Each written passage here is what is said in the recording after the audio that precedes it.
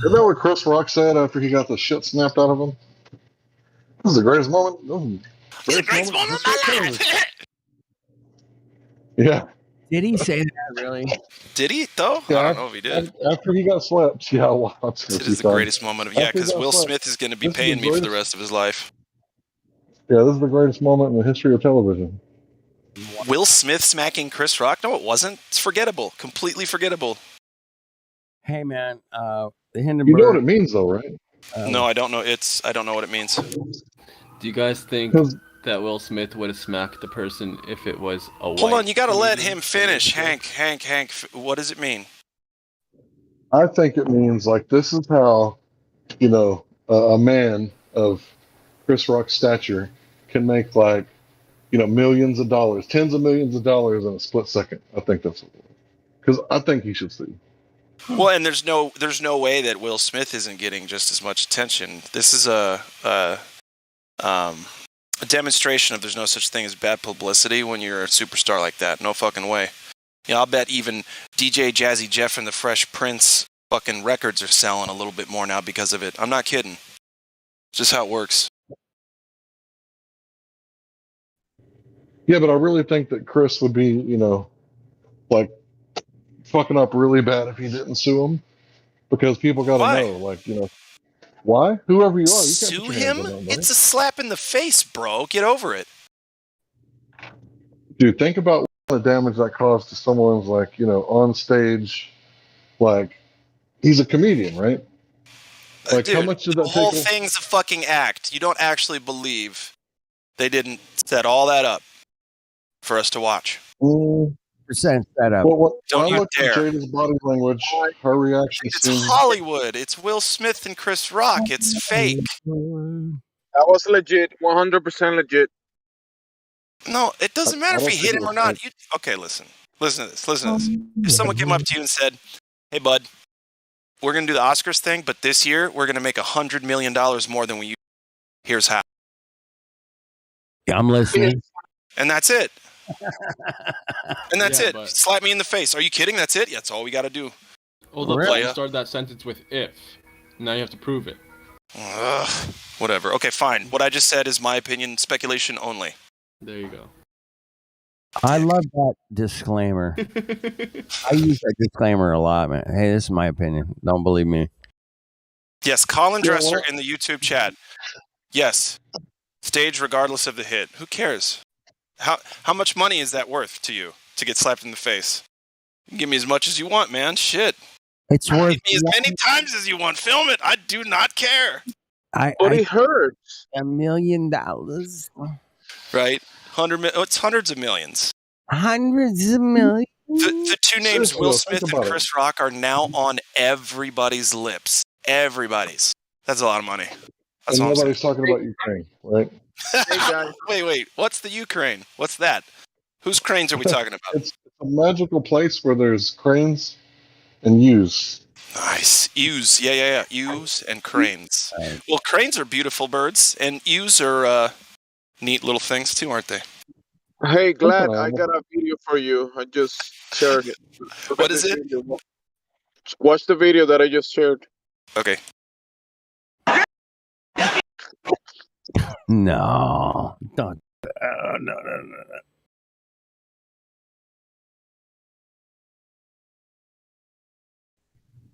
All I know is that if anybody puts their hands on me, like, if you don't get the horns, wait a second. Lawsuits are coming. I'm just saying. No, you're right. You're right on that. Guarantee it. Hey, in 1999, who hit him in 99? I don't know who. Some black dude. Some black dude. He just got hit, though. So every 30-ish years? Every 23 years? Chris Rock gets hit every 23 years in the mouth. Wayans brothers, isn't it? That's one of the Wayans brothers, I think. Is it? Sean Wayans? Not sure. That's funny. I'm just saying, it looked like for a second he was about to say something, but then he was like, "No, I got a better idea. I'm just gonna keep on keeping," because that's what actors are trained to do. They're trained to, like, if you break your leg, the show must go on. That's what they're trained. Like, Will Smith probably did him a favor. He probably didn't have any new jokes, any good jokes. He was like, "Hey, can you slap me so I don't have to make any Actually, good jokes?" actually, there was a thing about the guy who was supposed to write the jokes. He didn't meet up with him. I don't know if that's true. So I did research into this, and you guys might think that I'm a fucking idiot. I don't care. Hold on. But Just right when Chris Rock and Will Smith's careers start to drop, they're like, all right, we need to do the slap thing again. Sorry. I'm so sorry. Go ahead, it's all guys. good. How's his career about to drop? He won best actor, man. Who did? Yeah, Chris Rock? It's at the height of Will Smith's career right now. Oh, right Well, now it is, huh? Before Wow. the slap. Yeah, before the slap.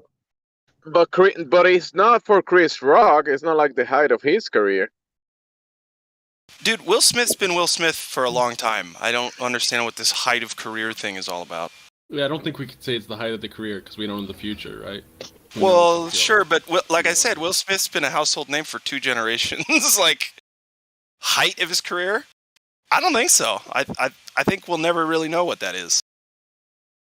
Because just because some corrupt organization says you deserve to win an award doesn't mean you deserve to win an award. Does that make sense?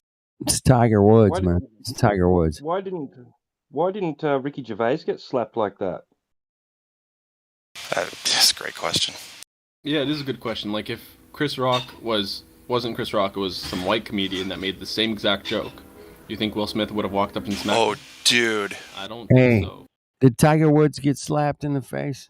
I think he did. Yeah, didn't he? I think he got slapped in the dick. I don't know. Why. You think he got slapped in the dick? What do you think? I think Will Smith would have, like, That's give a it a different second kind of thought if it was a slap. white boy. You know what I mean? Different kind of slapping. What the gentleman, Kenny, hold on. What the gentleman was just saying is a great point. Because if either of these people were not the same color, and that's all I have to say. Oh no, the media still made it racist. I know, but just imagine, okay? Just imagine, like Kevin Spacey, and Chris Rock. let me show you guys. Yeah, the media still made it racist. Let me find it. Won't take but just a second. Arnold Schwarzenegger there it is. arrested The Guardian. for slapping comedian Chris Rock in the face. Ready for this? White outrage. Hold on, guys. White outrage about Will Smith's slap is rooted in anti-blackness. It's an equality in plain sight. Yeah.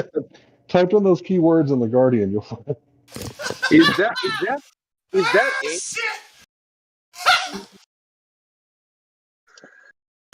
Ooh-wee, that's good. That is hot dog right there. You know, the first hours when it happened, people near me were talking about it, and they were talking most like, oh, it's about his wife. Like he defended her because he was speaking. He made her. Chris Rock made her feel bad, so Will Smith was protecting her. Yeah, after he laughed at the joke. After you laugh at the joke, you go slap your buddy. He laughed at the joke, then he saw his wife, and he's like, "Oh shit, I'm supposed to be mad." I'm if y'all thought that was funny. He's such a good husband. He was protecting his wife. The guy that Jada was shooting on Will with or having sex with is her children's friend. His name is August. So some people said, ooh, that's going to sting his face to August. That's pretty fucking crappy, man. That's pretty crappy. So there's people out there that believe that Will Smith stepped out of the lines of Hollywood and did his own thing on international television. Exactly. Oh my God, they used to do that on Johnny Carson all the time, Glad, dude. This was like... They really think that was like a human moment for Will Smith. Like, oh no, he didn't. You know what I mean? Yeah, dude.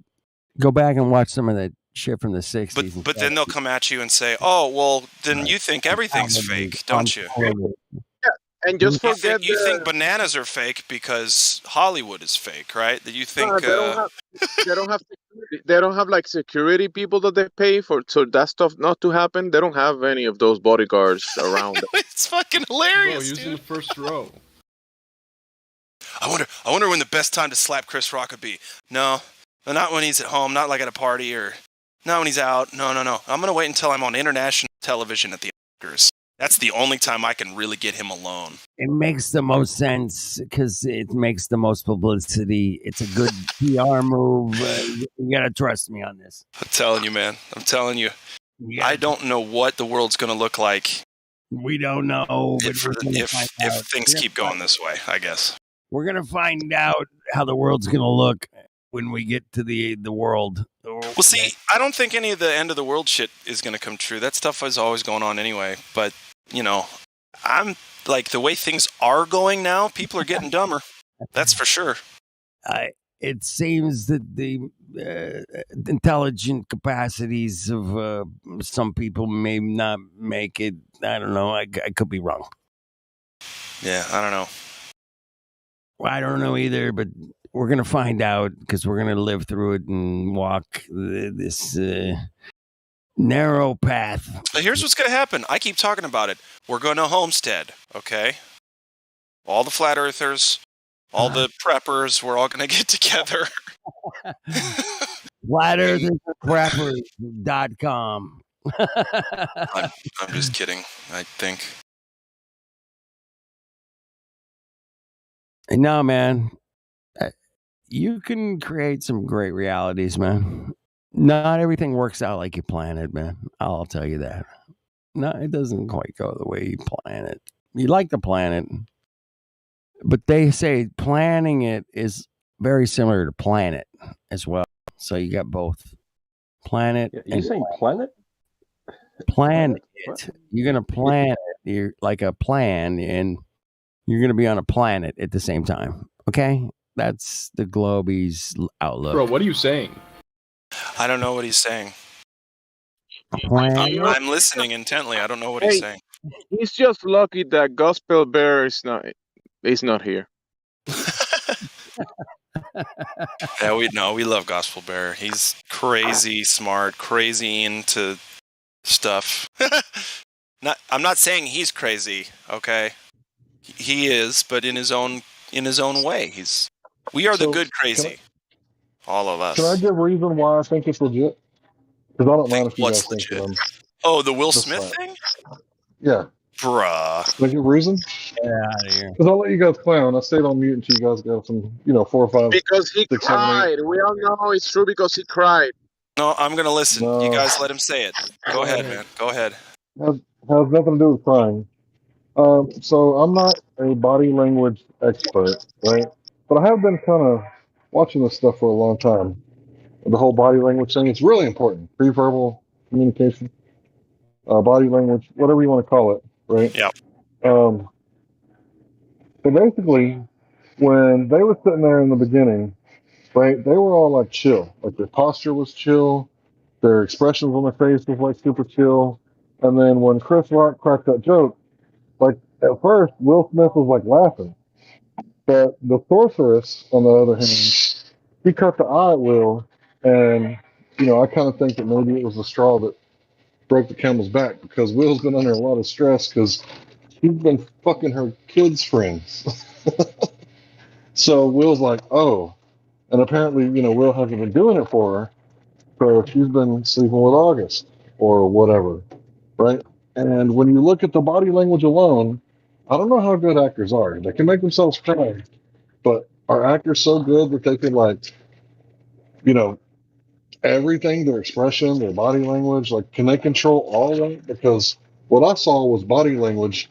Like, she was super livid, and he was, super happy, laughing his ass off for a second, and then realized, whoop, I'm not supposed to be laughing right now. She cut her eyes at him, and then he went up to the stage and then smacked a very small man who he had no real chance of winning the fight. And before he got a chance to get smacked back, he walked away like a little bitch and then turned around to see if Chris was coming at him, and he didn't, so he kept walking. When I look at all that body language, to me it seems authentic, but if you want to listen to what they say, keep my wife's name out your mouth, that doesn't really mean anything to me. The body language said a lot, though. That's just me. Yeah, I think you're right. Hank, did you watch the video that I shared?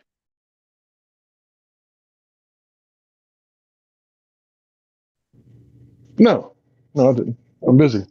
My hands are busy. I personally think the most telling factor of the whole ordeal was the fact that Chris Rock didn't automatically and sort of like instinctively, like a reflex, hold his face where he was hit. And the only people that I know that don't do this are professional fighters. I mean, anyone that's not, as soon as you get hit, especially by a slap of that magnitude, you would instinctively hold where you've been hit.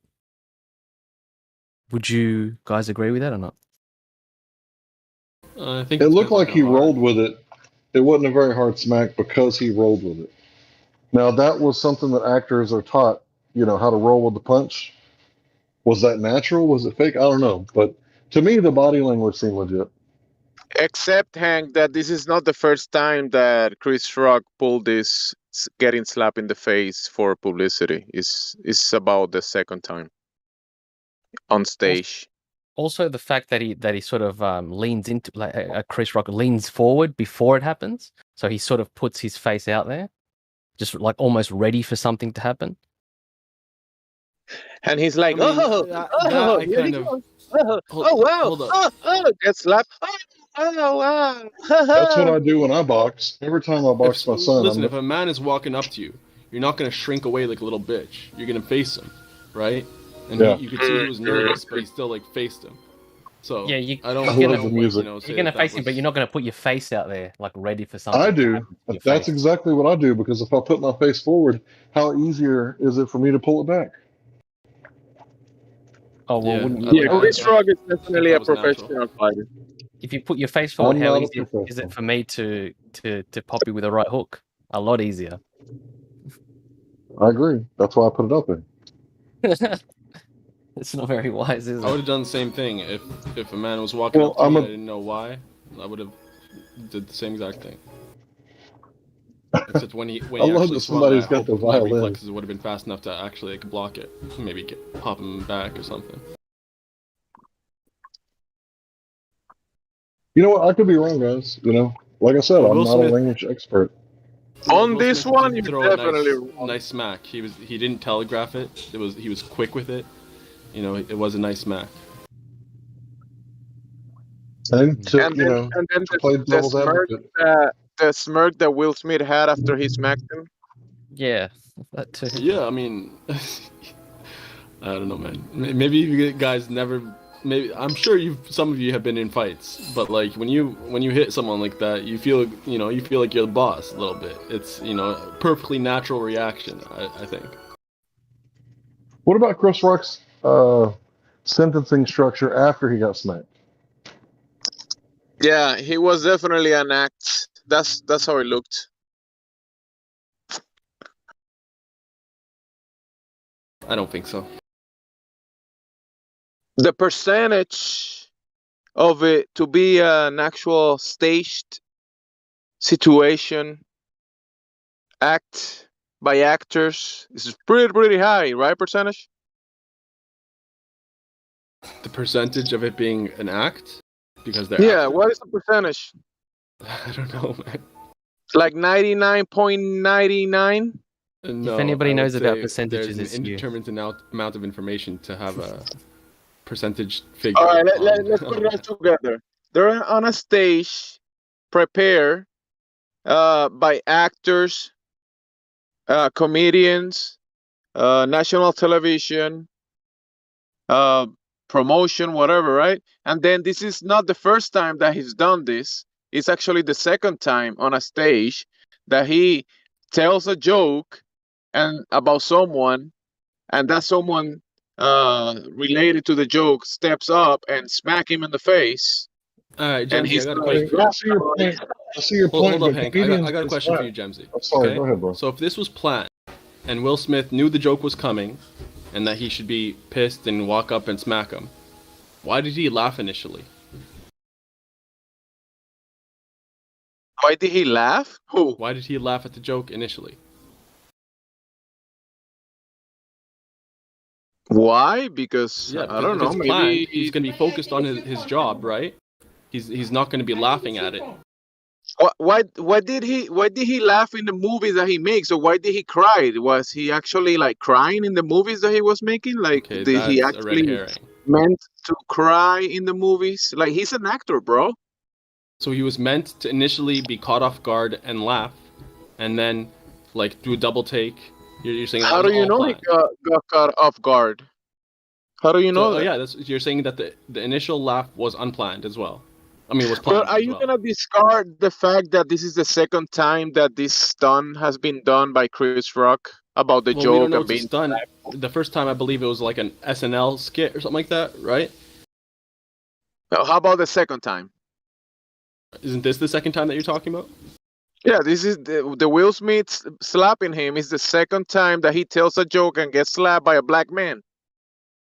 Okay, but the first one was a Saturday Night Live skit, if I'm not mistaken. And And this is a different stage, this right? time It's a this is the thing that different we're day, talking different about. So you stage. can't point to it as evidence of like a pattern when we're like contending this is even like one of those events. Repeated event, You can't say actors, that because it's in Hollywood. dispute. Can I interrupt for a second? I'm sorry, ahead. but I just No, wanted to say that no. I've always kind of used my stature and my free speech kind of together, right? I've never been slapped by a dude or smacked by a dude for something I said, as far as I know. But there's been twice where females got offended by my jokes and slapped the fuck out of me. So when you tell jokes, people are going to get offended, and when they do, sometimes they slap you. So one joke, I did not intend it towards the female in front of me. She took it personal, and then she turned around and smacked the fuck out of me. The second one, I was joking about a redhead, and her friend took it personal, and then tried to knee me in the balls, but I was too quick with the twisty hips, and she slapped me instead because I was blocking my balls so vigorously. Hey, So I mean, Hank, when this I'm not a happened, stand-up comedian. did they make it national news when this happened to you? No, I was telling jokes when it happened to me. Okay, okay. Dude, I want to know the jokes, man. I don't know why they didn't make it national news like Will Smith smacking Chris Rock. They should have made your situation national news. Come on. Do you remember the jokes, Hank? Yeah, one of them had to do with fire crotch, hence the redheads trying to pitch in. Or she tried to knee me in the balls. And then the other Fire one had to crotch? do with, yeah, she's got the fire down below. You don't know that song? I got Anyway, you. yeah, so I, that was the And the other first when you one? one. say national And news, they actually made it globe news, worldwide globe news. You know, oh, fake news in the globe, things that happen on the globe on the stage. You remember that Went stage on the globe? viral. Because when they talk about this in the news, they talk about it in the globe. Remember that? So this Gemsy, whole if it was stage, real, would all it of have it, made international news? global. It made global news. Don't Yeah, forget but if about it the was real, important instead part. of being planned, Global would it? news. If it was real instead of being planned, would it have still made international news? The answer is Isn't yes. most of the news planned? My point is the point that like it made international news is Planned, immaterial. right? Planned? Yeah, it was planned. No. Correct. All right. Anyways, Yeah, it was. Hank, do you remember the second joke? yeah, so the second joke was during lunch of high school, and I had just learned about Tampax that come in like sets of two, Yeah. and I didn't know anything about anything like that, right? And I was laughing and I was talking about it. Well, the girl in front of me, little Mexican girl, and her Mexican friend, one of them had an incident that she was pretty ashamed about that very same lunch period that I was completely unaware about. And because I was joking about tampons, completely What did you say unrelated about to them? the topic, I don't remember because it wasn't Uh, related to the thing, but I was kind of joking around about the tampons, but I was unaware why the lunchroom was talking about tampons. So as I was joking about, needing a double barrel shotgun cotton swab or whatever I said, that's when she turned around, slapped the fuck out of me, and I just kind of stood there, stopped walking, and I was like, why did she do that? And someone told me later on why she did it. I was like, oh, okay. and why did she do it?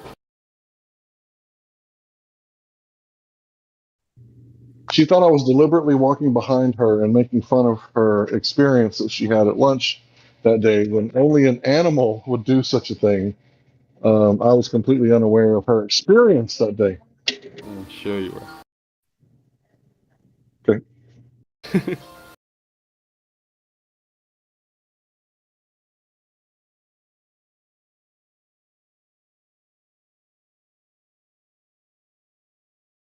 Okay. Next time, every time I see Will Smith or Chris Rock in a movie crying, I'm gonna cry too because I know it's real.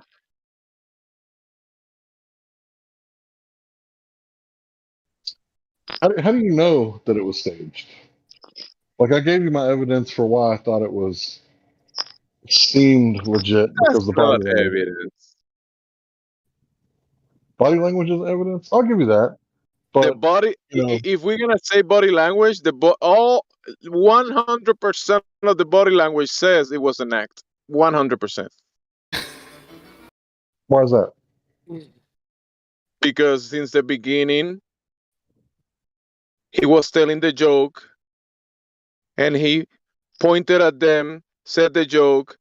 They laughed at it. Then he got serious, right? After laughing, then he was serious. Then he walked to him like all manly manner. He slap him like in not a way that you will want to fight someone. If you want to beat someone because he's talking about your wife, you just punch him or beat him up, but just slap him. And then he smirk about the slap, and the other guy is like laughing while being slapped. He's smiling and laughing while being slapped. Will Smith is smirking and laughing and walk backwards. It's all an act. All an act. So you All don't of it. think that someone who wanted to get in a real fight would actually slap someone? What about the Diaz brothers and the Stockton slap? It's a Eh, demoralizing slap, right? When they do it in the ring, in the cage, because when you slap someone, that tells you that I could have hurt you right there, but I chose to humiliate you instead. What are you going to do about it, bitch? That's what a Yeah. slap says. A man slapping another Yeah, man is worse than a man punching him. yeah, for sure. It's not. It was real then. It was 100% real.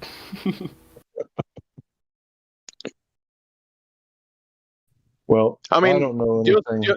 just let's take it away from it's a stage, actors, Hollywood. If it's not the first time that they've done it. I mean, come on, dude. Listen, Uh, Gemsy, if I had it planned, if I was Will Smith and it was planned, I would have done a few things differently. Number one, I wouldn't have laughed at the joke initially. I would he have taken played with the role, offense bro. He immediately, just he just just like his played wife. the Hold up, act. let me finish. Let me He just finish. played the role.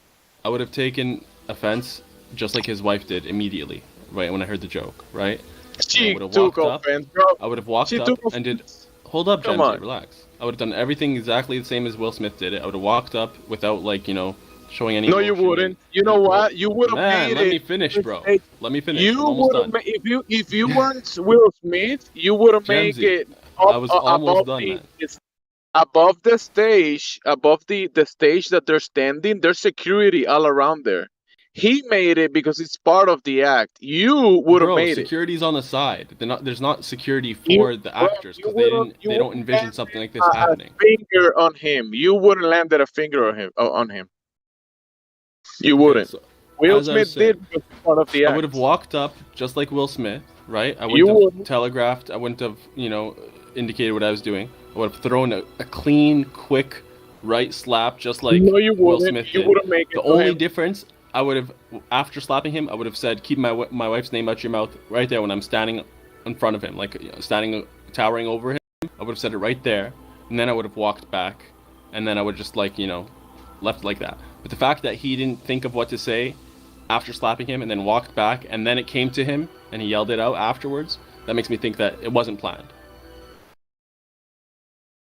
You would have made it like he did because it's part of the act. If you were to do it for real, like slapping to cause harm because you wanted to slap him, you would have been taken down by security right away. It's not to cause harm. And no, the security is not for the The security's for other people to prevent people For from coming in, people like not for you, the yeah, actors. that are not part of the act, because you would have done it for real, but Will Smith didn't do it for real.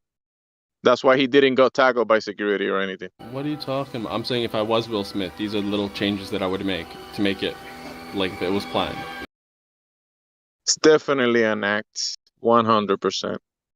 All right.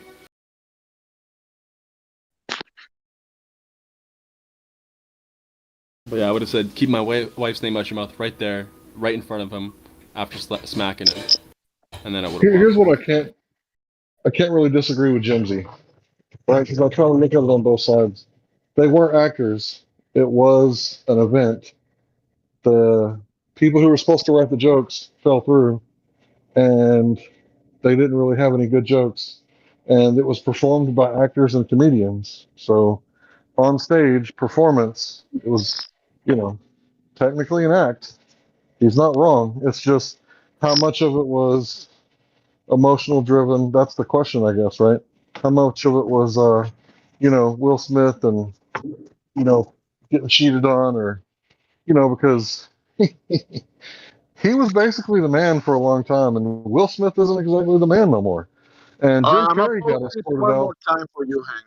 I'm gonna post this one more time. Well, go ahead, bro. I didn't see it the first time. And like I said, I'm trying to look at it from that Jim Carrey, he used to be the fucking man too, but he had to get removed, right? So Jim Carrey, he was like, bitching in the background, like, what the fuck is this bullshit? And why isn't he, off stage? And Jim Carrey got removed, so maybe Jim Carrey used to be the man too back in the day, but Jim Carrey ain't the fucking man no more. So how much of it was ego driven and how much of it was an act, the world may never know. Bro, Jim Carrey is still playing big roles. Yeah, but he's not the fucking man. There's He was the many, guy who many called of on these the actors doing robot many of these rhinoceros's actors. ass. You remember He that? wasn't never he wasn't never the number one guy. There were always multiple. Will Smith, Jim Carrey, many of them. There's never one guy. There's never just one. There's many all of the time. Always. Yeah, no, when I say the man, I don't mean there are no other men. I mean, like, colloquially, like, he's the fucking man. The shining star, the alpha, right? The funny guy, the guy that everybody knows his name. He's Norm, right? You get it? Norm, right? That's what I mean by the man. Check Not the short single. video. It's like 3 seconds. I'll check it when 15 I'm done. seconds. Thanks for posting. I'll check it when I'm done.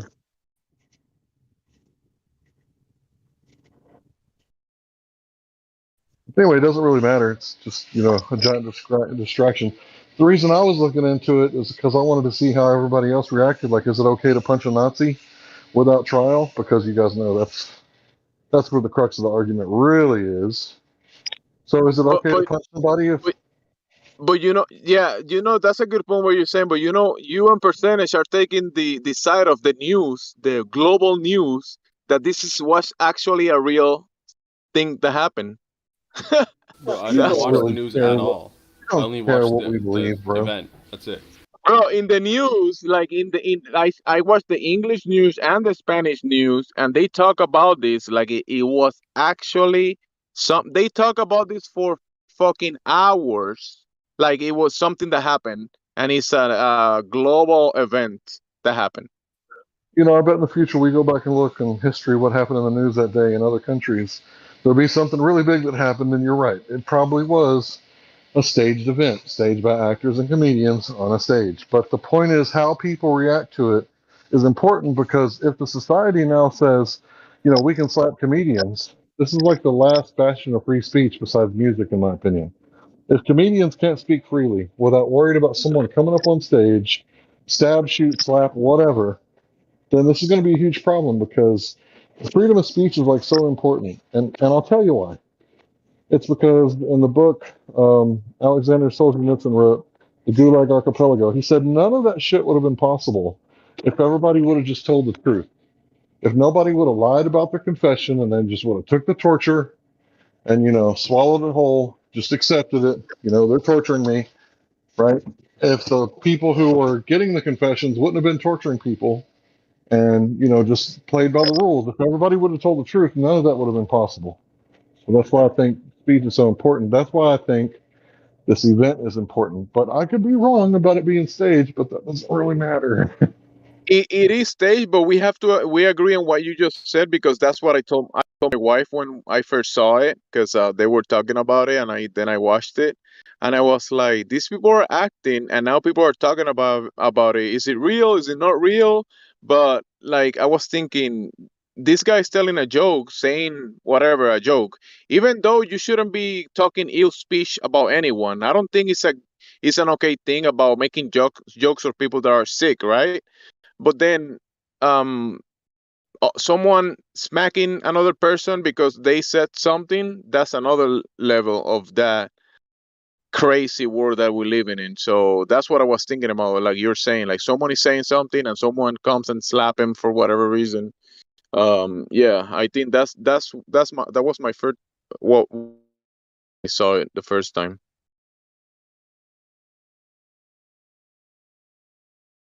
But it's also ill speech what he was doing, making fun of. Hey, let's say she's sick, right? I don't know. I'm not her doctor or whatever.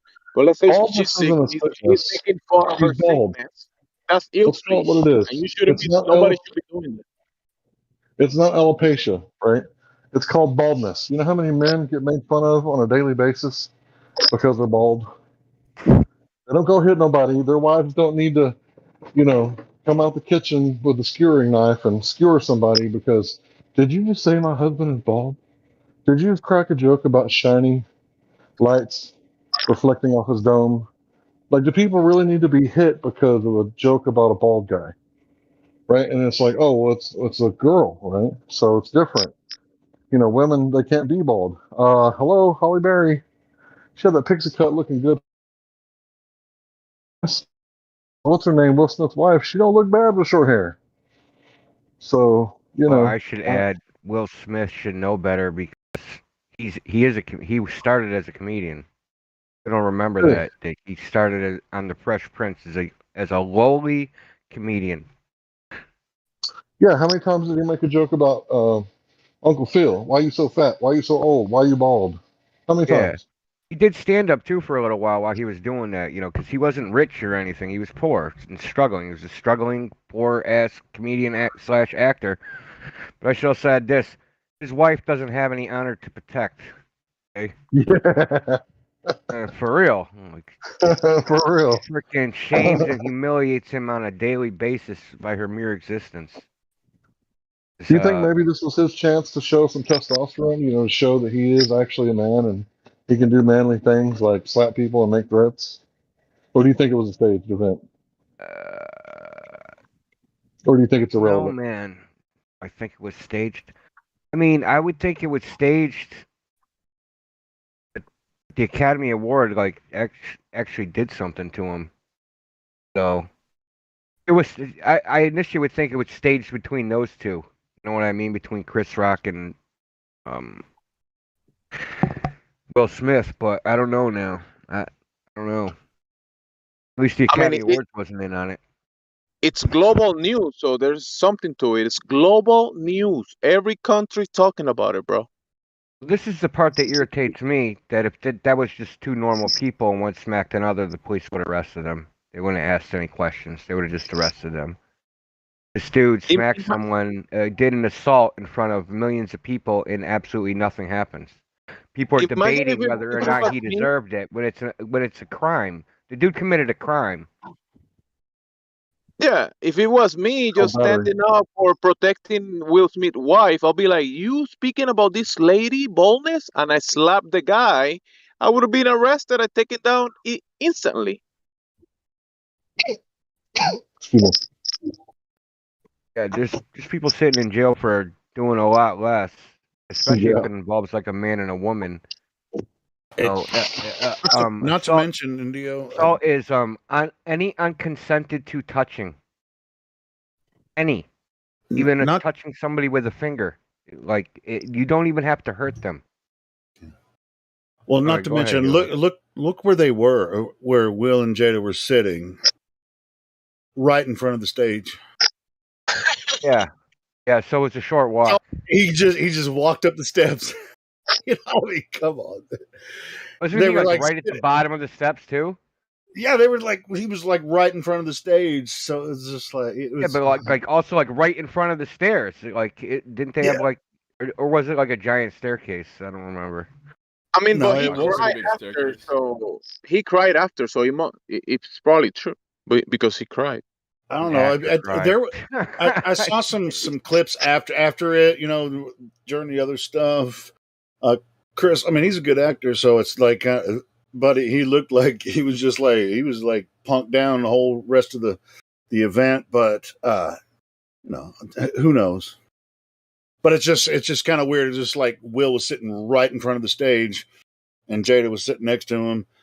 And when that happened, you know, it's just like, of all of the Hollywood actors, everybody in there, when that happened. I mean, we can get crazy with this, right? So imagine it was a white dude that went up there and smacked him in the face. Right? I mean, you could look at this from so many angles. The black on black violence is fine, right? Because if it was a white dude, there would have been some racist, crazy shit. Or if he walked up and it was like, instead of being like a man, it was like Caitlyn Jenner, and he smacked that dude. He smacks Bruce Jenner in the face, and that would be a freaking up more. You hit a woman. How dare you? How about Chris Rock doing this more than once? Well, I mean, to be honest, Chris Rock has made fun of a lot of Hollywood people over through his career. Chris Rock has made fun of a lot of Hollywood. You know. No, but the video that I shared in 1999, he was on this stage telling a joke, and then he got smacked in the face, just like this one. Oh yeah, that's right. Who smacked him in that? That was just like a regular audience member, right? I don't know. That looked like an act as well. Remember Andy Kaufman used to do that smack in the face shit all the time. He used to stage things like that. Yeah, Andy Kaufman was a genius. Yo, Helio, I heard you're like, after, like, I saw a few clips and blah, blah, blah, and then after that, you're like, he looked like he was kind of like, you know, affected for the entire rest of the show. So you watched the whole thing, didn't you? No, I didn't watch the whole thing. I saw somebody made a video of, like, him in the background, like, looking all like he was punked down. No, I didn't watch the Oscars. I wouldn't even have watched it at all if any of it, if that shit didn't happen, because I didn't even find out till the next day. You know, somebody said, "Hey, you hear Will Smith slap Chris Rock?" I was like, "What?" Bro, in the Spanish news, they had segments. They had people sitting down talking for hours, talking about this shit. They said it. They talked about it in the morning, at noon, in the evening news. People are still making videos about it on YouTube. I get them in my recommended. People are still crying about this shit. Like, I didn't even know it happened until like a couple days later. Somebody at work told me. I was like, "What?" It's global news, guys. In the global news, because there's nothing else important going on. Right? There's nothing else. Yeah, nothing else. Like the United States president has dementia.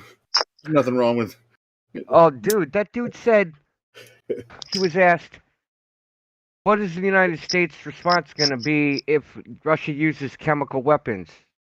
He says, "We're going to respond in kind."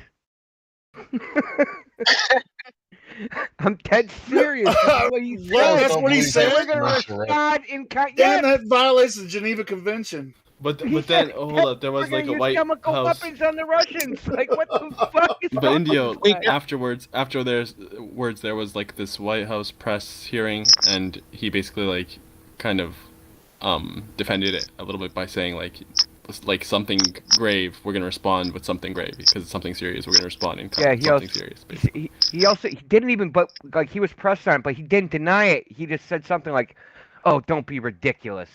Yeah. We're gonna be kind enough, and we're gonna respond with more powerful chemical weapons. I want to know: does the president really have dementia, or he's just playing like a dumbass? So here, Some of the press I series don't know. he I seems think, on I think point. he's fucked up, man. His brain is gone. so check it out. How is the United States going to persecute Russia for war crimes when they have never signed the treaty to be a part of the That's International right. Criminal Court and actually passed a law? If any U.S. serviceman was held by that court, the International Criminal Court, that they would invade the Netherlands to free that person. Wait, India. It's called the Netherlands Invasion Act. Look it up, man. Wait, you never heard of exceptionalism? We have that in the U.S. You can't listen. You can't try someone in a court you're not part of. True. You can if you're exceptional. That's why I keep Oh yeah, telling people. because you make an exception, right? Yeah, there you go. Exactly.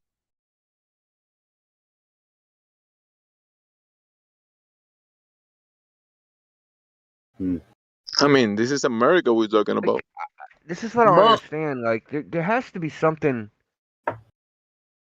Okay, this is the way I think of it. Like, the media's always lied, right? They tell lies. They always had the plausible deniability that they weren't telling a lie. Now the lies are just so blatant. And eventually the lies that they're telling are gonna be so obvious and revealed, like there has to be some point it has to not matter for some reason. If they're lying and they're gonna be caught. It has to not matter. And the only way for it not to matter is that something is gonna happen that's so horrible that people forget about their lies.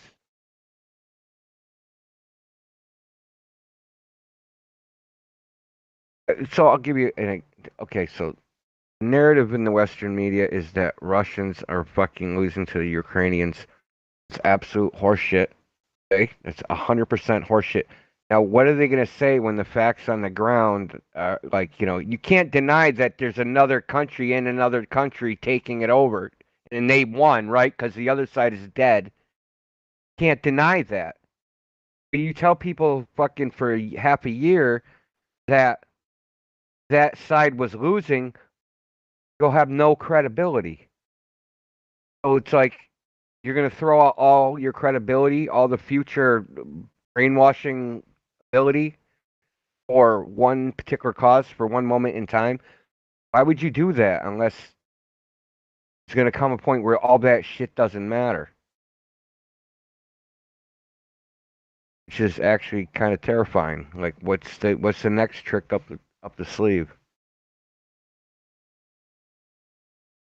Yeah, who knows? Yeah, exactly. Who knows, man? Because they're doing shit. They're saying shit like, yeah, yes, we had biological labs in Ukraine, and we're scared that the Russians are going to get them. Why would you be scared? What's there to be scared about? If they're harmless biological labs, what's there to be scared about? And then they said, oh, the labs were part of the program to get rid of the biological weapons from the Soviet Union. Well, why do you care if the Russians get them? Because they already had them, right? So why do you care if they get them again? They already possess them. But they can't learn anything new because they already have that knowledge. It isn't like the Apollo program where they lost it and it's a painful process to build it back. They're just doing things that don't make sense.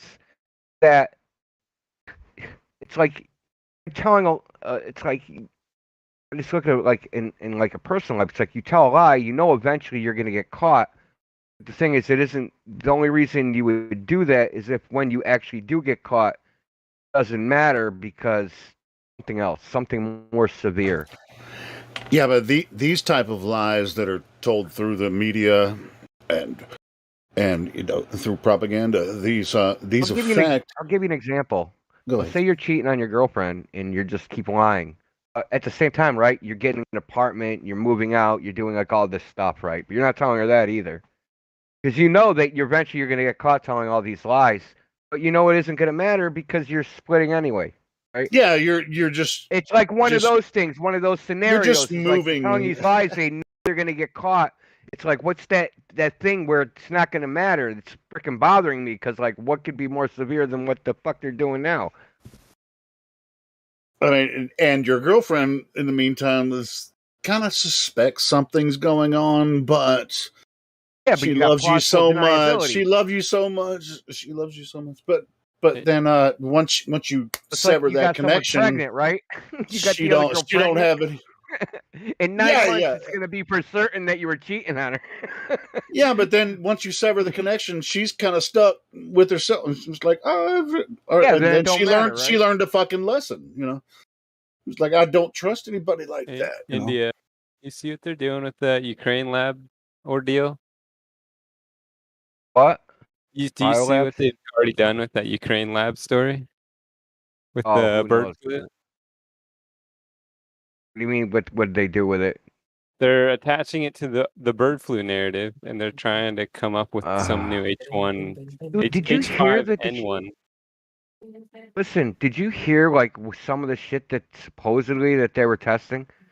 Oh, I heard it all. Yeah. Okay, they were testing to see if they could. Okay, so they were researching. What do you call it?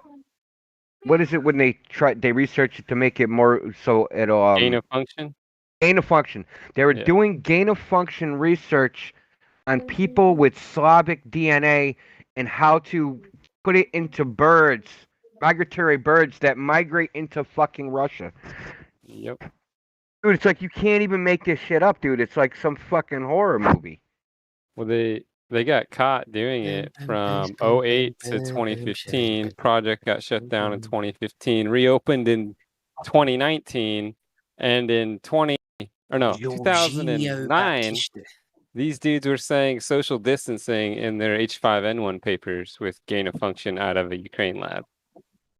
Weren't they? So I heard they the take out labs in ads? Ukraine. Sorry. Hold on, they took out ads like in papers for test subjects or something. Like, oh, hey, if you're Russian descent, hey, come in. Like, for the scientific study, you'll be compensated. We just want to take some of your DNA. What? Was this going to that Biota too? That fucking what do you call it? That was pervert crackhead, Biden's son, Hunter Biden. Wasn't that connected to his company? That particular I didn't project. get that far. Yeah, there's a lot of this thing's a whole spider web, man. I mean, just when you think about it, like, so there's a war in Ukraine. Hey, President Trump almost got impeached over Ukraine, and the reason he almost got impeached over Ukraine is because the vice president was doing shit with Ukraine, and also they were accusing him of spying on the Russians. But at the time when all this happened, none of that shit was on the radar, right? Yeah, but Will Smith slapped Chris Rock in the face. That's important. Oh yeah, It's there's not nothing as important important. happening. Yeah, it's not as important as the Ukraine. So yeah, the Ukraine thing, the germ labs is why I think Russia went into Ukraine. Is that correct? Anybody? That's not what they said. Their official reason is want to denazify Ukraine. They want to stop the Ukrainians from killing the people in Donbass. They claim they've killed 11,000 civilians in the last 5 years. They said they don't want any more NATO expansion in Ukraine, and they want Ukraine to be neutral. That's the the big reason. one. That's impossible, though, isn't it? Which part is impossible? Neutral. Well, with us up Ukraine's ass, It's it not isn't. Swiss and the Austrians are neutral. They mean unaligned, non-aligned, a non-aligned country. That means a country with no military alliances. Okay, well, but the Ukrainians aren't in a position to be neutral right now. Well, they're not going to have a military to have a military alliance with. I know. That's what I'm saying. Well, I understand It that was supposed Russia's to be been taking it every easy. country east of Germany. Every country was supposed to be neutral. We're supposed to be part of the buffer zone between NATO and Russia. But NATO kept on encroaching eastward, and each country like that became part of NATO eastward meant like it was more and more dangerous for Russia because of just like the terrain basically. it's like I saw this video. It explained it really nicely. Basically, there's like a bottleneck in northern Germany, and then these planes just open out as you go east towards Russia, and it gets harder and harder to defend. It's almost indefensible.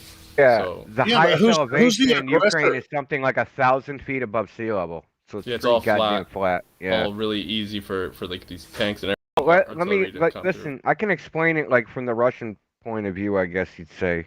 Yeah, I was going to say. Russia's been I was just invaded in wondering every who's the century. aggressor. Who's the Yeah, aggressor? so Russia's been invaded in every century for the last like 5 centuries from Western Europe. So, NATO's expanding, and the United States got rid of the anti-ballistic missile treaty and the intermediate missile treaty, right? Unilaterally just stopped using them. NATO's expanded. They put Patriot missiles basically in Poland and a bunch of places, so-called stop Russian missiles. NATO's expanded up close to their border. They're putting NATO troops into Ukraine, training the Ukrainians, saying that Ukraine and Georgia are going to be part of NATO. And on top of that, when NATO trains, when they do war games, they dress the opposing force in Russian fucking uniforms. You serious? I didn't know that. Then yes, and then claim that we are a defensive alliance. Right? And we know they're not a defensive alliance because in Yugoslavia they weren't defending any NATO countries. Right? And they did that without a UN resolution. So, think about it. Think about it from Russia's point of view. Keep getting invaded from these fuckers that live over there. They're dressing up in our uniforms, and they actually use like Russian speakers and Russian translators because when they do these war games, it's the whole 9 yards, right? They have prisoners of war, they have injured people, they fake everything, right? It's a whole war game scenario. So, if you were Russia and you saw this, right? These clowns are getting closer and closer and closer. The person right on your border, you're sending fucking tons of, and let's clear this up right away. Okay? Nobody is giving Ukraine weapons. Nobody. What they do is Ukraine gets a line of credit. Right? The United States lends them money. That money can only be used to buy weapons from them, right? So they're borrowing the weapons, have to pay back later. This is how it always is. When they say we gave $1 billion to Ukraine, yeah, they gave them $1 billion line of credit to buy weapons. Not to mention how Crimea is now part of Russia, and as soon as Ukraine is NATO backed, they're gonna attack. When they can, they're gonna attack Crimea, and then Article 5 of the NATO treaty will be enforced if Russia. I don't think NATO will support them at all. Yeah. Well, here's the thing about Crimea. Crimea has that naval base, right? Sebastopol, right? So someone in a YouTube comment said that when he was a contractor working for what is it? Fucking ironworks in Connecticut. That the DoD was taking bids on how to rebuild that naval base.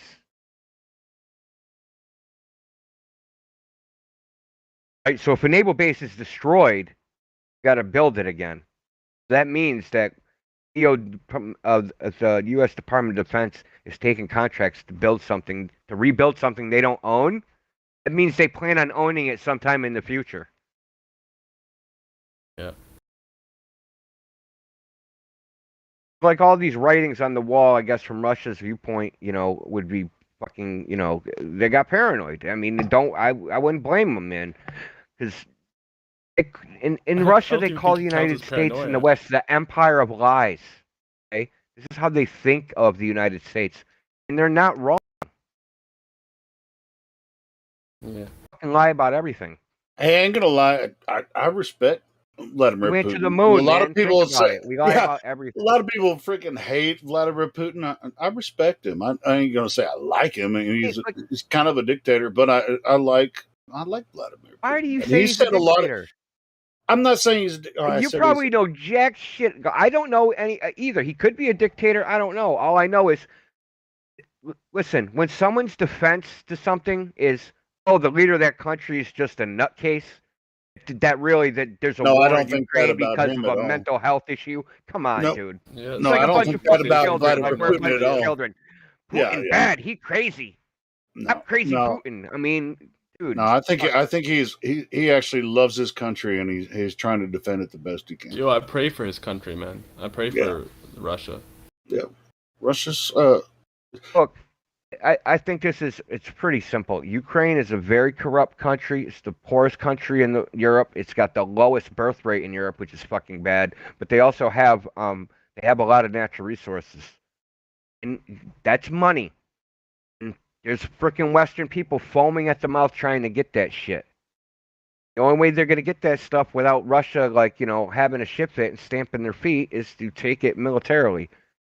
So this is the way I look at it. There's a very corrupt regime of grifters in power in Russia. Plus, and they've used these neo-Nazi nutballs as basically their muscle. This is their hired muscle. Zelensky's a billionaire. Did you guys hear about the Panama Papers? Yeah. The Panama. Zelensky was in that. He's a fucking billionaire. Zelensky, who was a comedian in Ukraine, is a billionaire. They become a billionaire. Ukraine's a very corrupt country, so you have these corrupt criminals that know when Russia gets a hold of them, they're fucking curtains, right? It's curtains for them. If Russia gets a hold of their ass, they have to keep it going. And I think at this point, the United States doesn't want Russia to control Ukraine and Russia, because then they will control 70% of the world's wheat exports.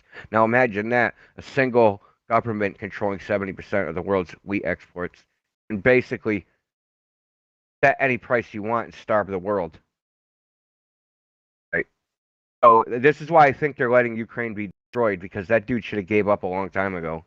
A long time ago. He should have gave up 3 weeks ago. He's gonna get all his people killed. He's gonna let everybody be freaking murdered, dude, so that his little regime don't have to pay the piper. That's the shit that makes me sick. And all the fucking U.S. State Department officials, they're gonna let all those people die too. And you know what's really strange about all of this? On social media, everyone's stand with Ukraine, like freaking Putin is trying to take over Ukraine. They were going against him, right? Look, listen. Half those people can't find Russia on a map, and Russia's the largest country. I know, in the they're world. fucking idiots. They still can't find Russia on a map. Look for the biggest country on the map. I can't find it. I'm American. Social media, more like sheeple media. God, sheeple media. There you go. Hey, so what about the U.S.? What is the standing of the U.S. saying that they can seize Russians' properties, like they've been seizing exchange? Yeah, they've been seizing like cruises and airplanes and that kind of stuff. They sanctioned the dude's children. Think about how fucked up that is. They sanctioned his daughters. What the fuck do they got to do with anything? Yeah, it's fucked. So they sanctioned the daughters of a foreign head of state because why? Like, what could possibly justify that? They're like seizing the property of private citizens. I imagine like Russia doing that. Like, I don't get it, man. Like, imagine. This is why I said the empire of lies. This is how most of the world views the United States. When they say the world's against Russia, they mean the West is against Russia. They mean Japan, Australia, Western Europe, and Japan, Australia, some of the NATO countries, Canada, and the United States. That's the rest of the world. The other 144 freaking countries haven't done anything. Not taken a side. They either abstained or been straight up on Russia's side because they know what. Like I said, they know what we do. But Russia's defending itself. Straight up, that's it. They were forced to invade. Simple as that. They've also been saying it for 20 years. They've been saying it for 20 years. If you do X, Y, and Z, we're going to do X, Y, and Z. We did X, Y, and Z. Now they're doing X, Y, and Z, and then they're acting all surprised. They said that if NATO in Ukraine is an existential crisis, which means the existence of the Russian state. Okay? Mm-hmm. In the Russian psyche, they're different. Their culture is different. Yeah, the way state different. is Way different. The state is paramount. Like how their hierarchy of social order isn't based upon the individual. It's based upon the state at the top. And it's not unusual. Most of the world is actually like that. China, India, where the group is more important than the individual. This is how they think. So they think that to preserve the state, like as if the state's like a human being, that you can do whatever it takes to preserve the state. They even said in existential crisis, if they were threatened existentially, that they would use nuclear weapons. So probably every country's like that. Like if well, not necessarily shit the hit way the fan, they were even like the that U.S. when would start Cuba. conscripting soldiers, and they wouldn't give a crap about the private, like the individual. It would all be for the greater good of the. Listen, we're the state. same way. We just have better public relations. That's all we have. We just have better public relations where we lie and we tell everybody we're all about the individual and not the group. What just happened for the last We have 2 better years? meetings. What We have happened for better the last meetings. 2 years? Right? What happened for the last 2 years? Exactly. Think about your individualism. I got chucked right out the window. So like I said, we have better public relations. Our government is better at bullshitting than their government. They come out and they say the truth. The state's more important than anything else. They tell us, "Oh, you're the most important thing," but in reality, the way they act is that the state is the most important thing, and people be damned. We're gonna close you down. We'll give you a check. It's in that idea, not necessarily totally like the Borg, but it's about the collective, in the It's the Borg. Yeah. yeah. Borg. So anyway, but I don't agree with that viewpoint. At the same time, but what we experience in our Western culture, I mean, all of the normies are totally affected by the media, and they believe any kind of bullshit they see on the news. So I mean, would you rather have? I don't know. I'd rather be free. Well, that's the conundrum, right? We say we believe that the individual is the basis of liberal democracy, and then you go on social media and it's a fucking hive mind. Yep. They have individualism, but they refuse to use it. No, they refuse. They choose to be under, the billionaires and corporate powers and stuff. That's what's happening in Western quote unquote democracy. Thinking is hard, Helio. Thinking is difficult. I think. Somebody think for you. Have a Budweiser. I think, therefore I am. Well, that shit's out the window. Oh, he thinks, therefore I am. Okay, but yeah, I mean, we're in a tough situation socially for the entire world, especially with social media and propaganda news. It's really difficult to actually. Do you want to pick a side? Do you even know how to pick that side? Do you have enough information from your background to actually which side you pick could affect what future you have or anybody else has? Should I vote? Should I not vote? Should I pick this candidate over this candidate? They do seem, like I said, I mean, I like Vladimir Putin. He's come out and said some shit that exposed fucking George Bush and shit back in the day. Like I like Vladimir Putin, man. He's got a heart for his country, and so do I. So yeah, it's just just exposing. We're under the same spell. I mean, people in foreign countries are like, America's got a criminal government. Like, yeah, we know. Try living here, right? Right? Yeah. Like, we're under the same fucking spell. Like, we live here and we can't do anything about it. You have no chance if you live in a foreign country. And Putin has power, but he only has so much power because he's he's got to deal with all these freaking anal.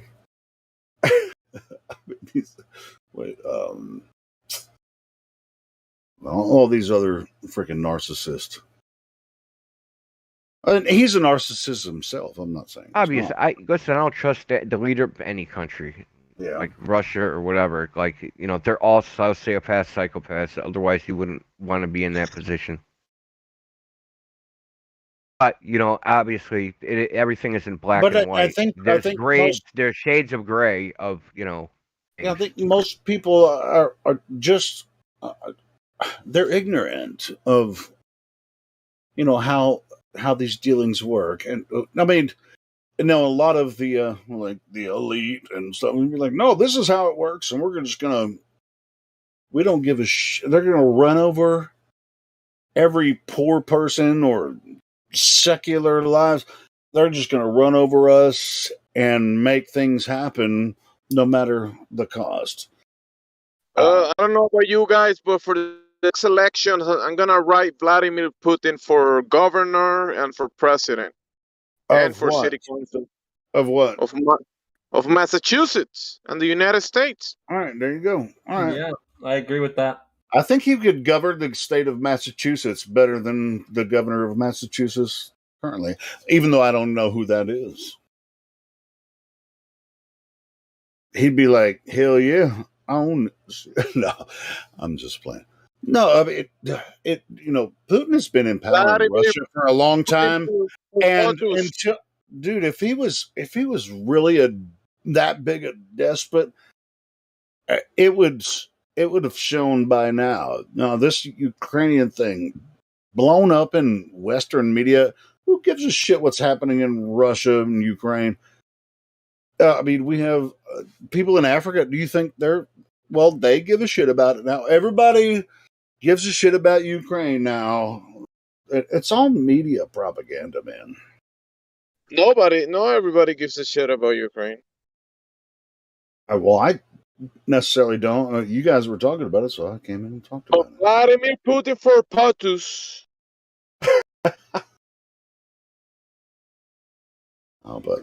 But he's talked about the bullshit about the the Iraq War and shit. So I respect him more than I do President Bush, because he exposed what was happening during that war. So shout out to Vladimir Putin. You can love or hate me for that. I don't give a shit. You should move to Russia, Helio. Dude, I'd love. I think I'd probably have a good time in Russia. I'm not familiar with their government. Are you like a Russian spy? How would you describe the Russian government? Is it democratic? They do vote for president, but they pretty much don't have a choice, really, because there's only one person to vote for. I saw a video the other day, and a lady just she opened like a small page. How do you say, a piece of paper? And the piece of paper only had like a few letters or something. And in 2 seconds, the police came and took her away. Yeah, I mean, it's not the best. I'm just telling you, freaking Putin calls out a lot of other people's bullshit. That's all I'm saying.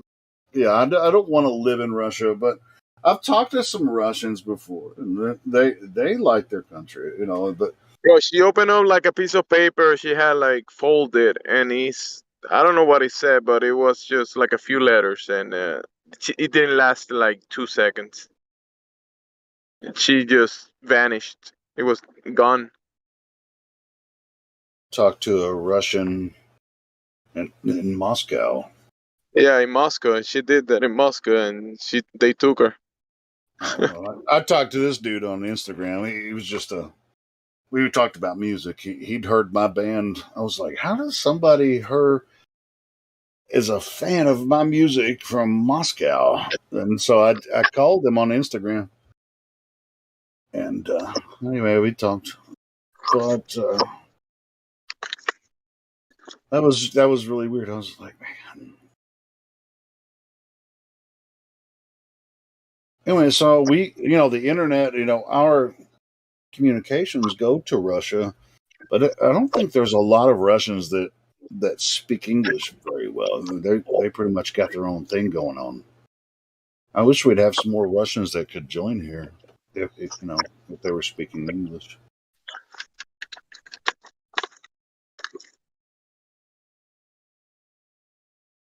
They don't. I don't necessarily think they block out, platforms like this in Russia. I mean, we know they do it in China. They have their own thing going on. It's like Russia is not communist. It's more of a, even know what to describe it as. It's not fascist either. I mean, it's mostly fascist, I guess. But it's a huge freaking country. So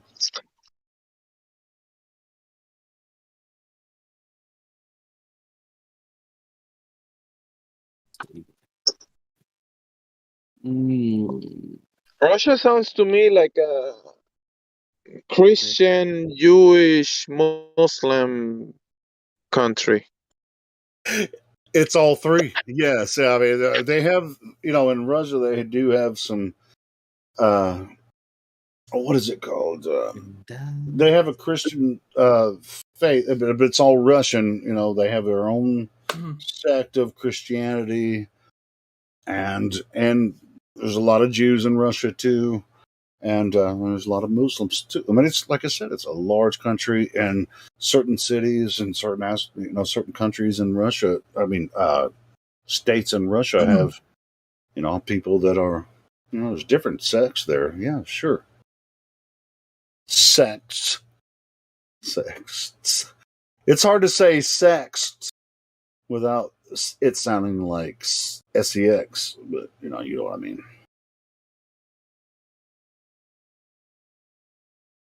It's hard to say something that you don't normally do. Damn. I use the word sex a lot, but it just sounds like sex. Sex. But it's pretty much, it sounds the same, but it's a different word. What were you saying, Menace? What was that? No, I wasn't saying nothing. Oh, well, you did say something. Yeah, you said damn or something like that. No, I don't think I did. Yes, you did. Well, you're saying something now. How did you find our server? I'm going to see your VC verified. I had a friend invite me. Cool. What do you have you talked to anyone about Flat Earth before? Yeah, the guy who gave me the role, we talked about it a little bit. All right, cool. So how do you feel now that you know the Earth is not a spinning globe? I feel a lot better. I've seen a lot of good proof. Attaboy, Minced. Welcome to the club. What was that? You came out of the middle of nowhere. Oh, is that Saucely? Are you the guy that invited him? Yeah, he is. Baby. Bro, yeah, baby. poutine is delicious. Awesome. You guys have at it. I'm gonna go smoke Jimsy, Indio, everybody. You guys I'm gonna go smoke some weed. I'm gonna go smoke a cigarette, but I can't smoke inside and talk to you guys. I have to go outside. I'll be back. I'll be listening. Alrighty then. Has somebody been talking about that poutine? Yeah, Vladimir Putin for president of the United States. No. Poutine shit. Hell yeah. No.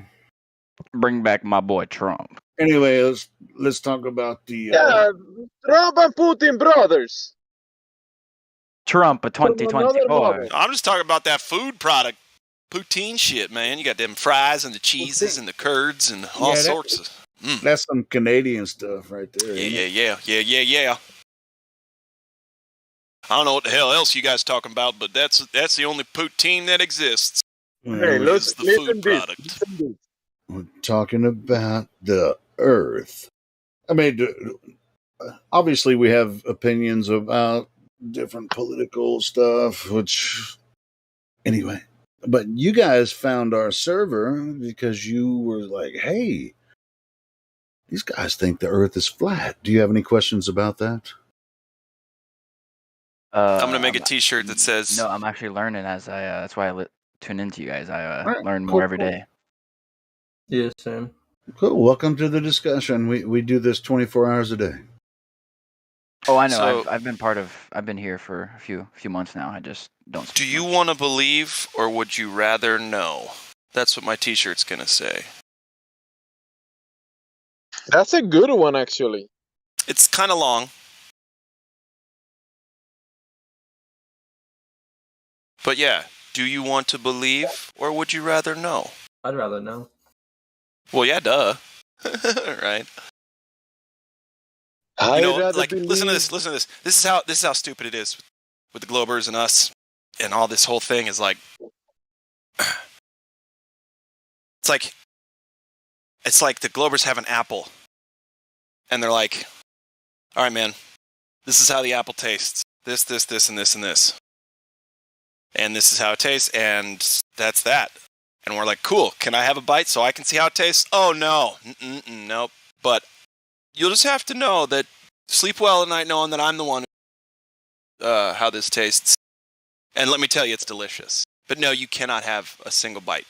Not a bite. You can't find out for yourself. I'm just going to have to tell you about it. Is that okay? Is that good enough? Because it's going to have to be.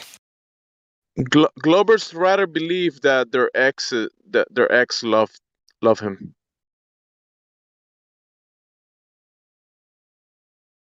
Anyways, we have M33S. You've been unmuted, M33S. You don't have any roles. You're unmuted.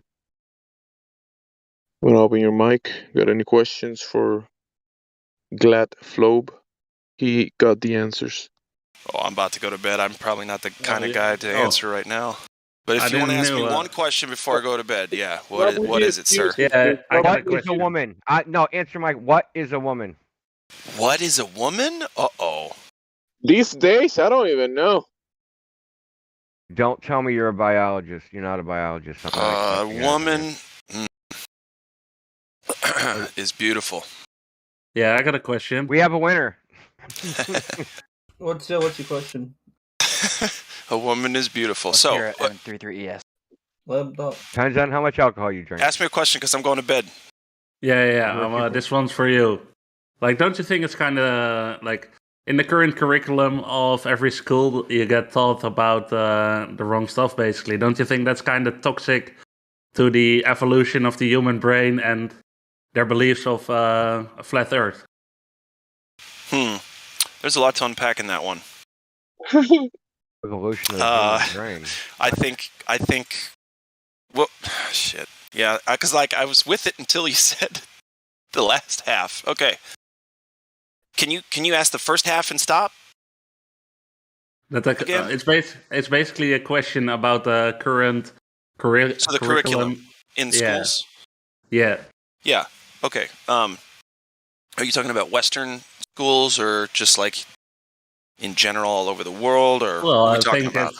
I think it's in general, right? I don't think there's actually that many curriculums that have changed based upon this evidence that's currently come above.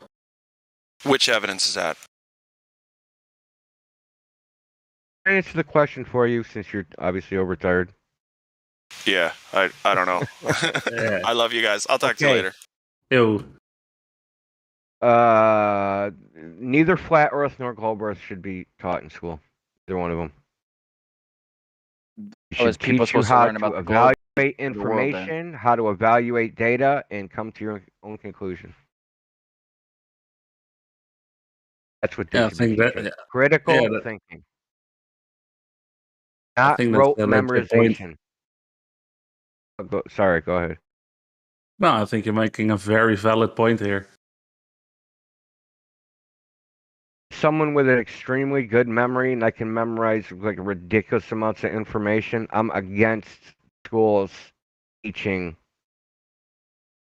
basically education just being memorize this and memorize that. That's dumb.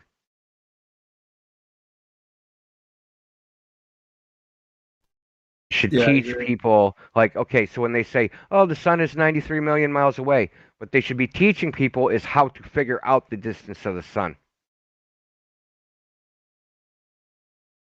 That's what they should be. How do I measure the distance to the sun? How do I triangulate an object? How do I use parallax? What are the assumptions in this experiment? Yada yada yada yada. They shouldn't be teaching anybody. They shouldn't just be like, unless like it's some crazy thing that like you can't. Not really necessary. I'm fucking retarded in my DMs. Oh, it says, nigga, shut your flat earth believing ass up. Call me NBA way I fuck these young boys. Bang buses coming all over the map. Who you trying to catch, you left bitch ass nigger? You be kissing young big bro. What the? This is like your guys' globe proof? Your friend Yeah, there? I think he's a glober. He's definitely a glober. Yeah, definitely a glober. Do you know how I know? She's a fucking degenerate. Fucking degenerate. Tell him. You fucking tell him. I got the same fucking shed to block his ass. Oh, you did? Bye, Zoom. Yeah, Zoom. It was like ZOOM or some shit. Yeah, same. Motherfucker got blocked instantly. Yeah, we know you came in with them, so just stop it. You're not fooling anybody. We've been doing this for 5 years. You guys, you're not good at this. You're like, I don't know why you guys think you can come in here and like trick us. You're like fucking noobs at this. We've been doing this for 5 years.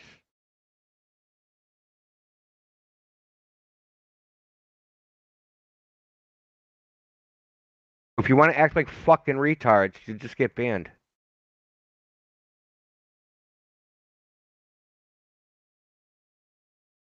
Isn't that like some of these people goals? Just come here, make silly jokes, and get banned. It's They act kind like of we can't silly. see when that everybody came in together and that they all joined together and they're all fucking talking together. Like we can't see all that shit, dude. Like, duh. Look, not doing anything special. We've had raids, right, of this server, 10 joints per minute for 48 hours. Not doing anything. You're just wasting your time. This is live streamed, so we get to we're recording your idiocy for the whole world to see. Oh, I hate to tell you all this is that what makes people into flat earthers? Globe earthers. Because the freaking explanations you give, and when people ask you for evidence of something and you can't provide it and you give stupid freaking fairy tales, that's what turns people into flat earthers. It's the bad explanations of globers. I'm going to ask you guys, how was the distance of the sun measured?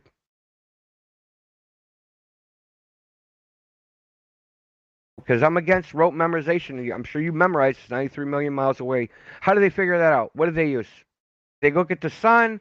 Did they use parallax? Did they use trigonometry? Did they fucking time it? Like, how'd they do it?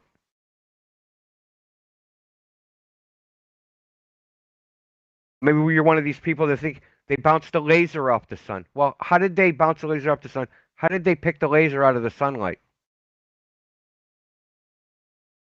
I don't know. No one's ever measured the distance to the sun. Ever. You know why? They've never measured the radius of the Earth. In the entire cosmic distance ladder, every distance to every planet, every claimed distance to every star, everything is based upon a single value, the radius. Something that's never been measured. Can't even measure curvature.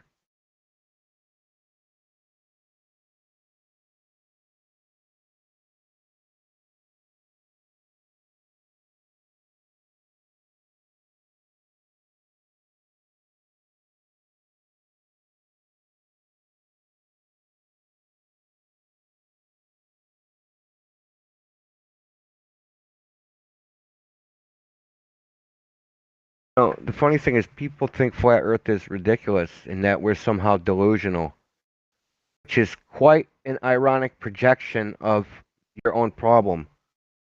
There's no globe earther ever went outside and said, my God, look, I live on a great big ball. Every globe earther has been outside and said, look, it's flat. Experience of flat Earth. There's nothing you can do about it.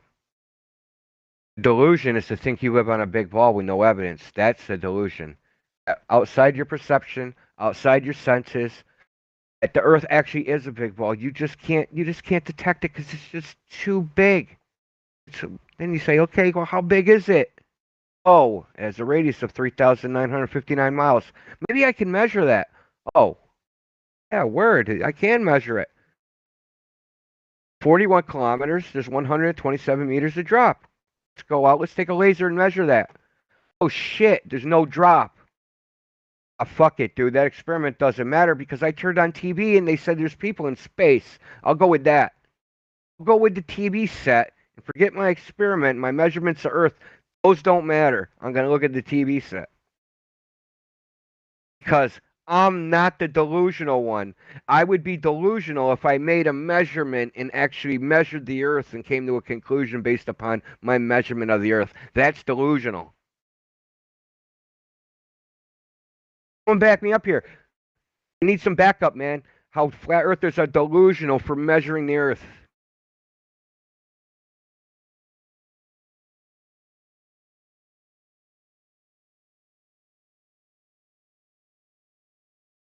Heaven forbid you freaking expect science to be testable, repeatable, and verifiable. Heaven forbid.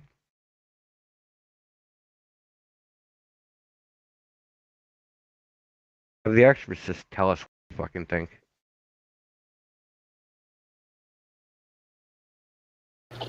Hey, I got your back, India, bro. Yeah, measuring Earth. India was cracking me up. They give us the number, right? 24,901 circumference, 3,959 radius. I mean, it's really not that hard to go out and figure this out for yourself. I mean, if you know a little bit about algebra and geometry, it's not really hard to figure out what you should or should not be able to see over a certain distance. It's very, very easy.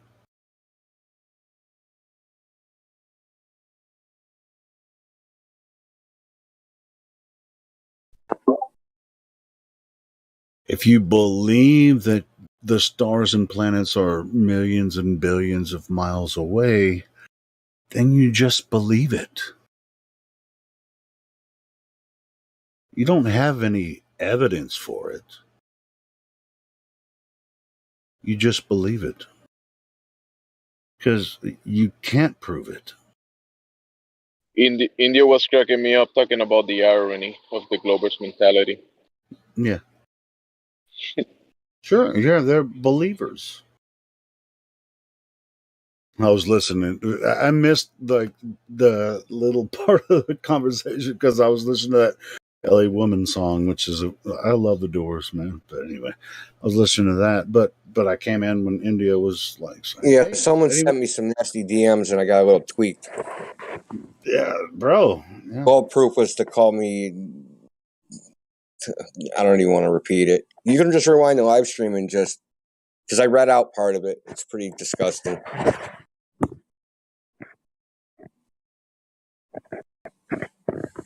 You know how it goes. A bunch of N-words. A bunch of haters.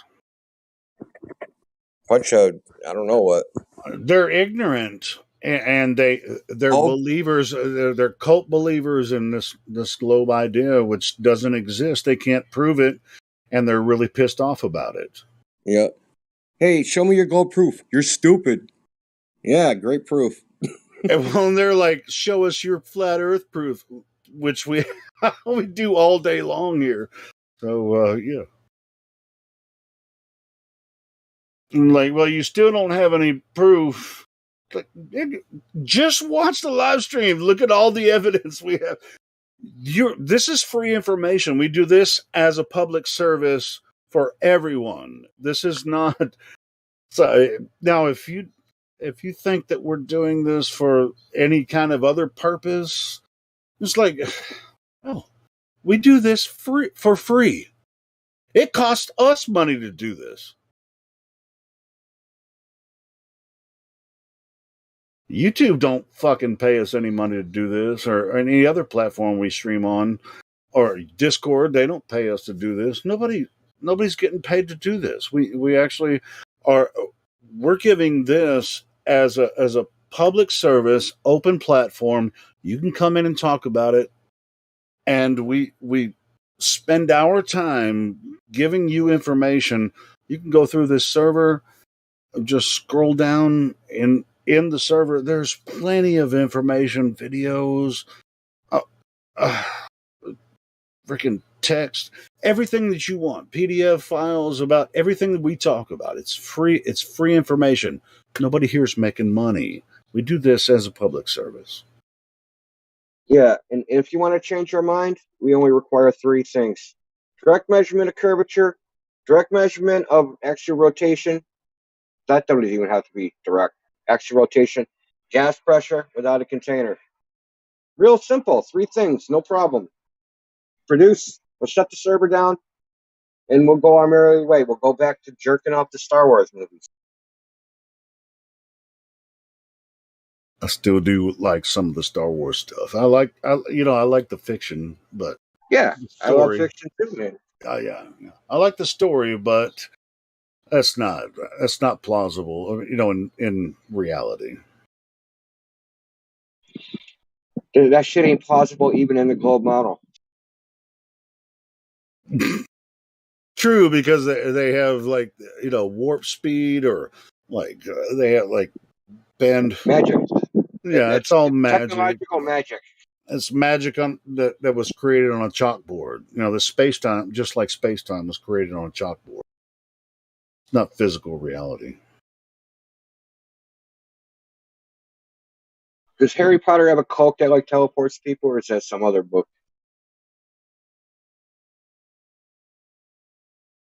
Because that's basically what warp speed is, right? Teleportation. Or wormholes, those kind of things. Because most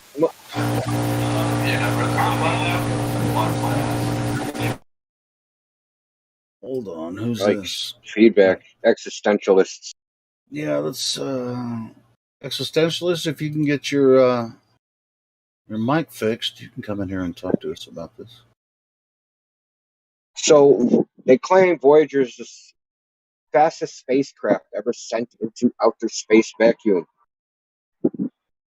It's going to reach the closest star in 130,000 years. So, so that in order for that to happen, they're going to have to put everybody in a what do they call it when they have a long voyage, but they can freeze them and then wake them back up? Suspended animation, right? Yeah, suspended animation. So they're gonna put them in a chamber where they'll wake up 30,000 years later and they're still the same person. Those, all of that is theoretical, and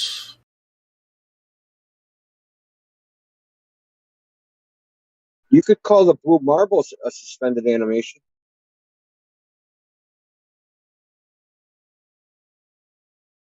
The blue marble? Yeah, it's a photograph. It's an animation. It's just one frame, so it's a suspended animation. This whole mind control thing about Third Rock from the Sun is kind of like, it's a story, and it's really, I'm impressed with their story. They've convinced almost the entire world that this is what they exist in. Well, I mean, J.R. Tolkien wrote so many books, and he invented 3 complete languages. Imagine what you can do in 500 years. That's sophisticated story. Star Trek, same way. What was his name? Guy that did Star Trek. Roddenberry. Yeah. He created, the Klingon language. People learn the Klingon language and shit. When they go to these different events. There's people that claim to be fluent in the Klingon language. Mm-hmm. Now, I don't know, I guess we have to find a native Klingon speaker to know if that person actually is fluent, but... It's Gene Roddenberry, yeah. He's a Star Trek creator. And I love Star Trek. I've watched every episode of Next Generation. The first series, and I've watched a lot of that, but the Next Generation I was addicted to, and what's the one with the? Anyway, I've watched a lot of Star Trek. Huge fan, and I'm following the new Picard series too. It's really good.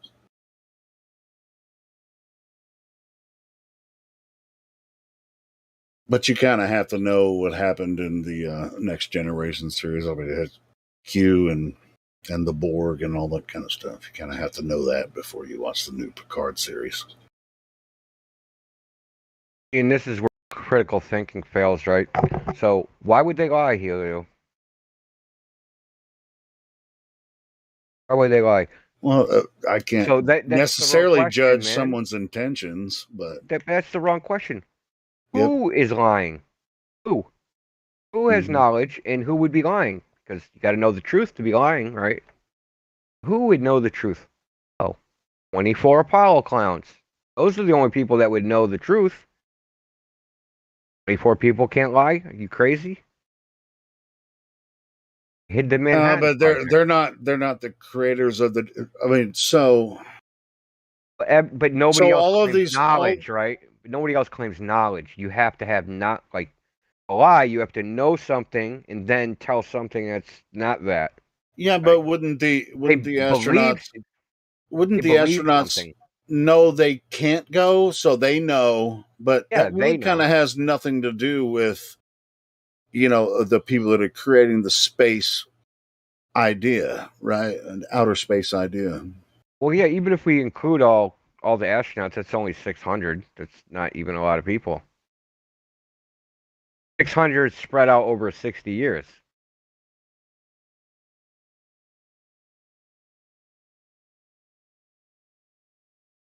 I think People will it's come about in here and 100 think it years, takes isn't it? some vast conspiracy that, like, all these government officials have to be lying. No, it's wrong. Small handful of men. Well, I think they're men. I'm not a biologist, so. There's women involved too. Didn't they say that the all of the trajectory of to get to the moon, it was a woman that invented all of the Hello. the space trajectories and whatever. Flat Earthers? Hello? Flat Earthers? Hello? Check. Oh, I can hear Who's you that? now. Hello. It is me. I've come to want to learn your ways. Oh, this is Our ways? Prodigy 2.0. Yes. All right, cool. Thank you. What are our ways? Yeah, but she still couldn't parallel park. The ways of, flat earthing. Well, let's start with your, this. Your corny memeing is corny, dude. Yeah, let's start Okay, with well, this. Why don't you bring that back to PewDiePie? I just and smoked, try something so fucking I'm original. feeling a little buzz, so please, it's like, Well, let's start here. Just be Prodigy. original, dude. Not fucking dude. Yeah. Have you all the time? Bro, Next I've thing been you know, in you're this saying server a Earth is long triangle. time, like months. Have you ever opened your microphone and talked to us before? In the beginning, yes, and then Okay, cool. And so you've been listening for the most part, right? I just pop in, yeah. All right, cool. So what do you think? So just give us a breakdown of what you think, since you've been listening to us for months. I did not say I've been listening for months. I said I've been here for months. Let's correct that. Oh, okay, cool. So what do you think about what you've heard so far? Well, it's definitely an interesting ideology. Ideology? Yeah. So going outside, seeing that the world is flat is an ideology. Oh Lord, I couldn't take it. I gotta go. Yeah, that's what I thought. That was quick. Like 2.2 seconds to expose his nonsense. Prodigy 2.0 lasted 2 seconds. Scared? Don't be scared. Come in here and tell us why we're wrong. It's okay. We're not scared. Oh, he has to, like, this is their way. This is the way of coping, right? That flat Earth is just a belief. that there's no empirical evidence and it's just some fucking delusion we thought up in our minds, that there's zero evidence of flat Earth, even though, generations of human beings thought the Earth was flat. Apparently with no evidence for it. Because for thousands of years, when they went outside and looked at the ocean, they saw curvature. Yeah, right. Exactly, yeah, right. So it's not an ideology. An ideology is an idea. Earth is an idea to actually experience it in reality. Yeah, as far as human history goes. An idea, right? The globe is the idea, not experienced in reality. And it's brand new. It's brand new as far as human history goes. It's very new because it's only less than 100 years old. This globe idea is less than 100 years old. Well, globe earthers don't know that, and but it wouldn't even matter. It could be 10,000 years old. Doesn't make it right. Yeah, it doesn't make it true. I mean, there were people that proffered it in the past, but as far as like it being the real deal, it's less than 100 years old. And when we ask for direct evidence for this true, what they believe to be true, they just jump out like that dude did. Yeah. He doesn't agree with our ideology of believing our own eyes. Exactly, bro. Exactly. My God. You believe your own eyes? It looks unreasonable. Flat. It looks flat, but it's definitely curved. And it's like, do you not see? The flatter it looks, the more it's a ball. The flatter it looks, the more curved it is. What the hell?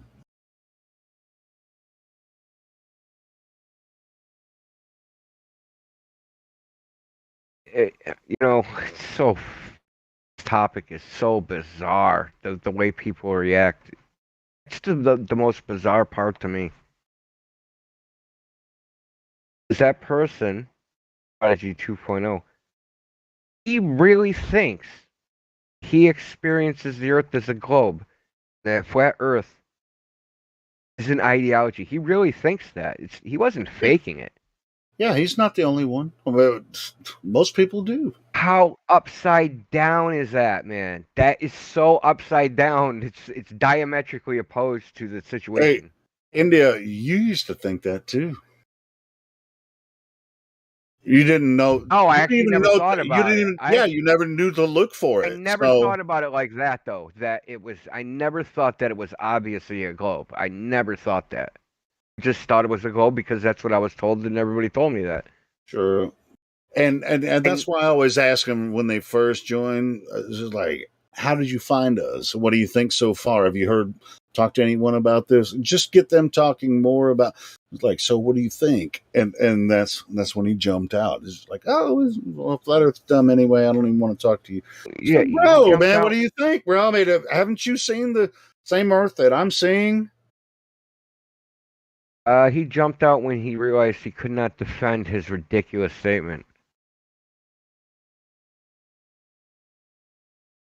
Yeah. Well, I mean, and like I've said many times before, I thought flat Earth was the dumbest shit I ever saw before, so I wouldn't even look at it at first either. He tried to create the us versus them, that like we're some special group that's different than everybody else, and it's just like this delusional, like almost like we're like some form of religious nuttery, right? Like we're some fucking cult. They try and do that little narrative propaganda technique. Flat Earth is some cult, and they just have a weird way of thinking. And we just like you said earlier, we just try to get you. We try to help you to look at Earth and believe your own eyes. Yeah. Not. I mean, nobody here is trying to convert anybody. Exactly. The other person, they're not teaching freaking flat Earth in school. So what? I don't care if they don't teach flat Earth in school. they need to teach in school is critical thinking. Ooh, that'd be a good idea. They should have a whole class for every, at every high school. It'd literally be the only thing they teach, dude. Yeah. Like, okay, this is how you process information. Go to the library. Here's the question. Figure it out yourself. Come back with the right answer. Instead of just being told the answer.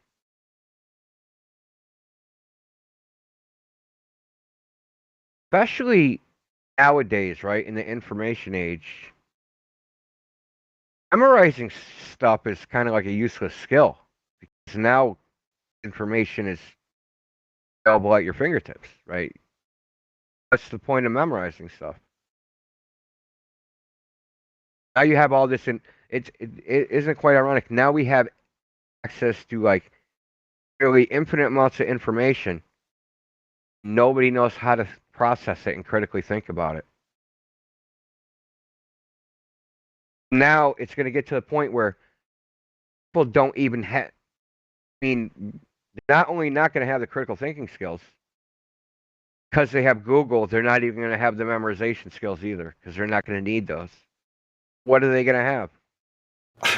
Nothing. I mean, I have no mental capacity. They're going to be cognitively disabled.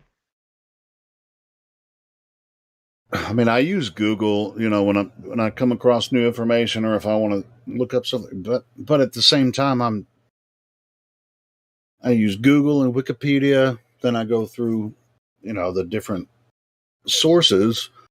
It's like, I don't just use Google and say, "Oh, well, Google says this and that's true." No.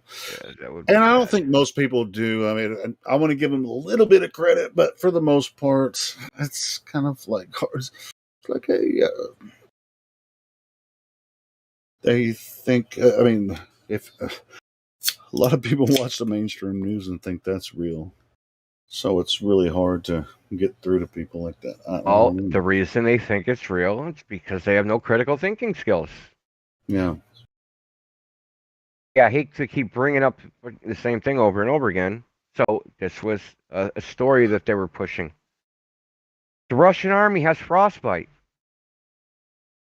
Look up the critical thinking skills, they would realize, hold on, it's fucking spring.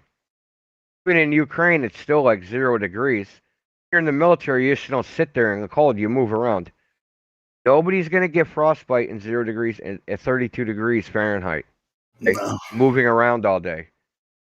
So, a little bit of critical thinking is news stories bullshit. Yeah, It only takes a little teeny amount of it. It doesn't even take a lot. See, obviously you're looking at more articles in mainstream news than I am, because I really give a shit about the Ukraine-Russian thing. But maybe I should look more. So it did come up tonight, and we talked about it. I mean, I've been looking at it because of what really triggered me on it is because all the stuff that's coming out of there, it blocked it. Blocked RT, they blocked Sputnik, they blocked like Telesur, which is a Venezuelan channel. They blocked everything. They blocked in the EU and they blocked in the United States. Basically, you remember how they used to complain the Great Firewall of China, how if you're in China you can't get out and see Western news sites and how that's dictatorial, totalitarian dictatorship? Oh, yeah. We're doing the same thing now. And because of this topic, try to stay aware of the level of censorship, like what's the cutting edge of censorship that they're doing? Because we're next, you know what I mean? Yep. I've been really like closely monitoring like the situation and like what they're doing against their so-called enemies, right? Because this topic could be next.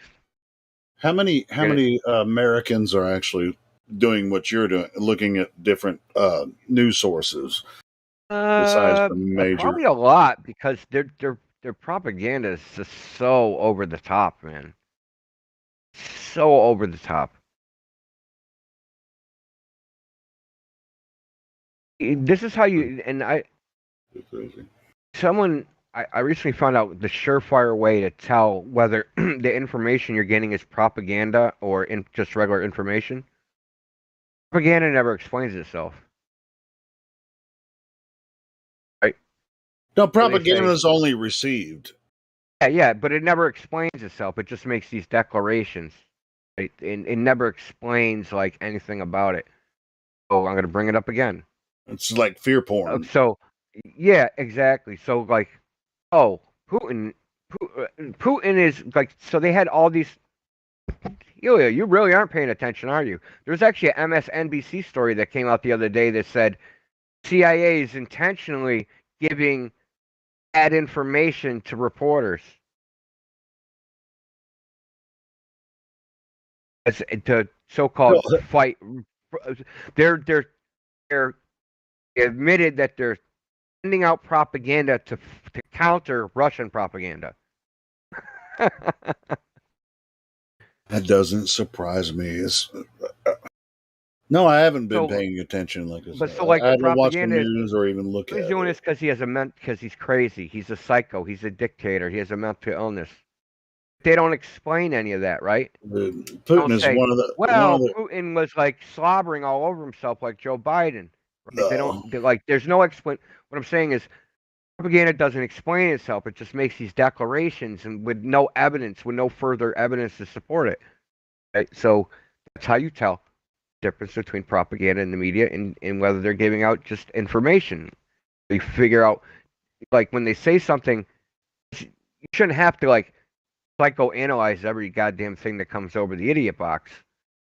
But, dude, if Putin was as bad as anybody claims, they wouldn't have lasted, this long. Putin's very cunning. Think about it for a second. Think the leader of a foreign country that, like, you're gonna let a crazy person lead them? Well, if he was crazy, like they wouldn't even exist. Person in now. Russia. It's not like he's the only person in Russia. Yeah. Right? Like, there's other people. They're all going along with it. What is it? Mass hysteria? No.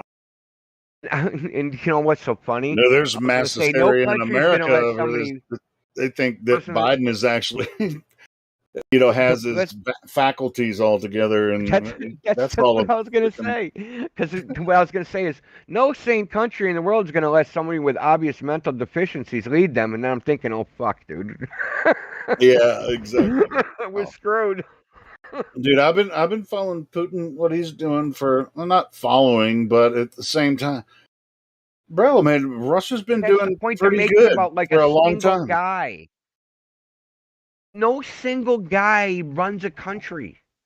Yeah, but Russia's had him as their leader for a long time, and you don't really have guy. No, I know that. Right? He has the highest official position, but there's people underneath him, and they all do stuff too. They're not just sitting around, blindly following orders. They're advising him. They're telling him what he should do. Right? It's not like Putin has access to all the information in the world. He delegates authority. Those people do things. They come back to him with information. He probably makes like some decisions, but he's not making all the decisions. There's other people doing these things. Say it's just this one guy. That's fucking bullshit, dude. That's just like Hollywood, good guys versus bad guys. Dumbing everything down to like a childlike level. Same thing happened in the world wars. Both of them.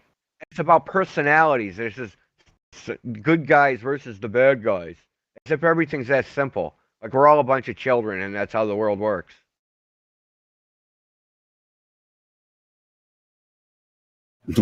Well, it's just like, before the last election, which was Trump and Biden, but even the one before that, Trump and Hillary, I was just like, do we really have to pick between these two freaking actors?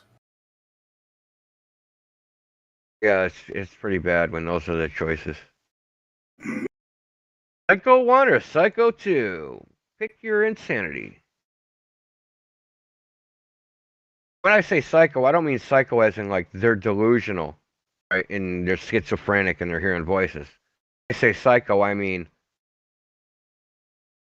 Yeah, they're sociopaths. They vie for power. They're intelligent. They know what they're doing. They have a goal. They have a plan. They know how to execute it. Usually, executing their plan involves executing some person. Well, it's just like Bill Clinton, right? I grew up in Arkansas, so I know all about Bill Clinton. Right? He was the governor here before he was president. Yep. Was banging bitches back then too. Dude, there was so much shit going on when he was governor in Arkansas. Holy shit! There was no doubt. He owned the state. Well, you know, he has a son. It's like half black. Yeah, like he has Obama. an illegitimate son, right? Like Obama, half black. Like Obama was the first black president. No, he wasn't. He was the first black and white president. He's the first foreign president. His first foreign president. Foreign, yeah, because no. Now he's a foreigner, legally a foreigner, according to other countries. The United States has a weird citizenship thing, which is different than every other country on earth. So if you're a foreign, listen, the way it works is, and this goes back to Vattel's Law of Nations, the political status of a child follows the political status of the father. All right, so are you following the thing where his father was a Kenyan? Yes, his father was a Kenyan national. His real father was Frank Marshall Davis. Visa. His real father is Frank Marshall Davis. Have you seen the film? No. Well, that would make him at least not a foreigner. Yeah, Frank Marshall Davis was a Chicago activist. Well, anyway, if you're in listen. So, say you're in a foreign military base, and you're a American soldier, and you're in a foreign country on a military base. You and your wife have a child. Is that child an American citizen? Say that again. I was just looking at something. It's a military base in Okinawa. You're in the military. You and your wife are stationed there. Yeah. Your wife gets pregnant. She has a child in Okinawa. Is your child a Japanese citizen or an American citizen? American. Yes, exactly. So, yeah, Obama's father was a Kenyan national. Was in the United States on a student visa. Had a woman pregnant and she had a child. Obama's a Kenyan national. His father was a Kenyan national. No, I get that. If even that though was he has a birth certificate in the United States, that doesn't matter. Doesn't it? What the problem is that his father didn't claim him. Okay? His father could have demanded he was a Kenyan citizen and not a United States citizen. He was a deadbeat dad and ran away. So yeah, that's the story. But yeah, that's the story. The official story. If you go by their official story, the birth certificate, all that stuff, it's a foreign national, and only the United States has it's called jus soli, meaning soil. The United States has them if you're like, this actually doesn't make sense. I think this is more likely. I mean, I'm posting, the video that I put on my archive channel, archive.org channel. This really makes more sense than the other narrative. Well, I could be wrong about that, but anyway. Have you ever seen that one before, Indio? No, I don't think so. Yeah, watch that, and when you get time. Berry and Michael Obama. No, it's called Dreams from My Real Father. Now, the guy that made that film, he made I think it's the same guy who made the American Drug War film too. Friends with Alex Jones and shit. But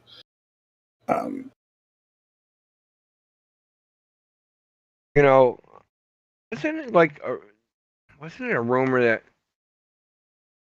Obama was some sort of CIA freaking plant or something? Wasn't that like some rumor that was I going mean, around? right before he started running for president, he was on the Oprah show. He was a junior He came out of nowhere, senator. right? Yeah, he was a junior senator from Chicago. But I mean, if you watch this, you'll understand, kind of Oh, how so that actually makes you another piece of propaganda. So how did they get away with this? Hunter Biden's laptop. What is it?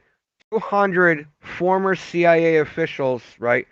We're talking former CIA officials, all the way to the top, the director of national intelligence, the head of the CIA, Leon Panetta, all these people wrote a letter, stuck it in the New York Times, and said, Hunter Biden's laptop is Russian propaganda. Obama's So check this grandfather out. was CIA. Obama's grandfather was CIA. The point I'm trying to make is it is against the law for the Central Intelligence Agency interfere in American politics. It's also against the law for them to plant stories in the news. They're not supposed to do any domestic shit. Well, obviously, what do? I'll retire. Right? And now I'm not actually a CIA agent. I'm a retired CIA agent. Mm-hmm. Dude, you got to watch that. If you haven't seen that, Indio, you got to watch it, bro.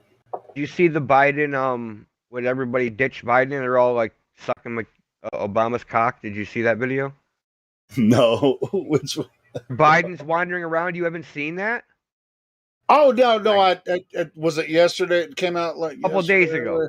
Where it's like Obama's like walking around the room, shaking hands and shit, and he just Biden's like totally wandering around. ignores Biden. Yeah, I saw some clips of that. Who's the president? Who's the president?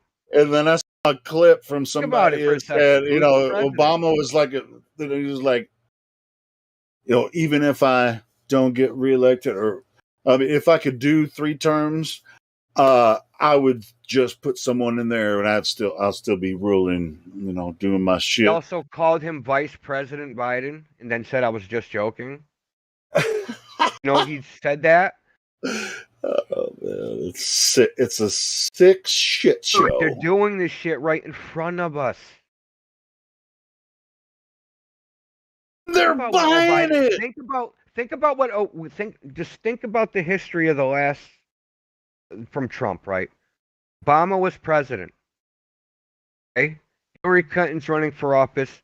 Donald Trump's running for office. Hillary Clinton manipulates the FBI to investigate Trump's campaign. Simultaneously, the Obama administration, including Joe Biden, also using Hillary Clinton's information, also spies on the Trump campaign. Russian disinformation. Hunter Biden is doing dirty shit in Ukraine. A laptop comes out, and some CIA agents, right? So they're using the mechanisms of the government, the FBI, the CIA. The CIA comes out and says Hunter Biden's laptop is Russian propaganda. They use this Russian-Ukraine whole thing connection through the office of the presidency, right? And Joe Biden, Trump is like a blip in the timeline. It's like something bad happened, like that they didn't account for. Trump is like this blip in the hotline. Obama basically tried to subvert the presidency of Donald Trump. Then Biden's elected, and now Biden is like a fucking meat puppet, like Stephen Hawking. Obama's running around calling Joe Biden the vice president. It's like Biden says something, right? So Biden makes some declaration on TV.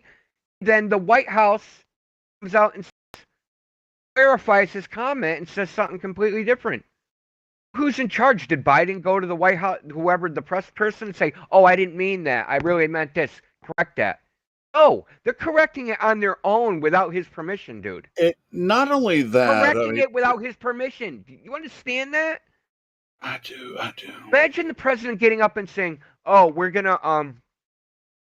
I'm gonna release all the gas from the strategic oil reserve," Then 20 minutes later, without his permission, some White House press official says he didn't really mean that. But Biden's senile, and he doesn't even know what he just said, and he don't remember that he said it. And he just thinks because he said it that it's actually going to happen, but they're actually executing a different policy. I'm really starting to think that Obama is in charge of shit, dude.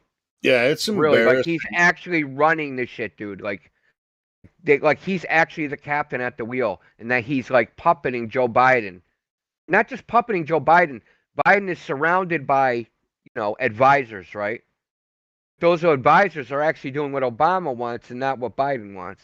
Which, to be honest, that's why I like Putin. I think he's kind of in charge. He really has his faculties, as opposed to what the fuck's going on with Joe Biden. So one of the things I did see is like before Russia invaded Ukraine, he gave like a speech on Russian TV, giving his reasons.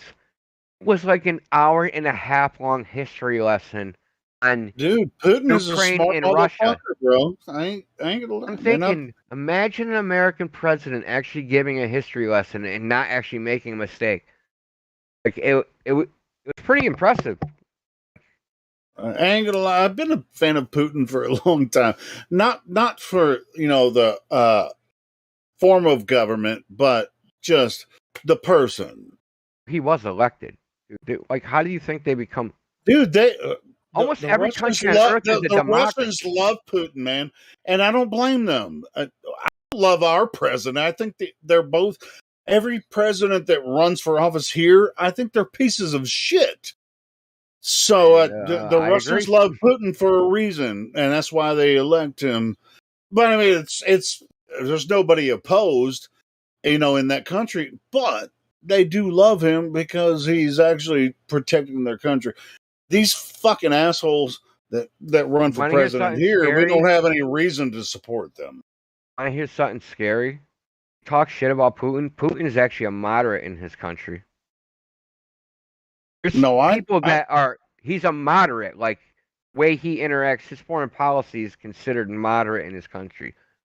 There's other Russians that they don't want to just take on Ukraine, okay?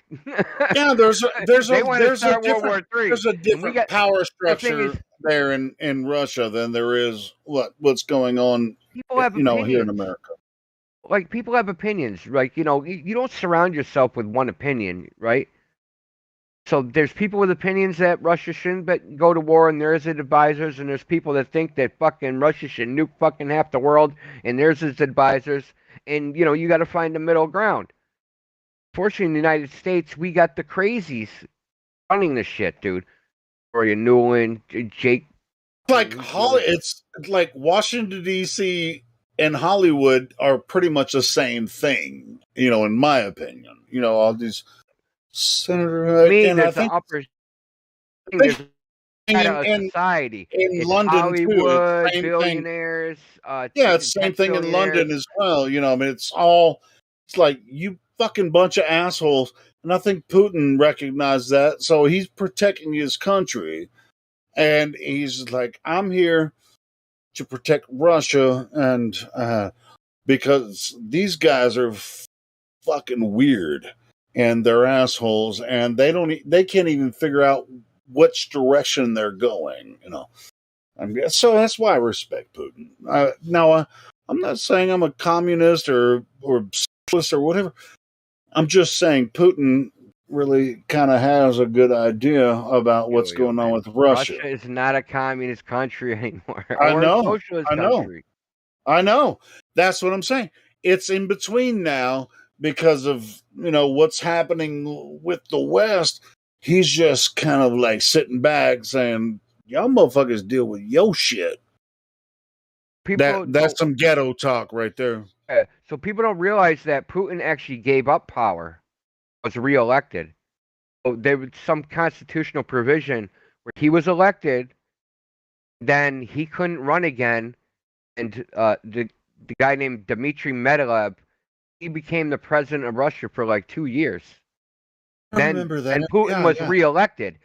So they said say he's a dictator. Like, if he was a dictator, he never would have gave up power. Like, he would have just. Oh, I get that, and that's what I think. That's why the people in Russia Western love propaganda, Putin, dude. It's man. disgusting, Yeah. man. It's really disgusting. Of course, Russia has their propaganda, and that's just as disgusting. Every government has propaganda. Dude, there's a disgusting. Ours is worse, dude. Ours is just worse. Dude, there's a the love for Trump or whatever this is, the passion for Trump being reelected next, which he probably will be. I predict it. Trump will be president he's again. Gonna be. It's disgusting to me. People are so fucking dumbed down. They're gonna have put Trump back in. What's the other and choice? It's just gonna be nothing. What's the other choice? We got either neocon warmonger 1. I would prefer Rand Paul over Trump, but I don't think he has the. He doesn't have it, but I Trump's think he'll going to be be the too next easily president Look again. how tough Trump is, dude, and he got fucking steamrolled by the fucking powers that be. I know. What do you think a weaker version of him is going to do? I don't know, man. Yeah, I mean, especially Listen, with it's just like, hey, America is the United States of America not subject to London? Yes, we are. Look, it's the unelected officials, government officials that run the United States. We change figureheads from time to time, but there's people that are in like the State Department, in the Department of Defense, and the CIA, and the FBI, rear government officials, all know each other. Don't change. They all believe the same things. The presidents come and go, but they get their way. Trump tried to go his own way.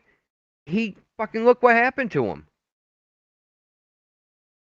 Yeah, that's what I was going to get at earlier. Change the politics of the United States. All of a sudden, everyone showed up to vote last election for the president. Nobody. It's unprecedented that all these people voted for Joe Biden. They didn't the most votes ever in the history of the United States. In the history of the United States. Like 10%. Did they vote for Joe Biden? It was by a lot. I know. Did they vote for Joe Biden or did they vote for the ideology? And now they voted for the ideology. They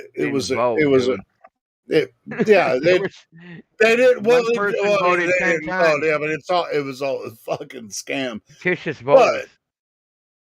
But anyway, so I don't know what's going on in America now. It's like a lot of my friends that I grew up with, we were all like rebel, fucking rock star, rock and roll. All of them are fucking hipsters and fucking weirdos now, and they think they're liberal, whatever the fuck that means. And they're marching down the street, in Little Rock. You remember when Little Rock, they shut down, like the Black Lives Matter shit, shut down the fucking freeway in Little Rock a couple years ago. And what the fuck is wrong with you people? You're not thinking, people, when you shut down a fucking freeway by just standing in the middle of the road. That really doesn't make any sense. It's not a protest. Maybe it's a protest, but you're actually causing someone's family from not making money for the Anyway, it's just weird. People are so affected by this ideology that they'll just walk into the street and shut down a freeway. What is that? You can come in here you're and speak watching your mind. You can come in here and watching the speak your fall mind. of You the can go Roman on different Empire. platforms, speak your mind, but instead you're gonna go and freaking break down fucking grocery stores, freaking burn them down, and walk in front of a freeway. That's dumb. That's dumb. And dude, they're like burning. Listen, Black Lives Matter was burning down stores with black owners and killing black cops. Like, what the fuck? I know. And then they made a big deal about some white dude protecting his store. And that's the info. You know, it's just like, what the fuck? Yeah, And the that's white why dude I was like protecting themselves Putin from wouldn't let other that white shit. dudes. Yeah, other white dudes is like, fuck you for shooting the black dudes that were trying to fucking destroy your shop. It's like, motherfucker, I'll stand out in front of my store with a gun all day long and I'll shoot every one of you motherfuckers. But in Kenosha, dude, it's all white people, okay? It was a white people protest. And you Yeah, saw that's the even worse. backgrounds It's of the like the people. Black Listen, Lives really, Matter was a white people. it was in Kenosha. And listen, really what it was, if you want to, let's just keep it real, okay? There was a Yeah. small protest, and criminal elements got into the protest because they wanted free shit, and they want to be able to hide in the crowd. And then you got the mask thing, right? Coincidentally, right? Everybody has to wear masks, right? So nobody can be identified. What a coincidence! What a lucky turn of events. We're gonna have a bunch of riots when there's masks. When masks are mandatory, it's not unusual to have a mask. Used to be like bank robbers would go into the bank with masks on. Then when the mask mandate came around, you couldn't go into a bank unless you had a mask on. Holy fucking shit. Dude, you What is couldn't that? right before the mask mandate, you couldn't listen.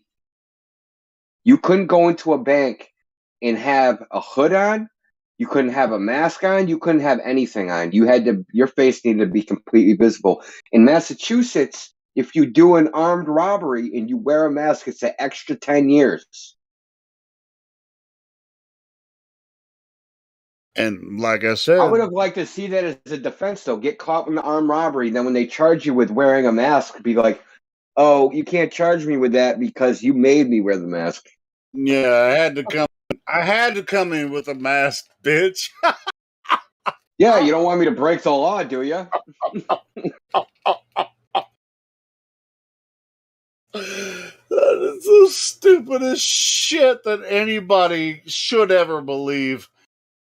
So anyone with this mask nonsense mandates not a law anyway. So yeah, you can't. Laws are not mandates are not law. Okay? I mean, you only subject yourself to a mandate by participating. They're not laws. You don't have to subject yourself. You don't have to. Watch the video I posted in admin mods. No. Now this is Australia, so one of the politicians there, they have hearings and stuff. So he's interviewing these people. He's asking them what is a woman, and these people won't answer him what a woman is, saying, "Oh, I got to get back to you on that," and like. Is it getting even worse in Australia than it already was? Well, you saw that Supreme Court hearing where they asked that Supreme Court chick what a woman is, and she said, "I don't know. I'm not a biologist." Well, I posted that Doors video earlier. LA woman, LA woman. I don't. Look, she was a woman. That's the thing. Listen, this is the craziness. They nominate this person as a Supreme Court justice and say she's the first black woman nominee. for the Supreme Court, and they're touting it like, yes, equal rights for fucking black women. Yes, finally, we're gonna have a minority. Then when she's asked what a woman is, she don't know. Well, then how can you be the first black woman if you don't even know what a woman is? You don't even know if you're a woman. Like, this is how absurd everything has become. This is what I was saying about when there's a Obama woman earlier. saying that she doesn't know what a woman is. Yeah, that's fucking crazy. Well, it's just like if they don't even know if they're black She's or not. going for the highest Obama is the first Helio. black and white president. He's black and white. His mother was white. Why is he the first black president when he's black and white? I Come don't on, know. man. Helio, this person is trying to get a lifetime appointment to the Supreme Court of the United States and interpret the laws for the entire country, which makes case law, which goes down in history forever and ever. And she's a woman. No, forever and ever testified doesn't under exist. oath You that already know she can't this. know what a woman is because she's not a biologist. She couldn't open up her own fucking pants and see her own vagina. And see like, what the fuck is going on? Boys have a penis, girls have a vagina. But we're tolerating this. This is what I'm talking about. This is like boiling frogs bullshit, dude. This is the boiling frogs, dude. They're turning up the gas. Well, and some bad shit's about to I mean, happen. I'm just warning everybody. Some bad shit's gonna happen. I don't know what it is, but some bad shit's gonna happen. I agree with you, Indio. Because we are at peak absurdity, dude. It can't get any like fucking crazier than this. Yep. I agree with you, brother. There's a whole lot of shit that I could say that I refrain from, and I'm sure it's the same way with you. You know, because we're doing this live. Yeah. There's a whole I'm not making any fucking judgments shitload about of any of it, but they're saying things that are openly absurd, contradictory, things that a 3-year-old intuitively knows, and they're trying to be in charge of everything. Like, what? No.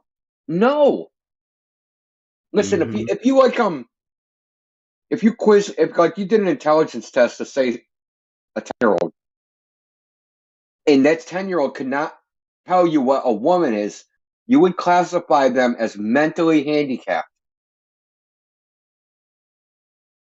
Right? Dude, that shit chokes me up a little bit. I mean, just thinking about it's like a woman can't be a woman anymore and classify or identify as a woman. Well, they're blurring all the lines. It's fucking, that shit pisses me off so bad that this is what should piss you off. This is what should piss you off. She does know what a woman is. And she does have an answer. But she is such in fear of fucking being socially mobbed and ostracized that she will fucking deny biological reality to.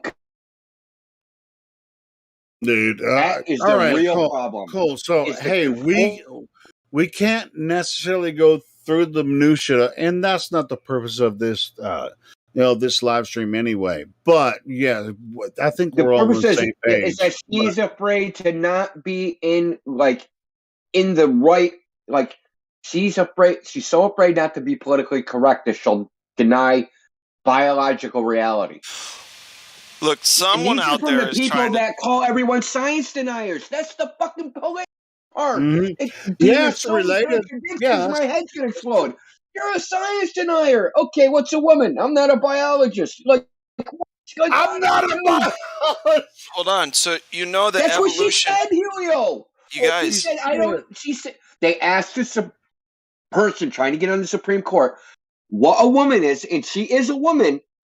Her answer was, I'm not a biologist.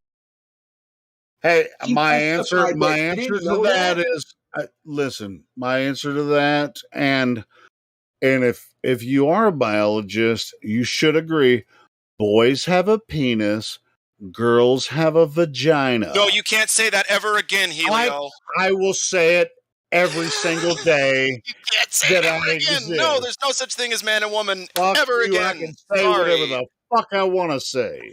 Well, listen, how do Boys you have a enforce- penis and girls have a vagina. No, Look, now boys have a vagina and girls have. You know, they can. Anybody can have whatever they want now. How do you stop sexual discrimination if you don't know what a woman is? How do you enforce laws where women are a protected class if you don't know what a woman is? Right? How do you, like domestic violence laws or any laws which are catered to women? How do you enforce any of them if you don't know what a woman is?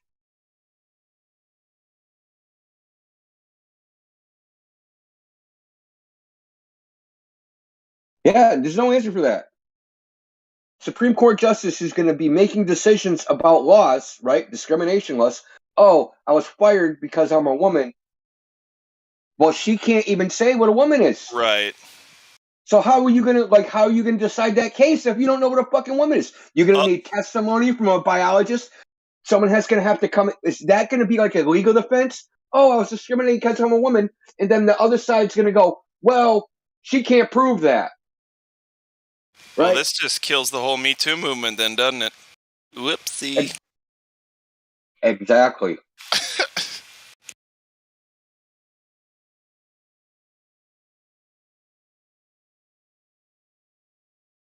But the purpose isn't the woman. The point I was trying to make is the purpose isn't the woman-man thing. That's not the point.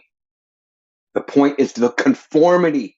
Right. You're trying to get the conformity so that you'll fucking deny the obvious biological reality that there's fucking sexual dimorphism in fucking human beings, meaning there's male and females, which is a goddamn biological scientific fucking fact that can't be disputed. Yes, male and females exist. We can see it in the DNA. 2 X chromosomes, XY chromosomes, male, female, period. But they're getting people to deny that for conformity. They want people to conform. So that's how you know you have control, dude. When you can get people to say whatever it is you want, then you have total control. The control is the point. It's not about the male-female thing. Well, it starts there. But they're only using male-female because it's so basic, right? It's like fucking denying that the ocean is made of water. It's like, no, that's next. That's next. Yeah, that's Almost like next, saying right? You're spinning, and you just don't feel it. Yep.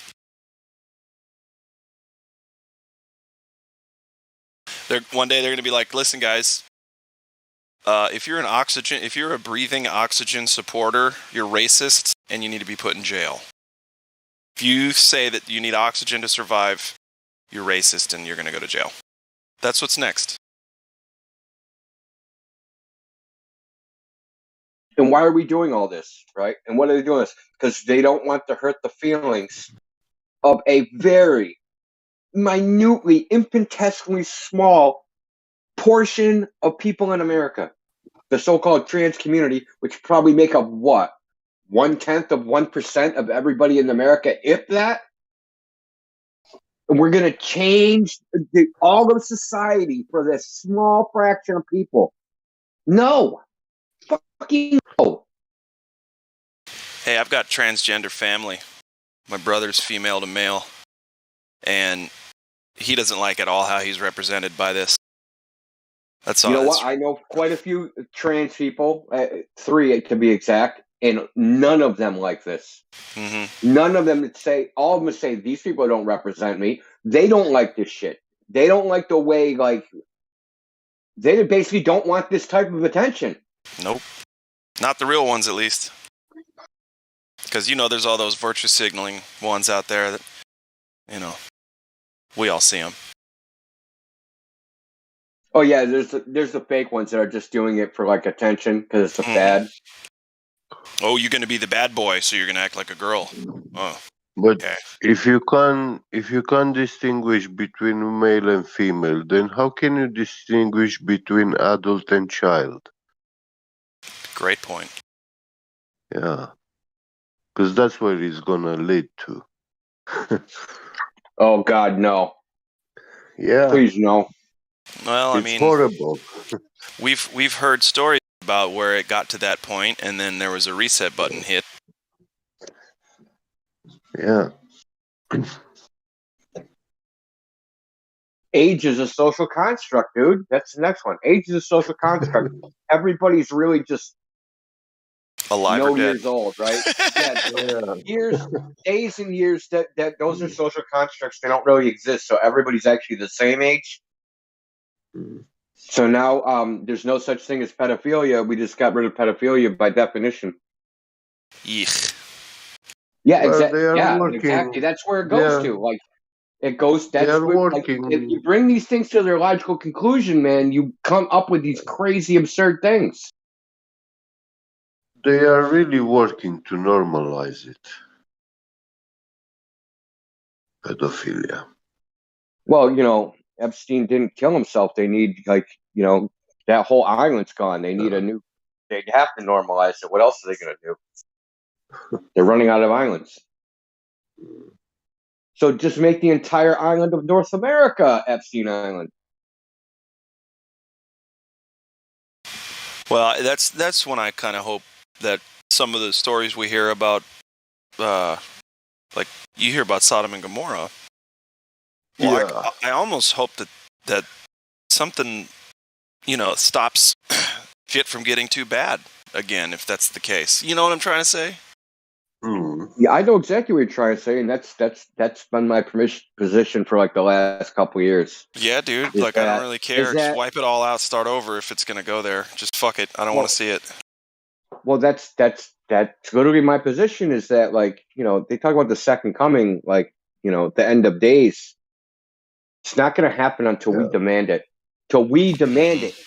We like, God, you're right. Human beings ain't worth a fucking shit. Kill us all. Right? I'd rather fucking not exist than to be associated with these degenerates.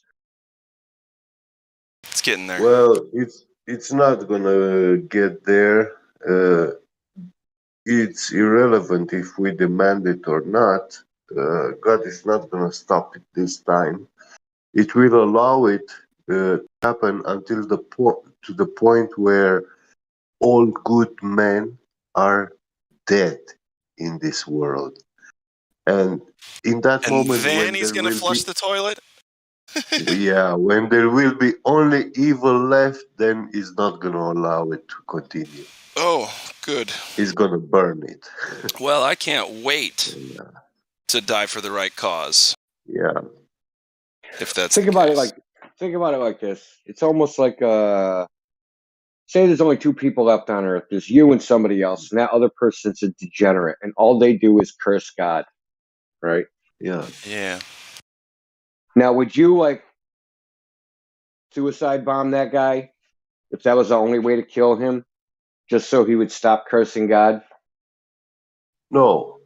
I would. Well, I mean, that's the ultimate test, right? Like, if you love God and, like, God is the highest thing, and there's only two people left on Earth, you and another person, and you praise God and they curse God, like, I think it would be better to just take that person out. No, I don't see it And like yourself, that. and yourself if you have to. Well, I mean, that's the ultimate sacrifice. You got to think about these things almost in, like, symbolic, almost like archetypal symbolic terms, dude. Symbolic ways.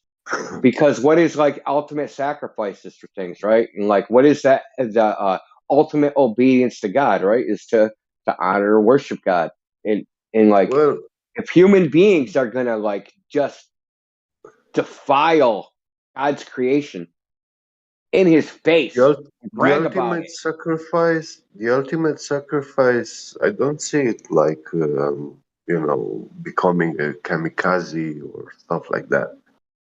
But I see it like enduring all these things that they are doing. Yeah. Yeah, they can kill me, do whatever. But I will never lose hope that these people, that they are doing these things, there can come a day when they will change their mind. And that could trigger them to start paying back for their evil doings, accept their punishment, whatever it will be from God of life. But yeah, they will repent for that, Yeah, well, I believe in a vengeful God. Fuck that. I also believe in a judgmental God. I'm not saying that God is all forgiving. He's not.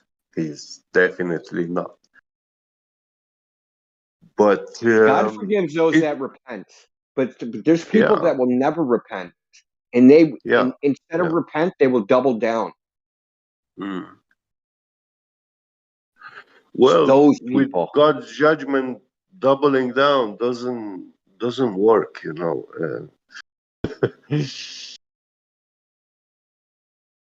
But those people, it's just the way I look at it. Like, yeah, people that are the ultimate degenerates, the deniers of God, are like,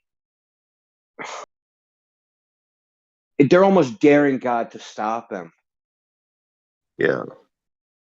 Because he doesn't really interfere in our lives, man. And so you can be a total fucking degenerate, garbage, murderer, rapist. Yeah, they and God hate won't kill creation. you. But They it's like they're hate challenging, like, existence. how bad can I be? Yeah. Right? How bad can I be? I'm going to do the most hideous things, the most disgusting thing in God's eyes, and just double down. Just keep doubling down.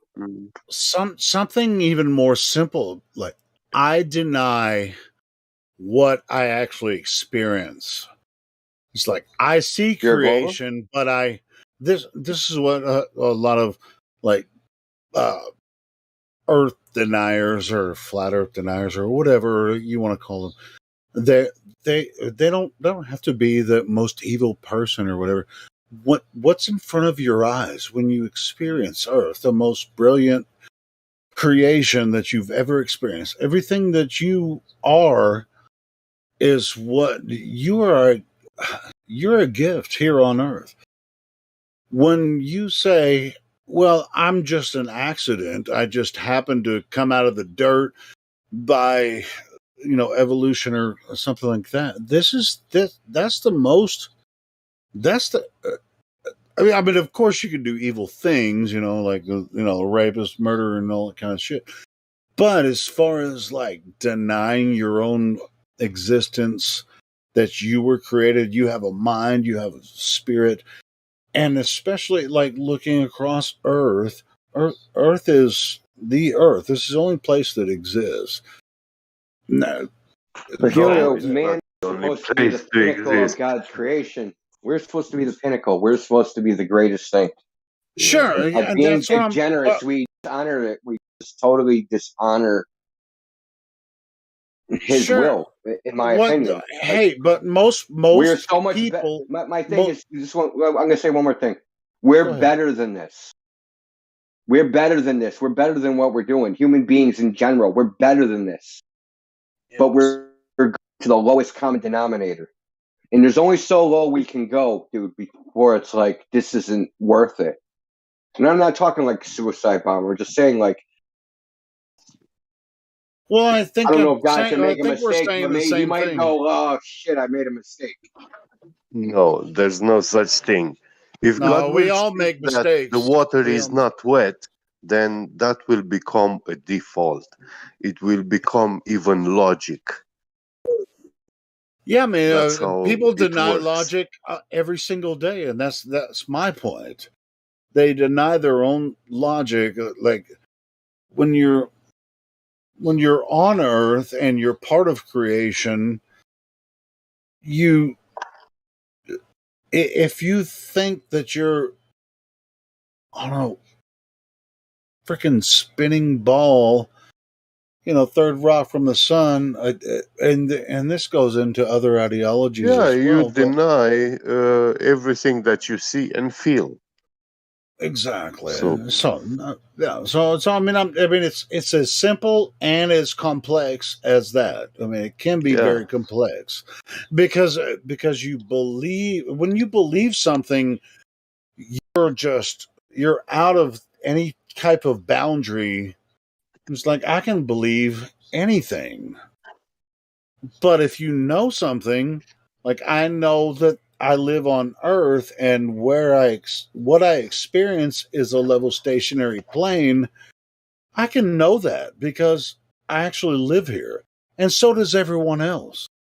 When you well, believe that you're the third rock from the sun and that you're in the Milky Way galaxy, all that kind of stuff, you just believe that. You don't you can believe it and then you could also believe anything on top of that, you know.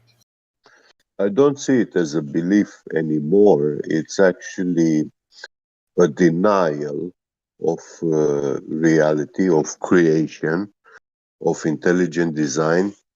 It's a denial of any morality. Yeah, that's how I Uh, see it. well, I think I mean I've known a lot of atheists and they do have morals and so I Uh, you know they're vast human but majority, vast they're majority of hold them. on they're deceived they still have morals and I mean they're not out there killing and raping everybody all the time they have families and stuff. I mean they're functioning the way the people that know Well, creation and everything. even they, even the atheists, they have their own God. Now It is they different than our God. agreed, but they think they have no Yeah, God, but yeah. they don't worship the God of life. They don't worship the God of righteousness. Yeah, which Well, is I mean, one and the they're same. stuck on this. They still have a creation story, though, right? Their god is This is what gravity. They they worship. don't They realize they worship have the a God of. creation story. They have the Big Yeah, Bang theory, right? That's well, their creation story. that's their own made creation. So uh, that's the God of their own selves. Sure, but at the Where same time, you are intelligent in a spontaneous combustion triggers this intelligence, the higher state of existence. you know, yeah, so it sure. automatically makes everyone a god. But they have there's two kinds of them. It is those who know and those who have been educated into this religion belief system. Those who know, they know the primordial stories. They know that God of life cursed Lucifer, and Lucifer's curse, the greatest curse, was to name Satan his own father. So God of life denied Lucifer as his own child, and he named a non-living entity as the father of a immortal living angel. It's an impossibility, it's a paradox. It Mhm. sent him into a prison, space-time father's paradox. How can a living being and immortal exist being born from a lifeless and bodiless entity? You know, it's impossible. So he got imprisoned into this nothing, in non-existence. And Wait, the I mean, funny thing is, that's not what the Bible says, in though. this But concept, we don't I talk about the know, but Bible. if you follow the line of this logic and concept, then you find that literally the son is older than the father. in this case, in case of Lucifer and Satan, and it is exactly opposite to what it is in the heavens, where the Father is the one creator from the beginning and the Almighty, and the Son is the given God to, it's God coming in a physical form among us, you know. So he's the Son of God. And it is considered one and the same being, the Father and the Son. Yeah. I mean, I'm going to say this. I kind of agree with you on Jebby Jet. I agree with that. But there's a lot of Bible believers, which I used to be one. But yeah, that's more of a comfortable idea. Just a knowing and understanding of, in spirit, that's really more plausible than some of the, because I know the Bible very well, but a lot of people interpret it different ways. But that's true. I like that. I don't know it very well, but I have read I it do. from cover to cover, And I've these been to views, church. I mean, He it's doesn't just I like, got understand the hey, them from analogy. reading the Bible. Helio, let me explain the analogy to you. Okay, the Big Bang. The Father is lifeless, nothing. Yeah. And the Son is us. Right? Yeah. So how can the Son be older than the Father? No, see, we this is something It's we don't unnatural. normally talk on live stream about. But yeah, the Son is the Father, and it's you. But that's, and I've gotten myself in trouble in some. Well, in the Big Bang, right? We evolved because of random processes and evolution, and here we are. We're alive. But our father, right, our progenitor, is fucking nothing. That doesn't make any sense.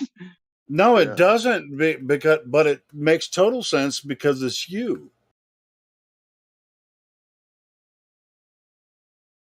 But Christianity is a kingdom. I mean, that makes sense to people because they're used to being ruled, and and part of something that's the human experience. But when you really kind of get to the top or bottom, both of things, you're going to find out that it's the kingdom exists in your mind and spirit.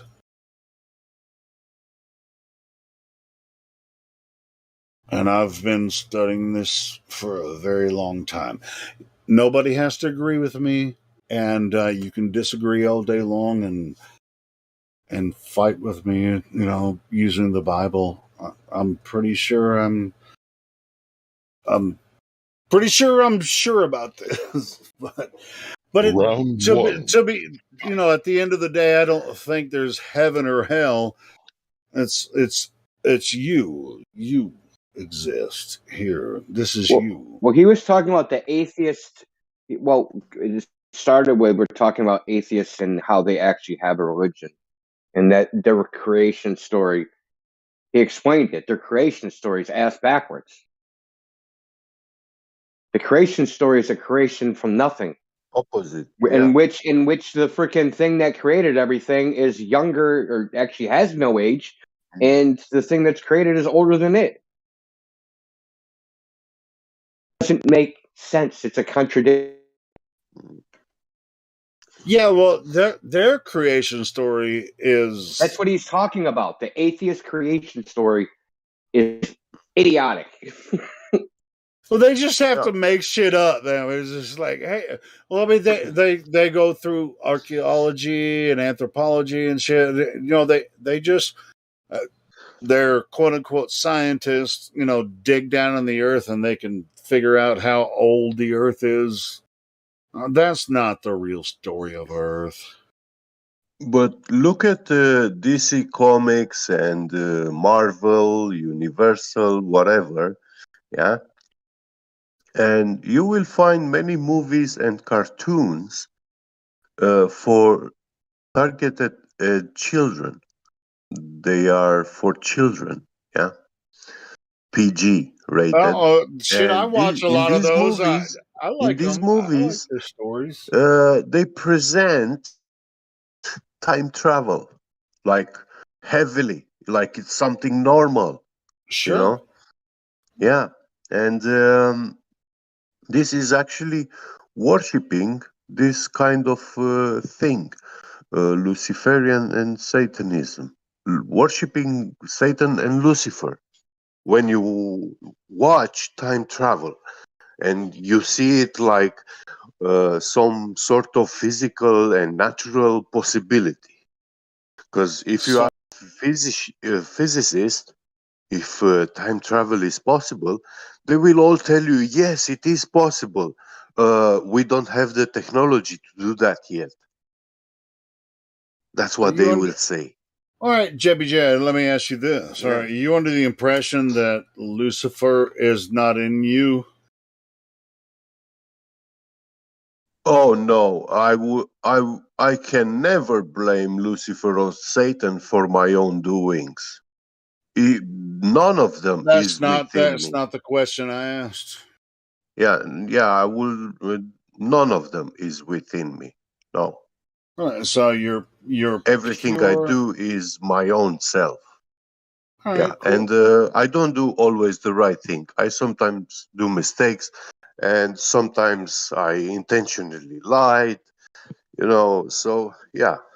All right, cool. Intentionally lie or do other things. You don't have to give any secrets here or whatever.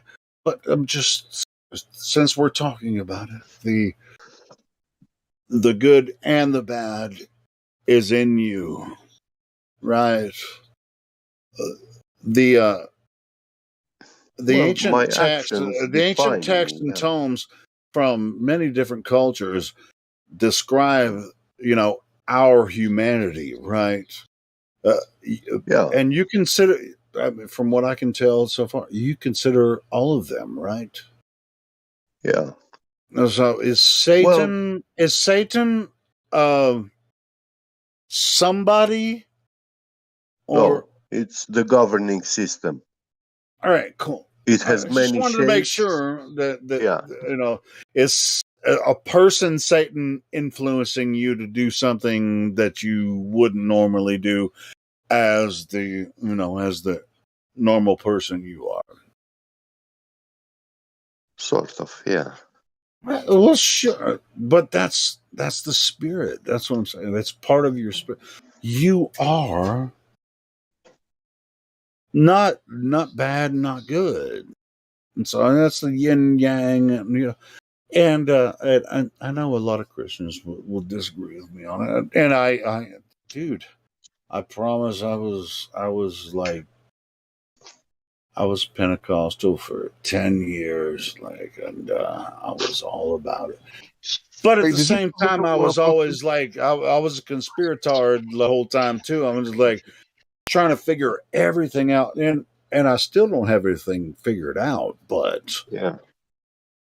it's just like, if you think that you're gonna find it through Christianity, you're not necessarily. You can kind of get there, but you're going to you're just going to feel guilty all the time because you're a sinner.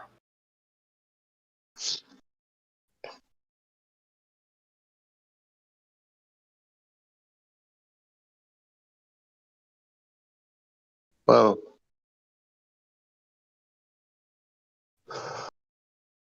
Did you guys see what I posted? Yes or no? What'd you Thing about Tennessee.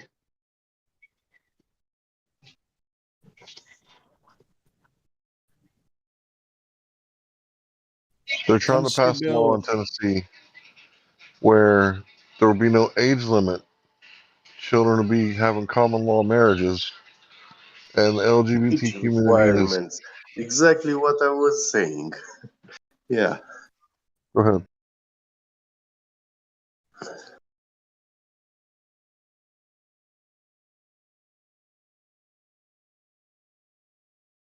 No, and but tell us about what it said. I haven't clicked on it yet. But what is it? What does it mean?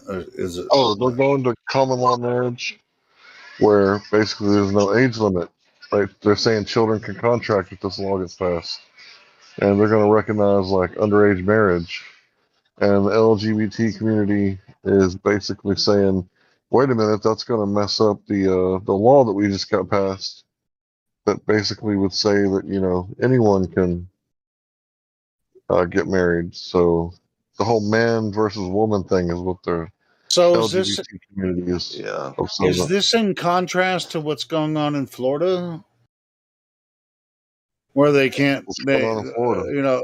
What's going on in Florida is they're saying, hey, they're trying to pass a bill saying, hey, no sexuality should be taught to kindergartners up to third grade. Teachers shouldn't be talking about sex or gender, whatever, for kindergartner through third grade in school. Conversation. Oh, it's different than that. So yeah, it's different. This is Tennessee. That can change. So the one in Florida is about no secret conversations about sex between adults and children. So this one is saying that Hank, you brought it up. Go ahead and tell us what it means. I mean, you already did, but Well, the law in Tennessee, if it gets passed, it would say there's no age limit on getting married. Yeah, just like Mohammed wait, married wait. Aisha when she was 6, and when she was 9, they consumed the marriage. Well, okay. Well, you can't consummate a marriage. Anyway, but I thought you were talking about in the bill it also includes. I mean, you can get married as male versus male, female, or something like that. Does it? No, it doesn't say that in the law. It doesn't say anything about male, female. It says between male and female. Male and female marriage and no age requirements.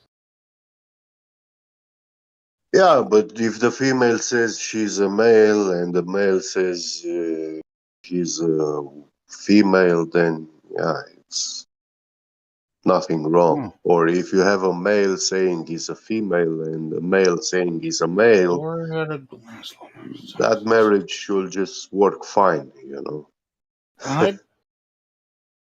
Wow, who's proposing this? That's kind of weird, man. Hold on, I'm going to click on it now. I'm going to click on it now. I mean, what?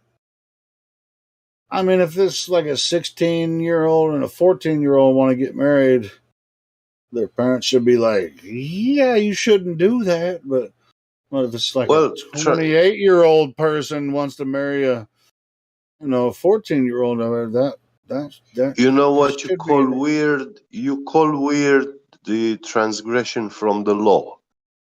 And the law can always be changed and banned and whatever. Hold on. I'm looking at this.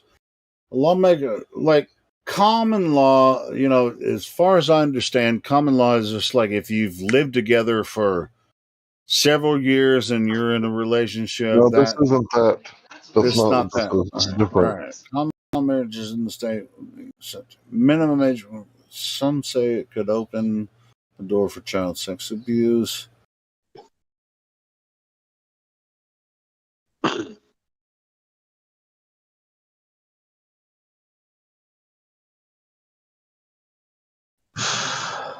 Yeah, so this is Republicans doing this.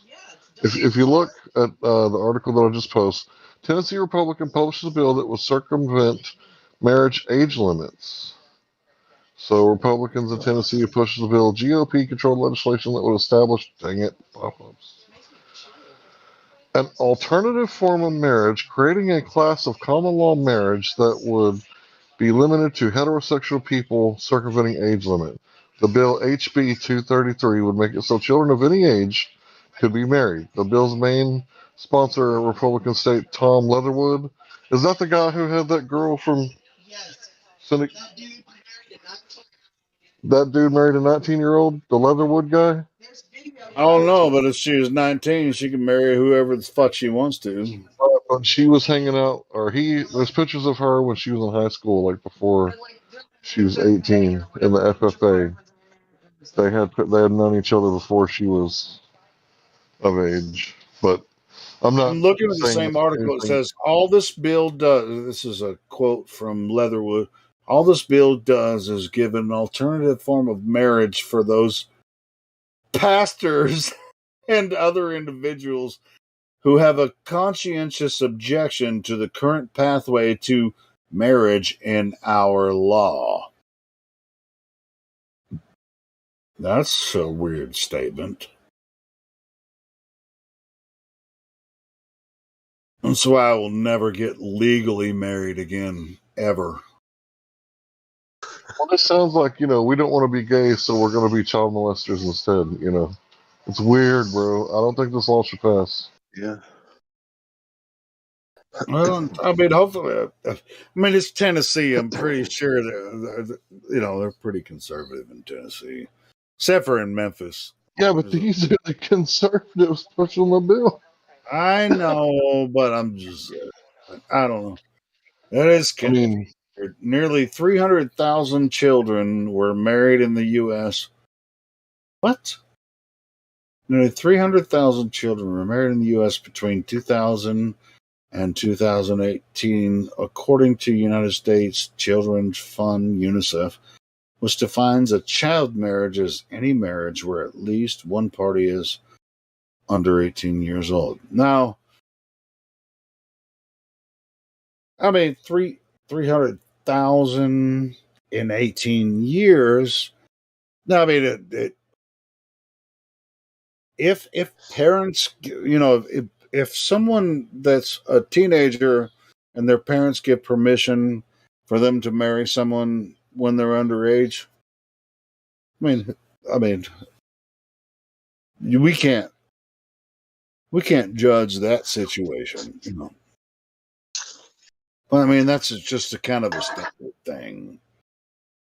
Because if if the parents give deference, if they're 16 and they want to marry a 19-year-old, and you get it legally done, boom. It's just done. In the absence of federal law setting a minimum age for marriage, which I don't agree with. I don't agree with the federal government telling you how old you should be when you get married. I don't think that's a thing. Several states have outlawed child marriage. The practice still technically legal in 44 states. I don't know. To be honest, as far as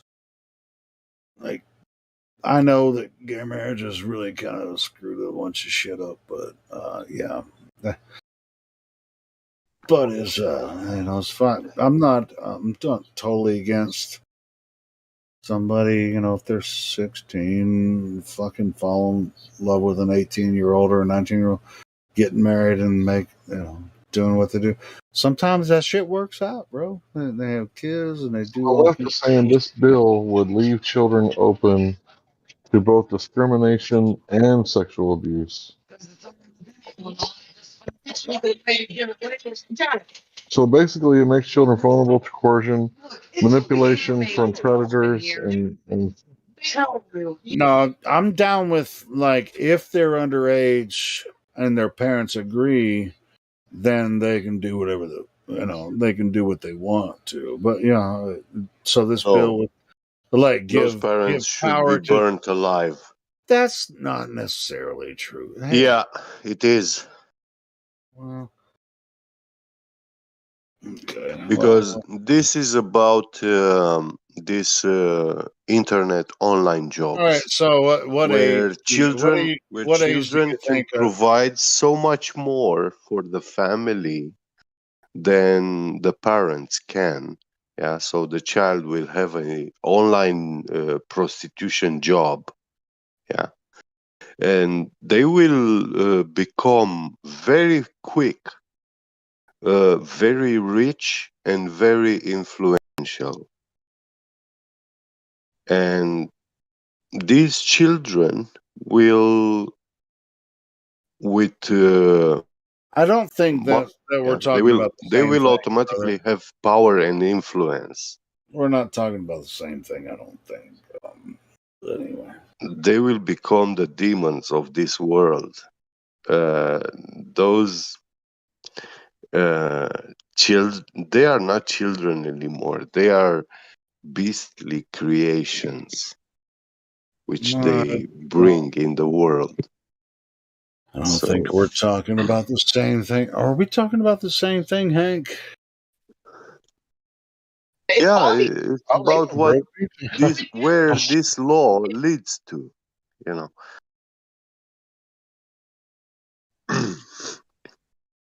They are not giving this law for children getting married among themselves.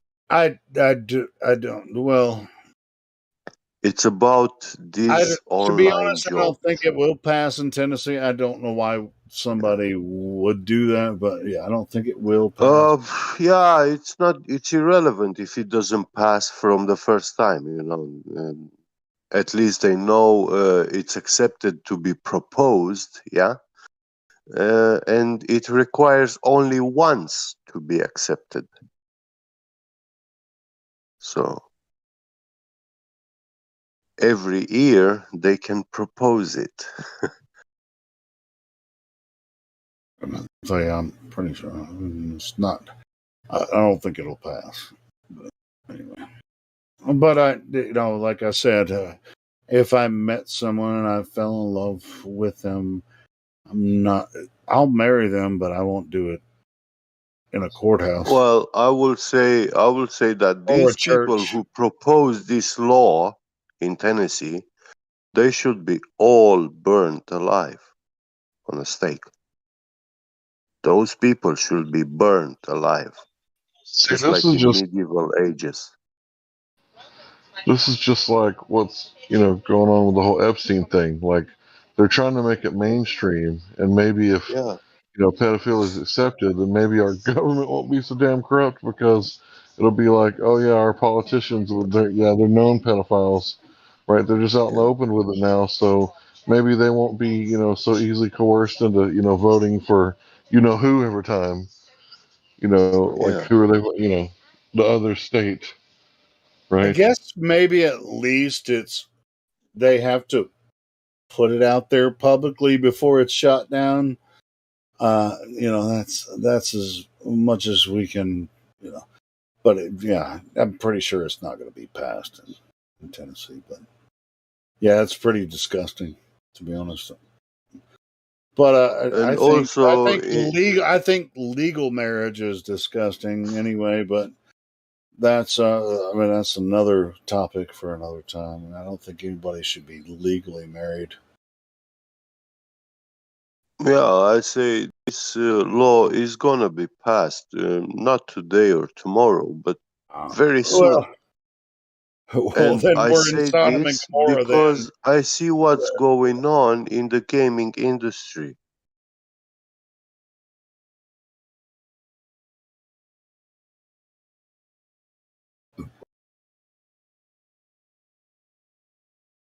There's a lot of sexual things which are being pushed to children through the gaming industry. Yeah, because this law is a common law. If it were to get passed, if someone were to get caught, doing something with a minor, they could just say, "Oh, this is my wife." Common law. That's Yeah, how common law. yeah. It's like random.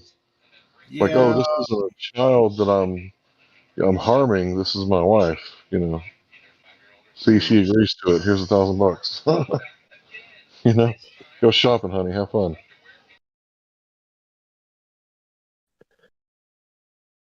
and that's why I don't agree with legal marriage.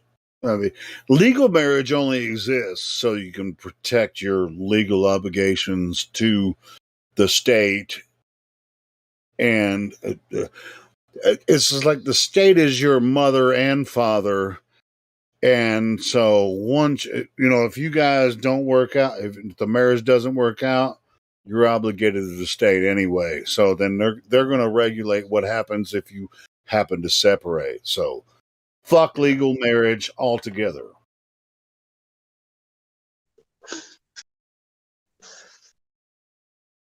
But if you got money and you want to do whatever you fuck, I mean, I ain't got money, so I can say fuck legal marriage. But I mean, it's kind of necessary for people that do have money and property and shit.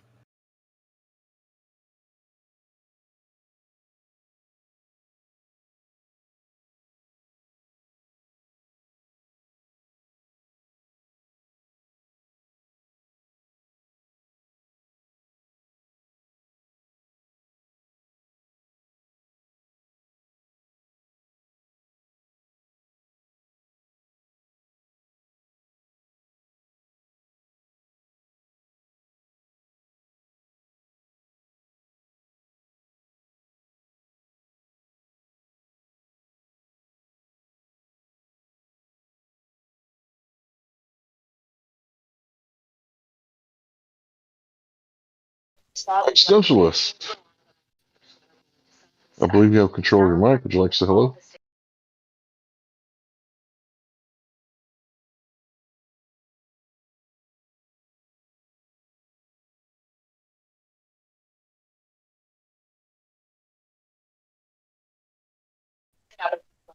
Existentialist? I'm trying to say it again. Existentialist? Existentialist. Kind of hard way to say. Was somebody hot micing? No, it was me. I was trying to say existentialist. It's so hard to say. Try again. Existentialist. I think Existentialist was in here earlier. I said had something else going on.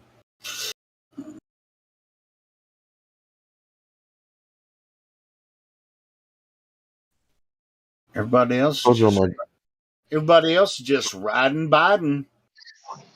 Ooh. Ouch. You got hairy legs.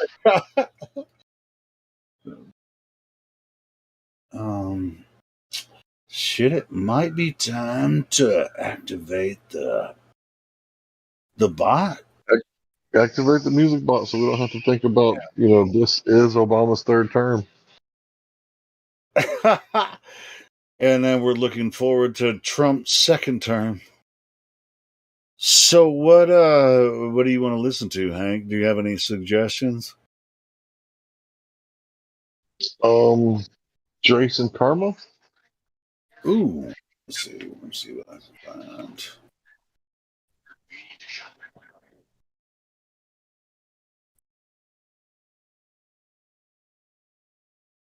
Oh, let me see if I can. My favorite song by Dre. So hold on, let me find it. I can't remember his channel. What's the name of Dre's channel?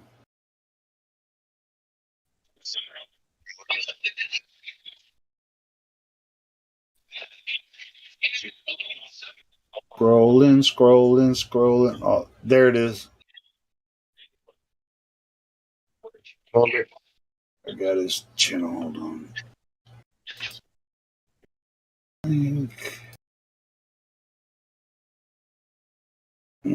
Play my favorite Dre song. If I can find it.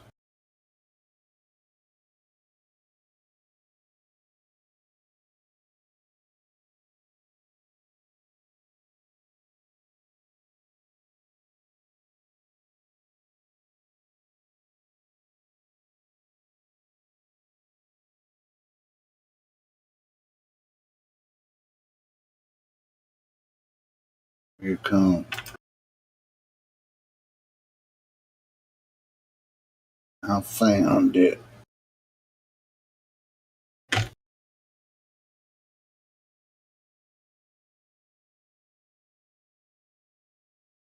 It got you.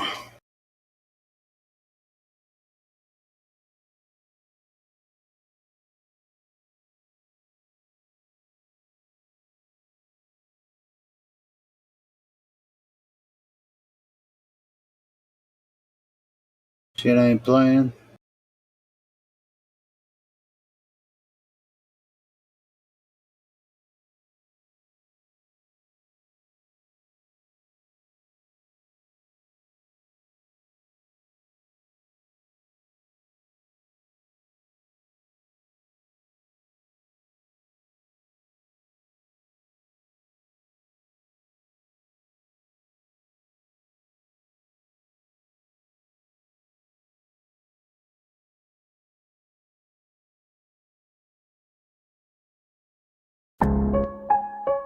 Yo, Drace.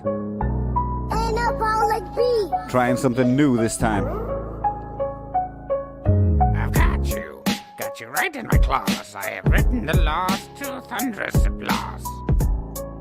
Come, little girlfriend, sketches are good, girlfriend. I've got you. I don't put your skin, just the energy within. So come with me and see the crystal. Let's begin.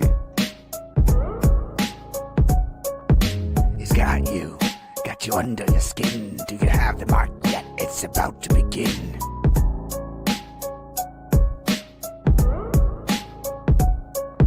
He's got you, take it all on the chin, giving up on your kin while you're serving the kingpin.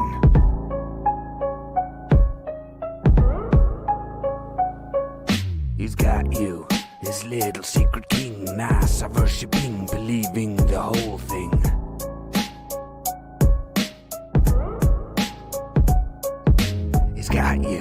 Got you living in sin, got you walking around with a dopey-eyed grin.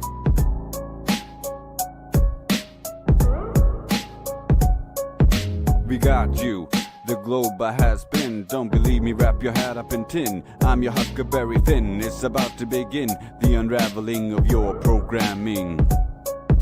We got you, the lies are built in. FE, the linchpin, the lie wearing thin. No curve or a spin, the globe cannot win, belongs in the bin.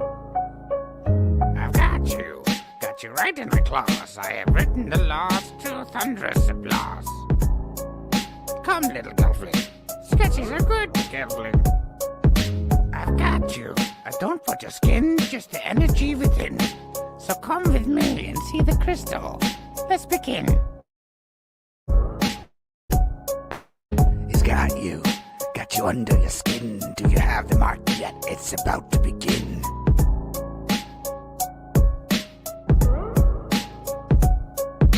He's got you, take it all on the chin, giving up on your kin while you're serving the kingpin.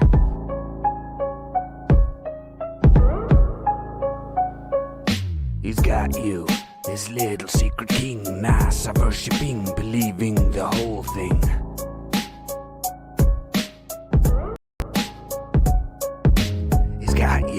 Got you living in sin, got you walking around with a dopey-eyed grin.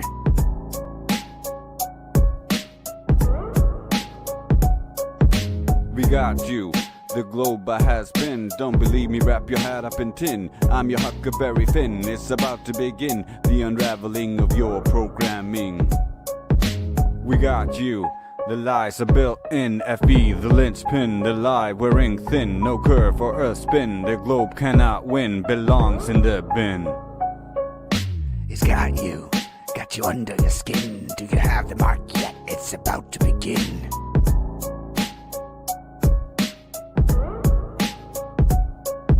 He's got you, take it all on the chin, giving up on your kin while you're serving the kingpin.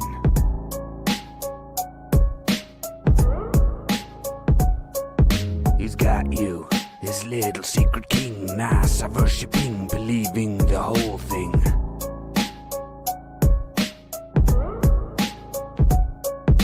He's got you living in sin, got you walking around with a dopey-eyed grin.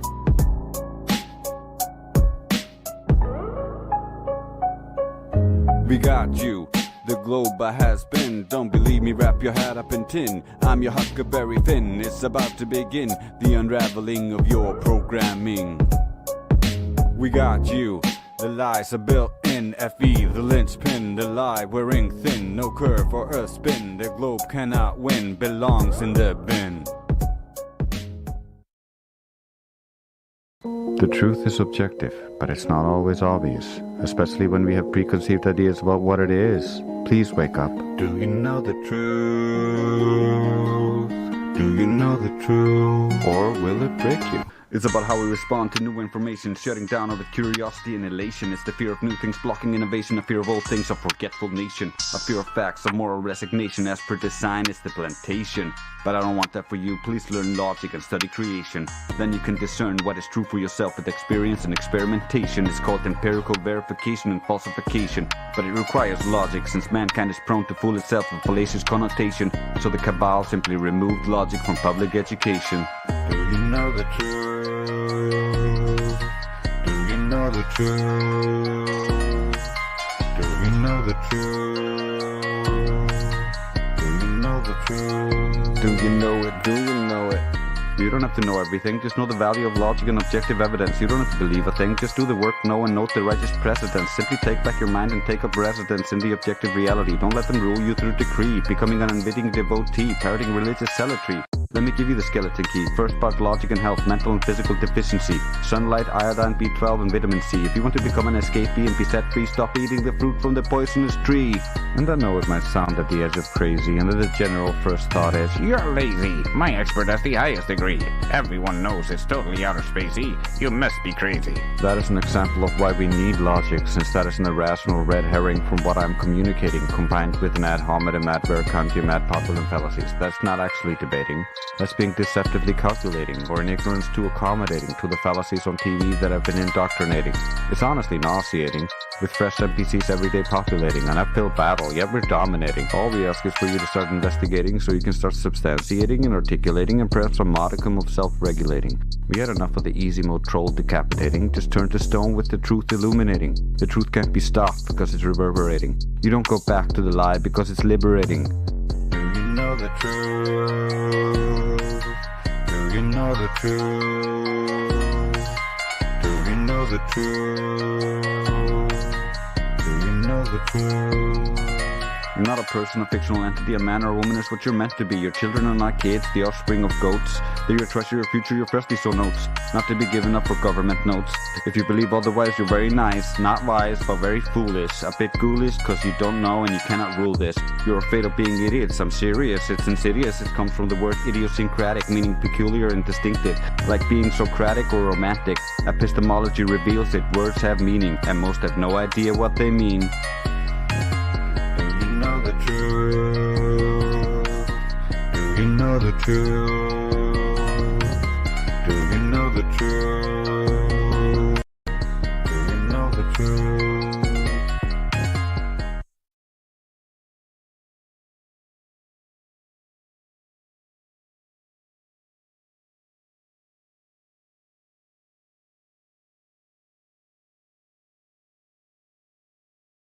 Don't act like you're asleep, Helio.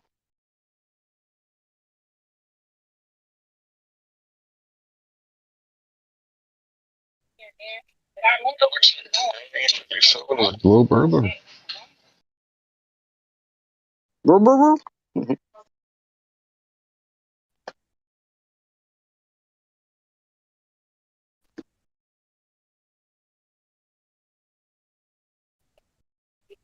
Eddie, where you at, bro? What up?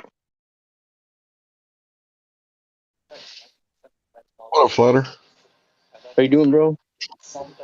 Can't complain. I'm off work. That's right. How about that? I finally found some blunt wraps. Yeah, me too. I've been struggling myself.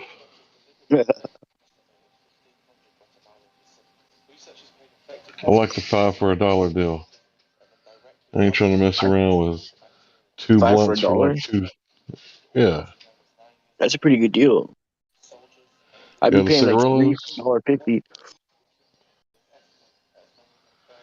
Yeah. Man, can you imagine how good it would be if we could just get some straight up Cubans and just with like Q-tips, toothpicks, like whatever we could get the tobacco out with and just pack it like a black. Man. Because if we had that much abundance, just, hey, Cuba, just send us those wraps. Right. You know, Dad, Cuban.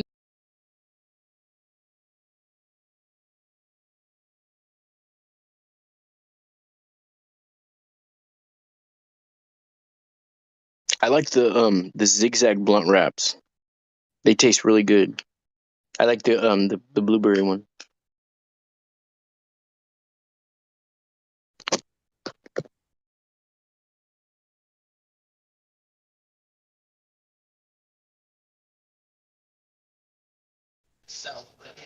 My son just told me it's 3 tops of tobacco in those Cuban cigars. They're special for that reason. They're made. It's a special blend. Right. It's their own blend that they make. Right. That's why they're really good. You know, that's why they say there's nothing like a Cuban. Nothing like Cuban, they say. Oh, Dude, when I picture you and your son, I just picture an episode of King of the Hill. Yeah, that's the idea. That's cool. It's pretty good mental imagery, you know, for everybody. What state do you live in again? Texas. Okay. Did you hear about the fire in San Jose today? San Jose? No, I heard about it. What happened? Dude, the Home Depot caught on fire with people inside. Ooh. And it looked like a Mountain Dew, you know what I mean? Wow. Yeah, the whole Home Depot burned, dude. Like the smoke and you know how with the Mountain Dew, like when you look at the fire, it's like a crazy glowing red. Yeah.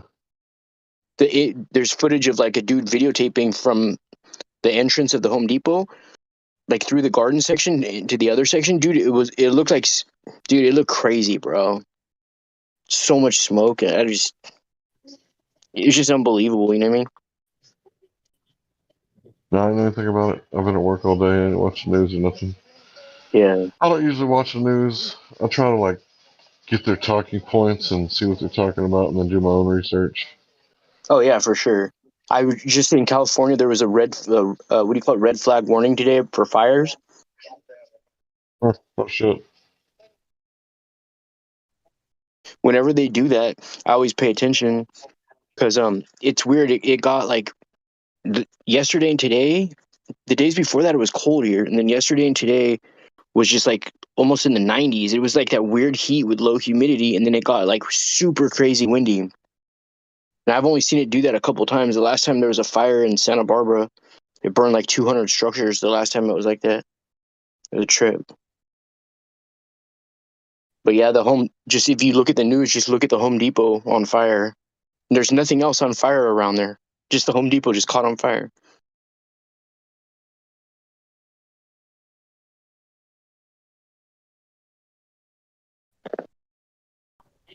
Yeah, it's kind of like back in the day, you know, these cities just going up in fire and all these random fires. You know, you ever seen that movie, Series of Unfortunate Events? Yeah, with Lemony Snicket's. Yeah. So remember, he had that magnifying glass, right? Yeah. So like, how hard would it be, you know, to get like a really big magnifying glass, go up in a balloon, and just, you know, start fires like randomly with like the magnifying glass that comes off of the TVs, like the big screen TVs in the '90s that were like really big boxes. Yeah. Yeah, it's a trip. That would be a trip. You know, it's funny that his name rhymes exactly syllable for syllable with Jiminy Cricket. Yeah, Jiminy Cricket was a euphemism for Jesus Christ. JC. He was what? It's a euphemism for Jiminy Cricket, JC. Back in the Yeah, day, yeah. you know, they wouldn't say Jesus Christ. Yeah. But yeah, I mean, it rhymes perfectly with Lemony Snicket.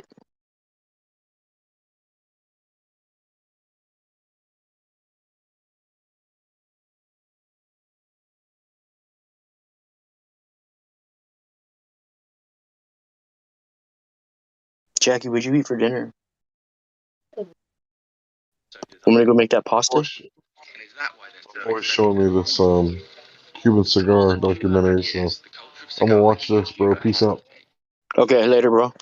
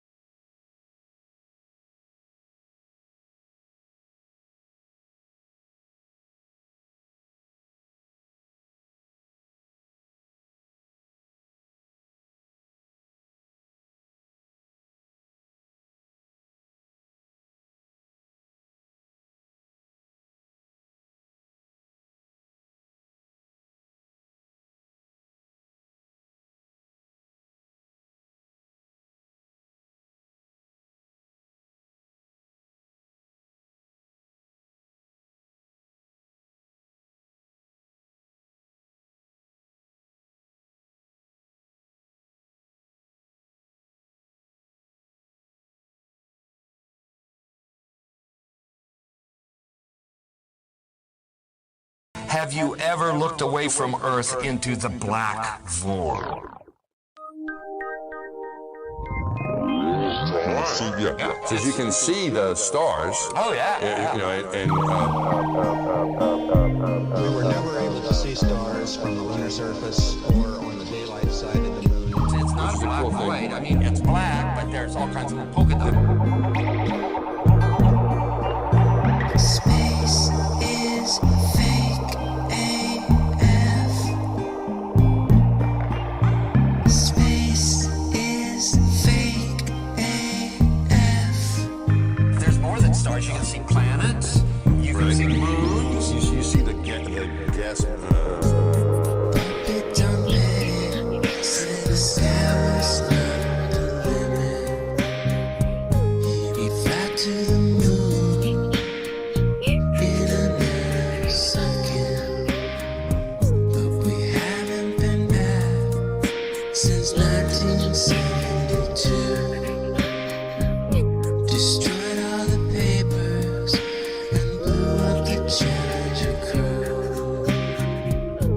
Except for the twinsies. Space is fake AF. Space is fake AF. Look out into deep space away from the sun. It's the darkest night you can imagine. Hey, space boy, you broke my rocket man heart. Where are the stars? Is it bright or is it dark? The vacuum of space, oh, the tomfoolery. What happens if you get a leak on that? You have a leak.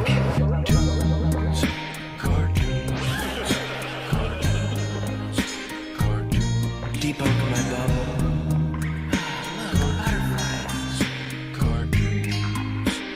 It's hard to comprehend. Space is fake AF.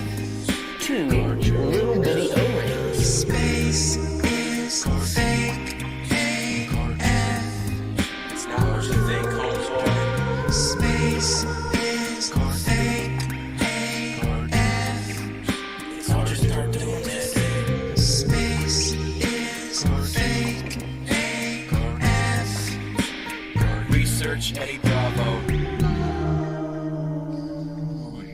You just have a leak. And what you would do is lose air.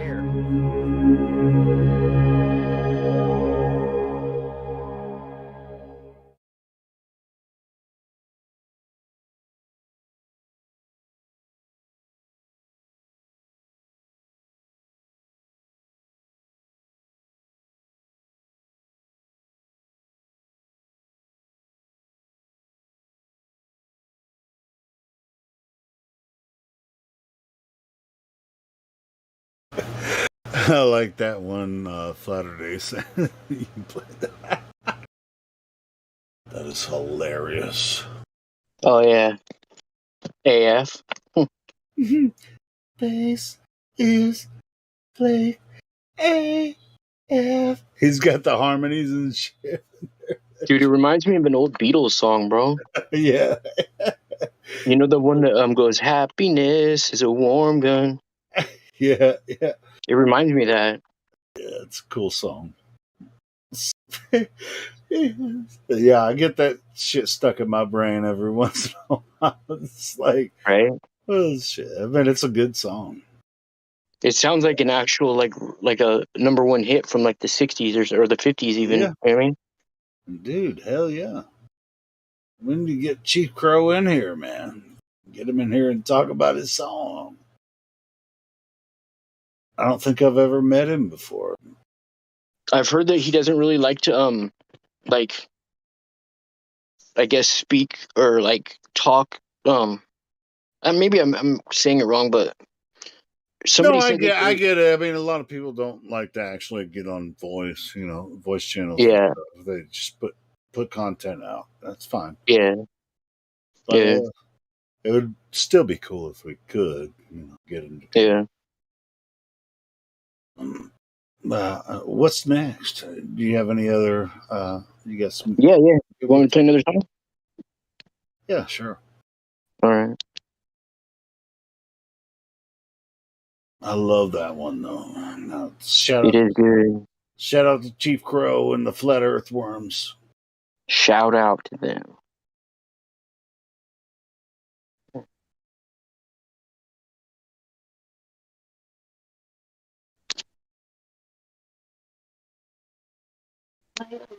Which one, babe? Flat Earth Mafia? I knew you wanted to hear. Shoot, Jackie wants to hear Flat Earth Mafia. Hold on. Let me find Hit it up. Yeah. Here it is, right here. Right. This is the Flat Earth Mafia, the group. It's called Spank 'em with Van Allen belts. Oh, I remember that one. That's a good one too. Yeah. Here we go.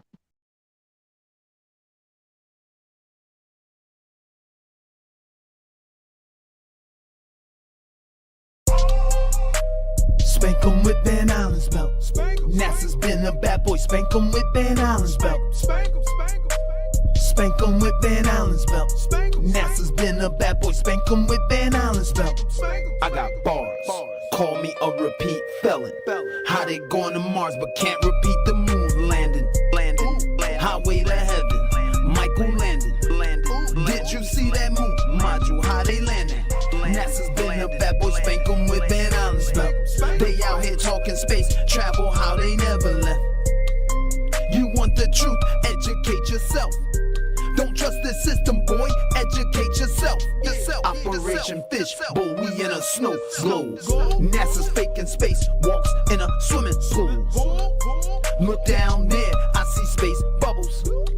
Astronauts is drowning, I see space bubbles. I see the truth. Took off my fisheye lenses. Post about flat Earth, and you see just who your friends is. Can I get a witness? Flat Earth Mafia, can I get a witness? The Earth is flat, they better deal with it. Zipping and turning through infinite space, and we don't feel spinning. Then they fall back on almighty gravity. Undetectable, untestable, theoretical gravity.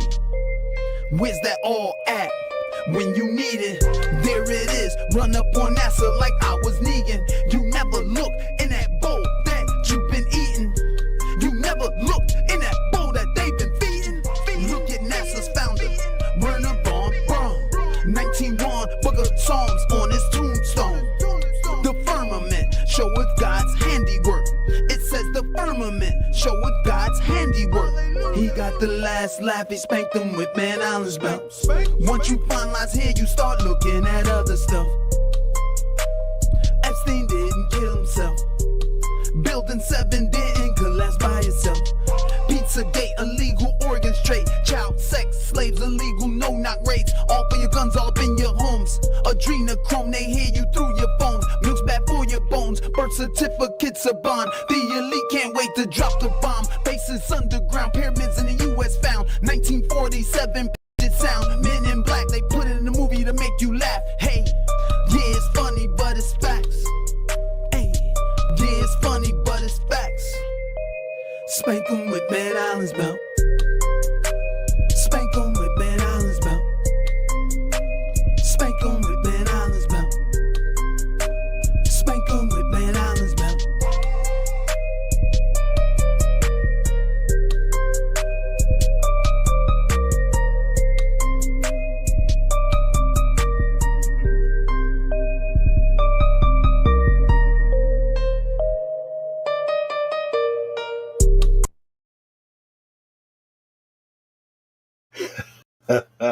Hey, did you hear about the Home Depot fire? What? Home Depot in San Jose completely engulfed in flames, dude. Yeah. Nothing else is burning around it. It just caught on fire and it was like engulfed like within minutes, dude. The whole thing. And they do have a lot of lumber. Yeah. Right? Yeah, it was gnarly. But did it, like, the whole building was completely destroyed? It's a loss. While people were in there too. Isn't that crazy? Now, El Paso? No, San Jose. Oh, San Jose. That's Yeah. California. Yeah. And You know what's weird it's like San Jose, Home Depot destroyed by fire. Do they have a source yet? Do they know how it No. started? No, but this is what's weird is, in this little town, or the town called I think it's called Benicia, which is like, I don't know, maybe 50. It's across the bay. It's not that far from the Home Depot in San Jose. Maybe it's like 45-minute drive or an hour drive. It caught on fire too. It was a structure that was at one of the loading ports were in the bay. It was weird at the same time, dude. Wait, so there's two Home Depots that burned down? No. The other fire was at the bay, like at a where they load stuff for boats and stuff. And it was just a structure that was right there, like on the water, caught on fire too, at the same time Oh. as the Home Depot. Hmm. I know, so weird, dude. That sounds like some gang shit. I know, right? Some gang. Yeah. Well, man, Gang. what's going on with California? That's a crazy place. I know, bro. It's a theatrical place, you know what I mean? Yeah, that's where Hollywood, bro. Hollywood. You're almost as crazy as me. Right? Shoot. Almost. You see some on Hollywood Boulevard, dude? Oh my god. I've been there, and I've been on Sunset Strip, and it was pretty freaking wild. I mean, it was back in the 90s, but wow. Yeah. I couldn't imagine what it's like now. Oh my god, yeah. I know, dude. People like in the middle of the doing wheelies, like on their motorcycles. Like they have gangs of like these people drive. Dude, it's so weird. Dude. Yeah, I've been Sunset Strip. I've been to what's the fucking beach? Whatever. Venice Beach. Venice. Yeah, I was in Venice. In Dogtown. Oh yeah. It was. Yeah. I imagine it's pretty wild now too. But, it's just weird. It's like there was this guy. I remember this. There was this guy that was like, "I'll give you $20 if you let me juggle a chainsaw over your head." And people were just like, "All right, cool." They were lining up to let him juggle a chainsaw over their head. Like, I mean, it was a real live chainsaw, you know. Yeah, yeah. And he did it. He did it, and then he gave him $20. It's just like, yeah, it's like, I'll watch, but what the fuck? Yeah, there's no rules really. Pretty much. It don't matter. Yeah. Like nobody cares. Yeah, nobody cares. So weird. Venice was pretty crazy, bro. Yeah. Hey, have you ever heard of the Plimpton 322? No. Here, I'll post a picture of it right now in the live chat. Hold on. All right.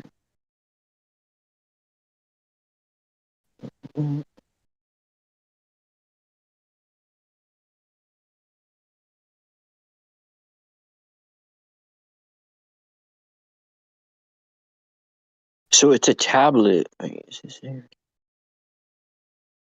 Okay, here we go.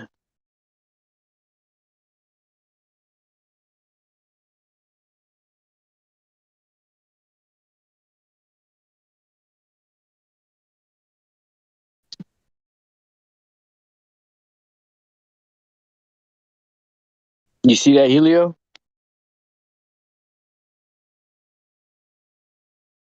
Hold on, let me. Let's message someone else. Wait. Oh wait. Sorry, the Plimpton 322. What is that? Clay tablet.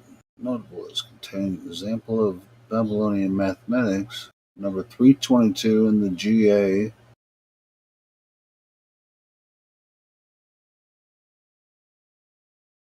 Well, I mean, I see it, but what's the significance? So I'm kind of hold on. distracted right now. I'm trying to, I'm multitasking. Yeah, no, it's cool, bro. It's cool. Yeah, I didn't mean to take you off of what you're doing. You know what I mean? No, cool. I mean, what is this? It's a Babylonian clay tablet. What? It has So a 322 in the GA. What is the GA? yeah, that I'm not sure about that. But hold on. I'm gonna post this other picture. Okay.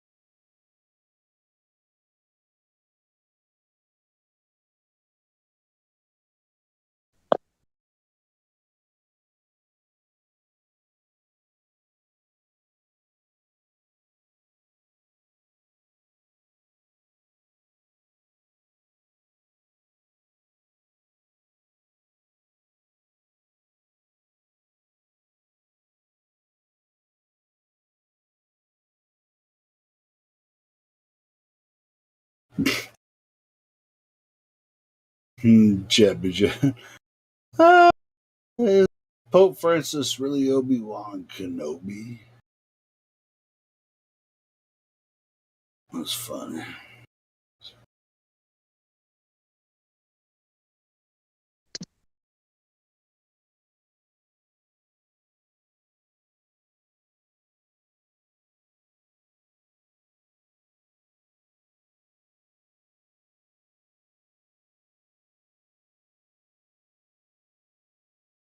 So Helio. Yeah, what's up? So these tablets, on the third picture I posted, clay tablet, mathematical, geometric, algebraic, similar to the Pythagorean theorem. So, and then the other picture, it's got the this table lists two of the three numbers in what are now called the Pythagorean triples, i.e., integers a b. I don't know. I suck at this kind of math, but it's really interesting that these Babylonian tablets, featured the Pythagorean theorem in it. Are you sure about that, though? I mean, No, I'm not sure because I can't don't see that in this. I mean, somebody that's familiar with these ancient tablets might be able to relate Pythagoras to this, but I don't know why do you? Is it something you've discovered and you've found it through studying or looking up Pythagoras's ideas and stuff? No. So I'm working on this calendar that there's certain numbers. I'm seeing number sequences and things. Oh, I see Babylonian. It says Babylonian mathematics, which Babylon existed way before Pythagoras. So I'm just trying to find the connection. Yeah. So I'm trying to work out right now. I'm in the process of working out trying to get an exact or a lot more accurate calendar than the one we have right now. To shy away from the Gregorian calendar. Sure. Check this out. Here's that. It's already been done. The Gregorian calendar is an abject friggin' the other calendar has 13 months is way more accurate.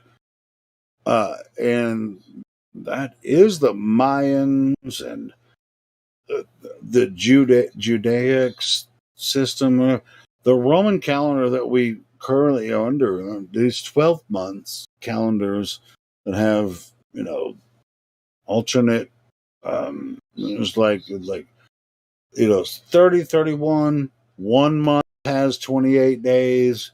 That's not accurate. No, the months aren't even accurate as far as like like October is the 10th month. You know what oct means? 8. All right. So sept 9. Come on. I mean, September 7. Anyway, so we're kind of in a confusing state, but yeah, but that's there's they've bastardized our freaking calendars.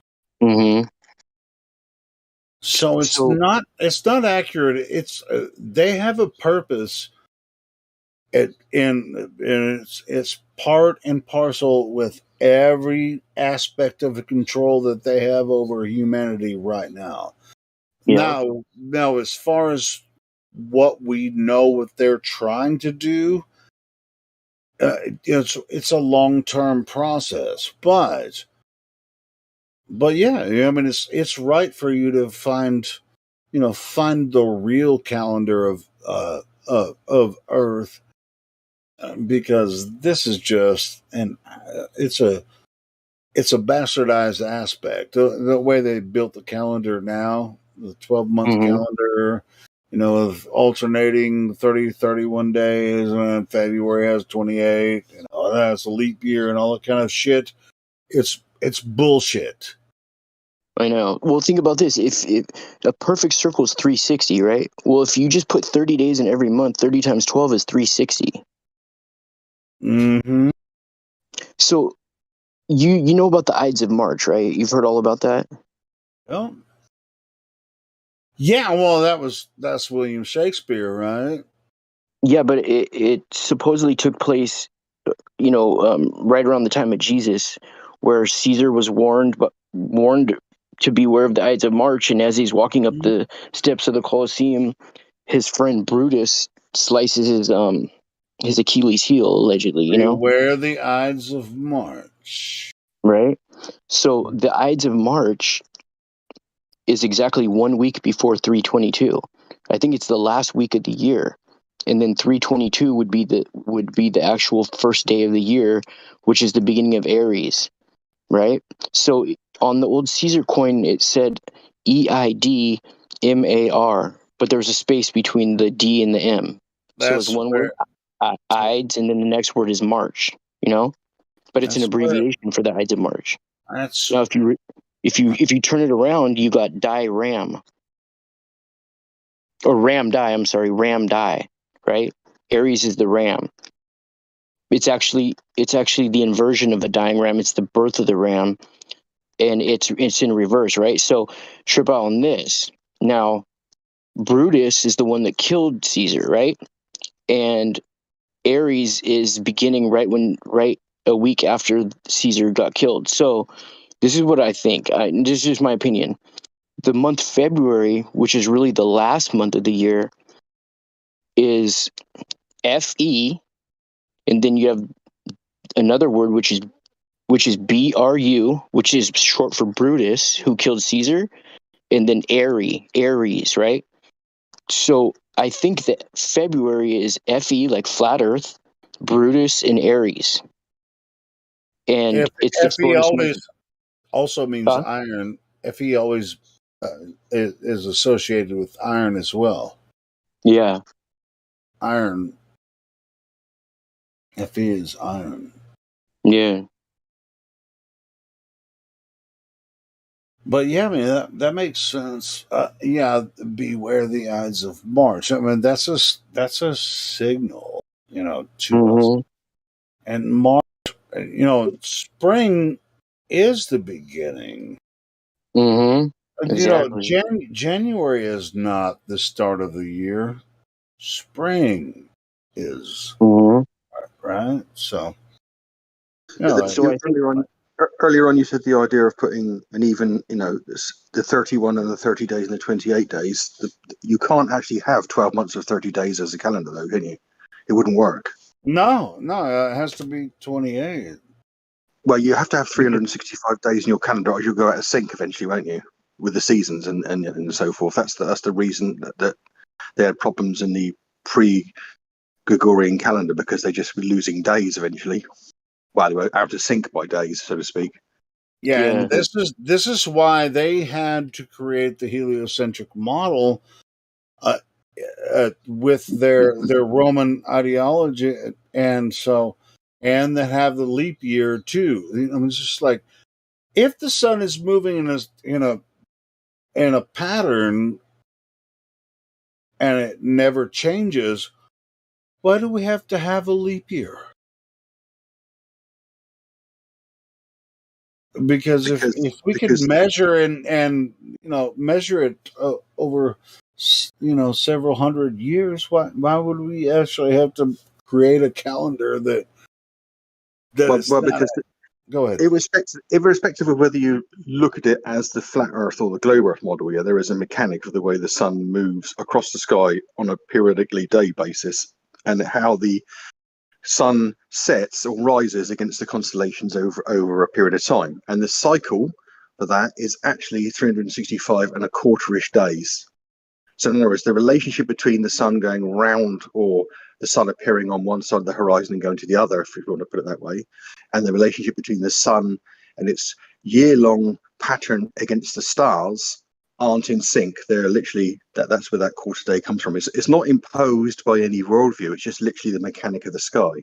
So there was a need to correct for that, irrespective of how you see the world working, because all you're doing with your calendar. That's absolutely not true, Paza. You know this. Listen, they created their calendars based on ancient gods. You know where the names of the months come from? Yes, I do. It's from Roman gods and some pagan gods, but that's irrelevant. It's Norse as well. Oh God, man! There's What Norse, you just there's said Roman is in there. total nonsense. Well, you don't think that July is named after Julius Caesar, for example, or January is named after Janus, the god Janus, the two-faced god. Julius Caesar. I'm not sure if that motherfucker ever existed. Right. But it's a god, it's a god. It's a god because whether or not the physical person ever existed, it's a god, Yeah, sure. Yeah. Augustus Caesar is August, right?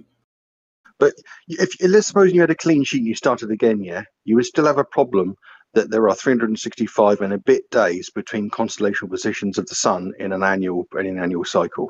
That's got nothing to do with anybody trying to impose their own beliefs on the system. We're talking about the physical mechanics of the sky, of the sun moving across the sky, and the stars and the sun, the relationship at dawn.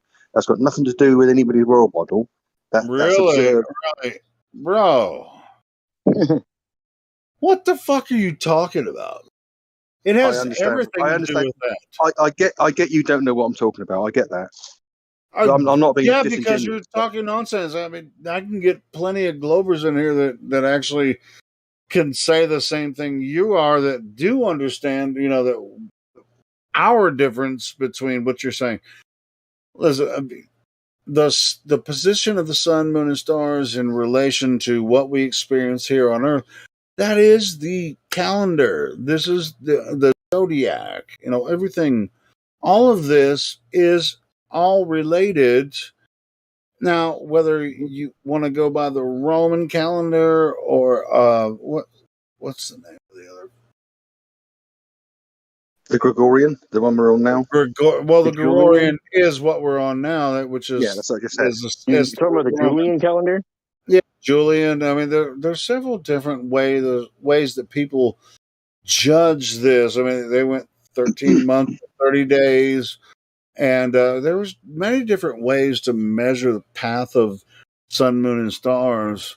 And you can calculate them any way you want to, but you're always every single person on Earth and throughout centuries are going to experience the same thing. You can make up your own calendars if you want to, but Yeah, and calendars, whatever calendar you use, you're just assigning names to certain time sequences. You're not actually affecting the way the sun moves across the sky, and you're not actually affecting the way the Oh, constellations. well, thank you so much, Paza. You understand now. Yeah, well, of course I do. Which is why there is a quarter day correction. It's got nothing to do. Irrespective of what calendar you use, a day is the time it takes for the sun between two dawns or two dusks. Yeah, that's a day, right? A year is the time it takes the sun to ascend or descend across the sky in the constellations. That's the cycle of the sky. Okay, that cycle of the sky is not an exact number of days. That's the issue. That's what we're talking about here. It's got nothing to do with how we on Earth write it down or Wait, decide I what we're disagree. going to call A things. day is from sunrise to sunrise. Like when you see the sunrise, it's like that's morning when it sets, and then when it rises again, that's a day, right? That's what I just said. The time, actually, strictly speaking, it's the time between noon and noon, because our days get shorter and longer based on our latitudinal position in the seasons. But between noon and noon is a day. We all agree on that. Yeah, that's an exact time period. We split that up into 24 hours. Yeah, because it's just for whatever tradition. But we could split up whatever we want to. But the actual time taken to go from noon to noon is always 24 hours. The actual time taken for the sun at dawn when it's ascending across the constellations, right, each day to get back to the same position in the cycle is 365 and a quarter days. That's an astronomical. If you had a telescope, you could actually measure that. It's got nothing to do with whether you're flat Earth or globe Earth. That's the mechanics of the sky. Really? So it's. I'm not making this up. I'm not making this up. It's got nothing to do with that aspect of adding the extra leap year in. Is only there because there is a based on the Gregorian calendar, which we agree on. Yes, it is. The Gregorian calendar merely adds the extra. It adds the leap year to correct for every 4 years because 4 quarters is 1 day. So every longitudinal line on Earth is a quarter. Every 4 years is a quarter measurement off. It's not I don't know what you mean by off. All I'm saying is that the seasonal calendar for the length of a year is not an exact number of days. So hold on. The longitudinal lines are they're correct, but when we actually use the calendar, they're off by quarter. So we have to have leap year. We have to add a day every year because the longitudinal lines are perfect, but they're not. I think the whole calendar's been faked only to fake the globe, and it's all directly tied in with that. But the calendar is just you're counting days. That's all you're doing. What names you give it is irrelevant. You're counting That's days. totally irrelevant. The name of something is completely irrelevant. You can control something with the name of it. Well, how are you controlling the calendar just by calling it different names? You come up with 12 different names. Hey, you know what? Pause it. You can't control the calendar. You're subject to it. You're a subject here. I've got no recourse to. I don't know what control the calendar means for starters yet. I could come up with my own. If I moved on my own little farm, I could come up with my own calendar and give each.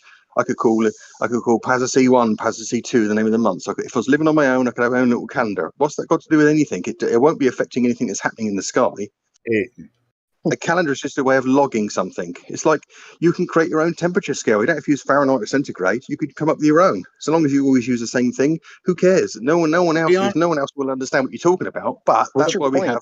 I know, and I don't disagree with you on that. This is, under the Gregorian calendar and observations of the heavens doesn't have anything to do with shape of Earth. It just has how it's just a way we utilize the passage of time, I guess, moving forward from one point to another. Exactly. So what's it got to do with anybody? So it's not being contrived to control you by. It totally is, bro. Yeah, I wouldn't say it's not contrived.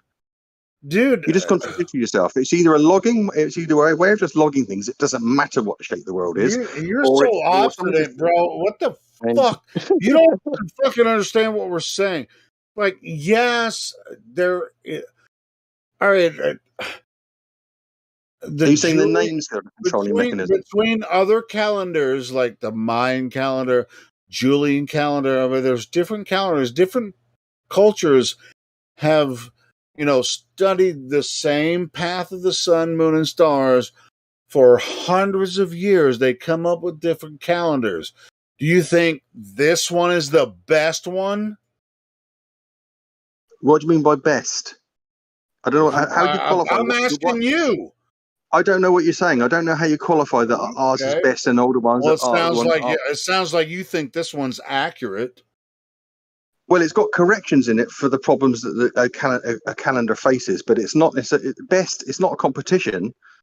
I mean, they've changed their names. So what? I mean, they could call it Globe Earth 1, Globe Earth 2, Globe Earth 3 for the names of the months. If you know the truth is different, it doesn't make any difference. The fact is that all those names, a lot of those names of those months, were put in place before anybody thought the world was a globe, or at least colloquially thought the world was a globe. Saturday, you want to talk to this idiot? Yeah. It looks like we got another one that joined in right now too, Danny57. So, Pazza, what's the point of what are you trying to say? Like, it seems like you're just trying to push the globe narrative. Even if you don't use the actual narrative, it's going to all come to. You're trying to say, like, basically our calendar is the same whether we live on a flat Earth or a globe.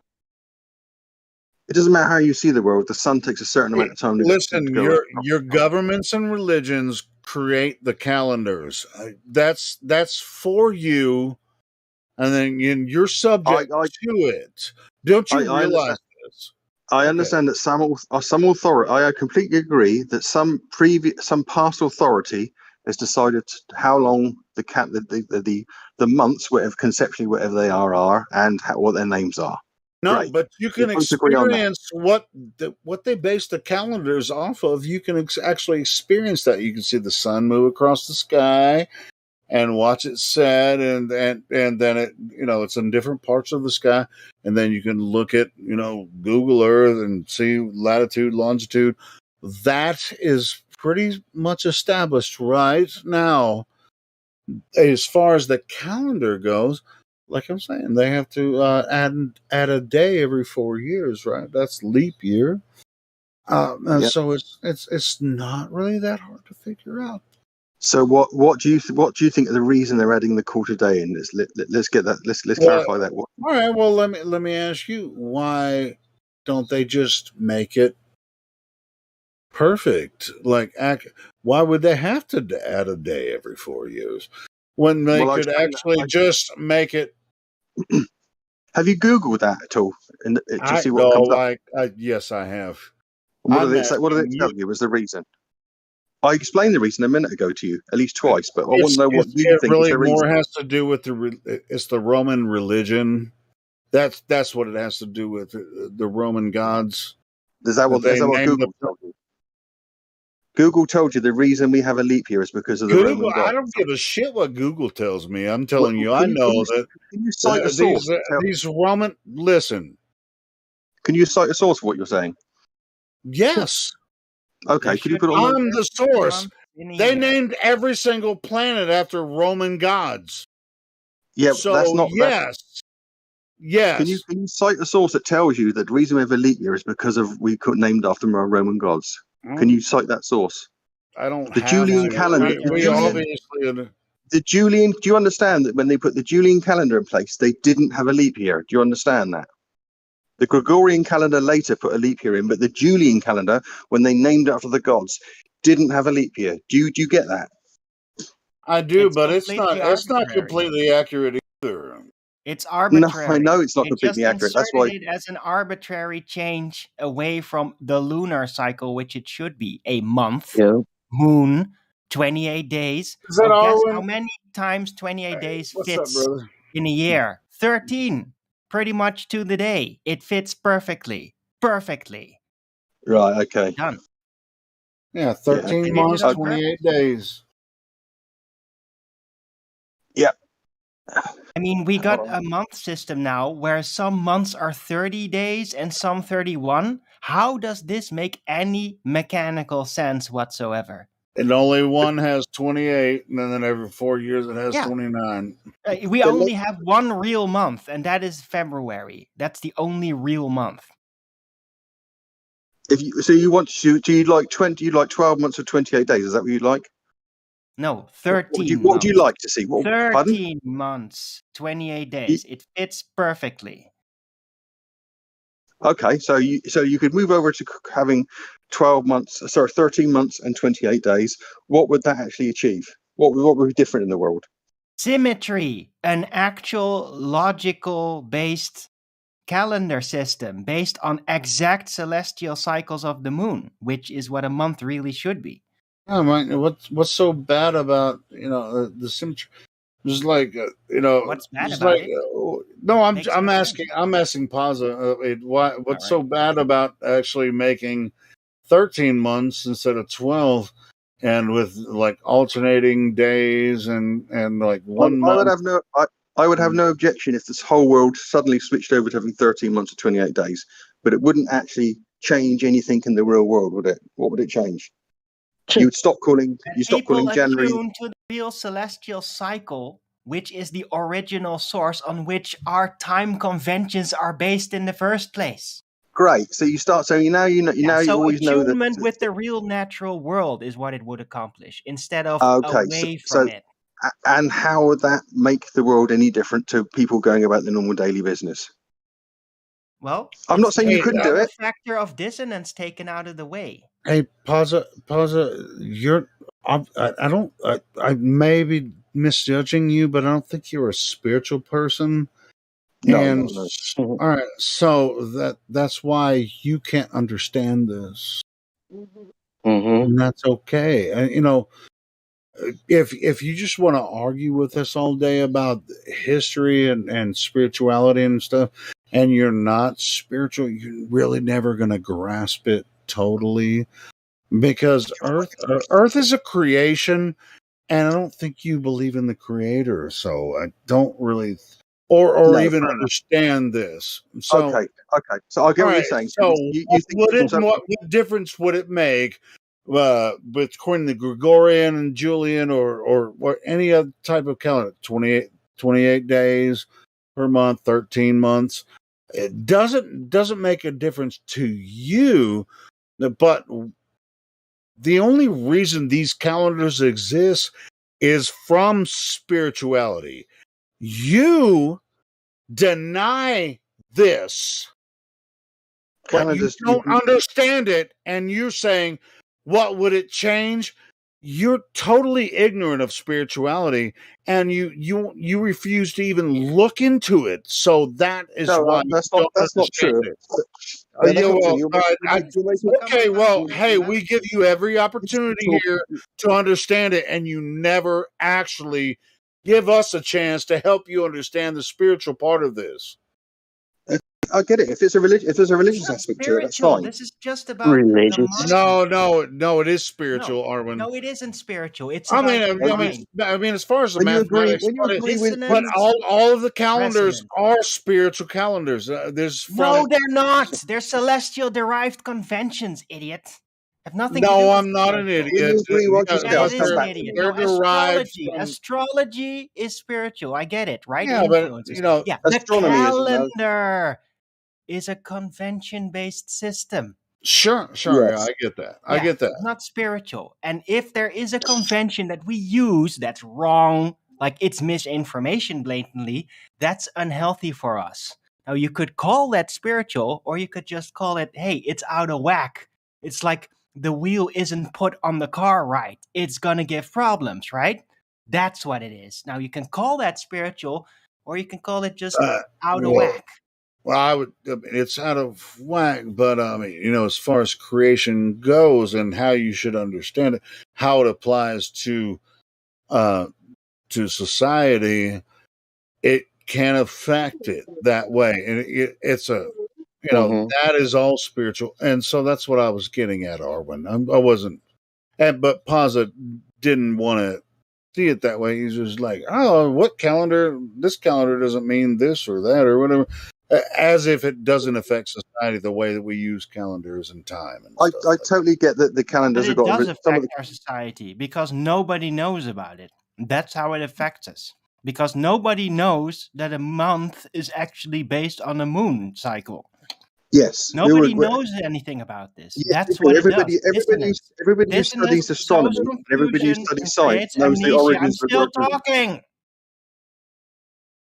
Yeah, dissonance creates confusion, which causes amnesia. Nobody knows what it is anymore. That's the problem. Can I just say that anybody who studies astronomy and anybody who studies the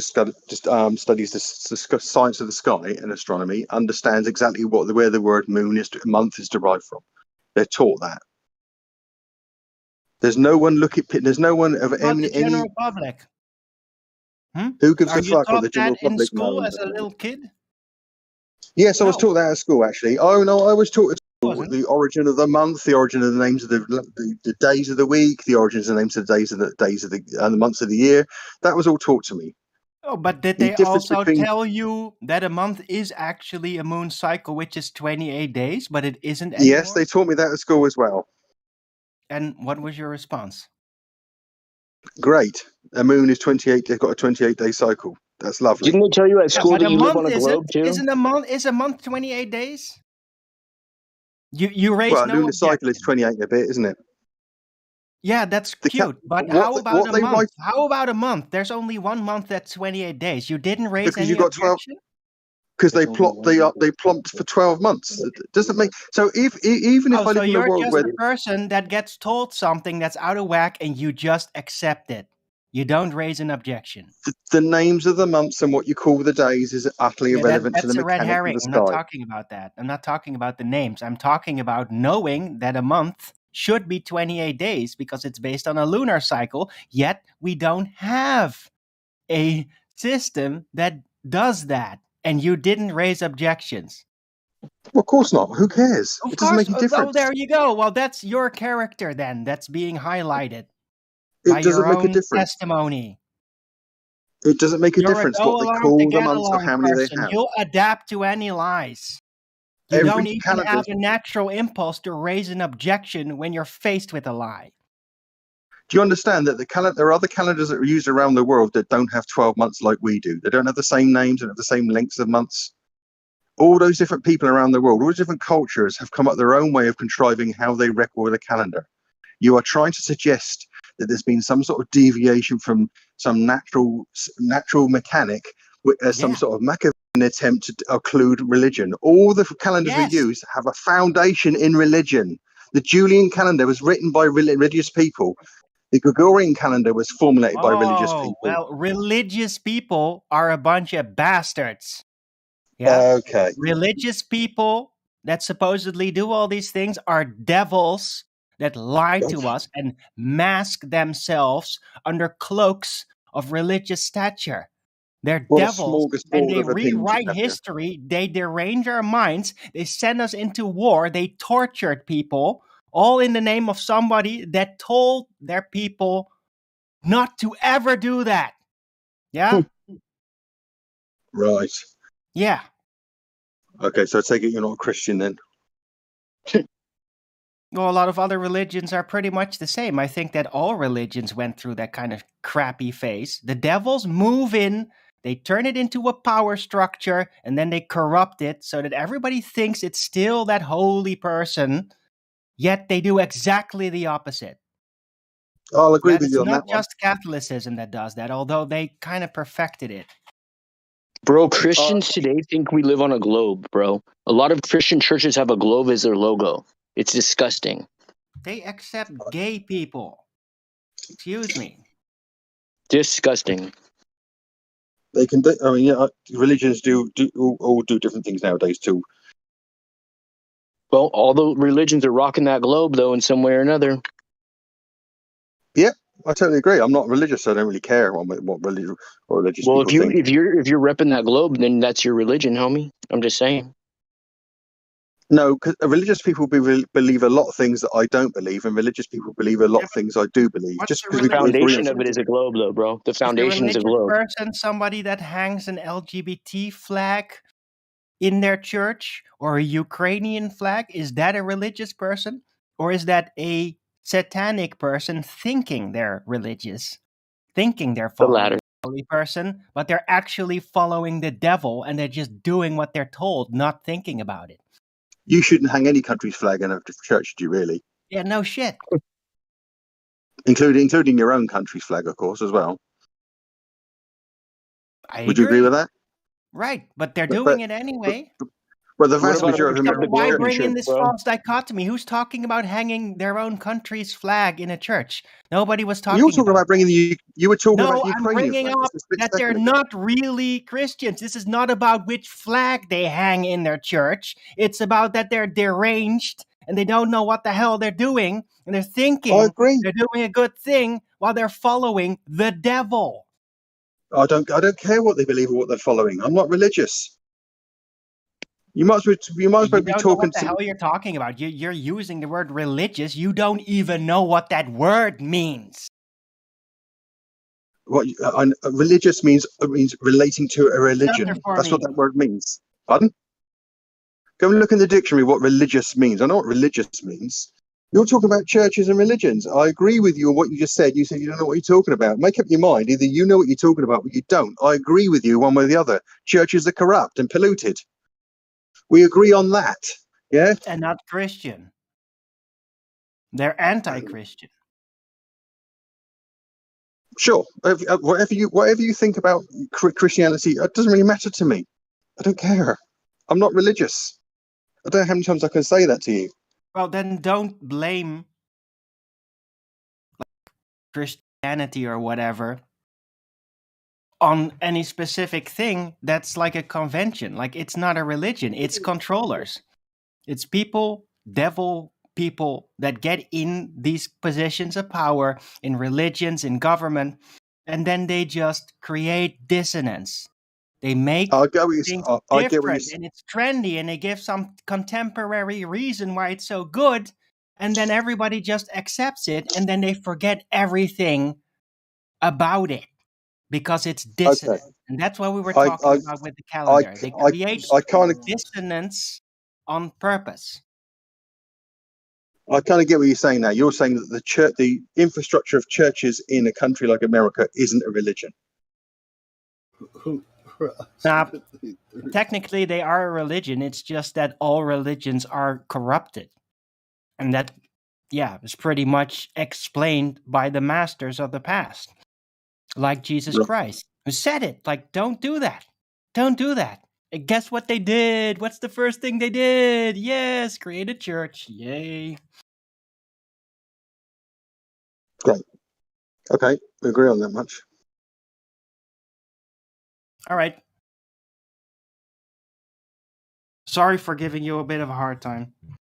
Yeah, right. Give me a hard time. It's fine. You only give someone a hard time if you're being abusive to them unnecessarily. That's what I call a hard time. Having a back and forth about difference in opinions. That's not a hard time. That's what this is for, isn't it? I know. I'm being a little energetic. You're passionate about what you believe. Like you should be commended by that, sir. Whether that's the way it goes. Pazza, how long have you been coming on Flat Earth Discord for? No, ages and ages, on and off. A lot of the time, just listening. A long time.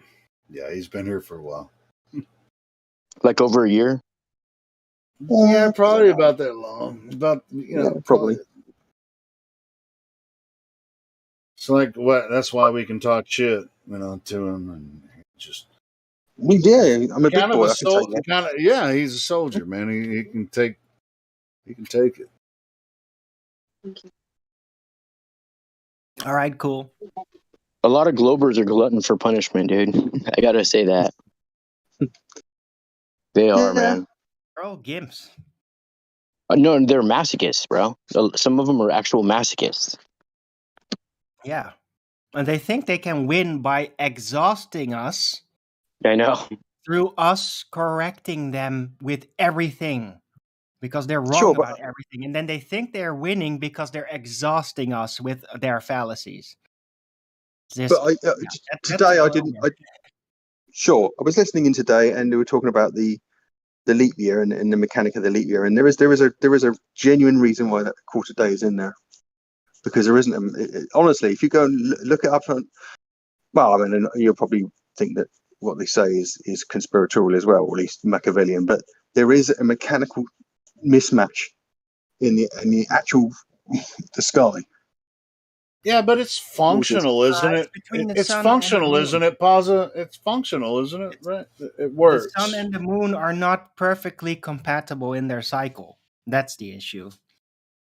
Right? They can't synchronize it. It doesn't like cyclically match perfectly. There's this No, that's exactly the point I was they making. can't account for. It's like two different clocks that are completely incompatible, the sun and the moon. Yes, and the Really issue is, and the nub of it is, okay, right? Is if you count 300, if you count days, you count 365 of them and say, okay, we've gone round again, yeah. If you do that over 10 years, what will eventually happen is that day that you count as the 365th day when you start again will slowly creep further into the year, further across the seasons. So eventually you get out of sync because there is that desyncing process going on. Desyncing. What do you mean? I've never heard that word before.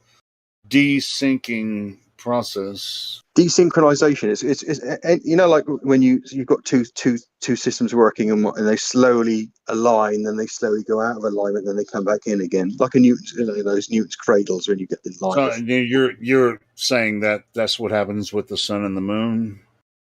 But just generally the calendar and Earth. The reason a little while back they realized that this was happening, and on one occasion in Europe they realized they'd gone quite a way out of synchronization, like half a month, and they had. All right, so that being the case, so now we're on the Gregorian calendar, because every other calendar, in China, fucking Africa, South America, all the calendars are all fucked up, and so now we have to use what they came up with in Rome so that we can actually understand how Earth works.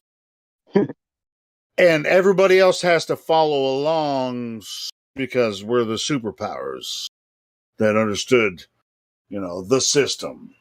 But the point is, when the Romans put the Julian calendar together, that's when they didn't have a compensation for that desynchronization either. That's the whole point. It came in like the 17th century, I believe. Who told you this? Who told you this? Who told me this? Yeah. This is well-known things. No, it sounds like you're making this shit up, to be honest. Okay, I'll put some links for you, shall I? And perhaps you want to read them? Yeah, please. Have you ever heard the phrase, give us our 17 days back? Have you heard that phrase Please show me how they completely disregarded every other calendar in the world in favor of the Gregorian calendar. Send me links. Send me messages. I'll definitely take a look at it. Okay, I'll do that then. All right, cool. Since you're so studied about it. All right, I'll send you some stuff. Okay. Looking forward to looking into the information that you're going to send me. Probably not going to send me, but dude, the ancient clocks were so accurate, dude, and the reason they changed it is because the whole globe lie. It's all based on that, dude. Everything they do is based on keeping that globe lie. Everything will fall apart, dude, without the globe lie. Everything they do will fall apart completely.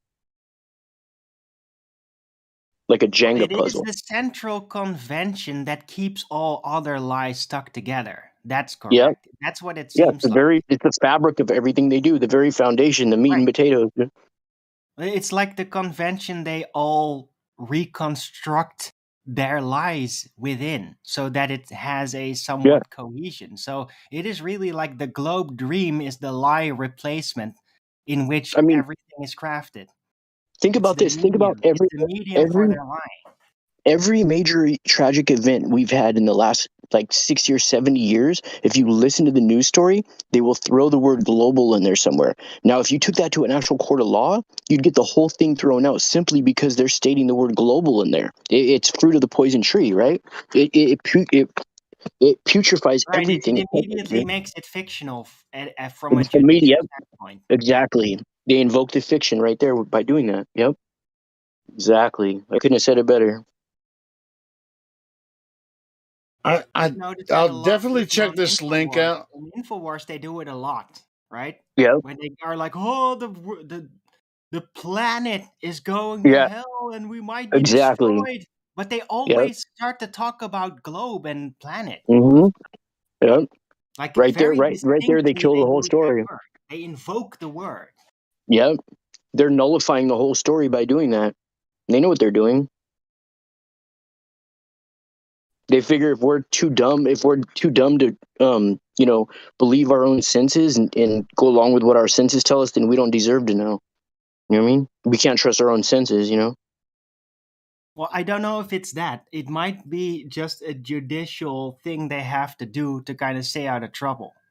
Yeah, you could be right. Yep. Because there's probably lawyers at their like looking up their ass to see if they can find something off, and they have to say it just to kind of safeguard it so they don't have to go into the procedures every single time they say something. Right? Damn, bro. I like the way you put that. Very well said, yeah. That sounds pretty accurate, bro. This shit. Oh my god. Oh man, this article he just sent me. You guys looking at this shit? I'm gonna look at it right now. Holy shit. Pause up, man. Come on.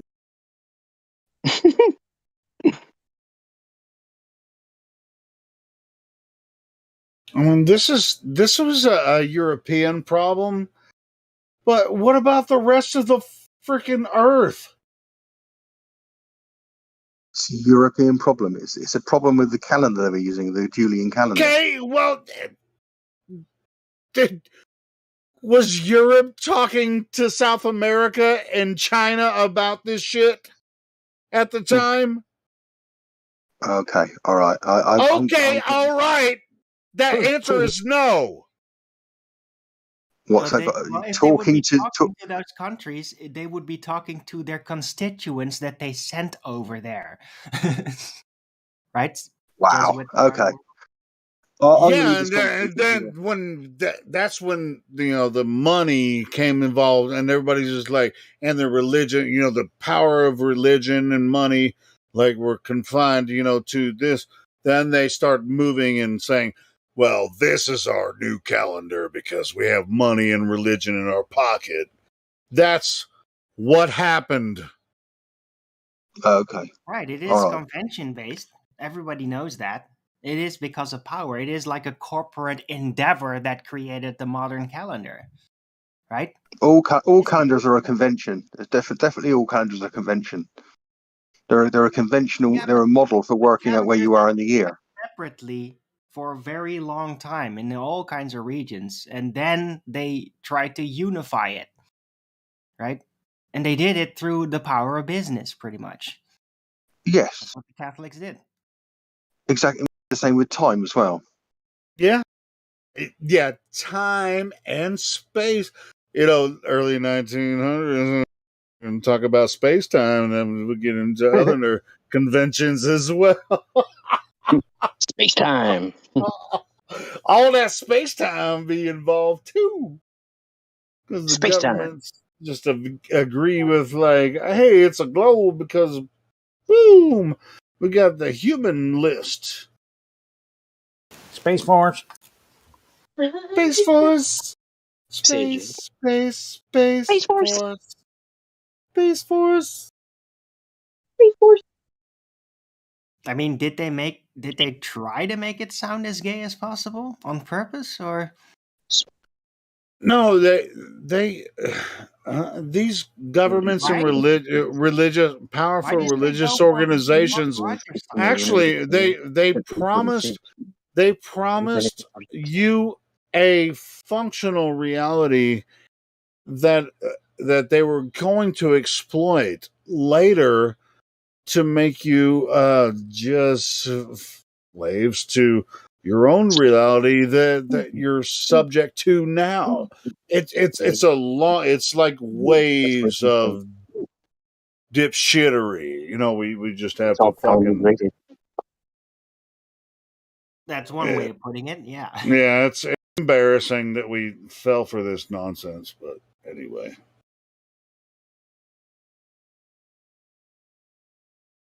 And I'll shut up now. You guys can have at it. Hey now. Hey now. Hey now. Don't dream it's over. Hey now. Hey now. When the world comes in, there come the war between us. You know that they won't win. Bastards. Anyway, love you guys. I'm gonna shut down for the night. Peace. All right, bro. I mean the AM for me. Good night, Jukebox Helio. Right. Yeah, my show is starting in 20 minutes, so but it's been a good warm up. Yeah, Arwen, it's good to see you in here again. Yeah, we a lot of times butt heads, but we also agree on a lot of stuff. Yeah, it was cool. Cool that you were listening and participated. Good stuff, brother. I'll put on some music. You're shutting down, and I'm just starting up, Helio. All right. Well, there you go. I think as I jump out, I think I should play one of my songs. You guys want to hear? Yeah, No. I'm kidding. It's like, all right, we're gonna have a judgment. Yes, no. Yes, no. Who wants to? Absolutely, 100%. No. Yes. No. Yes. No. Yes. No. Yeah. No. Yes. Play it. No, I'm trying. Jackie wants you to play it. Jackie said to play it. All right, cool. Jackie is the winner. Let me freaking play it, motherfucker. This is a silly song, but it's fun. It's really fun. It's like a song from the 50s that I covered, and it kind of exposes how these guys, and it's really more about the moon landing and stuff. So here it comes.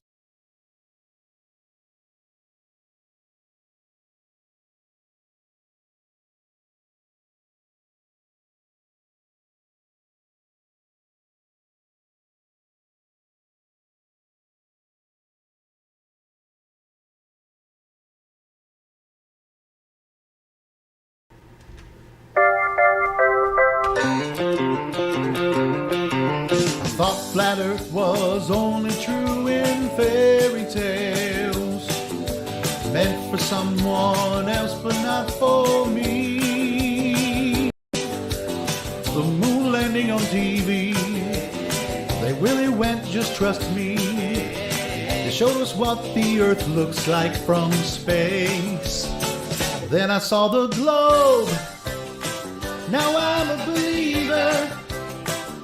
And not a trace of doubt in my mind. I think it's real, but I'm a believer. I couldn't prove it if I tried. I bought Globe Earth was more or less an obvious thing. The more I see, the less I understand. Couldn't be lying, there's too many involved. There is no way that this is fake. 'Cause I saw the globe, now I'm a believer. Not a trace of doubt in my mind. I think it's real, but I'm a believer. I couldn't prove it if I tried.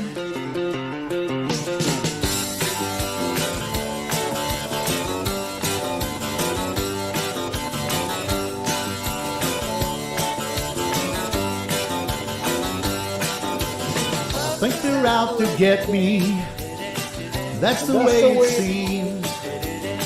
Flat Earth has haunted all my dreams. Then I saw the globe.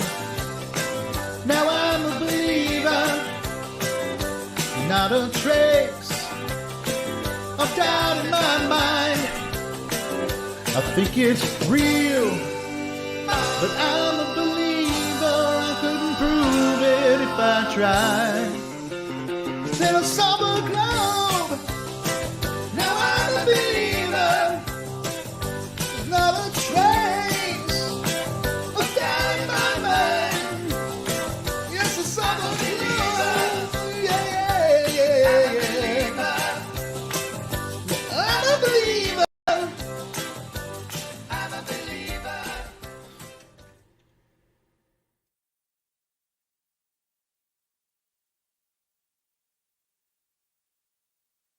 This shit cracks me up every time. I'm laughing at myself. My chick was singing along with it. I fucking love that. I wrote the lyrics and did the whole thing, but I fucking love that song. That's right. That's some old Pretty good, bro. That's a Monkeys cover. Monkeys from back in the day. Pretty good. I like it. I like it. Yeah, the lead singer left us recently, didn't he? Well, it's so funny, man. I could listen to it 100 times and I'll still gonna laugh every time. All right. And it's a parody, right? So it's just like, if you You can't did pretty laugh, good with it, though. if you can't laugh, then you can't do anything, right? Right. Are you guys gonna go watch Arwen's show? Where is it at? I'm on his channel, Arwen. Oh, okay, okay. Still in here. Oh, well, it's top of the hour, so I think we have at least like a few minutes. But yeah, you guys sub to Arwen's channel? Let me find it. I'll share it here. Can you put the link in the thing?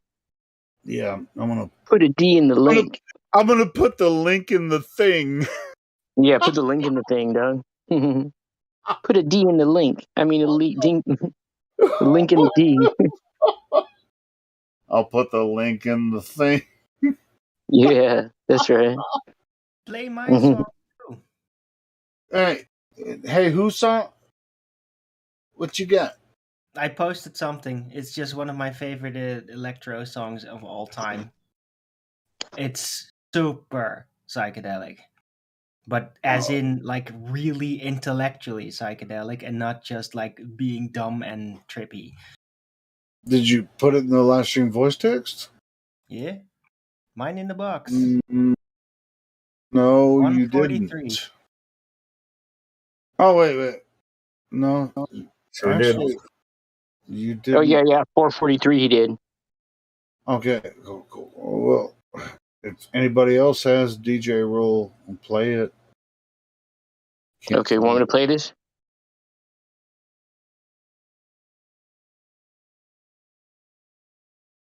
Yeah, I'm just saying. I don't know where. Okay, go ahead. I'll do it. All right, cool. Hold on. And I'll share Arwen's.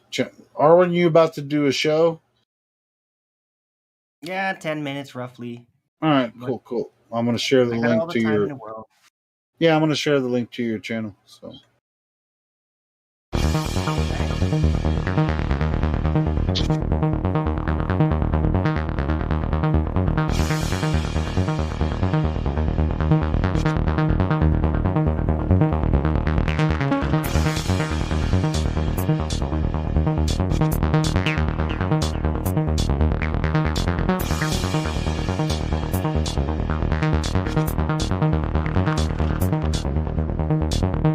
You feel it in the back of your mind, like a shadow that is always there. You thought your life is fully defined, a straight line, everything seems so clear. You push it back and think it is gone, but it haunts you and will come to bear. You closed your eyes and let it roam, so now it has become your worst fear.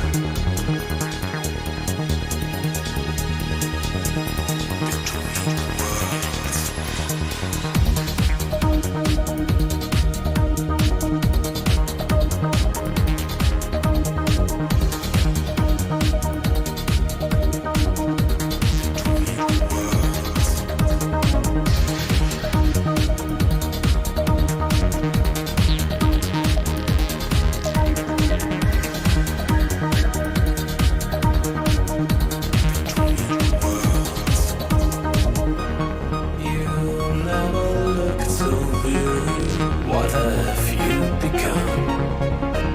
Your bearing feels so dreary. What have you become? What have you become? You fell to death and left your trail to be consumed by all your hurts. You sought your dream to know a way and live suspended between worlds. You thought this could not happen, so what did go wrong? You thought you would not waken, so what did go wrong? So what did go wrong? You fell to death and left your trail to be consumed by all your hurts. You sought your dream to know a way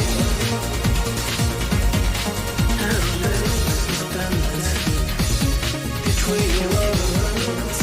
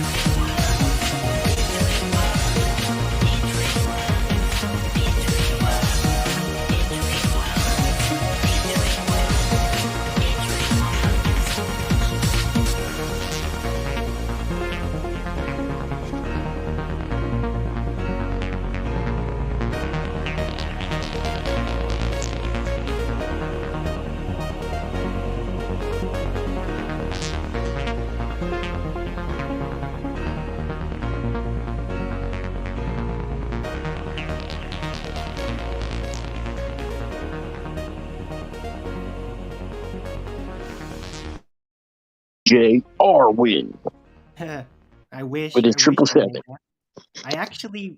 I did actually saw him play live one Yeah. time. Yeah, but his voice box broke, so that kind of sucked. But that song is like People the most people never amazing sound as song good on the ever. radio as they. People never sound as good live, though. You know what I mean? No, he does, but his voice box broke, which is like What the the thing you hell? heard in the end with the special voice thing. It's Mm-hmm. his trick. He's really awesome with that. He does that live, right? But man, I the liked song. it. Did you hear the text? Like that song. I was playing that song like 10 years ago. Did you hear the text? It's like a psychological description of a glober. Amazing. I was digging. Amazing. I was digging it, Arwin. I was digging it, bro. That sounded pretty cool. And it's beautiful. Yeah. Melodically, it's amazing. There's a lot of good electronic music out there. All right, so Arwin, you're about to start your live show. What's it going to be about today? I have no idea. Oh, you're just gonna go live and just be like, "Wow, here I am, rock you like a hurricane, woohoo!" Well, something like that. But just messing with you. yeah, I've had like it's gonna be episode 1211. So Damn. after 1200 episodes of a daily show, you don't exactly plan the whole show I ahead of time. know. Well, I mean, it's kind of like I host this platform, but I never know what's going to happen. When I just hit play and let's see what happens. Life is what happens. Life is Yeah, what happens life. when you're making other plans, eh?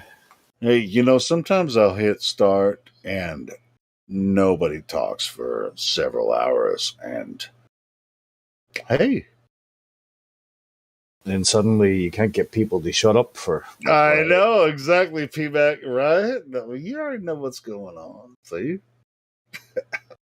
I'm down. Hey, Ari, man, it's good to hear from you. You haven't been in here in quite a while, so it's good to hear from you again, brother. Yeah, well, I like to take a look every now and then, but I already watch so much media.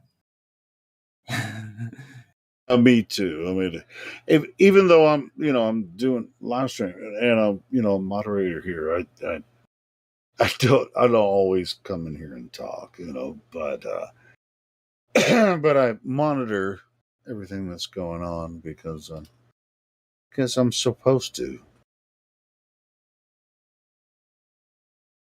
And I get to meet really cool people all the time. And we put this out there because we want new people to jump in here and join us all the time so that we can meet them.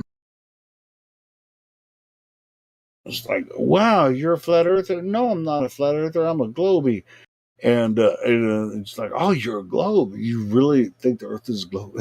We have conversations back and forth and like, oh, well, and it's not like one against the other. It's like sometimes people come in and it's like, well, I've been curious about this for a long time, and I mean, there's all kinds of different people that come in here. It's not like you don't have to be on one side or the other. We're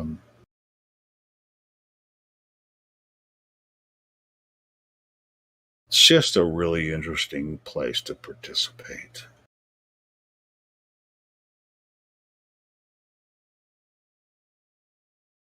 Yeah, fresh blood is great to reinvigorate the gene pool. Otherwise, we're just like cousins marrying each other in some backwater town.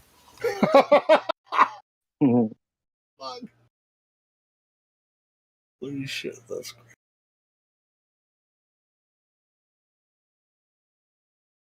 Right. Anyway, I'll be going. See you guys around. Later, bro. Yeah, hey, Arwin, when you start your live stream, go ahead and post it in here. So if people want to jump from here and listen in your live stream and get in the chat, let us know. All right. Yeah, you can share. You can share any of your links anytime you want to here. All right. Thanks. I will. Yeah, See you guys. please do. Please do. Adios, amigo. What was that?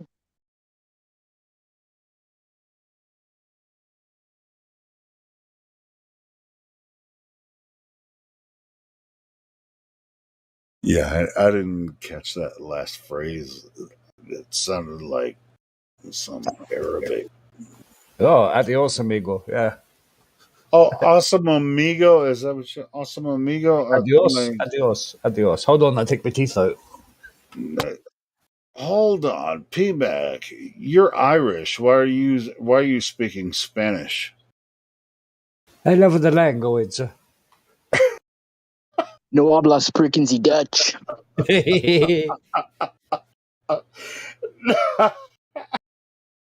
Y'all niggas is almost crazy as me. Almost.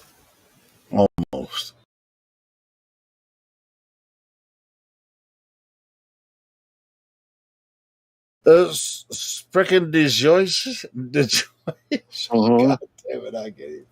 Speaking the Espanol, Wouldn't it be really cool if we got a lot of Germans to actually come in and talk to us? We get one like once a year. We get some Germans in there. I'd love to have some Germans in there. Fun. Yeah, I love Germany. My daughter's a Germophile. I don't know what Germophile means, but do I want to know? If you're like a Francophile, you're in love with the French. If you're a Germophile, you're in love with Germany and everything. Okay. Oh, she just likes Germans. Yeah, she loves the whole culture. Oh, and she's okay, been cool. here a few times. Hey, Yeah. man, I like Germans too. That's why I was just like, hey, man, it'd be really cool if we get a lot of Germans to come in here and talk to us.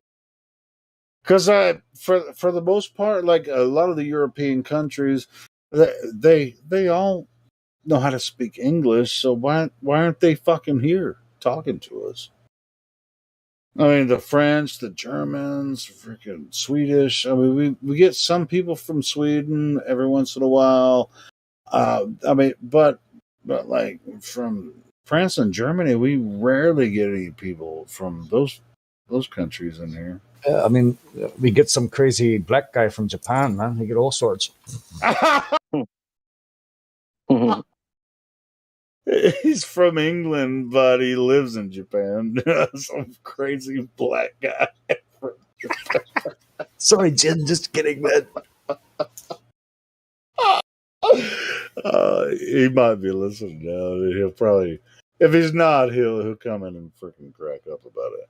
But you know, I'm serious. I mean, it's just like, to be honest, even in Japan, why don't we get more Japanese people in here? Because they know English too. I mean, they're taught English, as well. It's just like, what the fuck is going on? Why can't they find us, and speak about, what's going on in the world and talk about flat Earth or the other shit we've been talking about all night? It's really strange to me that it's just us, just like it's like we're kind of limited now because I don't know if they can't find us because they should be able to. People from shit all over the. If I can find it, anybody can find it. Nah, well, you're Irish. I mean, well, we get a lot of people from England and Ireland, in here, and that's fine, But I'm just saying, like people from Russia, freaking Switzerland and shit. We do have some Swiss. We have some Italian members here, but like Eastern Asia, I mean, like Japan, and I can understand why people in China can't find us, but like Thailand, we've had some people from Thailand in here.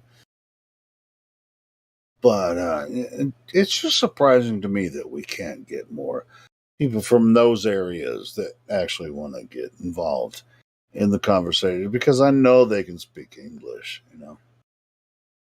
Yeah, some things in life are just hard to work out or a mystery. Yeah, maybe. Dude, if I was in Thailand, I wouldn't talk to you motherfuckers at all. I'd be out freaking like on the beach. Doing crazy shit. Right.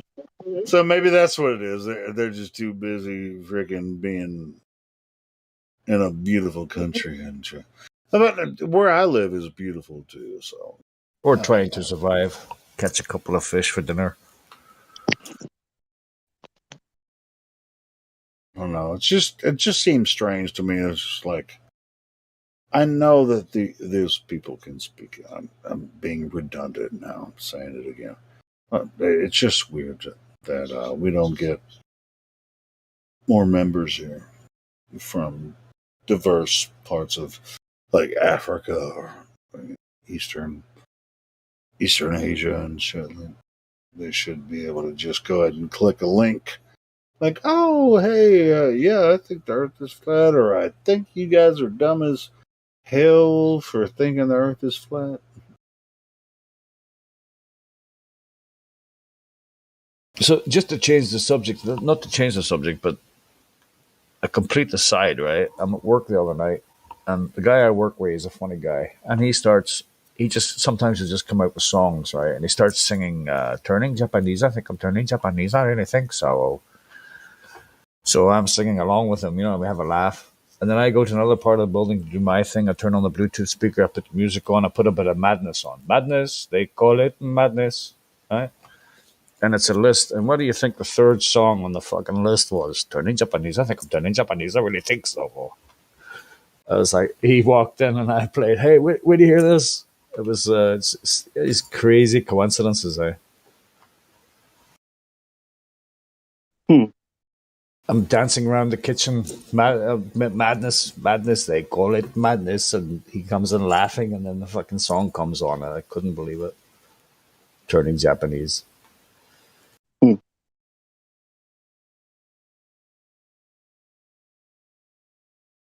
there's a good few thousand members here, isn't there? There's a lot of this, like thousands, isn't there? Just come and go, Come and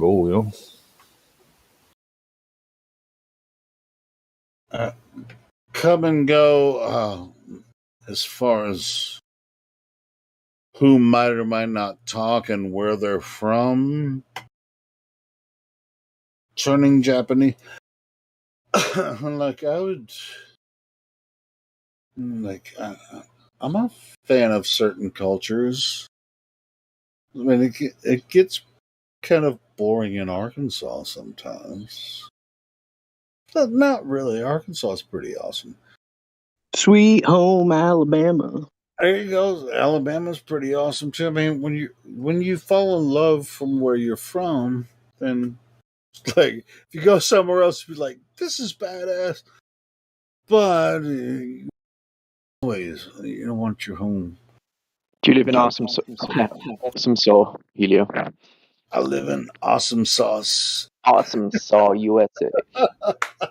No, actually, I mean, not in the best place as far as anything. But Arkansas, I mean, if you've never been here, it's a beautiful place to hang out. But I mean, it's not the only one in the world. So I mean, the Earth is freaking awesome. In case you haven't noticed.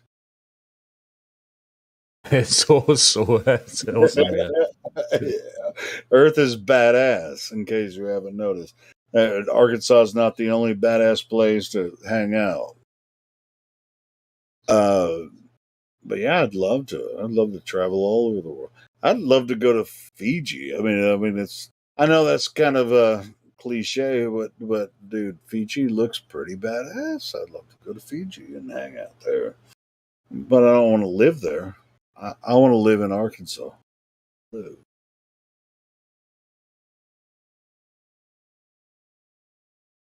I go to Fiji and then come back to Arkansas. I would travel, yeah. If I won the lottery, you wouldn't see me. I've been gone for about 2 years, man. I just travel. Love to go and to the outback in Australia, then I'll want to go. G'day, mate. And there's parts of Australia, the Great Barrier Reef. Holy shit! Do some scuba on the Great Barrier Reef. That would be so badass, bro. Oh man, I would love to do that. So yeah. with a hot chick. But then I'm coming back to Arkansas. I'm gonna live here. I don't know. Maybe I could find somewhere else to live. But hey, I don't really have that option. I'm kind of broke, so I'm just like, just live in Arkansas. Whatever. Do what it do.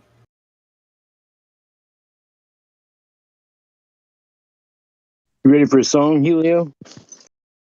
Yeah, what you got? Turning Japanese. I was gonna play my German song, my Kaiser Permanente. I don't think we should play that one on there. That's copyrighted. So. Wait, which one? No, Turning Japanese song.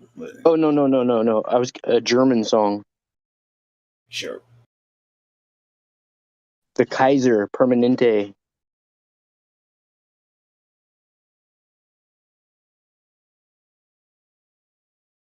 It's not that heavy German stuff, is it? No, it's just Kaiser Permanente.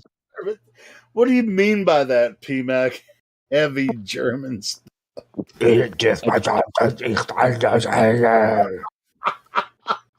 Super death metal or Gabba techno. It's one of the. No, he wouldn't play that. Here you go. I might play that kind of stuff, but I don't. That's because you're mental. Yeah, I'm a metal guy. Anyway, I'm mental and metal, but anyway. I thought you missed that. Go ahead, Flatterday. All right. I'm gonna go outside and smoke. I'll see you guys. I want to thank you all for coming. Rodney King has this to say to all the people of Los Angeles and all the people of the cities of the United States so caught up in this horror and hate. The killing, the burning, the looting, the chaos must stop now. The time for healing is upon us. Rodney King has prepared a very brief statement. Rodney? Yo. I asked the guys at Kaiser Permanente, yo, how high's the skies? Fuck, Permanente, yo. I asked the guys at Kaiser Permanente, yo, how high's the skies? Fuck, Permanente. We ass backwards in this country we living backwards in. I'm doing acrobatics to keep up with acronyms, doing backflips. To all the fat is trimmed, I'm back. It's him. Ain't no one as flat as him. Ain't no one attacking him. Rick Robski, but I ain't on either team. Ask Ron and Reba. He's the doggone reason why I'm high on ether. Went to an FE conference trying to find a speaker like a crack house. Trying to find a tweaker. My mind is either halfway gone by the time you listen to half this song. I drank the weed water and I cracked the bong. Your ass is gone. Nah, I'm barely coming, riding bareback on the prairie, humming, demon hunting at CERN, but they can barely summon the courage to even carve a scary pumpkin. Don't bump into me when I'm on a rampage. Stomach so hungry, I just ate this damn page. Yo, I asked the guys at Kaiser Permanente, yo, how high's the skies? Permanente. Yo, I just lost my pencil, now I'm off the mental. Gymnastics, you NASA fanboys into to get your mind to think the earth is a ball flat out. Since my birth I've been raw. Fa la la la la la la la la. Yo, I'ma deck the halls with buds of chronic. Wreck these balls and these NASA rockets. 50 million a day, they better have fat pockets. All these hearts go out to flat earth fuck, if it's even true. But I ain't here to argue. So regardless of all the money NASA stole, me and Jaronism and Jake the asshole ate a bunch of shrooms and went inside the rabbit hole. Man, what the hell you talking about? I don't even know. Yo, I asked the guys at Kaiser Permanente, yo, how high's the skies? Fuck, Permanente, yo. I asked the guys at Kaiser Permanente, yo, how high's the skies? Fuck, Permanente. I'm killing these raps like Michelle Fowler's husband. I'm filling up this gas like a vacuum suction, spilling all this crap till the facts don't function. Like Belinda's jab when it packs a punch in, filling up your blood with this nano substance. The only shot I'll ever get is from these ammo gun clips. Banana done split when I went up shit creek without a paddle in the Amazon River Phoenix as it was rising with Blue Origin with a crew inside it. If you don't know by now, please excuse my silence. 1,000 pictures ain't worth a few words I'm writing. My verbs are smitten to uncover your vision. They call it sea level, cause the curve is missing. I thirst for wisdom while you slurp the pissin'. Sergeant has a cup that you got for Christmas. Fa la la la la la la la la la. Ha ha, yo, I'm cracking up, check it. I asked the guys on the ISS, yo, how you like your coffee milk? We like it breast, yo. I asked the guys on the ISS, yo, what part of a little boy do you like best, yo? We tapped the chrome and we scrapped the rest, yo. This is the Rodney Skiba song, can't we all just get along, yo? This is the Rodney Skiba song, can't we all just get along, yo?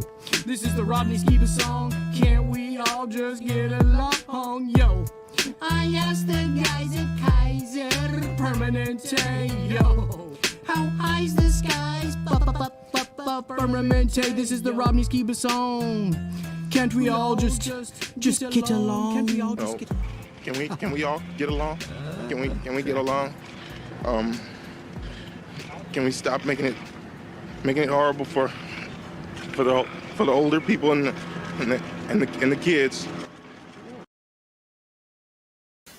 Well, that didn't sound very German at all. Yeah, Kaiser Permanente. That's German. That was the only Nine. German. 9. Waar is mijn handen?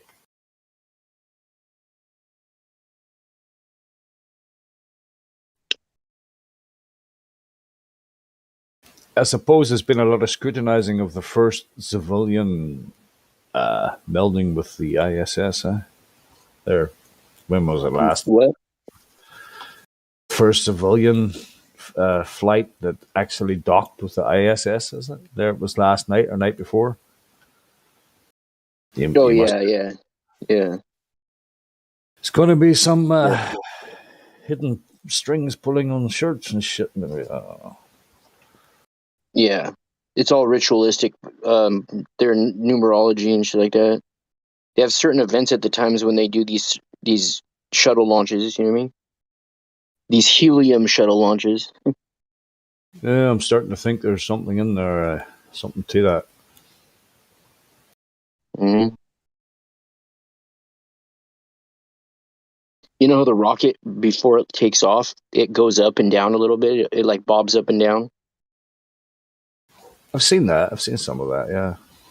Yeah, they say those things are complex Macy's Day Parade float type of things. I mean, it's supposed to be moving at some speed, but it looks like it's moving in slow motion off the platform. No. Not just that, but it doesn't spiral. You know, to have velocity, you have to go in a anything that goes like that is a spiral. You know. Oh yeah, like a bullet, right? Huh? Bullet? Yeah, exactly. Like a bullet or like a football you throw or like any amateur rocket that goes in the sky, it twists. Okay, I never thought of that. Yeah. It should be spinning. It's ridiculous to see how it bobs up and down and doesn't spin.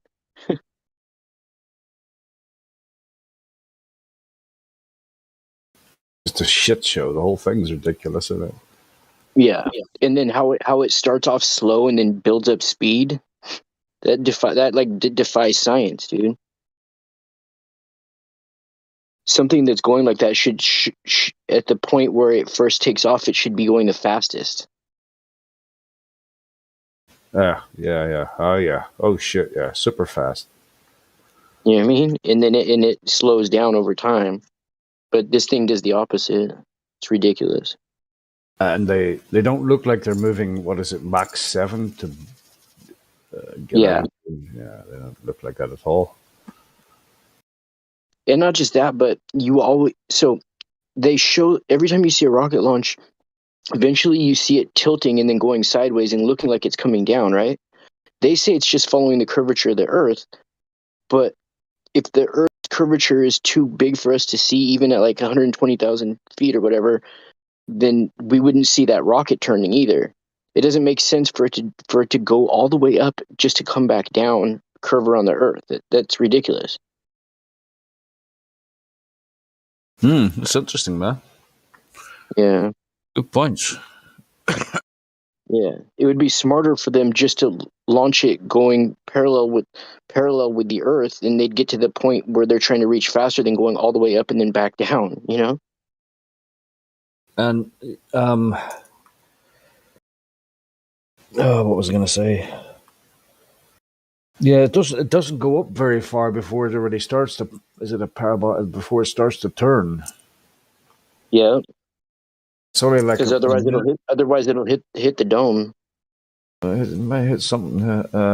What was the other thing? Oh yeah, I was watching that launch of the civilian one the other day there, and the same thing where the rocket, the camera was looking back at the launch site, and there's just no movement at all below, man. It's going up and it's about to take its turn, but the earth beneath it, the whole launch pad and the coast and everything, it's just dead still.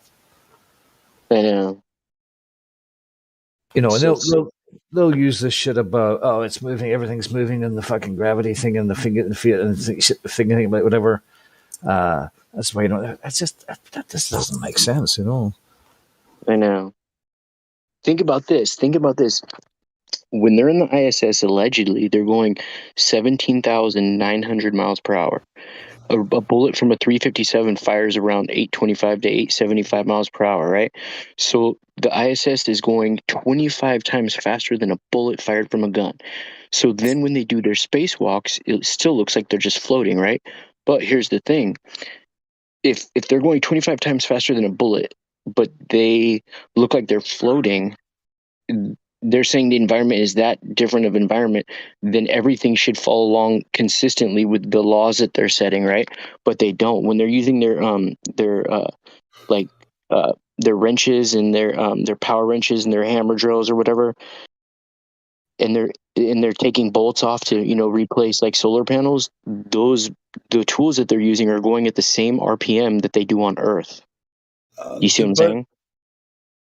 I kind of see what you're saying, but as far as rocket launches go, what we see, you know, from Earth, it looks like they're going back down. You know, it's an arc, right?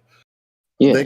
They call it a gravity turn. So both of you were saying the same thing. You know, you were saying turn, turn, turn.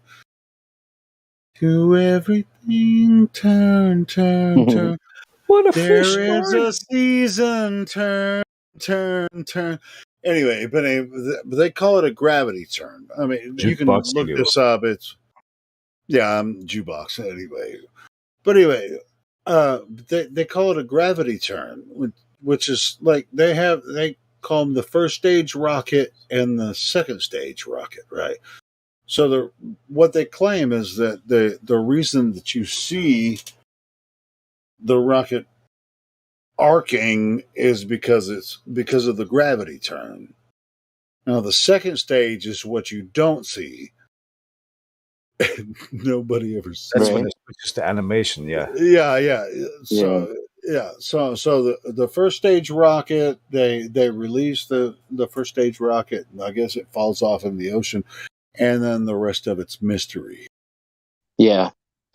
Or now they don't fall off the ocean. Now they land back down with, you know, because they have to project themselves into space where they're actually going against.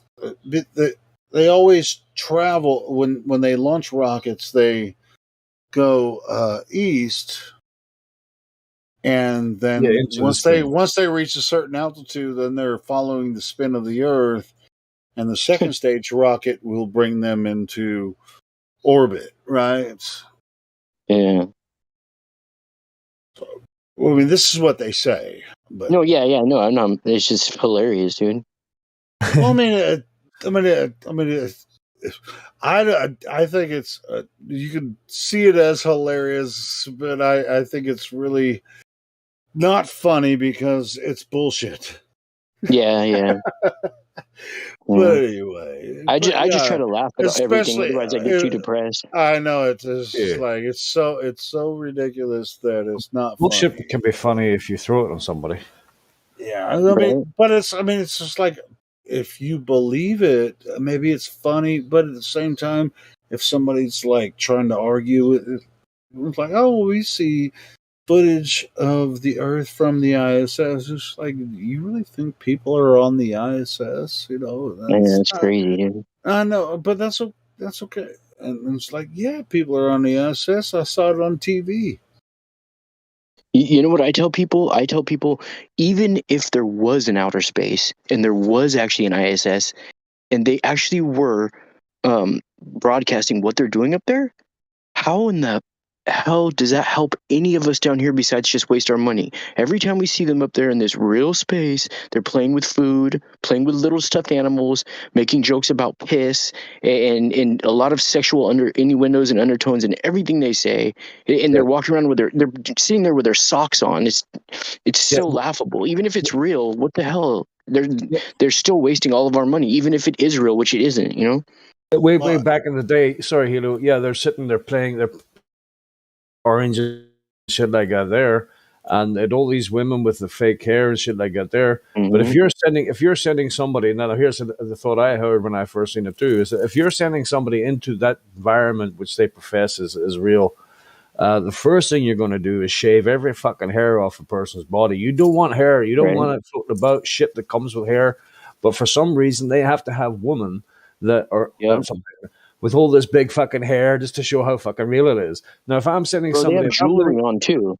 yeah, and if I'm living on a planet somewhere in a distant galaxy somewhere, and I'm head of some fucking thing or other, and we're going to have a few female astronauts, the first thing I'm going to do is say, listen, you're going to lose all your hair. We're going to shave you. We don't need that shit floating about up there and thingy. But they didn't do that. The reason why they didn't do that is for dramatic effect.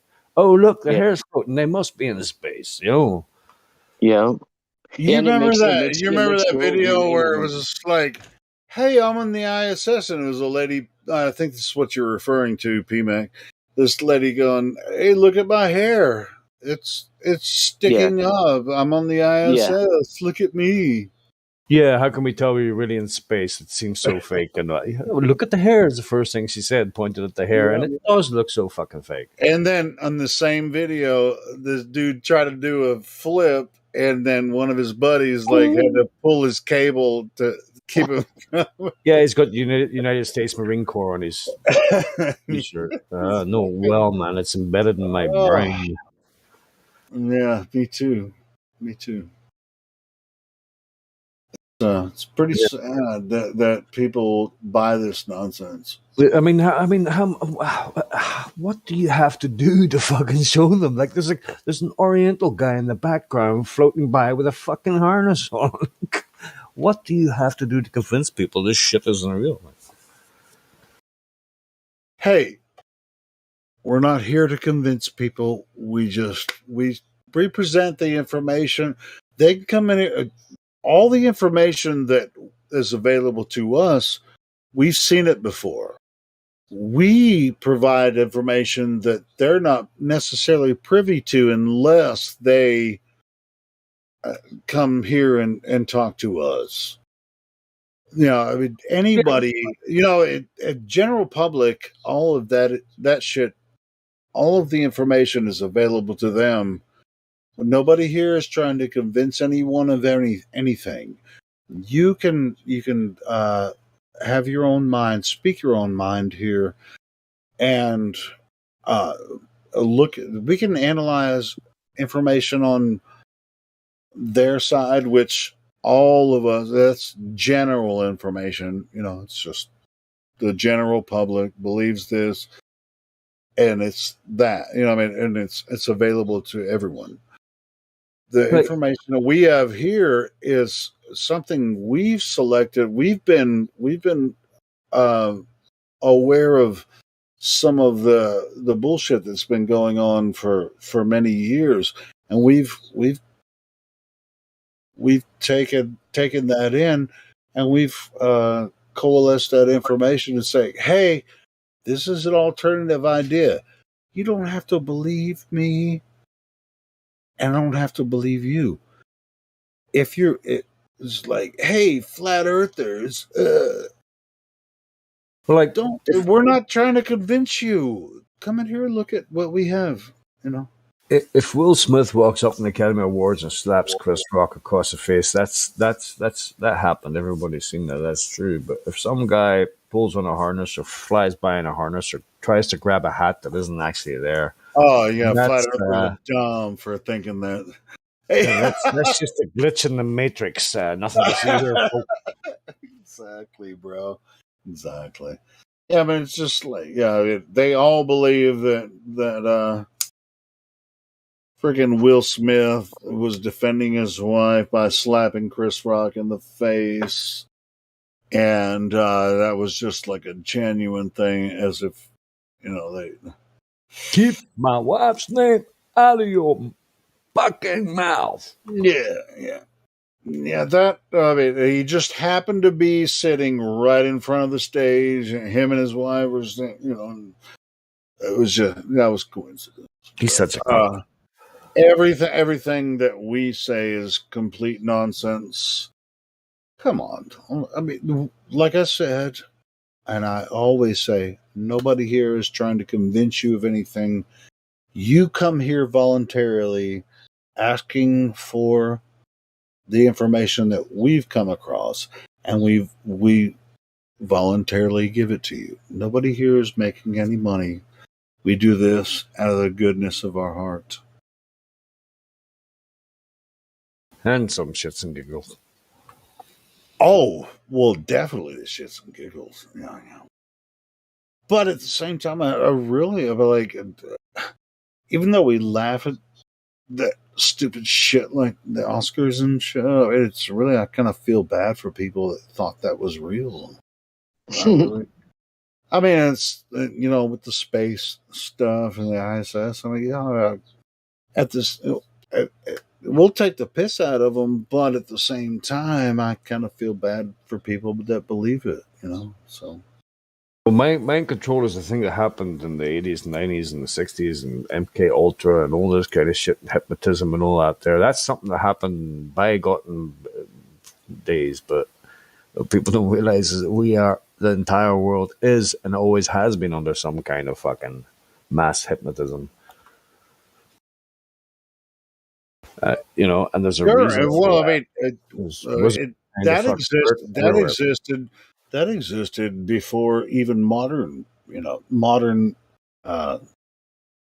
People be taking ways of mind control. I mean, it existed in the Roman Empire. Back in the day. Roman Empire. I mean, they had the town crier. Oh, where did you get your news from? The town crier, right? Like, hear ye, hear ye. It's like, where did you get your news from? You got it from the town crier and limited printed stuff. It's like, hear ye. By royal decree, the Lord shall now be allowed to sleep with your wife on wedding night, on pain of death. Oh, and by the way, you got to pay taxes for chimneys. And the taxes that you pay are for the benefit of the public. All for your own good. It's all for your own good every time. Suppose I shouldn't get started on taxes. That's a fucking sore fucking thorn in my foot. Well, it do what it do, don't it?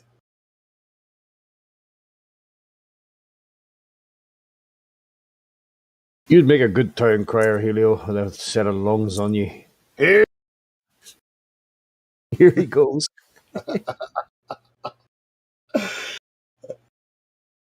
You do it melodically. You put some tunes into it. Hear ye, hear ye.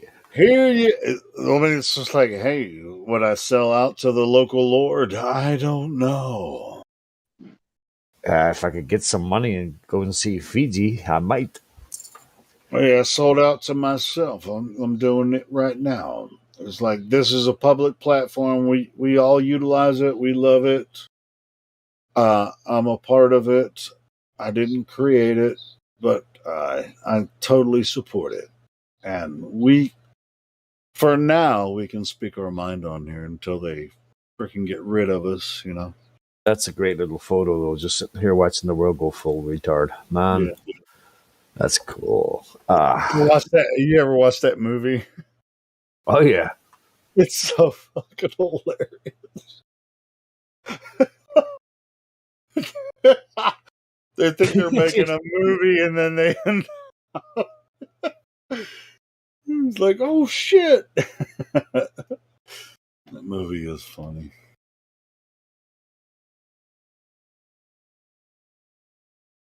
Got Jack Black and what's the guy's name that's in the picture there?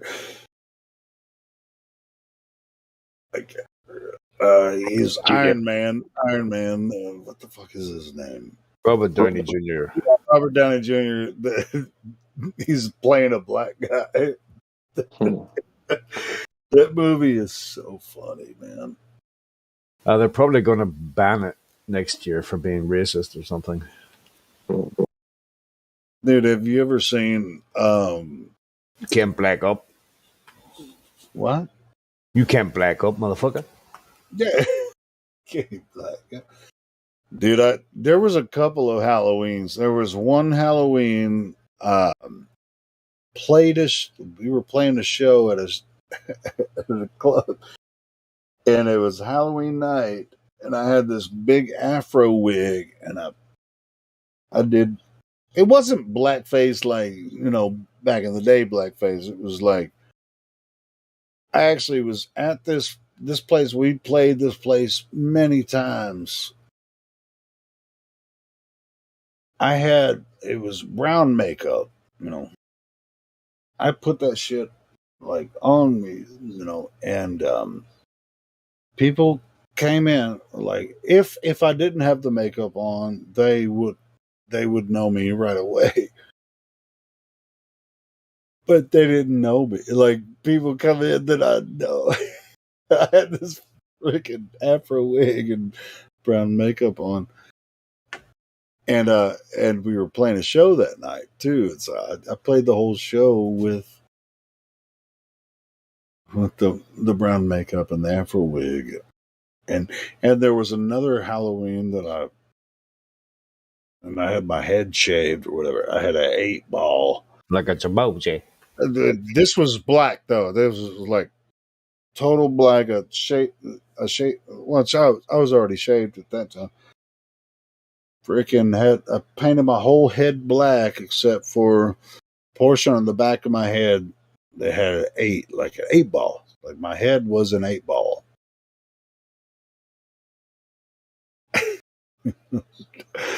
People didn't recognize me either. There was like everybody. Every time I do that, people just like look at me weird and like, "Fuck you." I'm just a guy wearing a costume. What the fuck is your problem? This is Halloween, bitch. Anyway. Turn that 8 sideways, you got the infinity symbol, huh? Yeah, exactly. And you're like the 8-ball. Yeah, sure. Well, but I mean, I wasn't thinking about that at that time. But my costume was like I had my head painted as an 8-ball. And I had a big, like, costume syringe that I carried around. What?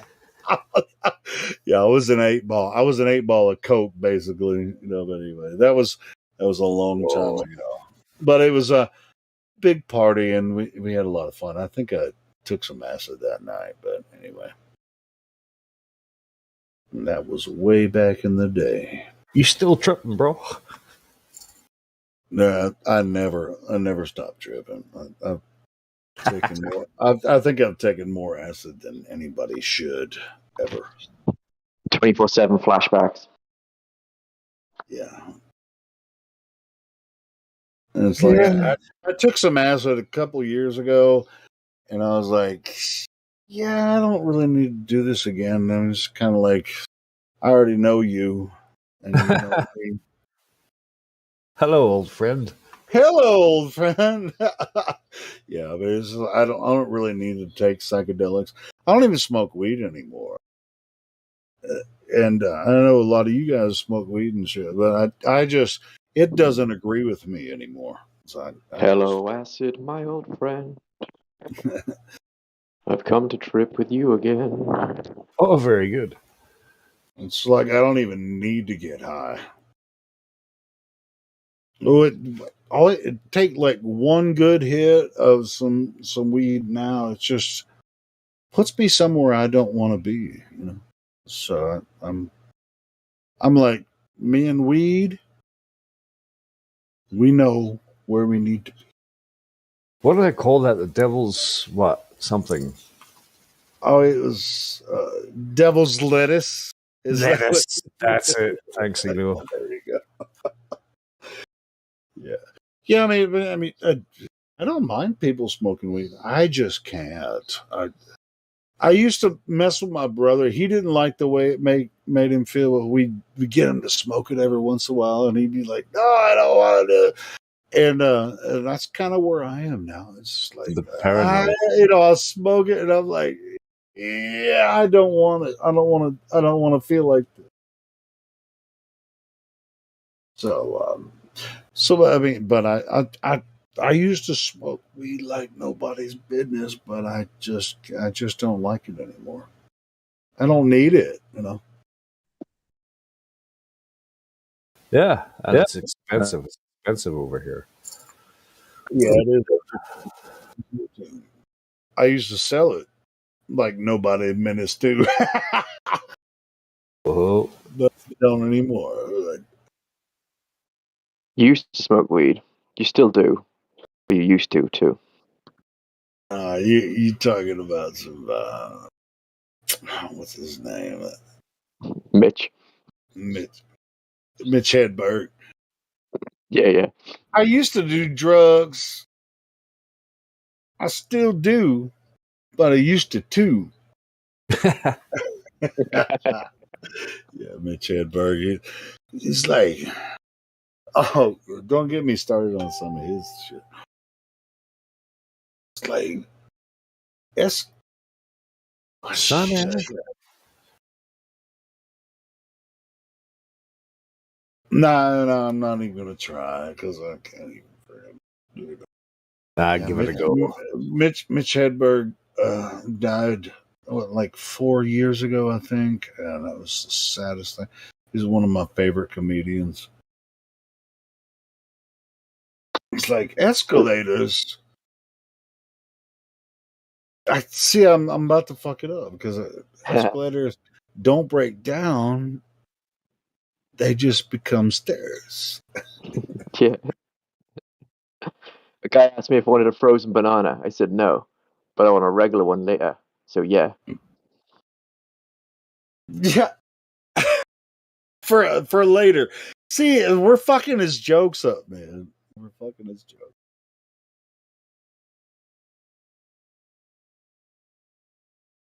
Oh, what's that one? P and Q. What's that joke that he had? P and Q.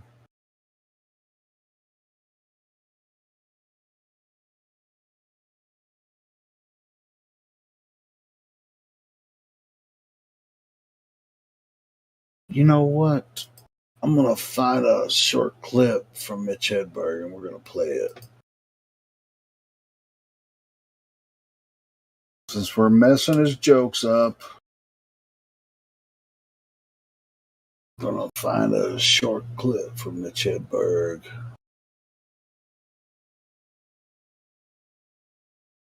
And I'm gonna play it.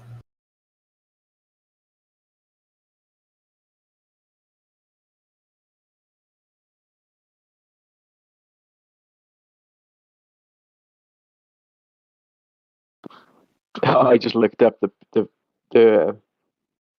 Q and R joke. That's quite funny, man. Well, I found a short clip, like 5 minutes. Let's play some Mitch Hedberg.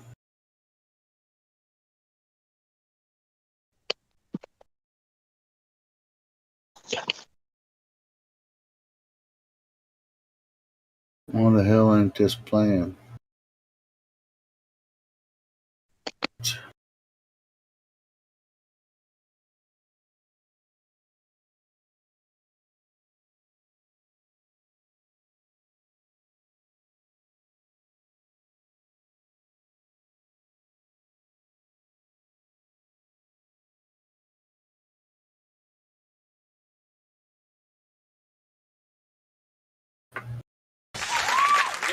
All right, thank you. Hello. This is my second time on the show. All right. That means the first time must have been okay. But they say during the summer that drinks are ice cold. I hope not, because that means they would be impossible to drink. Because they would be solid. Here's a beer, man. It's just ice cold. Damn it. I guess I can lick it. I read that last year MTV's Real World got 40,000 applications. That's amazing, man. Such an even number. You would think it would be 40,008, maybe. Yeah, man. I got a lamp in my hotel room and it has a 3-way light bulb in it. If you don't know a light bulb's a 3-way light bulb, it messes with your head. Because you go to turn it off and it just gets brighter. Like, damn it, light bulb, that's the exact opposite of what I want you to do. Then you turn it again and it gets brighter once more. I will break you.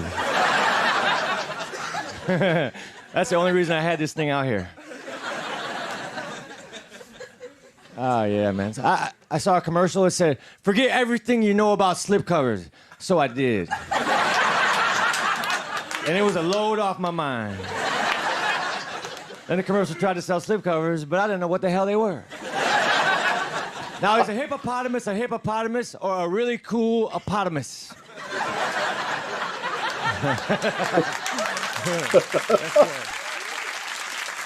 That was brilliant, man. I want to rob a bank with a BB gun. Give me all your money, or I will give you a dimple. I will be rich, you will be cute. I got a belt on that holds up my pants, and my pants have belt loops that hold up my belt. What the hell is really going on down there? Who is the real hero?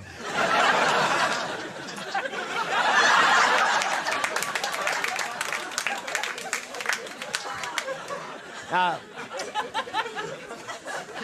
if I was a drummer and I accidentally grabbed, that'd be cool if you were a drummer and you accidentally grabbed 2 magic wands instead of drumsticks. You're pounding out the beat. Next thing you know, your bass player turns into a can of soup. All right. Can we take that joke out? Can we edit it? I love cottage cheese. That's why I want to try other dwelling cheeses too.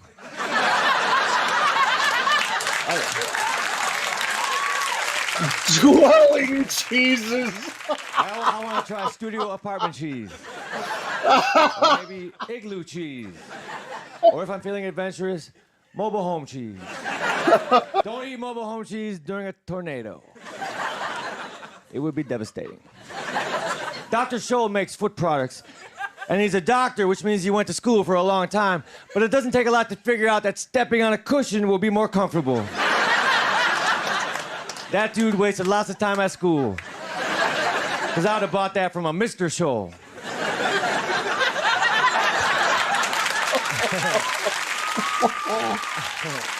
I think I've heard this one before. This is him on Conan O'Brien show.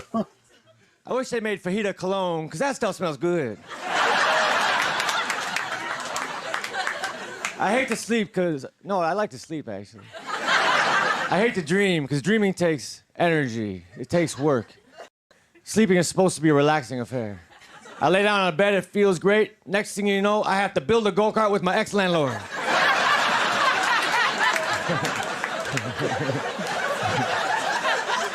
Hey, if you can't sleep, count sheep. Don't count endangered animals. You will run out.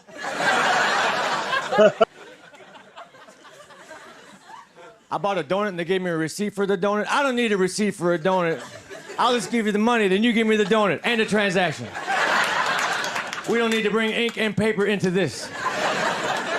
I just can't imagine a scenario where I'd have to prove that I bought a donut. Some skeptical friend, don't even act like I didn't get that donut. I got the documentation right here. I saw this lady on TV. She was born without arms. She was born with her hands attached to her shoulders, and that was sad. But then they said, Lola does not know the meaning of the word can't. And that to me was actually kind of worse in a way. You know, not only does she not have arms, but she doesn't understand simple contractions. All right, thank you very much, lady. He's a fucking legend. What do you call that guy?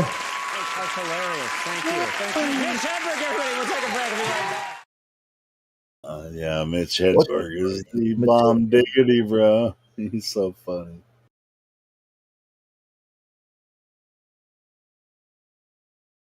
Dude, what? Only the good die young. Do you believe I've never heard this guy before? What? You never heard of Mitch Hedberg? No, what's wrong Oh, well, you got some Googling to do, brother. I'm doing it right now. Yeah, dude. Watch Mitch Hedberg, bro. He is the bomb diggity of one-liners. I've watched. Really that's why it's just like I was surprised I haven't heard this one before because I've watched so much Mitch Hedberg. I was really surprised that I found this one because I think I've seen everything that he's done. He's one of my favorite one-liner comedians. I only found him recently. He wasn't really well known in our side of the world, PMAC. Yeah, I mean it's not. Yeah, I mean he's American. You know, it's all whatever. But yeah, dude, PMAC, man. Just watch some Mitch Hedberg.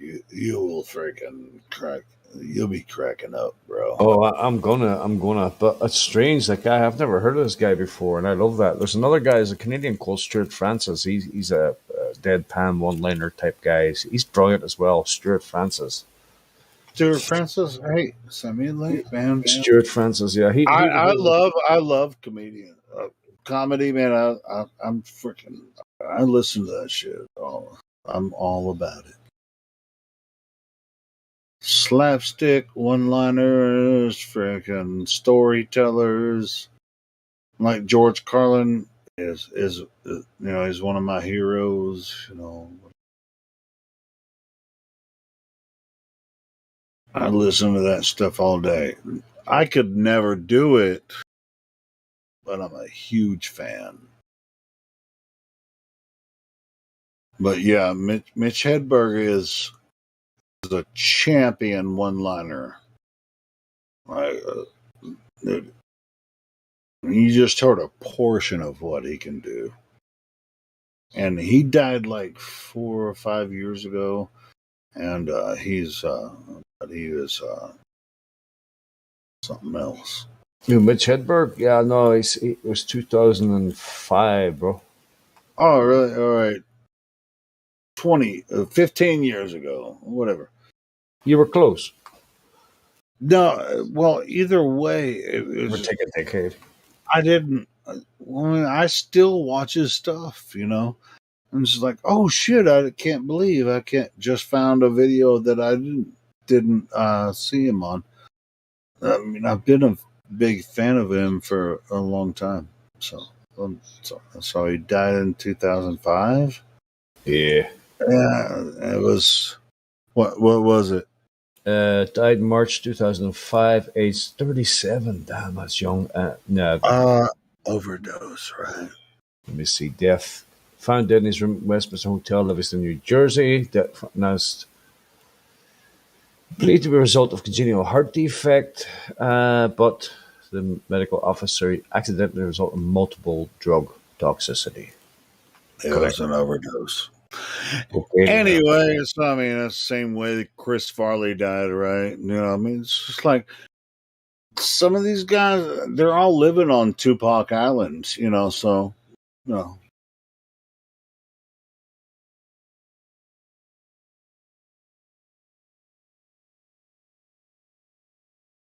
It do what it do. Like Kamala Harris, she smoked dope listening to Tupac. Kamala.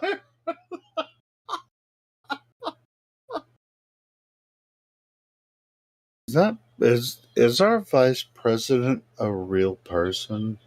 No.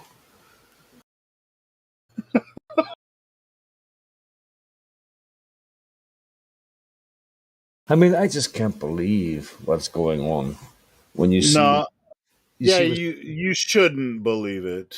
She was faking, you know, had all the kids around. She was talking about the future, and then she's doing a thing on stage, and she's like, You have our tomorrow. president wandering around like a zombie, and then you have Iraq giving him the our cold shoulder. vice president that has no idea how government in the United States works. You know, I mean, it's just kind of, And like, we're stuck. We're kind of stuck, you know. Still has a 40% approval rating. It's dropping, but you know, That he's really doesn't matter. doesn't know what time of day it is. And he's vice president. She can't string a coherent sentence together. She uses, like Gutfield said, I admire her.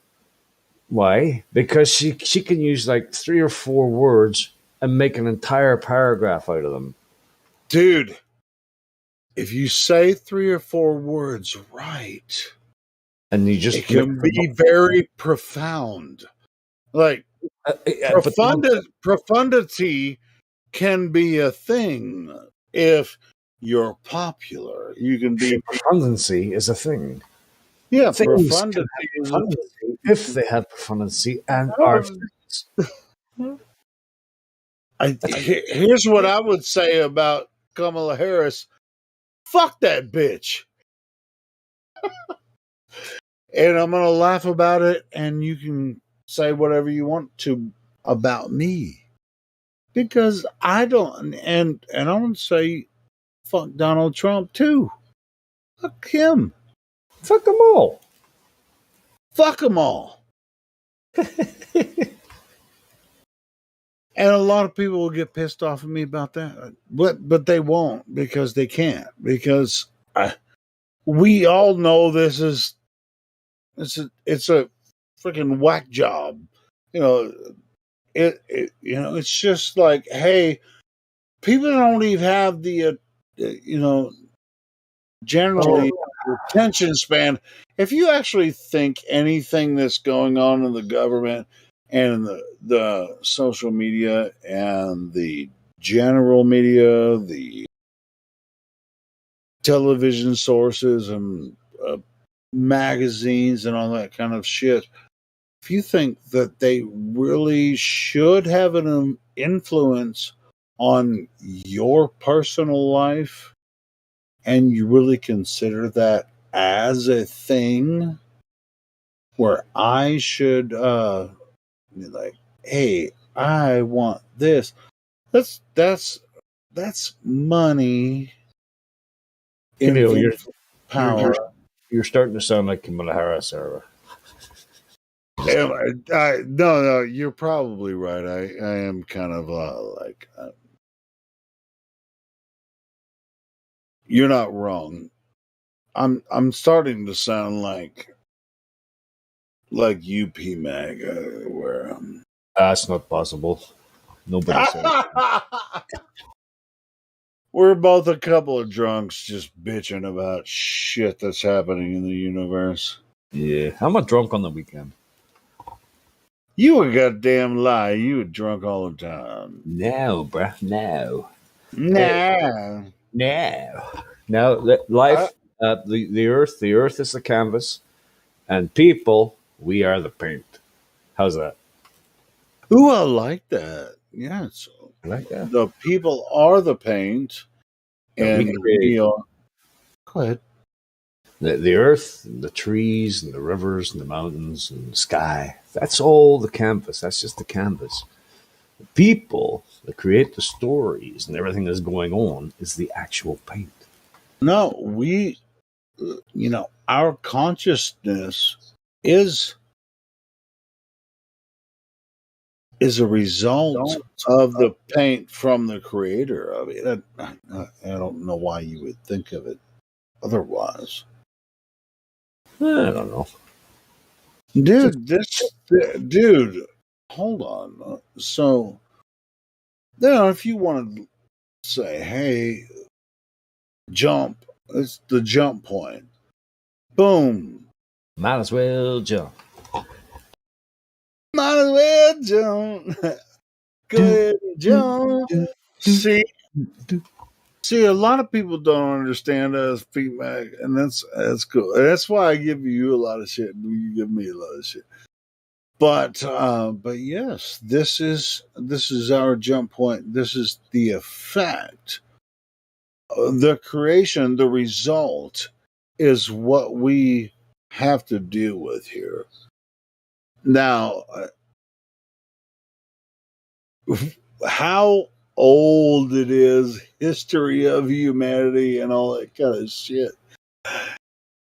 Everyone else has to figure that, because, our creator gave us an intellectual mind. If you want to pretend that this isn't our instant humanity, that's for you to just make up what the God gave us, You can call it any part of time you want it to be.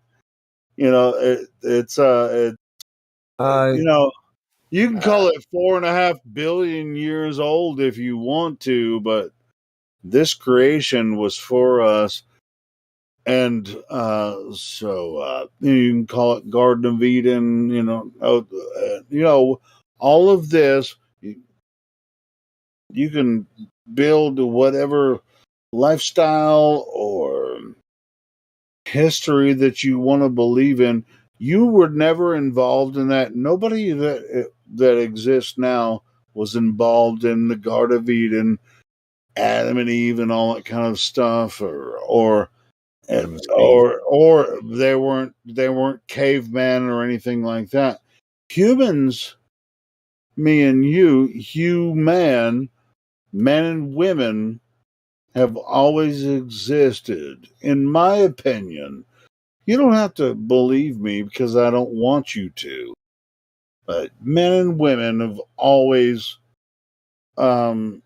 created, as far as if men and women didn't exist, there would never be procreation, correct? Yeah. Now, as far as the emotional relationship with history and your idea of men and women and how we came about, I mean, freaking evolution theory and creation theory and all these different arguments we go through all the time. It's really fun to talk about. Yep. Yeah, because, like, okay, if you believe in the God and everything like that there, that's great. And I probably do myself.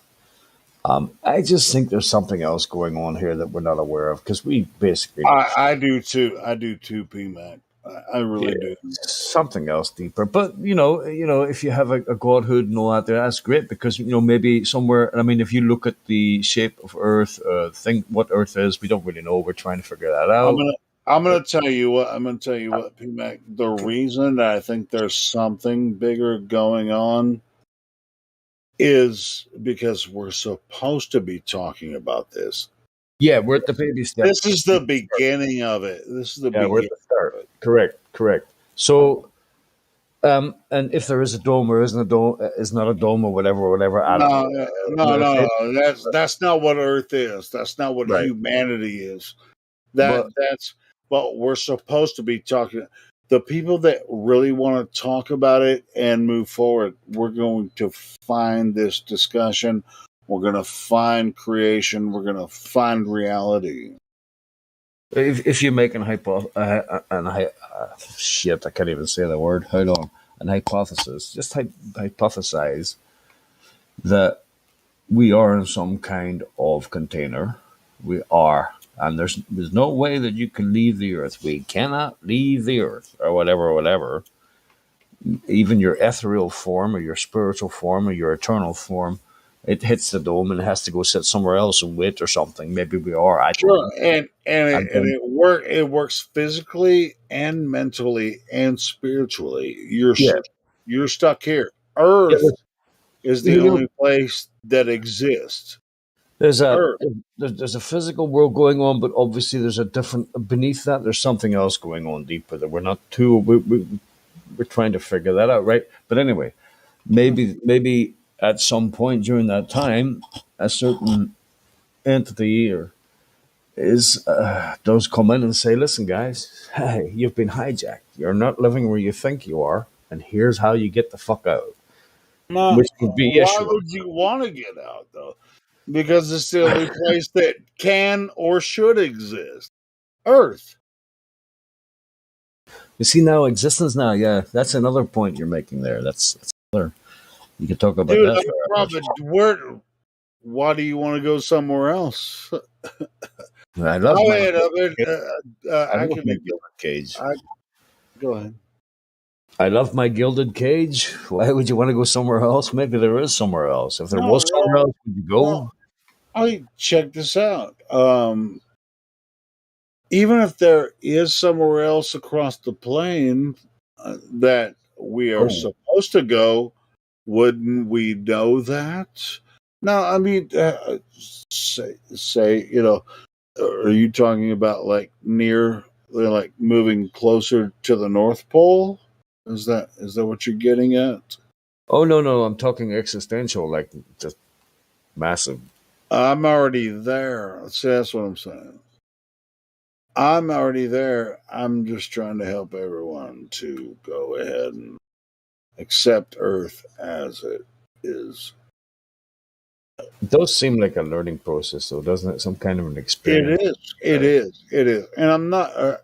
When I say I'm already there, I'm already on that path. It doesn't have anything to do with physical Earth. And you've just started it. No, I started it a long time ago. But Well, a lifetime isn't exactly long, is it? no, a lifetime is forever. That's the other thing. Anyway, Trying to take God out of the picture and make us eternal or, nihilist. Well, it's not nihilist. Well, in my opinion, I don't look at it as nihilistic. But anyway, No, what I'm saying is that they're trying to make people think that when you're dead, you're dead. That's it. It's all over, buddy. But maybe it isn't, and maybe that's kind of a scary thought for an eternal creature to accept the task of being here and trying to figure out things or make itself better. But for a creature an entity that cannot die, to live in a world where everything tells you when it's over is a very, very scary thought. sure, like every time you think that the end is the end, I mean, it can be scary for people. But even if it is, who knows, right? If it is, just fucking laugh at it, bro. So what?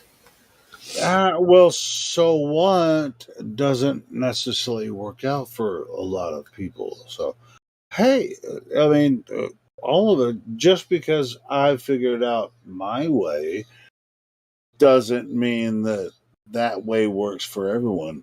and I think it's true for them. But you really just should be given the opportunity to understand that, in your mind, your spirit should, but your mind and your spirit should be intrinsically connected. Otherwise, you'll never actually Well, yeah, it's a personal thing. see. Subjective. Yeah, Yes. it's personal. Yeah. So, but I can't say that you have it connected or not. I'm just telling you what I've experienced, and so Yeah. Well, I've experienced things like that too, and I've heard people talk on here on the YouTubes recently and on here too about personal experiences that came from somewhere else, something higher up, and that's cool, bro. Because I've been there. I've had one or two of those, which makes you think there must be some kind of power or something going on. Yeah. Well, yeah. Well, anyway, I rarely talk about it, but I've had hundreds of those experiences, and I'm kind of solid on that. But I don't often talk about it because I shouldn't. But I want this this this this talk To be more science and about flat Earth. reality. Just I mean, because the spiritual talk is not. It's not conducive. People always. It's a sore point. It is. It's for some reason. Everybody. It can be because, but at the same time, it can also lead people to like. That's why I would say, hey, you think the Earth is flat because blah blah blah blah blah.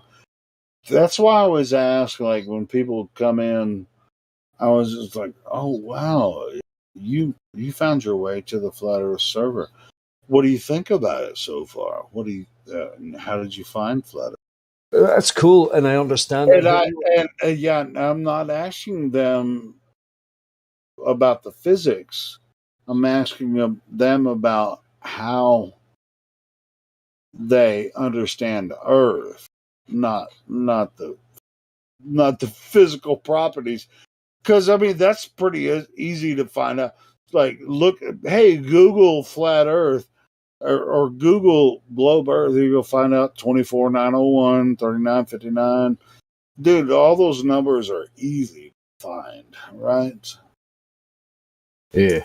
Yeah, I spirit is something else. Yeah, I just don't think we should be so regimental about it. I mean, I appreciate it. That's the purpose of the whole thing and the server and all that there. And I've heard people here from time to time. We go on a little bit of a tangent and we talk about other things, maybe spiritual, philosophical. And I think that's a good thing. You can't if you keep talking about the same thing, it stagnates. It's all about personalities, having a laugh here and now and then, deviating from the actual subject just for a little craziness, and that's a good thing. Well, I mean, I've always been a spiritual person, so it's not but even though I rejected flat Earth for a very long time before I actually Oh, took you a did? look at it.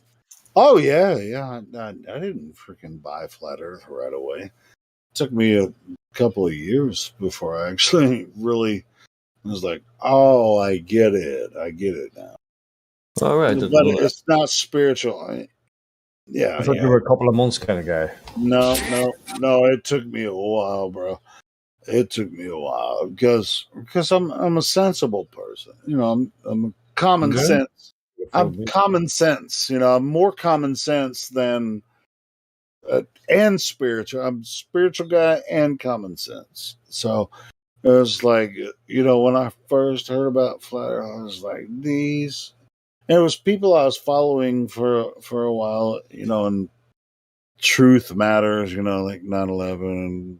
I remember him or her. Yeah, I remember that. Anyway, so I was like, oh, when they started talking about Earth, I was like, nah, I'm not gonna look into flat Earth. But eventually, I looked into it. It was Edward Hendry. I heard an interview when he wrote the book Greatest Lie on Earth, Edward Hendry. Have you heard of him? I haven't, no. Oh, well, look I at him. shall look into him. I shall do it right now. Yeah, Edward Hendry. I was listening to a podcast from Tex Mars, who used to be on. He was being interviewed on Alex Jones' show for a long time, and so, but then him and Alex Jones kind of had a falling out or whatever. But I was still following Tex Mars' podcast, and then David Weiss started talking about flat Earth, and I was like, I don't want to talk about flat Earth. That's the dumbest shit I ever heard of. But anyway, then I was listening to Tex Mars, and one day, Edward Hendry was being interviewed on Tex Mars' show about his new book called The Greatest Lie on Earth. And that was pretty much it. Right. That was, it's like, then I started watching Mark Sargent's videos and Eric Dubay. Eric Dubay, yeah, all that shit. So anyway, I was stuck for a couple weeks looking at that stuff, and then I started on Free Chan talking to people on there. And it's just like people say, "Hey, Mark Sargent and Eric Dubay, they convinced you the Earth was flat." No. Do you notice you notice that shit? Once I saw it, they just showed me that I can know the Earth is flat. They didn't convince me. Nobody convinces me. And just like anyone that comes in this server, we're not here to convince you. You have to find it. Yeah, I've heard this story before. But I really hate when people say that, well, you think the Earth is flat because you watched a couple of YouTube videos. Yeah, bullshit. Bullshit.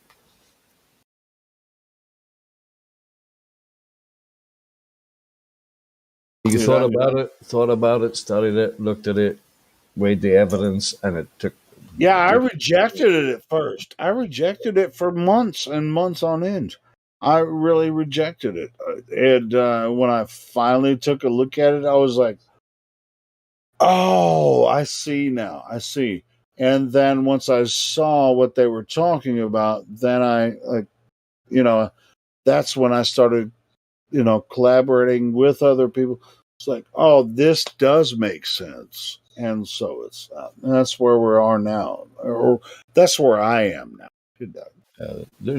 There's too much shit. There's too much stuff going on. There's too many personal stories and experiences for it not to be deeper than we imagine. There's something going on here that we don't really have much of a clue about. But yeah, it's I don't know, it's crazy. Yeah, well, how about PMAC? I don't think I've heard your personal journey on this one. Oh no. How did you find Flat Earth? How did you it's very boring. It's the same kind of thing. That's what, it's strange. It's like most people, like most diehard Flat Earthers now, we started off looking at it and going, well, this is the most ridiculous fucking thing I ever heard in my life. I'm going to go in here and have a little bit of a laugh, take the piss, make a joke or two, and then you come out, oh my God, hang on a minute. And then you start thinking about other things, and you have an original thought about Earthrise and helicopters going up and the Earth not moving without listening to Eric Dubay, without, just in your own mind before you've seen that on the internet, you start thinking about those kinds of things. You're thinking, shit, this might actually be a truism. This might actually be real. What the hell's going on, bro? And then, so you do it for another few months and you go, yep. And then you realize how much of a pariah you become in a community that you're in, or a forum, or a Discord. Suddenly, your persona. Let me ask you this, PMAC. Did you start talking to your friends about it before you actually knew shit about it? Like it when it came like you I had started to some get ammunition in my belt. like, hey, holy shit, I'm starting to Yeah. We all started that shit, and they were taking the piss, and I had some ammunition under my belt, and they were kind of like, "Oh yeah, maybe. Oh shit, I may come around to that, whatever." But then it came to the stage where after 6 months, I just decided that's it. I'm not talking to you bastards anymore. Forget about it. But prior to that, you were already a conspiratard, right? Like Oh nine yeah, big time. 11. See, me too. And so and then all of a sudden, I'm conspirator like 9/11, freaking Boston Marathon, Sandy Hook, all that shit.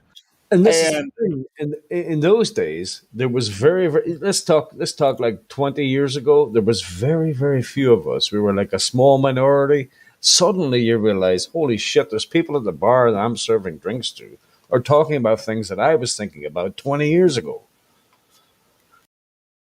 Do you know what I mean? The general population, the populace, the people of the planet Earth or the plane Earth, they're starting to come around. But we were just a little bit. We just kind of got the jump on that.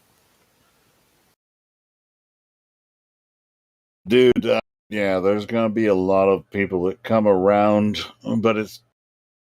Do you think it's kind of too late now for them to come around? No. I don't think I don't think so either.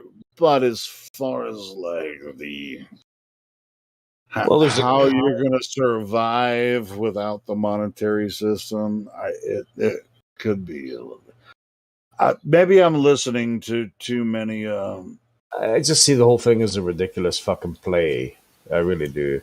I mean, Elon Musk one day is talking about how AI is going to fucking destroy the world, and the next week he's buying stocks in fucking AI companies.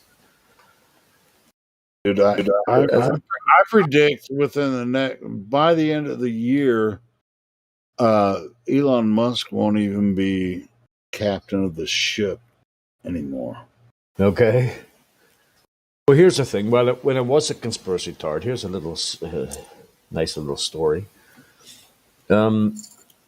People put up on a forum, right? Make your predictions for when was it, like 2014 or 2015 or something? I don't know what it was. Anyway, I was sitting having a few beer, and I don't know why, but I suddenly thought of Jerry Lee Lewis and Great Balls of Fire. So I put it up on the forum. Your prediction for next year. This was like November, December. So I was like, Great Balls of Fire, right? So early January or February of the next year, there was them fucking comet things in Russia, all these balls of fire falling out of the sky. And I was like, what the hell, bro? And I don't know, that's not me. That's something else that's going on here that can help you see the future. And the future is another topic we could talk about for hours. But that actually happened, and I don't know why I put that down. But something inside you, we go, "What's your prediction?" And all the first thought that came to my mind was, "Great Balls of Fire." I have no idea why that happened, so I put the picture up of Jerry Lee Lewis at the piano. Goodness gracious, Great Balls of Fire! And 2 or 3 months later, in the new year, there was these comets and fireballs hitting Russia or something. Man, that was like 2014, 15, 16. I'm not quite sure. But that's how crazy things are. Right? It is crazy, bro. There's That's why I know that Elon Musk by the end of the year won't be the doctor of this. I would have put a Tesla off him if he was a Mister. It doesn't matter either way. I mean, I think he's on the outs when it comes to this new quote unquote technology. It's there's some weird shit going to happen between this point and December. There's going to be a lot of stuff. I mean, he's just a player. He's just a player. It's just sure. I mean, a lot of people think he's a big deal, but he's. We'll just see him fade into the darkness Yeah, and that's why we're talking about That's something. where he came from the darkness. He's gonna To fade the back. darkness he shall return. And he'll return back to where he came from in the darkness. Oh, well, we all do, don't we, eventually? Sure, but at the same time, regular people like us, which I don't know if we're regulars or not, we'll just we'll go ahead and own what we stand for here. And to be honest, this guy Elon Musk, I mean, he claimed to have put a car in space when Dude, that's obviously impossible. And so that's what I'm saying. I mean, it's like it was fascinating when he claimed to have done it. And now it's heading toward Mars, and I think they already said that it reached Mars.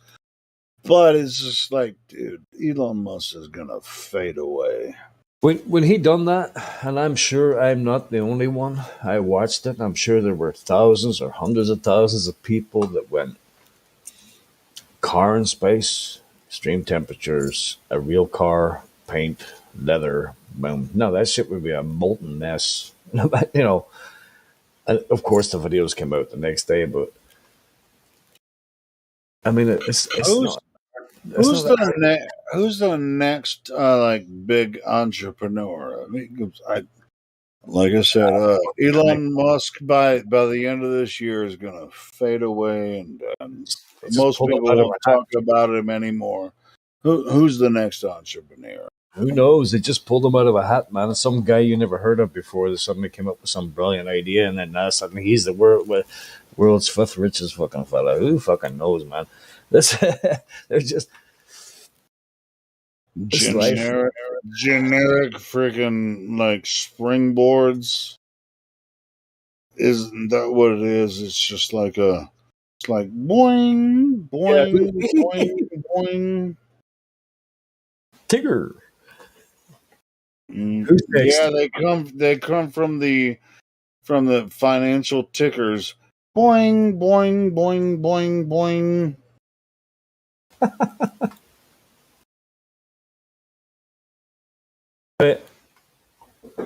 Easy, funny, man.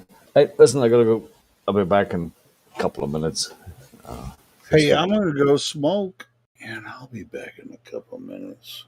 All right. Anybody else want to talk? Me and P-Mac can freaking talk shit all night because that's what we do.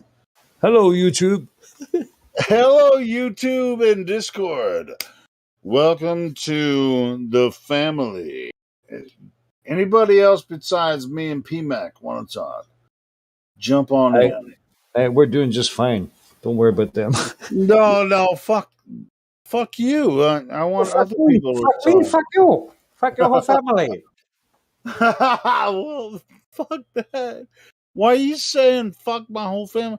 Dude, I'm gonna come to Ireland and I'm gonna fucking kick you in the nuts. It's a skit. No, it's a skit on YouTube. I'll find it for you. It's a guy phones up a Vietnamese or Chinese restaurant. Have I? Have you not heard it? Oh, it's brilliant, bro. He gets. All right. Well, here's not a joke. If you say, fuck me, I'm gonna come to Ireland and kick you in the nuts. Yeah, personally. You said fuck me first. Fuck me first. You said fuck me first. Fuck me, fuck you. Fuck your whole family. I kill you. Fuck you. Hey, I'm fucking Irish, bitch. Yeah, no, we disowned you. You're no longer Irish. Thank you very much. Cheerio.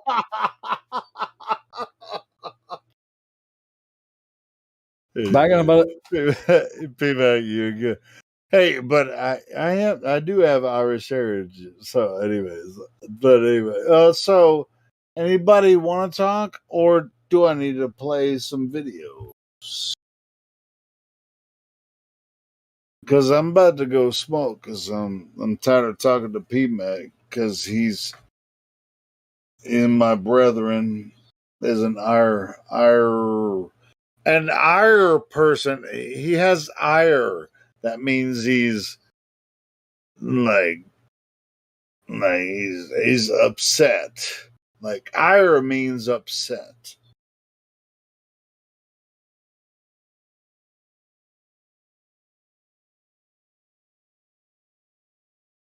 I'm going to take this as yes, play something that.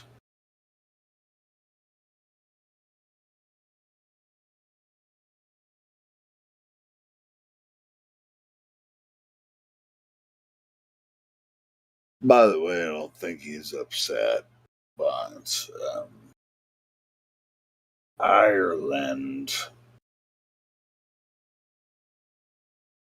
That's what it means. It really kind of means against land. It means I'm pissed. And I'm pissed off.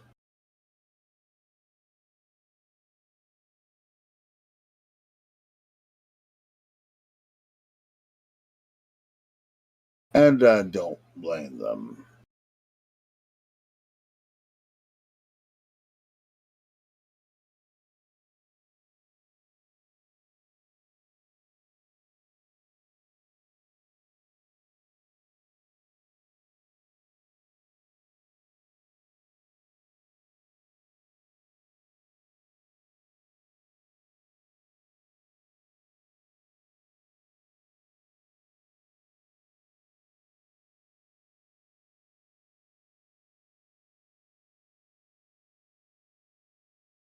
But I'm trying to find a really good talk.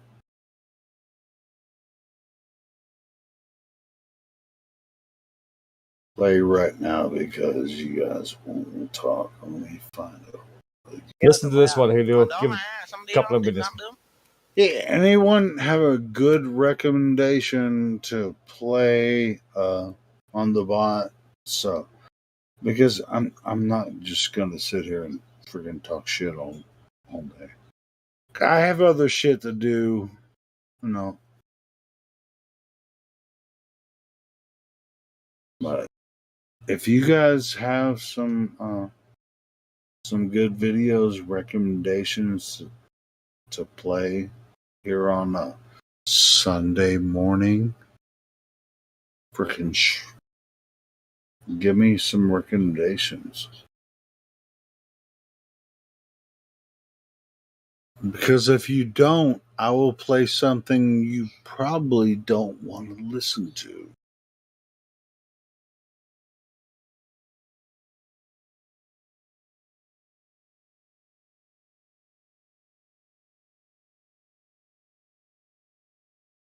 If it doesn't happen within 5 minutes, I definitely will play something that you don't want to listen to.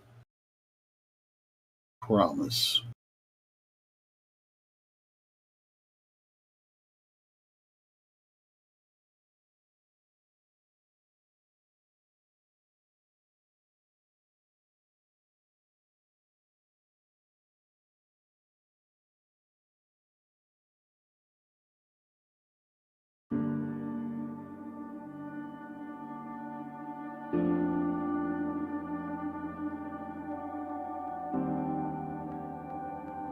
Now I don't want to fool you here.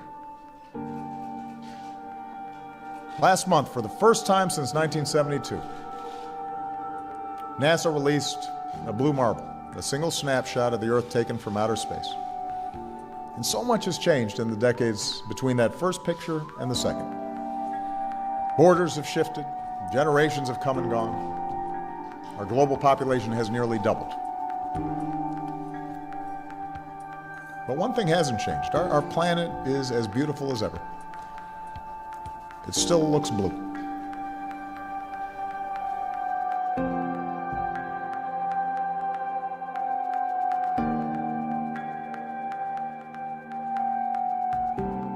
In 2002, Blue Marble 2.0, NASA's Rob Simon made this.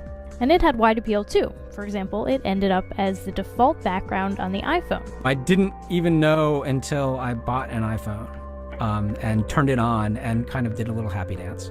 Simmons' job is... It's primarily taking data and making pictures out of it. That's what this is, a composite of data sets from several different instruments translated into a picture. To us, the really cool thing was the data set. Up until that point, there was no realistic color map of the globe anywhere. So the land layer here comes from the moderate resolution imaging spectroradiometer aboard Terra. And the tricky part here was the weather. So we actually had to take clouds out. They stashed the clouds for later, went onto the ocean. That came from an instrument that measures phytoplankton in the sea.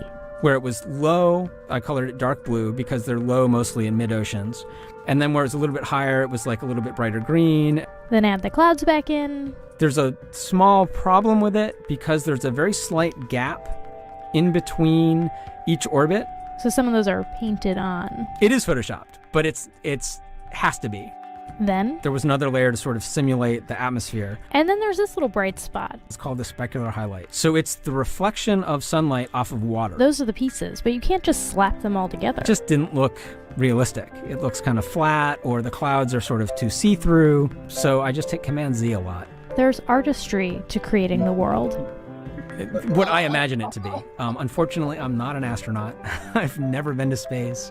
But I've looked at these images over and over again, trying to sort of get the essence of it. It is photoshopped, but it's has to be. It is photoshopped, but it's has to be. It is photoshopped, but it has to be. It is photoshopped, but it has to be. It is photoshopped, but it has to be. What you're seeing here is a mirage.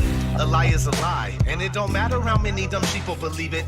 And the truth is the truth, hiding right out in plain sight, and still people don't see it. Man, this shit got me hated, and I won't stop till the elite are being defeated. They keep us deceived about everything that we think, and they keep it a secret.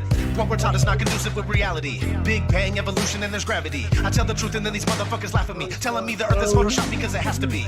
Most people accept the deception happily, but what they're doing to us all is a tragedy. God created the heavens and the earth in a verse, but we're living in a Freemasonic galaxy.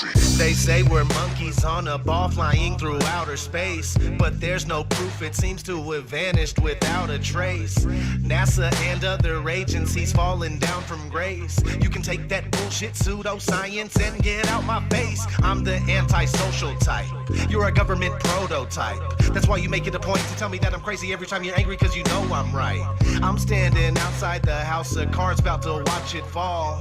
No more living on a cartoon ball. Horizon means horizontal. Indoctrination is awful because you're taught the globe model. Ever since y'all we follow rapists and murderers, liars, thieves, and sun worshippers, saying we can't see curvature cause we're all too small. And though it's never been proven, they say we're ripping and shooting. The earth is spinning and moving. Oh no, not at all. It's a criminal enterprise where deception intensifies. And assholes got us all living life on a cartoon ball.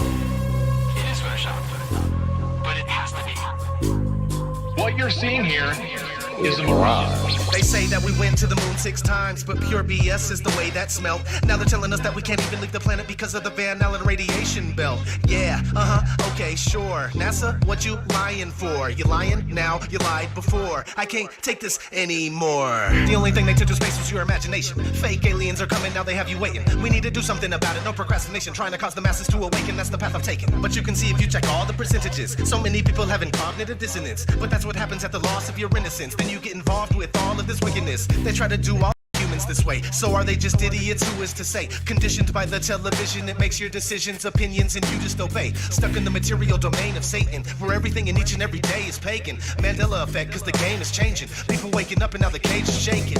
The earth is flat And that is a universal fact. If it isn't that, then tell me where the fuck the curve is at.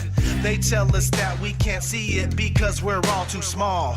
And now we're spinning on a cartoon ball. Horizon means horizontal. Indoctrination is awful because you're taught the glow model. Ever since y'all could crawl. We follow rapists and murderers, liars, thieves, and sun worshippers, saying we can't see curvature because we're all too small. And though it's never been proven, they say we're ripping and shooting. The earth is spinning and moving. Oh no, no, not at all. It's a criminal enterprise where deception intensifies. Nassholes got us all living life on a cartoon ball.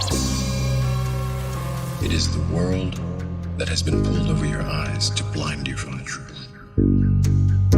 Like everyone else, you were born into bondage, born into a prison for your mind.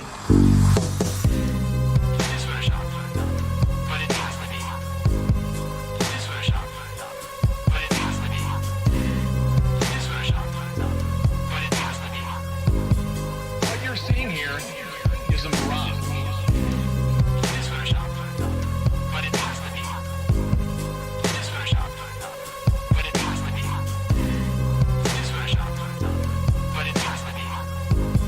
What you're seeing here is a mirage. We accept the reality of the world with which we're presented. It's as simple as that.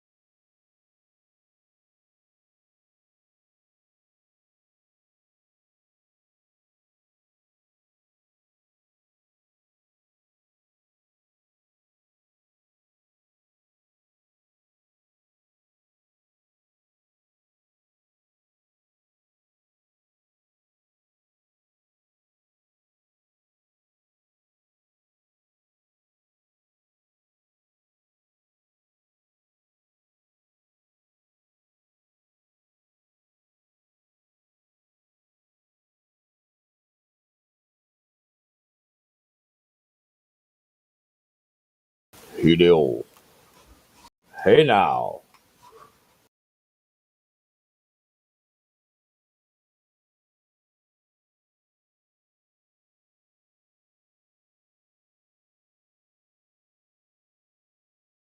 Twin parents. Are you a parent of twins or are you one of the twins?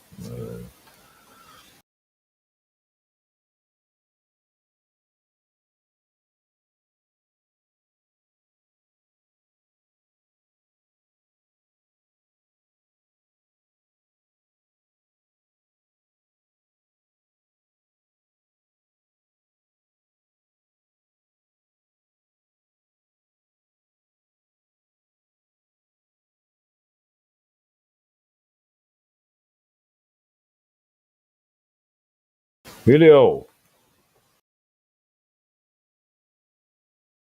Hey now.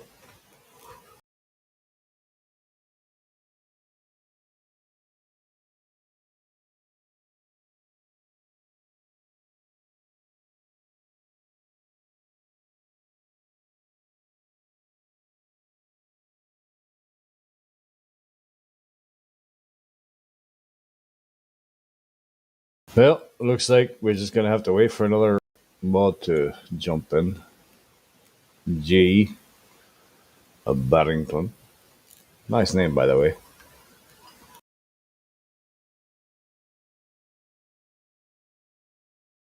It's one of those names like if you have a son, you're gonna call him J.E. Barrington the second.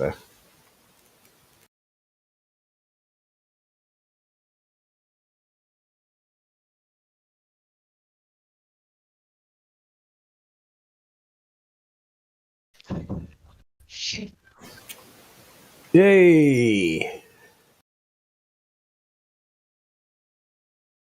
Welcome back to the land of talk. Hey, Jay Barrington, are you good, brother?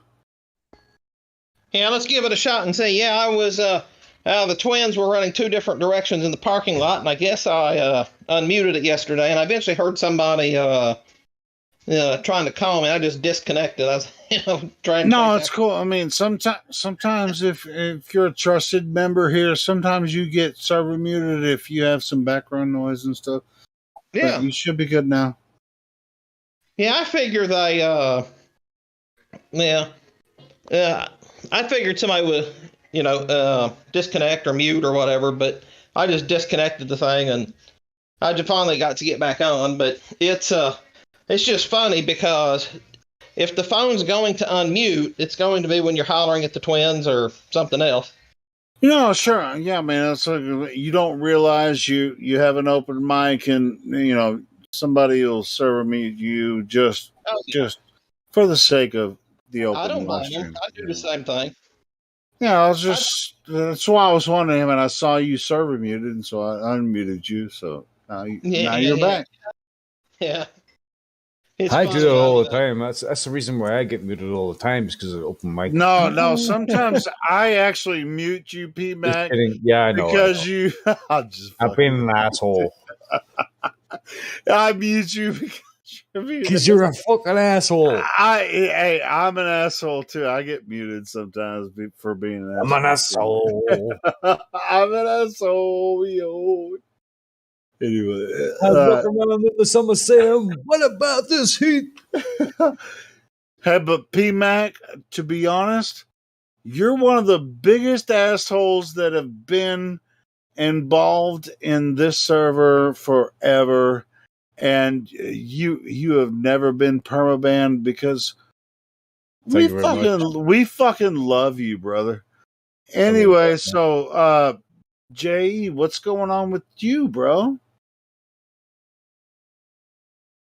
Well, not a whole lot. Just hanging out with Mama's got one of the boys this morning. I got the other one. I'm getting ready to take him. I don't know where all we'll go, but I'll take him out somewhere. We try to every now and then split the 2 of them up so we get alone time with each one. And he's watching some cartoons and opening and closing our bedroom door, which is his favorite thing to do.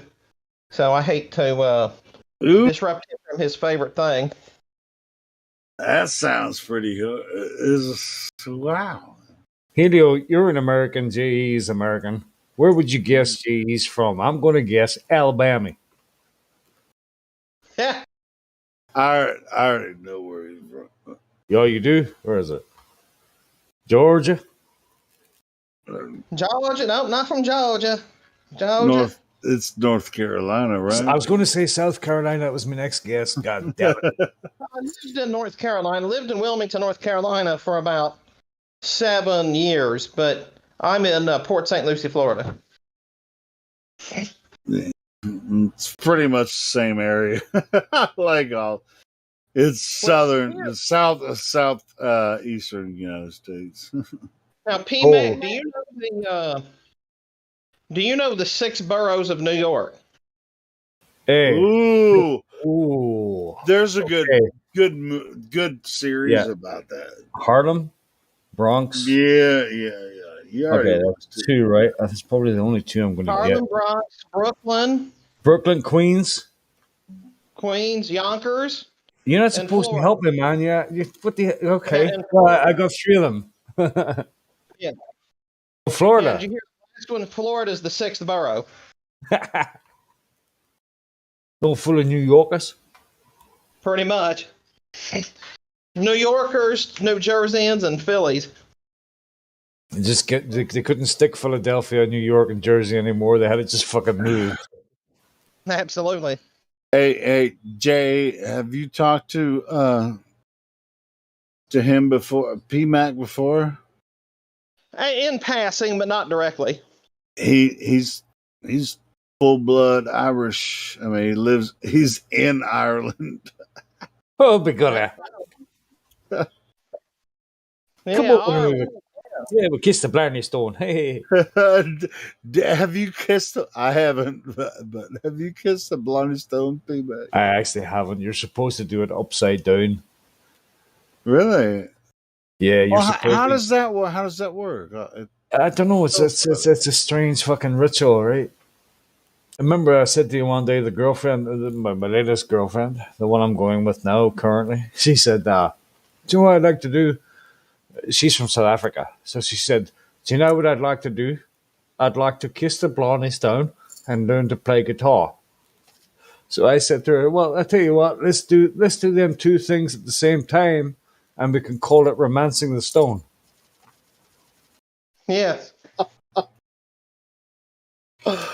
Oh shit, PMAC. Play the guitar while you're. Anyway, so Jay Barrington, welcome to PMAC. He's a fucking trip. I like it. I like it. Yeah. We're just getting started. What do you know about Scotland? Do you know much about Scotland? Or,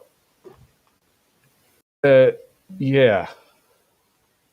It's actually one of the places in my bucket list I want to go to because my surname is McAllister. And McAllister, there's a lot of McAllisters in Ireland, right? But our ancestors, we're from Scotland. This is why I love the Scottish people so much and the bagpipes. Yeah, have you heard about the debacle of the Scots language Wikipedia? No. So there was an American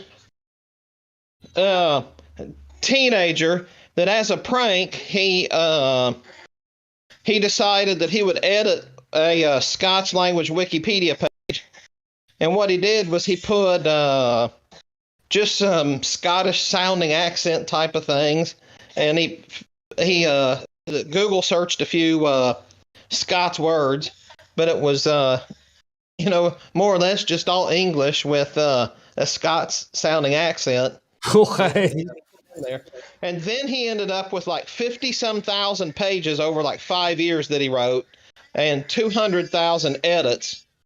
And now they're trying to figure out if they need to like totally delete the whole Scots language Wikipedia and start over or what, because they talked about how many years it would take somebody to actually go through and verify each of the 50,000 articles. Holy shit. Yeah. And it's funny because he did it like with one, and he thought that somebody would correct it and kick him out, and and he's like a freshman in high school, and then the article stands, so he does another one, and like it so he stops when he's like a senior in high school or something, and then it was still several years later before anybody noticed it. That's brilliant, bro. Yeah. Talking about the Scots too, if you like movies, there's one called The Warrior King, and Chris Pine. Is it Chris Pine? Yeah, he does that. He's actually brilliant in that. It's it's on Netflix. I don't know if have you seen it, Jay? I have not. I'll have to put that on the list to watch. The Warrior King is called. He plays Robert the Bruce, just around the time of you remember Braveheart, William Wallace. Yeah. Yeah, it's actually very good. Chris Pine actually, how he's a good actor is when you don't see him as Chris Pine anymore from Star Trek. You see him as just a Scottish fucking king. Yeah, the shit that went on there, and it's really good, man. I've watched it twice now. Yeah. And there's another one too, just by the way, on Amazon. Because I know Helio likes this shit that we're talking about, because Helio does all this, right? All the Old Knives, he plays a spy. It's really good, too. It's worth the watch. So, you can take that to the bank. Warrior King. Write this down. You got a pen? I don't. Can you put it in the voice text? Yeah, okay. Yeah. Yeah, I'd appreciate that, because, I want to watch it.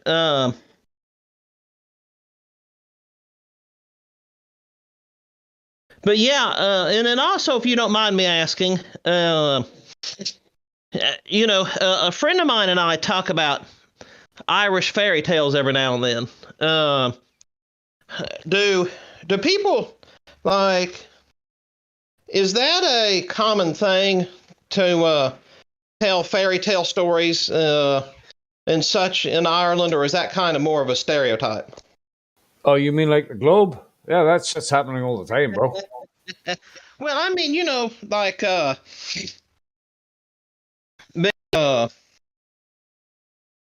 like the stories of these fairies where like uh, I'm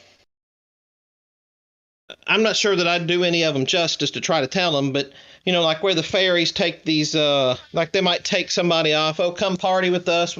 We'll give you a pocket full of gold, and then they let the person go, but it's really like 20 years later, and he's like, oh, I got all this gold, and then he empties out his pockets and it's horse manure. Yeah, that's like leprechauns and banshees. Every nation has their fairy stories, Oh, right? yeah. That's just because things happen that Oh, people yeah. can't explain.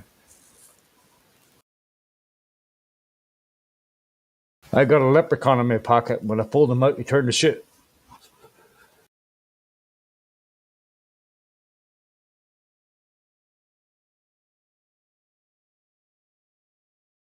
I've got to get another drink. I'll be right back.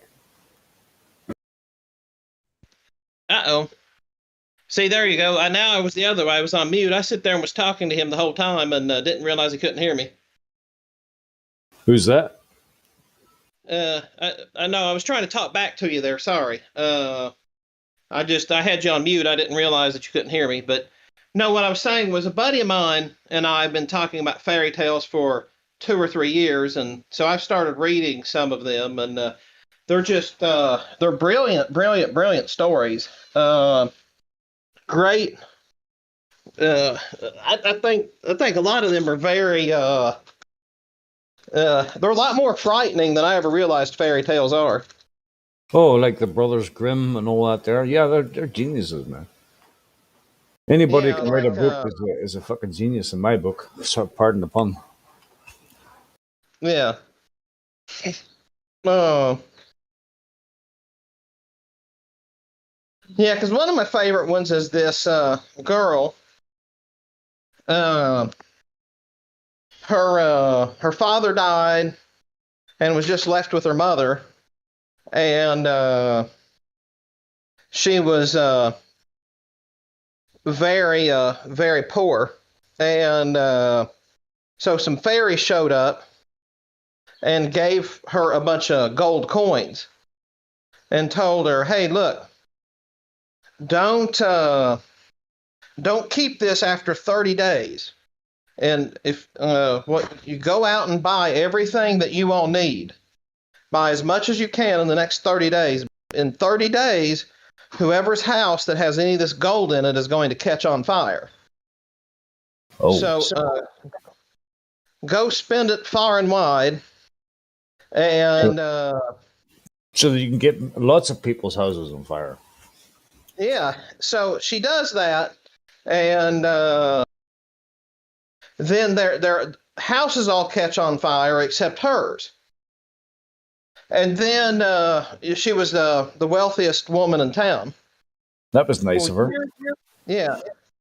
Well, years later, she has an accident and she loses one of her eyes.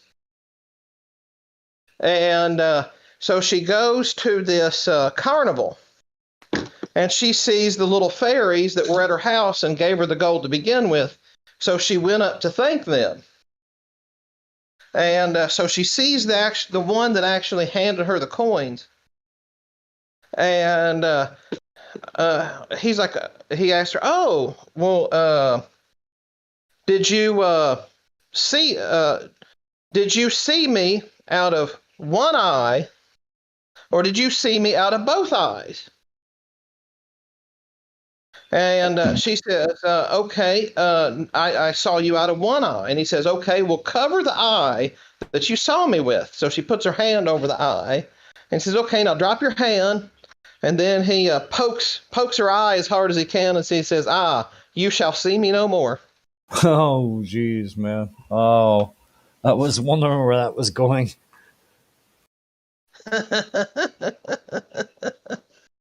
Hey, hello, Helio Skeptic, are you there? Really quick. 2 seconds, I'll This be is right back. Leon. Leon. Is Helio here? He is. Is he AFK? He might be. But... Oh. Yeah, I'm just... Oh, okay, I'll just wait for him to come back. Just wanted to give him just a quick request. I'm here. I'm listening. I like that. I like that, Jay Barrington. That's the break. Anyway, go ahead. Hey, I was just gonna ask you to, if you could, if you don't mind giving me the roles that I had, essentially a valued role, because I just got suspended again. This is Leon, by the way. Yeah. I made a new account again. What role? Valued. That's the role that I'm missing, and that's it. Yeah. You can check the ID, by the way. I think somebody last stream copied my ID, so they can check whether it is me or not.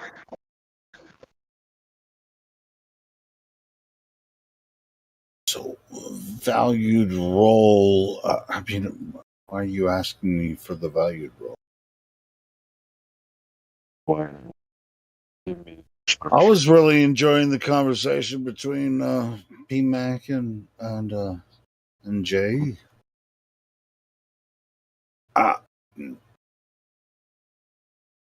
Now, Leon, am I supposed to remember you from previous conversations or something? Last stream twice already. I mean, I'm literally on stream. If not, that's alright. I will just give the voice chat maybe some other time. Yeah, call me an asshole. That's all. No, not that. No, that's alright. No, that's alright. Are you a flat earther? Yes, I am. What, did you come in here? Did you come in here previously on another role and you were a flat earther with another name or something? Well, Leon Pugovoski, yes, with the same exact profile picture. And I am a flat earther, and I've been here on the I don't remember what it's called, the last event, where it was mostly just women. And also beforehand, 2 streams beforehand. I used to talk about nature a lot, essentially, about hell and heaven. That's what I usually talked about. And we discussed flat earth a lot when Hank was here. If you don't remember, that's alright. No, yeah, I mean, I don't remember. I'm just saying Okay. I don't remember. Alright. Yeah, he's there. He was there.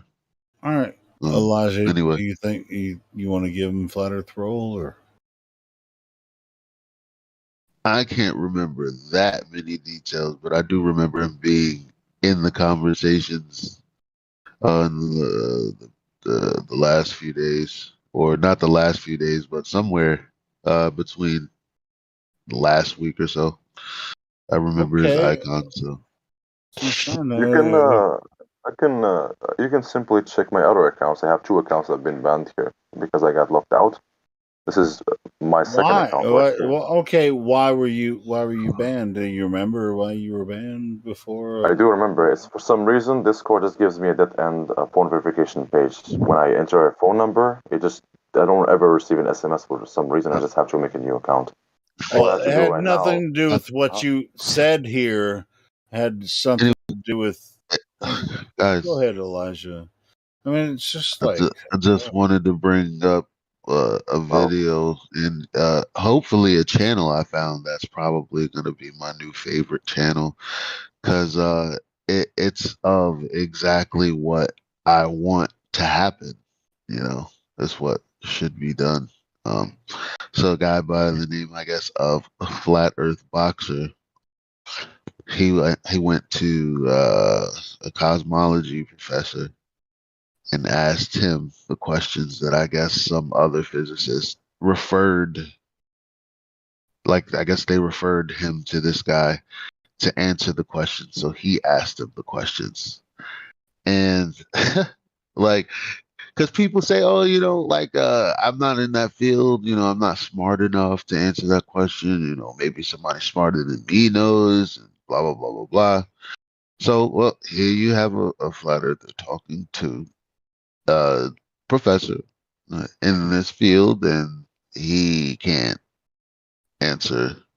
So go ahead and play this on the bot, man, because this is prime stuff. Play. Oh man, if you can play it after 7 minutes, that would be awesome because it starts at 7 minutes. Now, Elijah. Say again. Now, is that now? What channel is this? I'm sorry, I just want to make sure I caught the channel right. Flat Earth Boxer.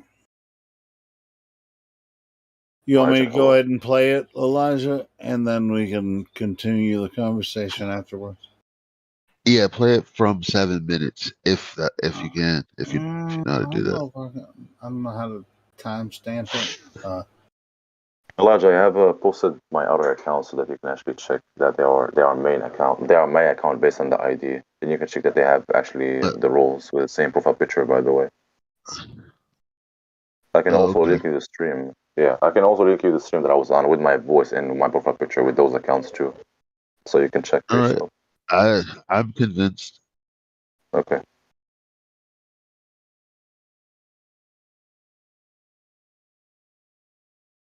I didn't want to interrupt, but I just had to come in the voice set because that'll be the only way. I really don't know how to timestamp this to play it from right at 7 minutes. I'm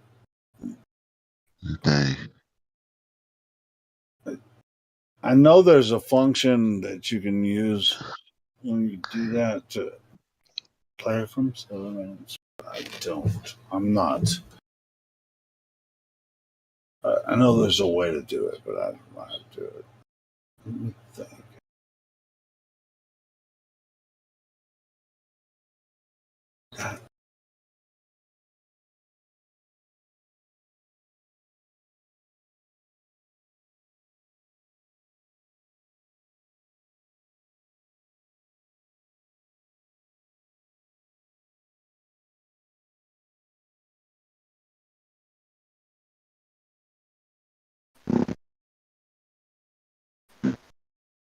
I mean, what's so bad about the first 6 minutes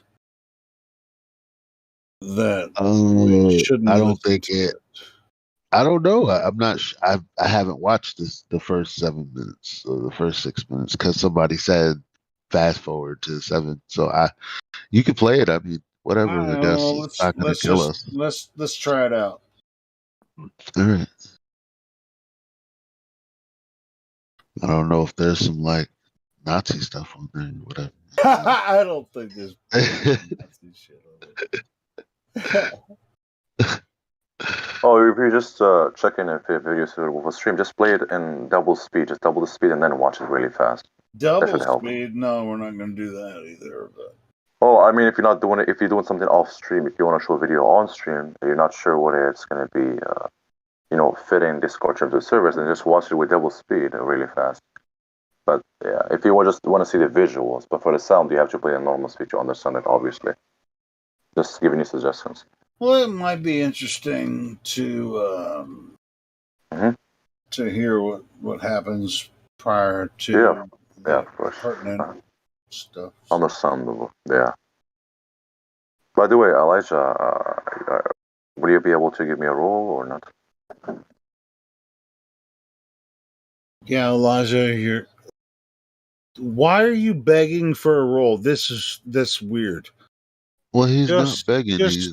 I already said I'm convinced, so I guess he's all wondering. right, cool. Well, then you give him the role. You have the power as much as I do. So. Alrighty. So there you go. Thanks, man. Appreciate it.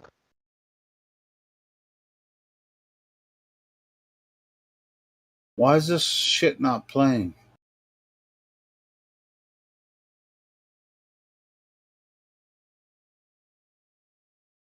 It says to begin playing. I already reset the frickin' bot.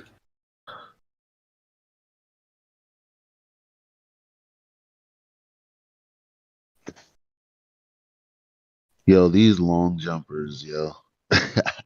I don't know. I don't know how I ended up on this corner of YouTube, man. No, I'm talking Do you know what I'm talking about? No, I'm talking about something. Oh, okay. Never mind then. No, I'm trying to play the video that you shared, and it's just not working with the bot. And I think it might work now. Hold on, let me try this.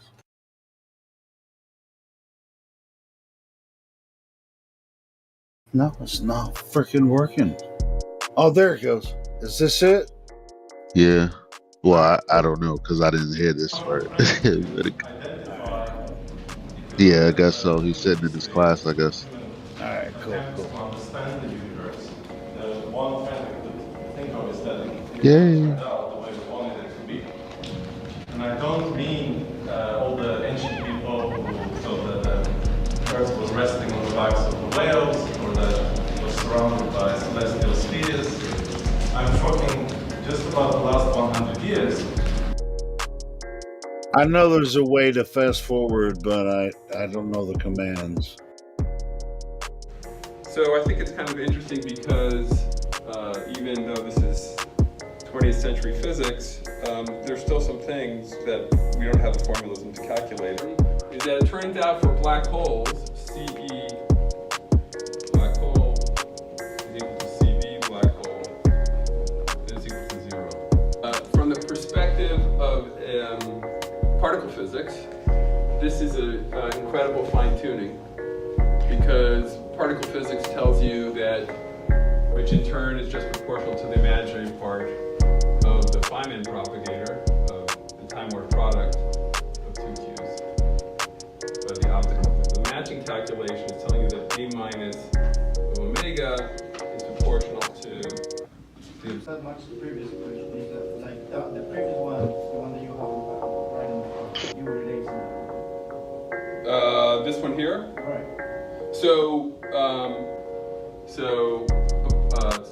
classical observables depend only on G retarded, and G retarded of omega looks like an integral of A plus over omega prime minus A minus. This is any row. So if you could write down the density matrix for the coherent state, the same. Is that Matthew Hearns?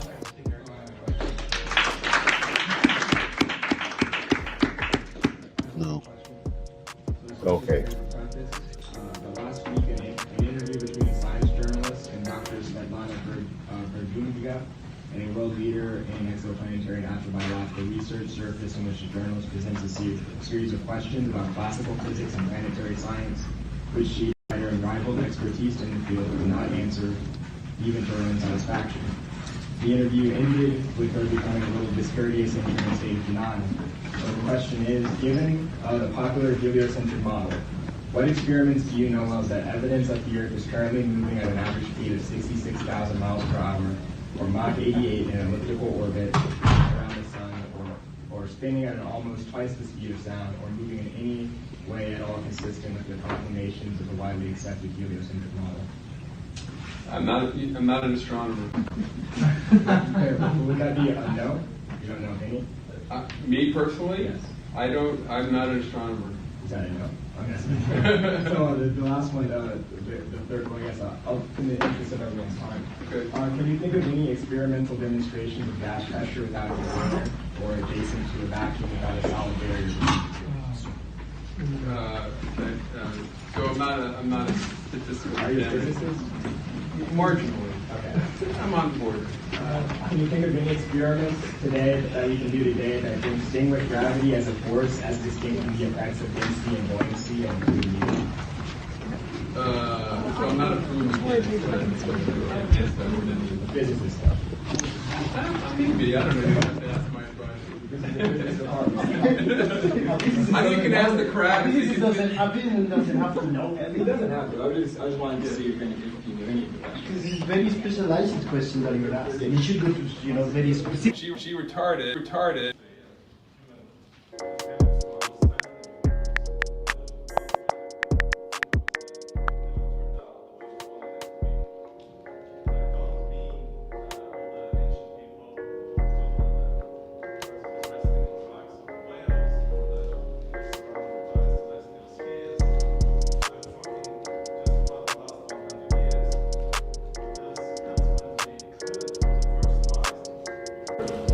You start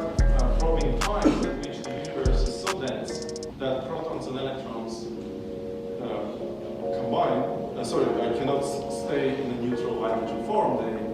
They have to be in ionized form, and then your photons can no longer propagate. So you at some point, when you look out, you see this boundary between opaque, between transparent and opaque universe. And that boundary is what we call the cosmic microwave background. It's the surface of last scattering, surface beyond which the universe turns opaque. And this boundary is literally like the surface of a giant oven. It's hot, it's 3000 degrees Kelvin, where if you start from a slightly denser region as an initial condition, the denser region attracts more matter. One trend we can identify, if we look at the human history and human attempts to understand the universe, the one trend we could think of is that it never turned out the way we wanted it to be. And I don't mean all the ancient people who thought that the Earth was resting on the backs of the whales, or that it was surrounded by celestial spheres. I'm talking just about the last 100 years. She retarded. There's a minor thing here that for this to work, you need to have dark matter. Dark matter was already a known thing.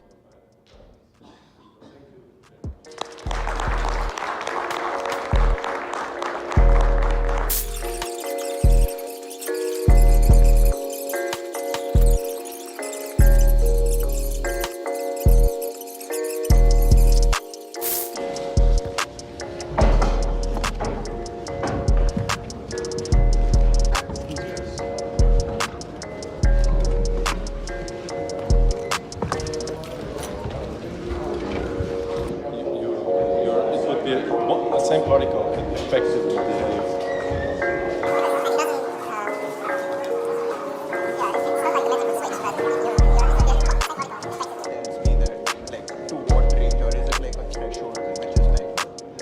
We're getting closer.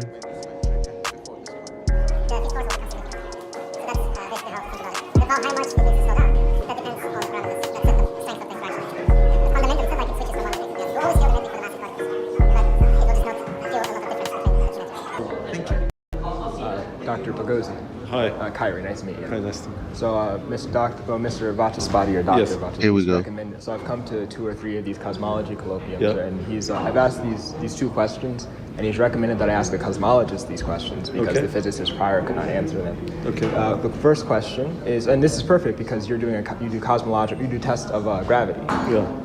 What experiment have you come up with that, or have you discovered or seen that evidences the existence of a force called gravity, which as distinct from the effects of density and buoyancy in a medium? What evidence there is for gravity? In the experimental. As distinct from the effects of density and buoyancy in a medium. The fact that planets move around, lots of evidence. So I meant experimental evidence. So That's experiment. What's the independent variable in that experiment? Okay, I guess you could look at different or control samples. I mean, you can drop things in a vacuum. So things are more dense than zero. I mean, so a vacuum there's a zero medium, so everything's equally more dense. Drop objects. You just take a room, evacuate the air, and drop things, and then they all fall the same. Equally more dense than nothing, right? They're both equally. So it's distinct from the effects of density and buoyancy. Yeah. So gravity is a force that's Yes. It has nothing to do with density and buoyancy, right? Yes. It exists there whether or not. Yes, right. So when things fall in a medium, yes, it's because they're equally more dense than nothing. In a vacuum, they're equally more dense than nothing. That's why they fall at the same rate. So the question is more as distinct from the effects of density and buoyancy. Yeah. If no, that's fine too. I'm not sure I can add more than I said. Then the second question is, so your cosmology depends upon, so the second law of thermodynamics stipulates that you can't have a gas pressure system in the midst of a vacuum. Like a high pressure always goes to low pressure. Yes, that's true. So the cosmology, has it been brought up within the field of cosmology that the heliocentric cosmology depends upon a violation of the second law of thermodynamics? What is a heliocentric? The heliocentric model being around the Earth. Heliocentric means, or let's say the cosmological model assumed within the parameters of the general relativity theory, whatever you decide is the center of the universe. But normally you have you have gas-composed stars in the middle of a vacuum. So Yeah, so yes, you're right. So if you have gas, it would expand into the vacuum, absolutely. So do you know of any demonstrations of gas pressure in the middle of a vacuum without a solid barrier between the two? No. So would it be true to say that the cosmological model that underpins the assumptions of the popular cosmology, whatever it is, depends upon a violation of the second law of thermodynamics, which is not demonstrable? No, because there is no, it's not like we're putting, first, the universe doesn't have a center. Well, yeah, sure. Whether center or not. And it's uniformly filled with radiation. So it's already equilibrated, so the gas has distributed itself throughout all of the volume of the universe. Okay, so is that possible to demonstrate, let's say, gas pressure adjacent to a vacuum without a barrier between the two? Is that demonstrable in any way? I'm not sure let's say I have a pressurized shoebox inside of a vacuum. I poke a hole inside that shoebox. Is there any way to demonstrate air not going into the vacuum and staying inside the box, as opposed to?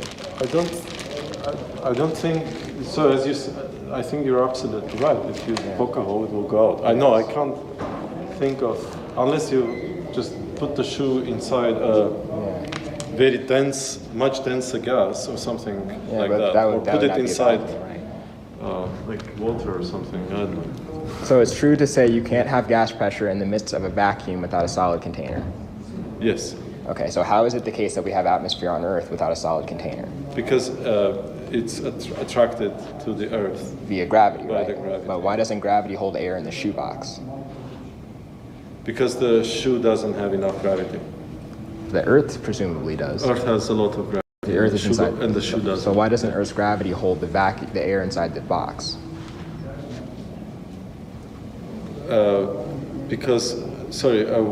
Why doesn't Earth's gravity hold the air inside of the shoebox, which is in the midst of a vacuum? Because the gas has pressure. So it has pressure and it just goes out into the vacuum. Sorry, I'm just saying. I have people waiting and I need to go. Got it. All right. You think supermassive black? So there you have it. Now you know what happens when you take basic flat Earth and thermodynamic and cosmological questions to top physicists and astrophysicists and cosmologists at various universities, whether they be that of Carnegie Mellon University in the case of Ira A. Rothstein, or in the case of Simon Fraser University, which is the home of Dr. Pagosian, a specialist in cosmological tests for gravity. When asked questions of the kind which should be very simple to answer, pertaining to gravity and gas pressure in a vacuum, professors of this high status either resort to snark, evasion, or are simply flabbergasted and have never been asked by anyone any of these questions. So this should give you resolve and comfort to know that there's not much to it. So I encourage you guys, if universities ever open out, for you guys to just go out and visit any open lecture you can and present these exact kinds of questions to your local professor. All right, if you like that, like, share, and subscribe, and so on and so forth. Bye.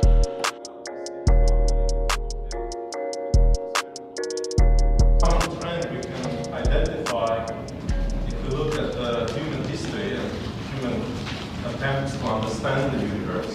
The one trend we could think of is that it never turned out the way we wanted it to be.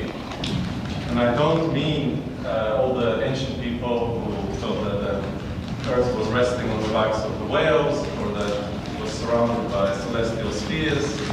I'm talking just about the last 100 years. She retarded.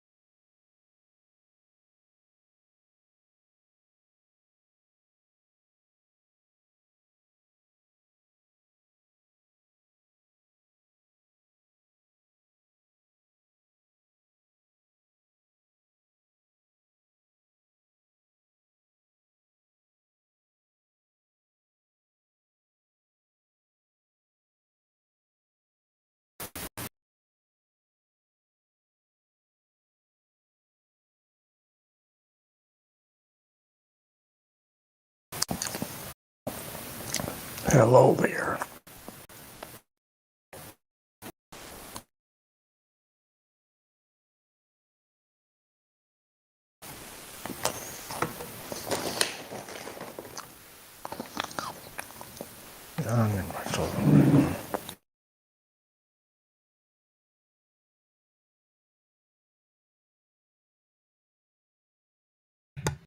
Hello, I'm back. Everybody watch my Flat Earth Early Bird show? Hey, Elijah.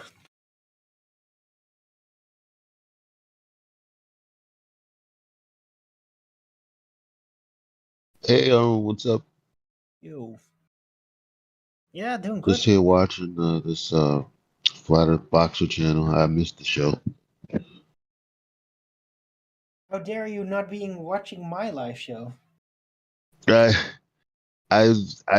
someone, I was on Facebook and someone had showed me this video, and this guy basically is out asking a cosmologist about gas pressure without containment and gravity, and the dude was like super stumped, and I was like, "Oh my god! See, this is exactly what needs to happen more often." So I was kind of Right, cool. sucked into that. Yeah, I get that. Sounds pretty cool. But I hope you had a good show. Yeah, I did. Great show. What was it on?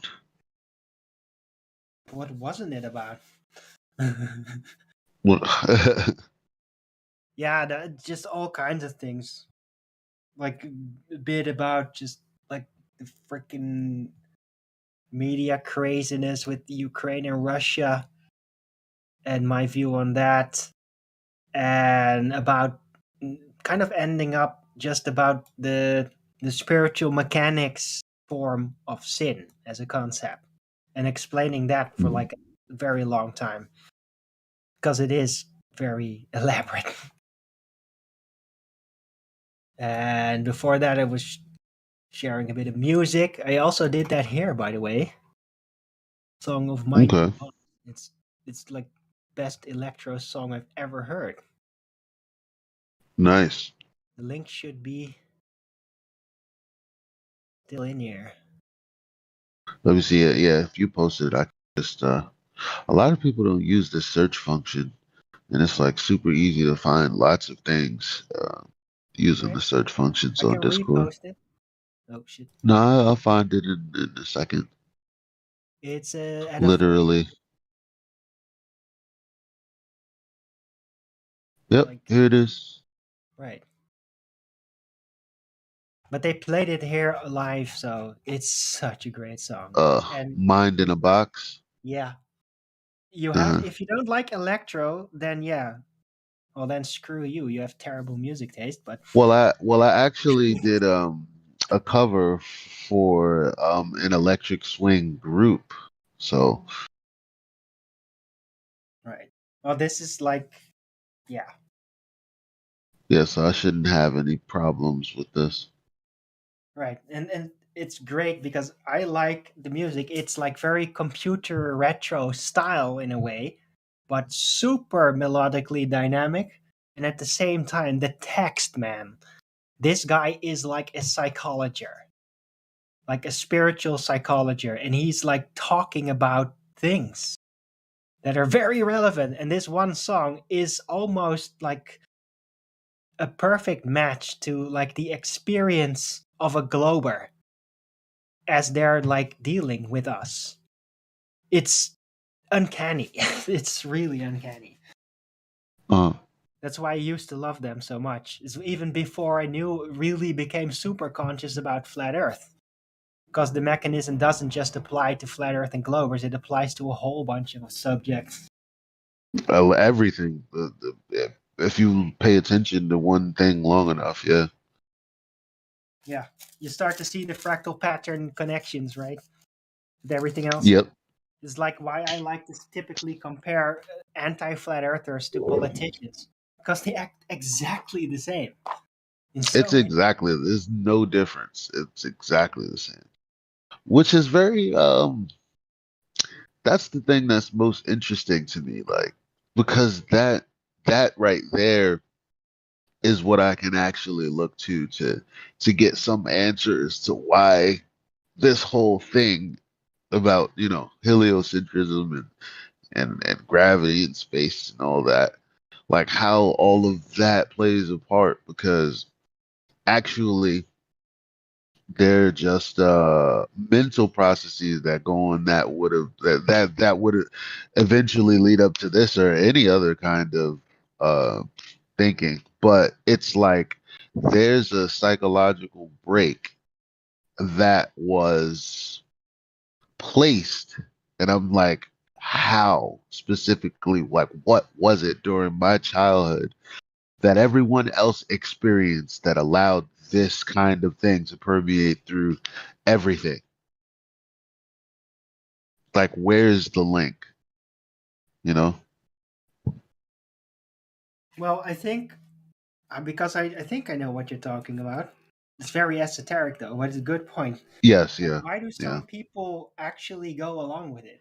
Well, because they don't see the depth of the problem with it, right? They get the information and then they don't have a internal reaction that looks and sees what the actual long-term result is going to be if you hold on to that. So they just respond like, "Oh, this is the new thing we got to learn." And then you'll be one of them. And so they do it like that. They just memorize shit. They don't really even look into how deep the influence is going to be, right?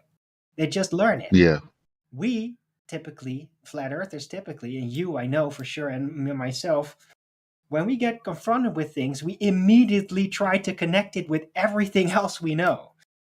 And then yeah, you just see, like, this is bad news. And then you can't just easily assimilate it anymore because you know the implications on an intuitive level. Hope that makes sense.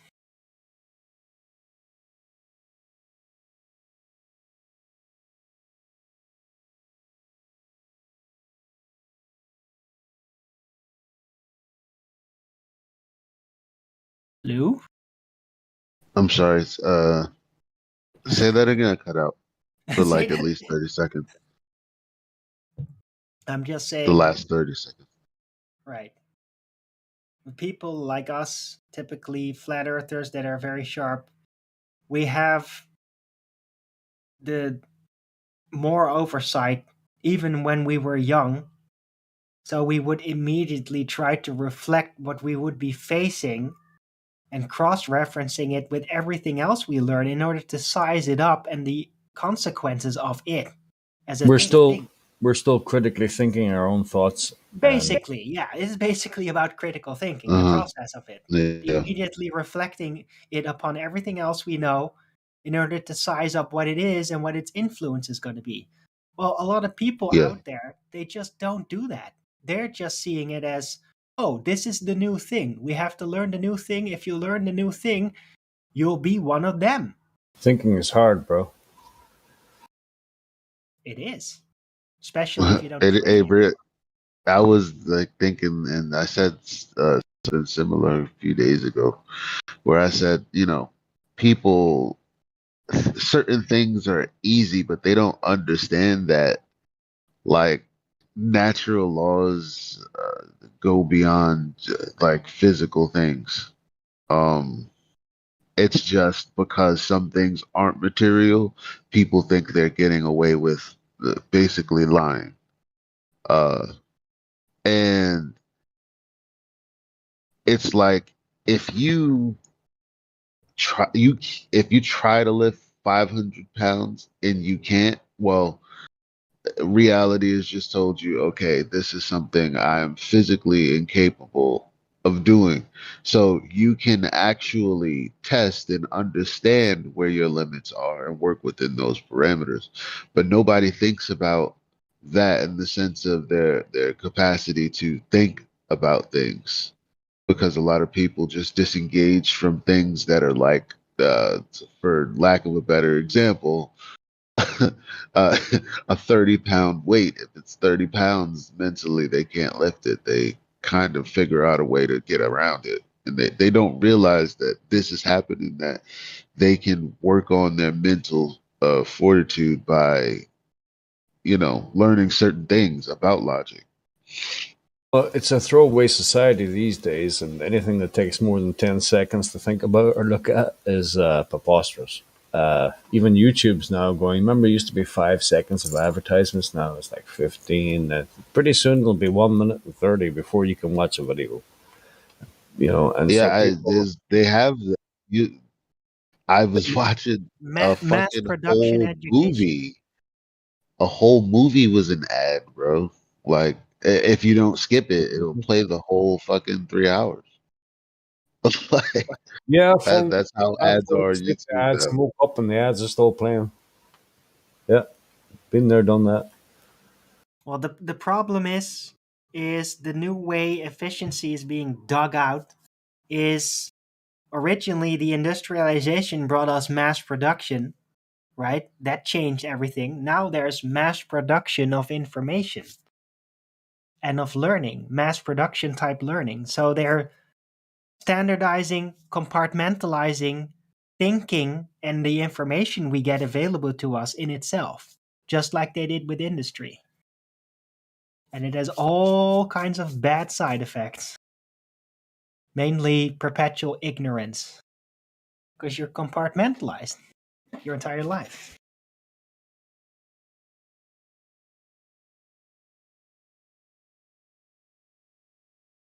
I mean, everybody's a specialist, then who's going to know what's actually going on? Right? Right. Oh. Well, I'm gonna check you later because I got some other stuff to do over here. I'm actually supposed to be at work, but I gotta fix some things with my bike. All right, see you later. Later.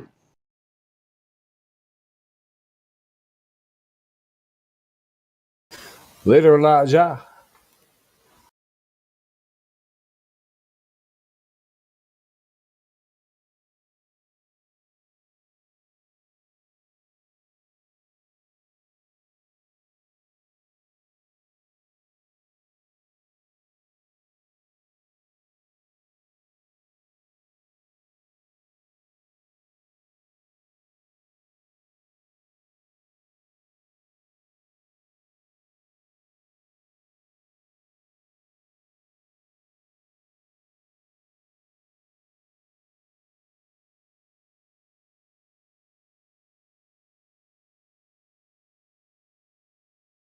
How did the live stream go, Erwin? Great. Great success. Yeah. Good, man. Glad to hear it. Almost as good as yesterday. Almost. Yeah. Oh, yesterday was a lot more focused on average. I had more focus. And how's life in Holland treating you? You're still in Holland, right? Yeah. And Magniate. Yeah. No, it's beautiful weather here, and spring is coming. It's So fucking it's pretty freezing. nice.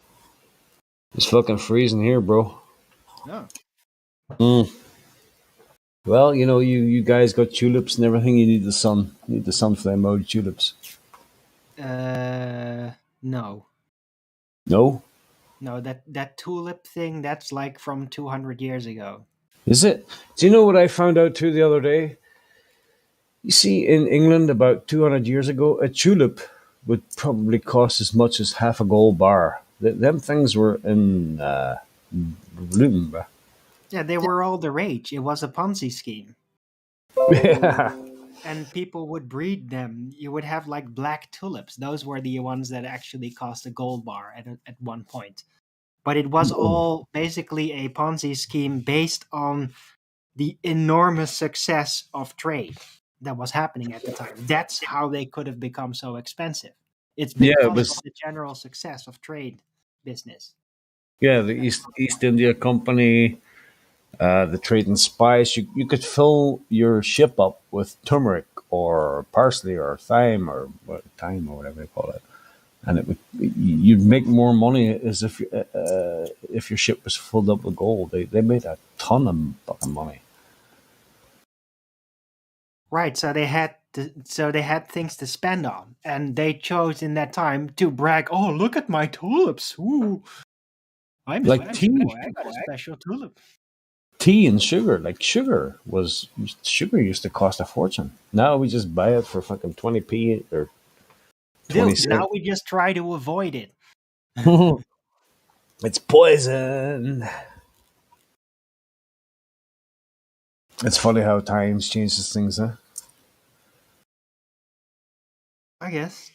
But that's why they did it. That's why the British what do they call it? The not the East Indian Company, the Geographical Society. That's why they sent people out into deepest, darkest Africa and India and stuff because they knew what they were looking for, bro. Because if you look at the medicines today, Anodin, Disprin, ibuprofen, everything is made up of plants. And here I go on about another rant about plants. I think we're living in a world where plants actually rule us.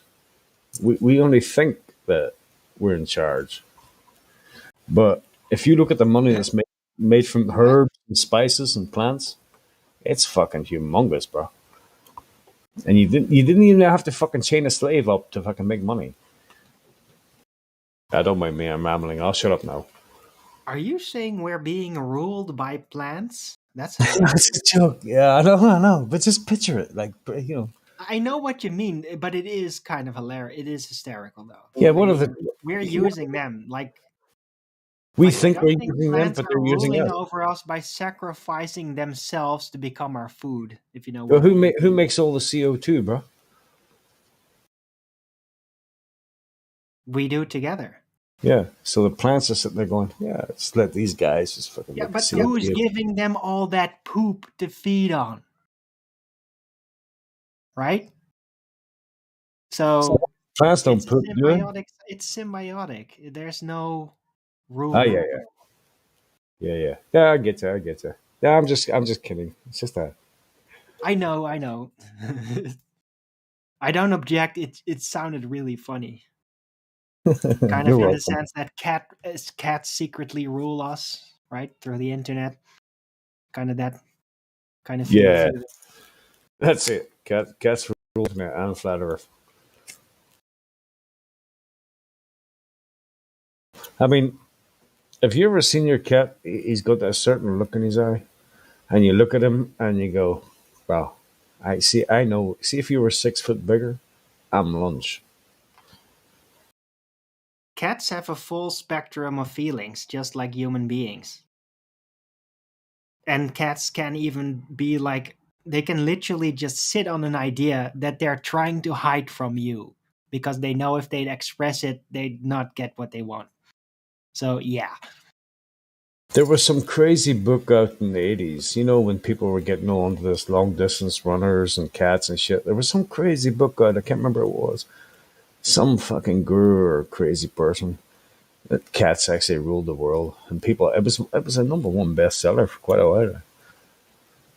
But maybe there's some fucking truth in that shit, bro. Well, I bet that they like to generally believe that that is the case. But I mean, have you seen how sneaky cats look? Have you seen how fucking sly they look? Yes. As I said, they have a very wide range of feelings, just like humans. They have like internal dialogue to a certain degree. So yeah, I bet they think that, right? But is it really relevant? I mean, in the end, they're just going to be begging for food if they don't get it. So, but I wouldn't be surprised if, in general, cats like to think inside of their own minds that they are actually the ruler. For sure. For sure. And they'd actually act towards that, right? Yeah. Their composure would be measured to that thought, and they just do it.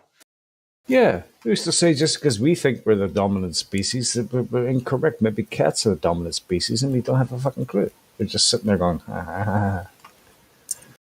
Right, cats can hurt people, but people can't hurt cats.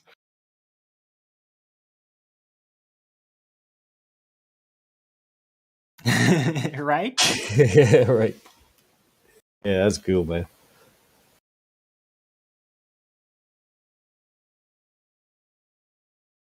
Hang on, I got a tune.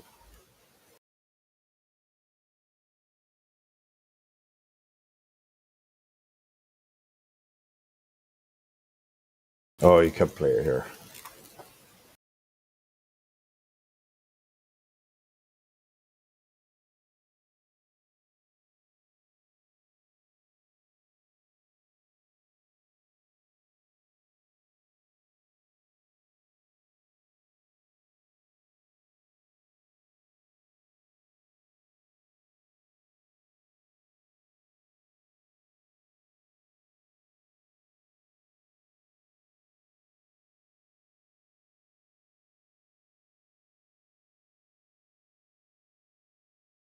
Hey, where's my Arwen smiley? I think that rats are even better than cats. I think they're way smarter, and a rat can hurt a cat.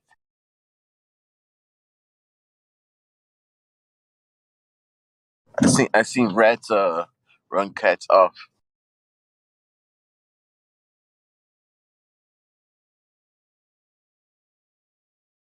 Rats are pretty smart creatures, and they also have a full spectrum of feelings.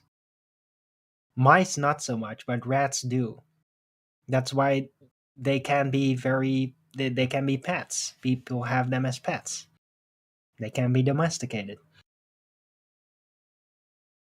Right? Just realize, for example, like with dogs, we are used to domestic dogs, but if you actually let them bewilder, they become extremely ferocious. Have you ever practiced of wild dogs? Oh yeah, definitely. Lethal. Like if you see those, run. Yeah, actually, I had a pet rat before. Bought it at a pet shop. I think rats are brilliant, man. Oh yeah, they're smart. They're smart, they're clean. Rats. Yeah. Well, I was gonna say that. Another And, other thing, they are and they're clean. too big. Like unlike mice, they're like too big to always get away in every little corner, right? So rats are more problematic when you got like a lot of food storage or something. But mice are overall worse. See, here's a thought. See if you die and you're buried, and you had a rat for 10 years, is it going to sit at your grave? I have no idea. I'm not even sure how old rats get. Me neither. So maybe. I know dogs do that sort of thing. That's what I'm saying. The comparison, man. But maybe, yeah, if you raised it from a little tiny little pink blob to adulthood all your And you life, fed it? it might just go and sit on your grave then if you die. Sure. That'd be nice. Tragic, I'd say. Yeah, tragic because it's your grave, yeah. It says a pet rat can live up to 6 or 7 years. 6 or 7, yeah. That's a very short time. Hey, PMAC. Hey, G. Yeah, so I was trying to butt in earlier, but I'm guessing I must have been a bad connection or something. But I agree with you. I've said for 20 years that we serve plants. Hallelujah, bro. Would you like to join my church? Sure. It's called the church. I Church do Tree. really like big trees, though, right? I do like them.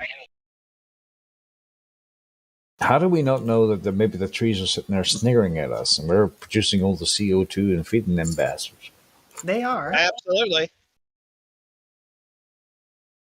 But that doesn't automatically mean they rule over you, right?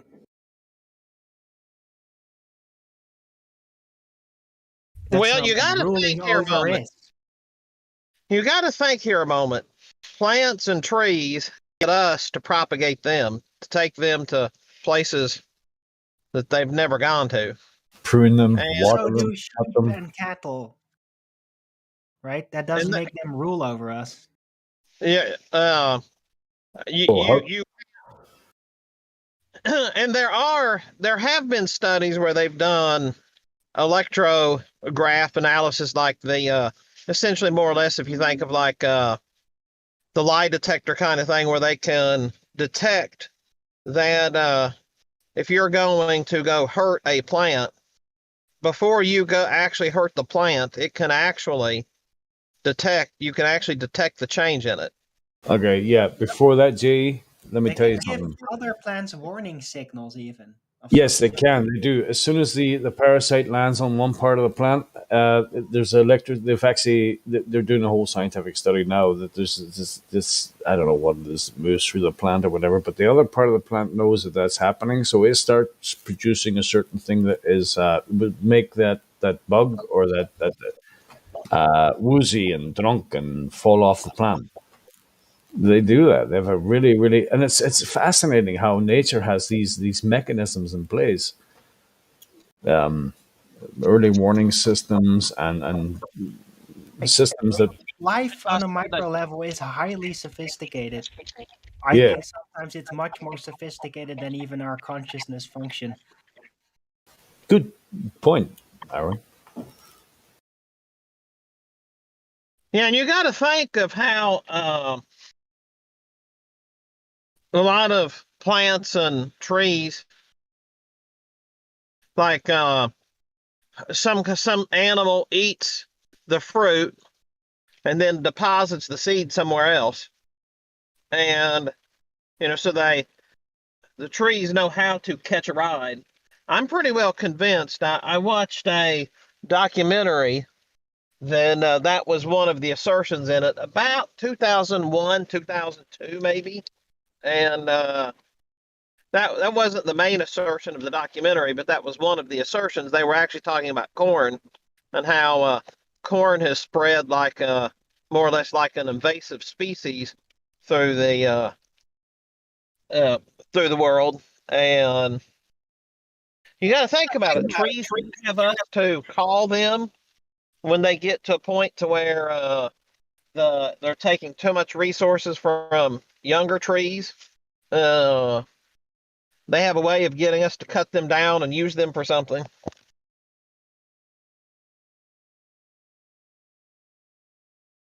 And if everything's genetic, if water has memory, if things you put into your body have memory, if maybe you somehow genetically all the ancestors that came before you, there's a memory inside there in your genetic structure, in your skin cells, in your DNA. Perhaps, who knows? I think that doesn't really have anything to do with genetics, really. What do you think it has to do with?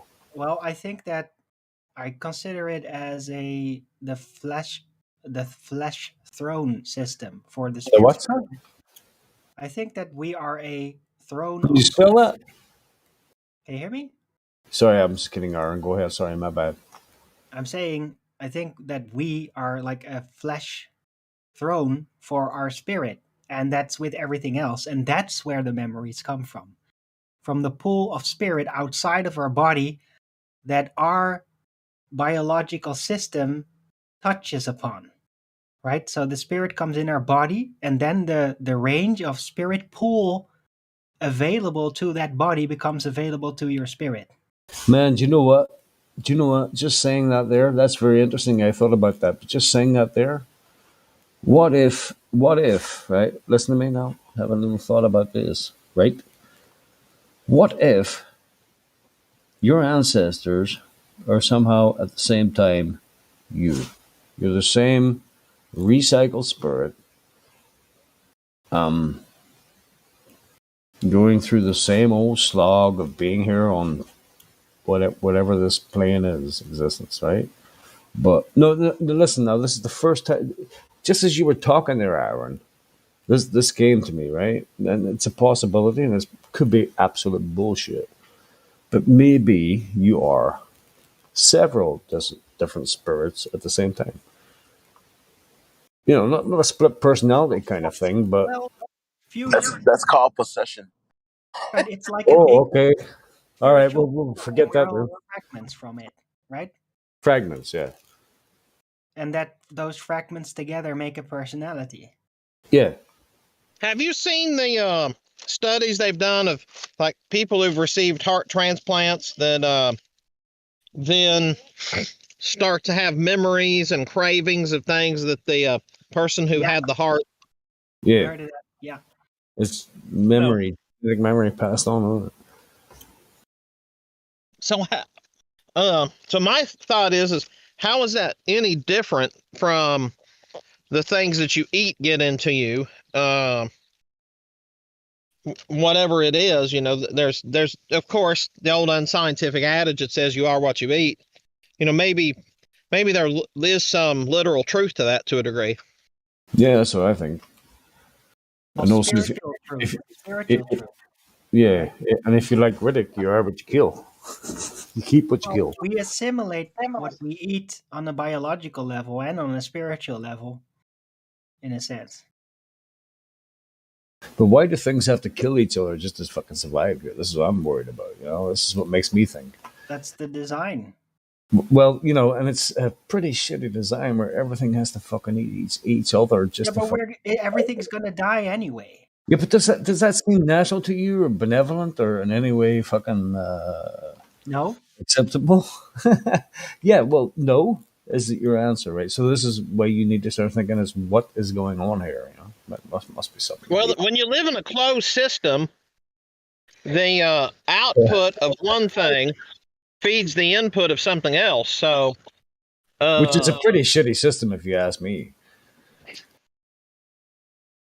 I mean, you know, it's It would be just in every fact of life.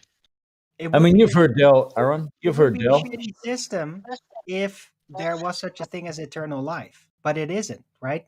So, on a subconscious level, there is a priority that says it's more important to keep other things alive for offspring than it is for you to survive in a All way. right, And all even right, though for your consciousness might not agree because of your ego. all right. I'll give you an example. You know Dell, Armin, right? You know Dell, From beyond the imaginary curve. imaginary curve. Yeah, he's not too happy about the, you know, the where we're living in, right? Okay. Anyway, here's an example. There's a very popular program here called QI, which means quite interesting, and you must have heard of Stephen Fry. He's sort of considered one of these great thinkers of our modern age, and he's a comedian and all this shit here. Never heard of him. Okay, never mind. So I'll forget about it. All right, so listen, he does this show and is talking about hornets that neutralize and numb a certain insect and put it in a certain place, and then the little baby hornets come out and eat the thing, but it keeps it alive, but it eats it from the brain out. And he turns around, he says, now, because he's a well-known atheist or agnostic, right? And he says, now, if you think that any god could think up of something like that, then you're fucking strange, and you're, you know, this is his,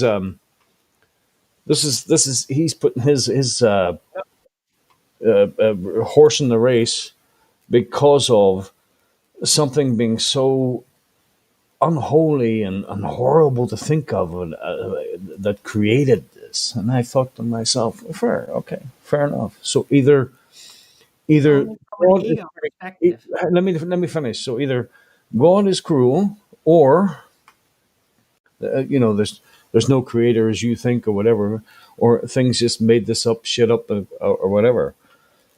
Hang on, I lost my train of thought there. Okay, so if you come to one or two of the conclusions, let's just conclude for the fact that this is a creation and God made this, and He is coming across as this is an unholy creation. How could you think something like that up? Well, then you have to think, okay, well, if that's the truth, then it isn't God. God is not like that. where we are is something else that could figure out and make things up that little insects eat other insects alive and they go through complete agony, then if God didn't make that, who did? We must be in some other kind of strange fucking happening, bro. You understand?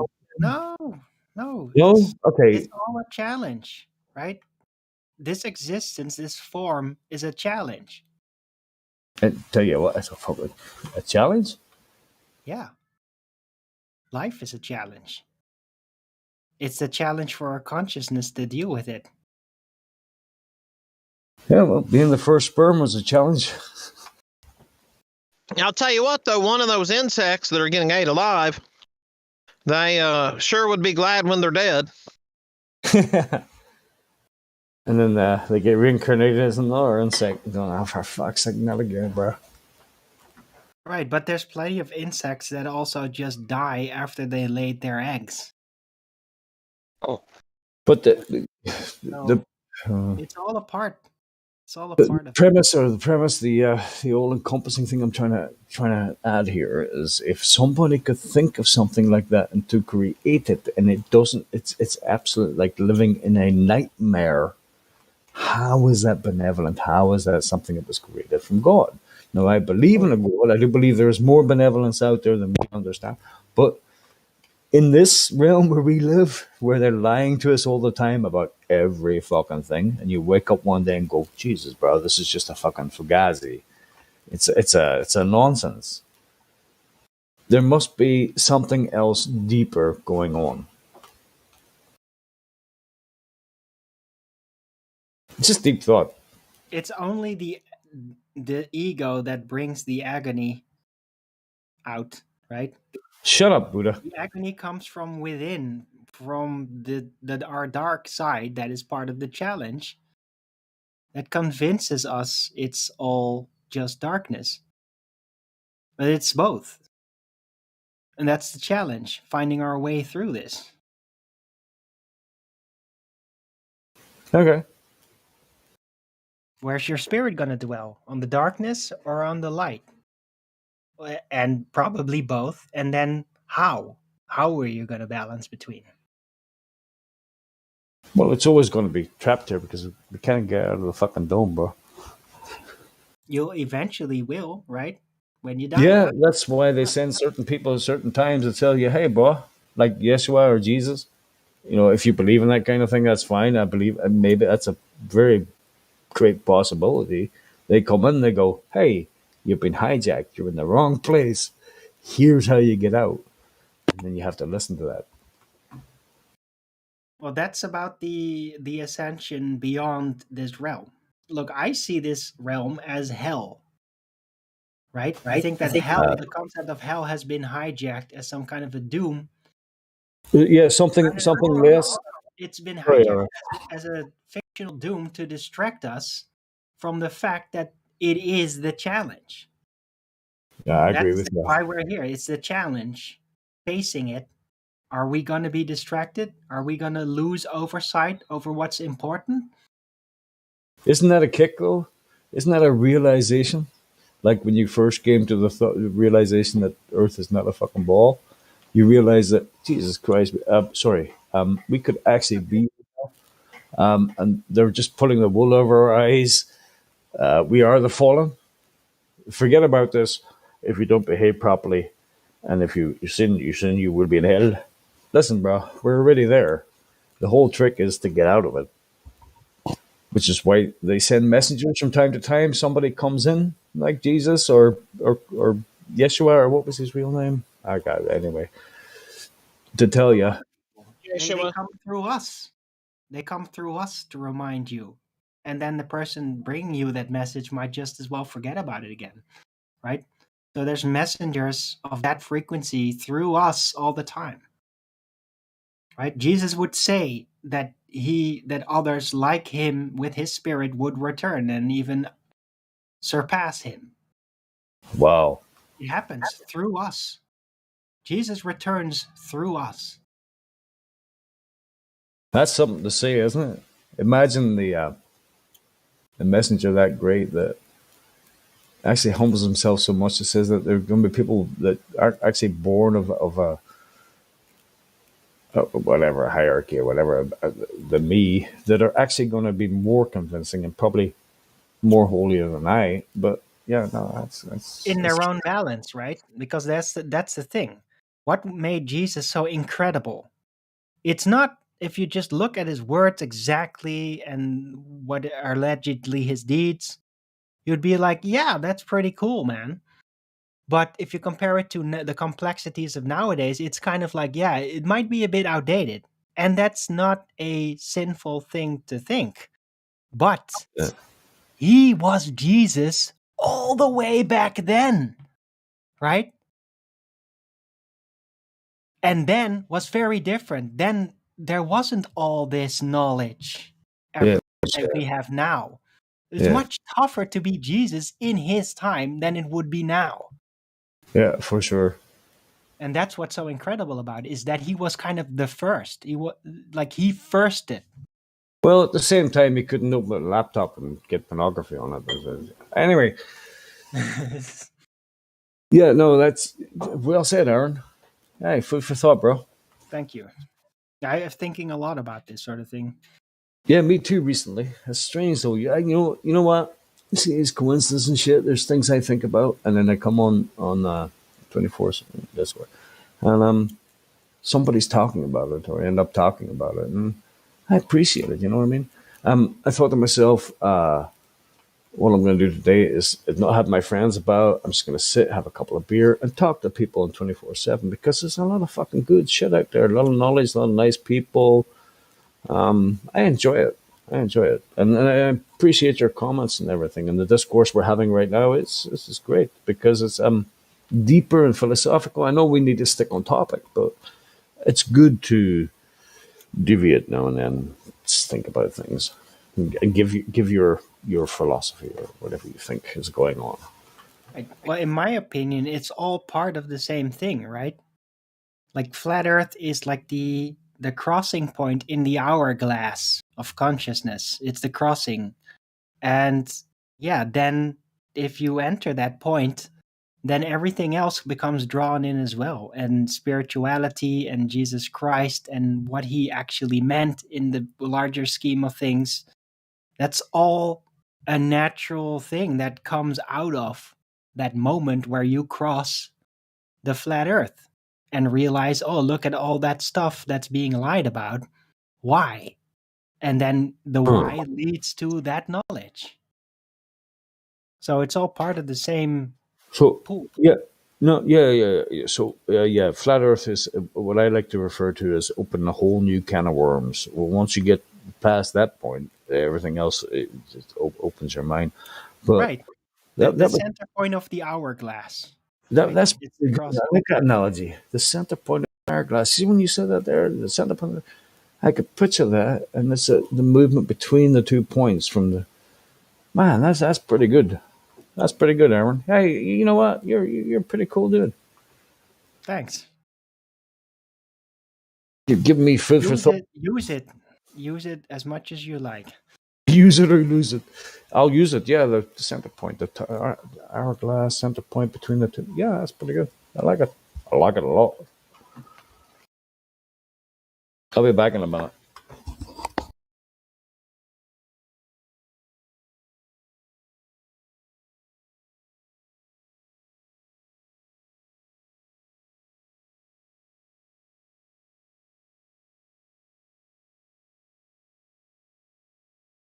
It's also the center point of the hourglass because it changes everything, right? You can be a conspiracy theorist about everything and then still not flat earth. And as long as you don't go there, everything that you conceive of, you're going to rearrange in your mind as that bottom part of the hourglass. But once you flip onto the other side through flat earth, then you can never recrystallize everything you know like the bottom part of that hourglass. You become the top part of the hourglass. And it's completely different. It's never going to look the same. See? That's why I say it's like such a crossing point. because it really does rearrange everything the way you see it.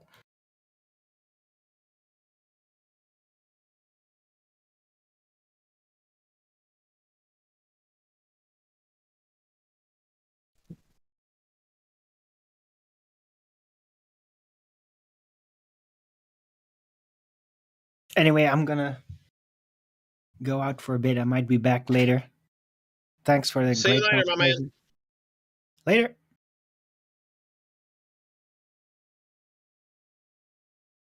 So who else is left around here?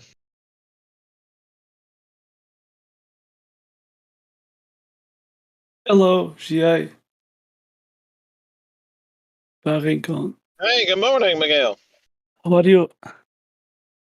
No, I'm all right. How are you doing? I'm okay, thanks. Well, good, yeah. Just got Bubby. We're going on a little car ride. I'm going to let him run around over at the Civic Center here. Hey, we have Truth Flat Earth. Yo, yo. I told you a message, to you. He wants to join the server. Miguel. How are you? How you doing, Sosa? What's up?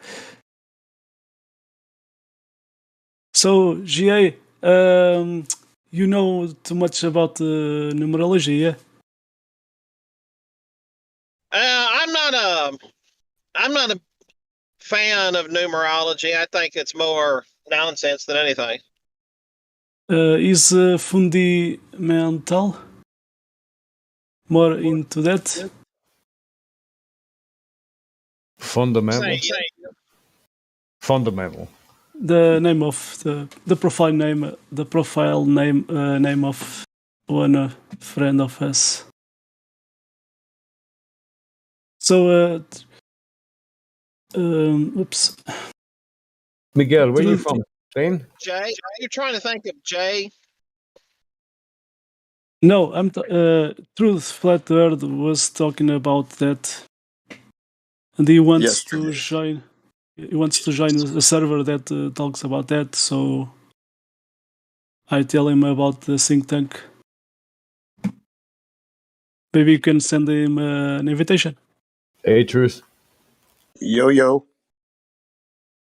Up and down, up and down, up and down. Yeah. So I do have an interest in numerology with words, letters, numbers, and placement of them, how they look, and things like that. I definitely think there's something going on. Meaning, like when we watch TV, they put a bunch of things in our faces that we can't decipher because we don't know what it is. We've never heard of it. And numbers to most of us just look like we don't care about numbers. We don't like math. Most of us don't like math, right? Yeah. So, but they do put things in our faces, and I've been deciphering some of them. It's quite interesting. I got to tell you the truth here now. I glazed over every time I heard this numerology stuff. But I'm coming around like a lot of other things, man. There has to be something to it, right? Yeah. For sure. And I get my instruction from the Bible. I get my authorization from the Bible. There's a verse that tells you that if you want to find out this guy, what his number is 666. I started there. And let me tell you, it's been interesting. And the Masons use numerology a lot. And there are some movies, the numbers they put there according to numerology. And so, why do they do that? Is it a pre-mapped out thing? Is there numbers involved? Is everything mathematical, or are we living in a matrix? Or why do they use that? Are the astrological signs actually true? Are we living in some kind of a clock? What the hell, man? I can give you my speculation. All I know is for sure that the Bible mentions it, and I get my instruction and authorization from the Bible. But why do they do it? Why do they do it? I have a feeling they're bound by it. Dark arts. Meaning they have to go along with those numbers. Yeah. Meaning, you know what I mean by bound by it? They can't escape it. you know, Yeah, but it's a yeah, they have to secret. tell the truth then too. They have to openly show it in order to implement it. Well, people with certain psychiatric illnesses Like have the myself. ability to add up things. Like what they'll do is they will everything they see, they add up. And like one person I knew, she would take every word she looked at, she would take and start adding up the word. And then she wanted that word number to end up as an even number. So when she added up all the numbers for each letter, she wanted it to be even. And Isn't it that would great? absolutely drive her crazy if it was odd. So she would then start changing numbers. So if like one was a 7, she might either change it to a 1 or a 2 because, a 7 looks a little bit like a 1, or maybe it looks a little bit like a 2.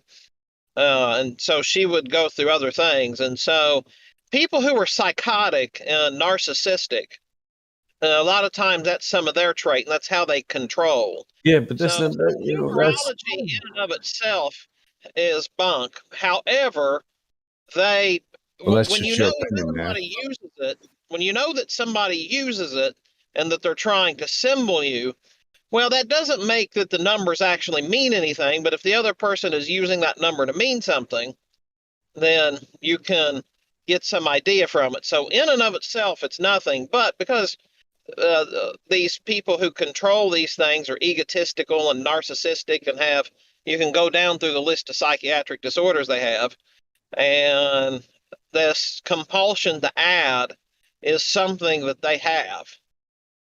So that's really all it is. So, in a nutshell, who has the psychic disorder or psychiatric disorder? Is it the people that researching it, No, no, like he's myself? talking. No, he's talking. No, he's talking about. I understand how you thought that. He's talking about the people that use it. Oh, No, okay, no, okay, not gotcha. you. No, no, no. So for instance, if you've got a psychotic narcissistic freak and he's using these words and numbers as symbols, well, yeah, that's, you can research that and deduce what the hell he's doing for sure. And that doesn't mean you're part of that, but obviously the person who's doing it is, and that's that's a well-known thing for various psychiatric disorders. I've noted in several, and so if you continue, if you go down that path and you take the people who are controlling and buying advertising and doing this stuff, they're in marketing because they're egotistical for the most part. And So it they works. are using these things. They're picking these things. It doesn't mean that the number technically, truth, like there's some magical power from the number. There's not.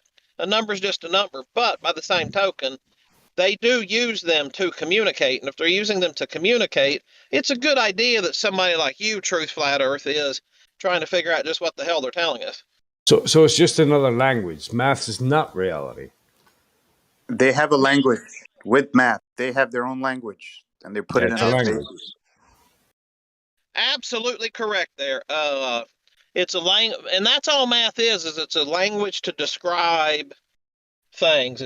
You do it through numbers, you do it through formulas. And that's all it is. It's just a language.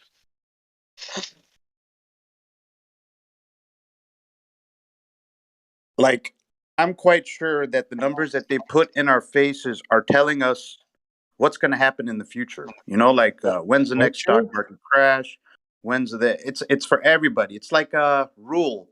Like as if God and the devil are in some kind of a war where the rules are you have to declare everything that you're going to do. God's declared everything in the Bible, but these guys are declaring everything in our face in secret in numbers, and we are supposed to figure it out. It's our fault we don't know it. So that's their idea. Yeah, because one of the things that I've heard over the years is that these people who control things, they're honor bound to tell you. So they have to tell you what they're going to do. That's because Because I just muted my mic. Yeah, I think when I shake my phone, it mutes it and unmutes it. I think.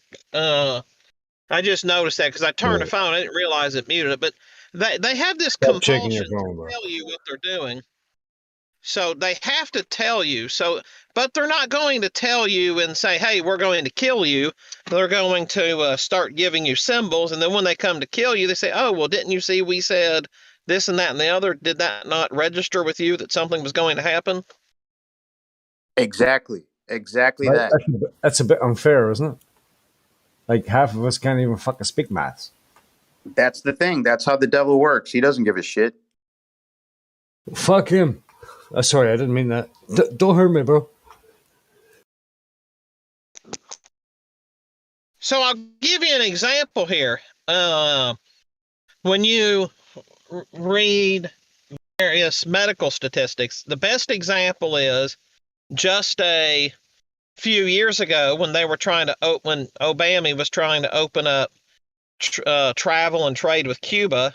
Obama? They were all saying that that Cuba has the best modern healthcare system in the world.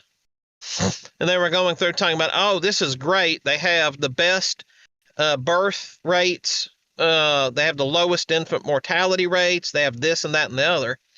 And they just put Cuba up on a pedestal.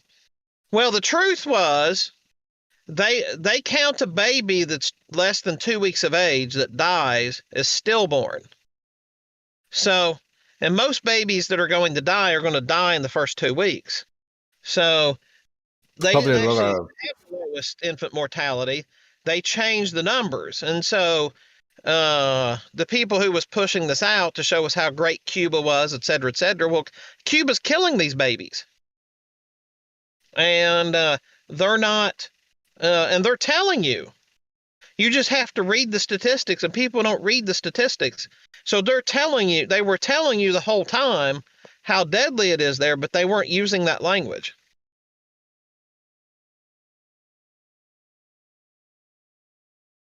Am I wrong, Truth, about how they do that?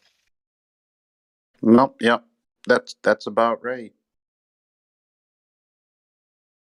They're going to try and call the herd shortly. 666 is embedded into everything that they do. Like, even if you see a different number that's totally not 666, somehow 666 has something to do with it. And I've found that out. I've done some research. I'm not just talking out of my ass. I've done some research that I think only I've found, honestly. I don't know if other people have found this. And I'm willing to share it, but I'm not going to share it on this live stream.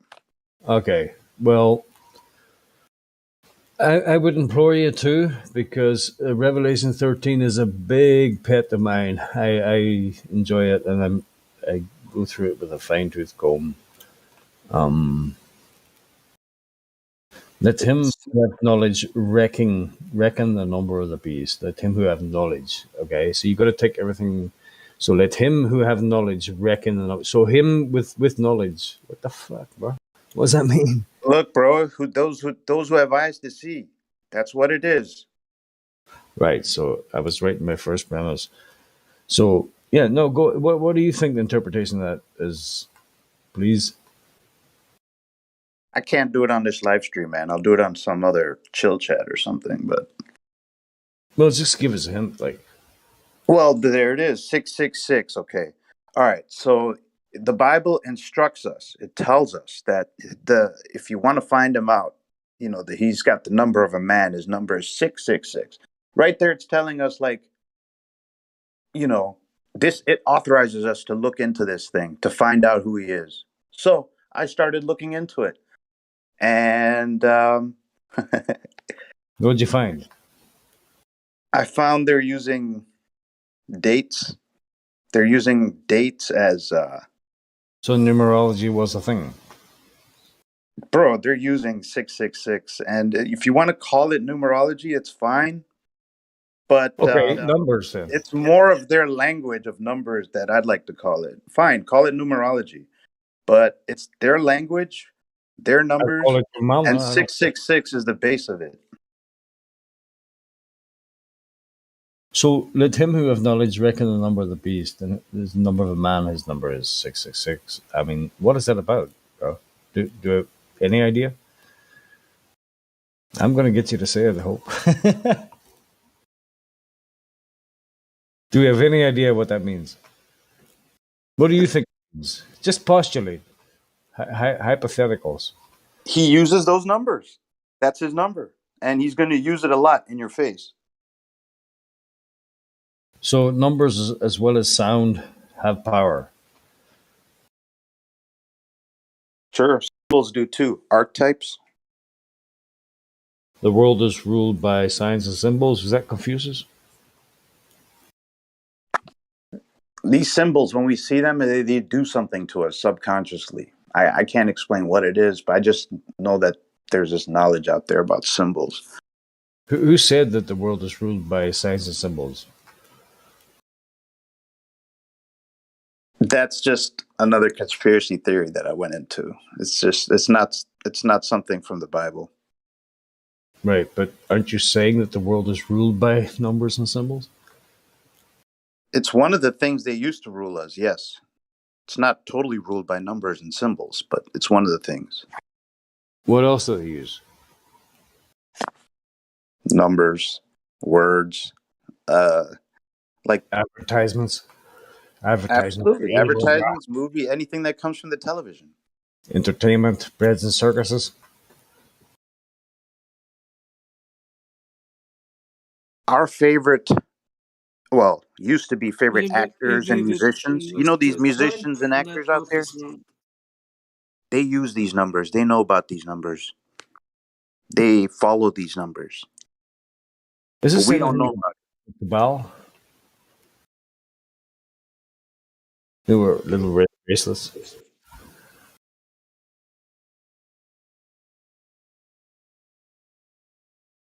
I don't know. I think it's more than that too. Anyway, just mass hypnotism, bro. Evil fucking magicians behind iron curtains.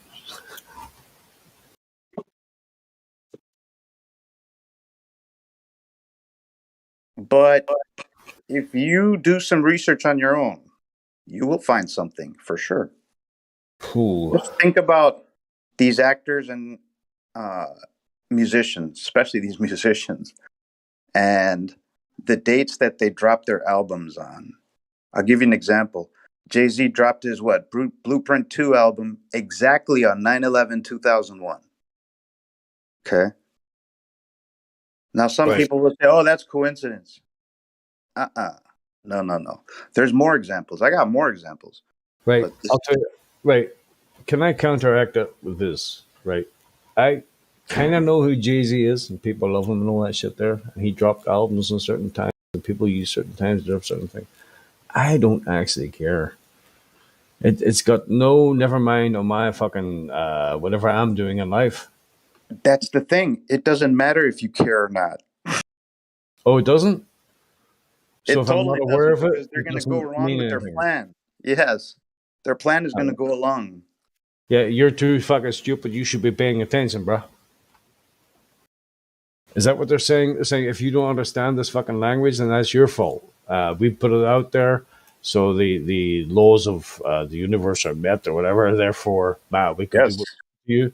No, they can do what they want to you whenever they want, bro. Because we're somewhere else. All I'm saying is that they put it out there in their numbers, and it's up to us to decipher it. If we don't care about it, it doesn't matter. They're going to go along with the plan. Yeah, well, I understand that. At the same time, I don't care, so I'll go along with my plan. So fuck them.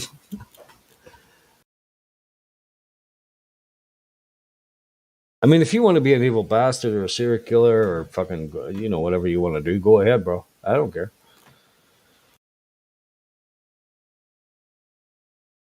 Hypothetically.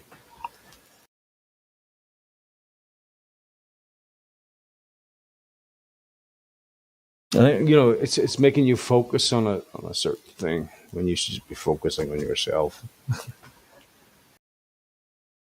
Or something like that.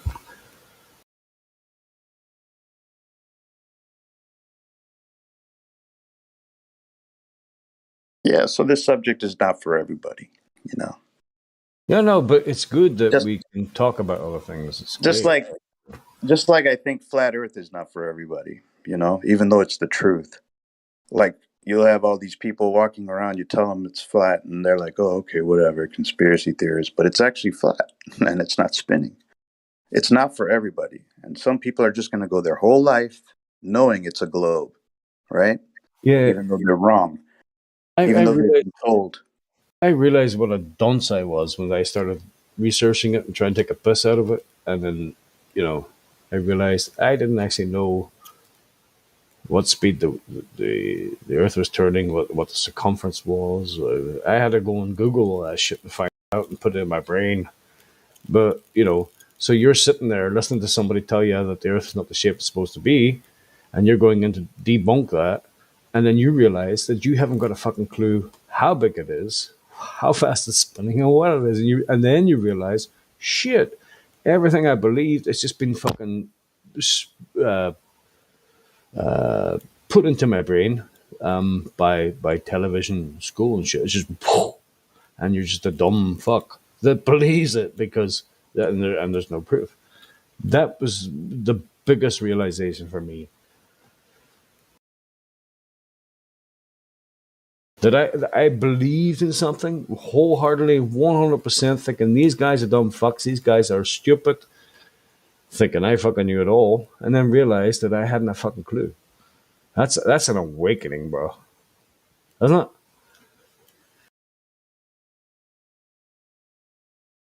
That was an awakening. Ooh, boy.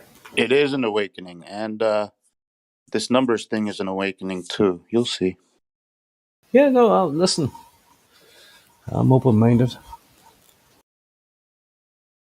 What about the Mandela effect? What do you think about that shit? Yeah, I'm not into that. I don't know, You're man. not into that? Well, fuck I your numerology. honestly, I really don't know. I mean, there's so many different things. You know, like here's why in the beginning I didn't want to become a flat earther, right? I was a conspiracy theorist in the beginning. I heard about this flat earth thing and I'm like, this is the kind of conspiracy theories that make real conspiracy theories look bad, right? But eventually when I looked into it, I was like, wow, it is a real thing. Okay. Now I'm thinking the same thing about Mandela effect. It's the kind of conspiracy theory that makes a real conspiracy theory look bad. But until I find out something real about it, I'm just going to be the same way. And I agree with you. With numbers, I have found something. Before I used to be the way about numbers. I'm like, whatever numbers. But I found something. And now I'm not like that. So And now you're not sharing, you fucking selfish bastard. not on this live stream. Not. Yeah, in truth, I agree with you about the Mandela effect. I heard about that later last year, and I actually started trying to engage with some of the people who talk about it. And the thing that I noticed is that they started showing me these examples, and I kept saying to them, "No, it's never been that way." And they kept showing all these little examples, and I was like, "Well, do you really expect me to believe that, to remember that from 30 years ago?" And I kept asking them. Did Dolly have braces or not?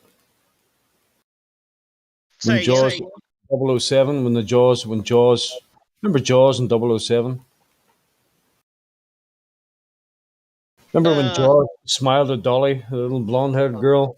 And he smiled and he had all the big fucking wire teeth that he used to bite people to death with. And Dolly looked back to him and she had all the fucking wire thingies to make her teeth straight. Right? Did that happen or did that? Do you not remember that? No? No, I don't. Okay, maybe you never seen the film, huh? Yeah, then they talk about, like, one of them they were talking about was Ed McMahon and whether he had worked for Publishers Clearinghouse or American Family Publishers. And so I asked, okay, well, when I was a kid, and you can search this, there were at least 10 different national companies that had these big sweepstakes. They were the big things in the 70s and the 80s, and they kind of petered out in the 90s for the most part. But there was, anytime you turned on TV, there would be a different company talking about a sweepstakes. And so Well, my question is, how do you really remember from the 1980s and early 90s who was working for what company? Well, some things are just embedded in your psyche, bro. You remember Barrington Bear, whatever the fuck they call it, right? Was it interview with a vampire, interview with the vampire? It's just there's so many things that are changing. It's just Well, changing. and my point to you is, how do you know that you really remember what you saw versus what people say colloquially? Like, Well, that's just gaslighting somebody. no, That's so just gaslighting. no. Yeah, no, it's gaslighting. You're gaslighting. How do you know? How you remember what you saw? No, I remember what I saw, bro. I remember what it was. I remember how you spelt it. And now it's something. It's changed. It's completely different spelling. It's pronounced a different way. And now suddenly you're gaslighting me. No, that's how life is. That's how so many little things you don't remember. If you build it, they will come. If you build it, he will come. What the fuck? What is it now? There's a lot of them, bro. If you build it, he will come. That was in the movie, but people remember the old saying, if you build it, they will come. That's the old saying. But in the movie, it's if you build it, the dad will come. Because it was all about the son trying to reconnect with his dad. Right. So the one thing you do believe in is flat Earth, but not Mandela effect or numerology. Definitely not Mandela effect. Numerology, I definitely. Numerology, there's no magical significance to any of the numbers. They do use numbers for communicating, et cetera, et cetera. So understanding communication is one thing, but there's not a magical effect to. Did you ever watch Star Wars when you were a kid? Yeah. And what color was C-3PO? Oh, I have no idea. You don't remember? Okay, so your memory's not as good as most people, like. Yeah, see that's my thing is if you What? if you go and all these little things that have no effect on your daily life, you're just not going to remember one compared to the other. It's just we have too many millions and millions of things that we see every day. And yeah, I'll give you one. Go watch E.T. When I was a kid, the police agents, they were holding guns at the kids. Now they're holding radios.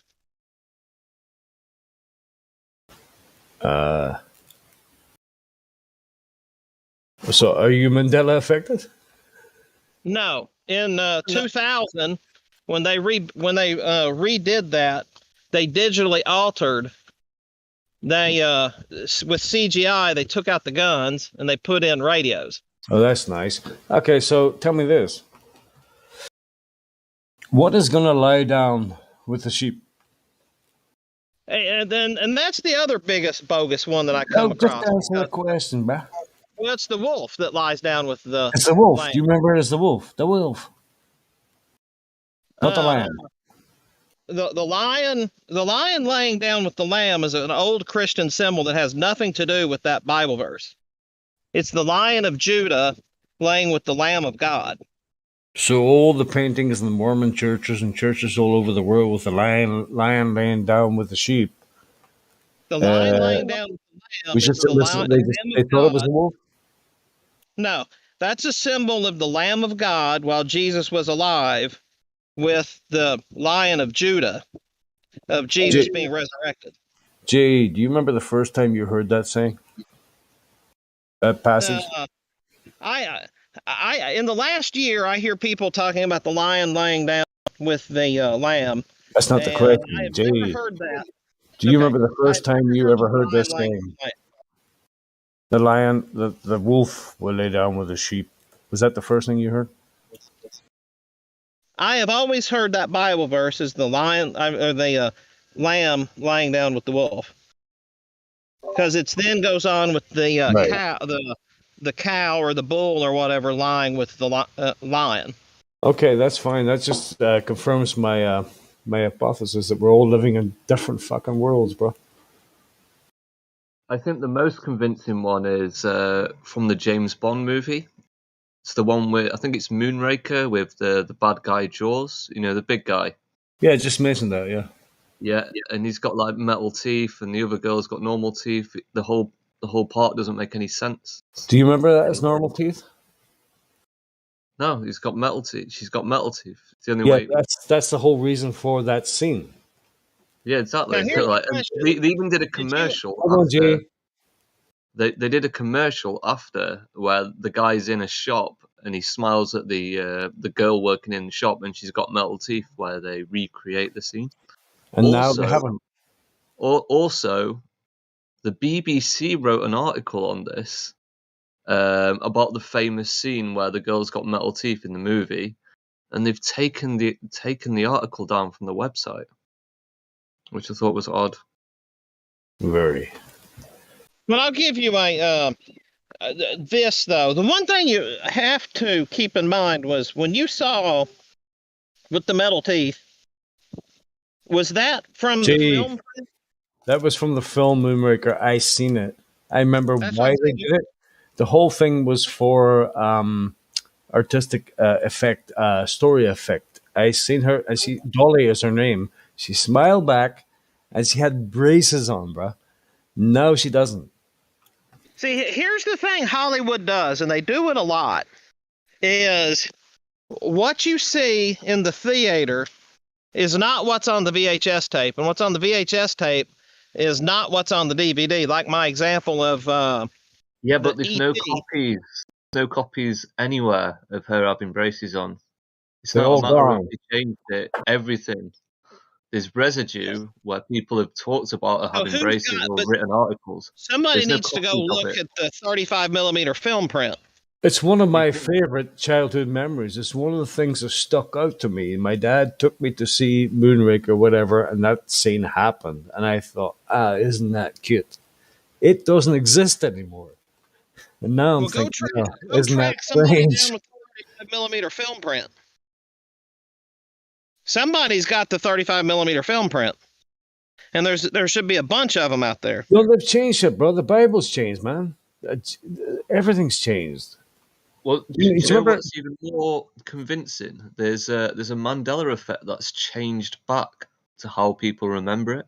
Oh yeah, flip-flop.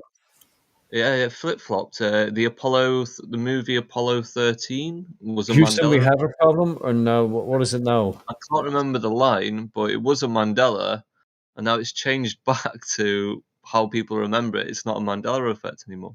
It was Houston, we have a problem, and now it used to, and then it was Houston. We had a problem. We had a problem. That's right. Past tense. With the Mandela, and then it's changed back to yeah. I seen that. Yeah, that's fucking strange, bro. Mad. Jay, these things happen, bro.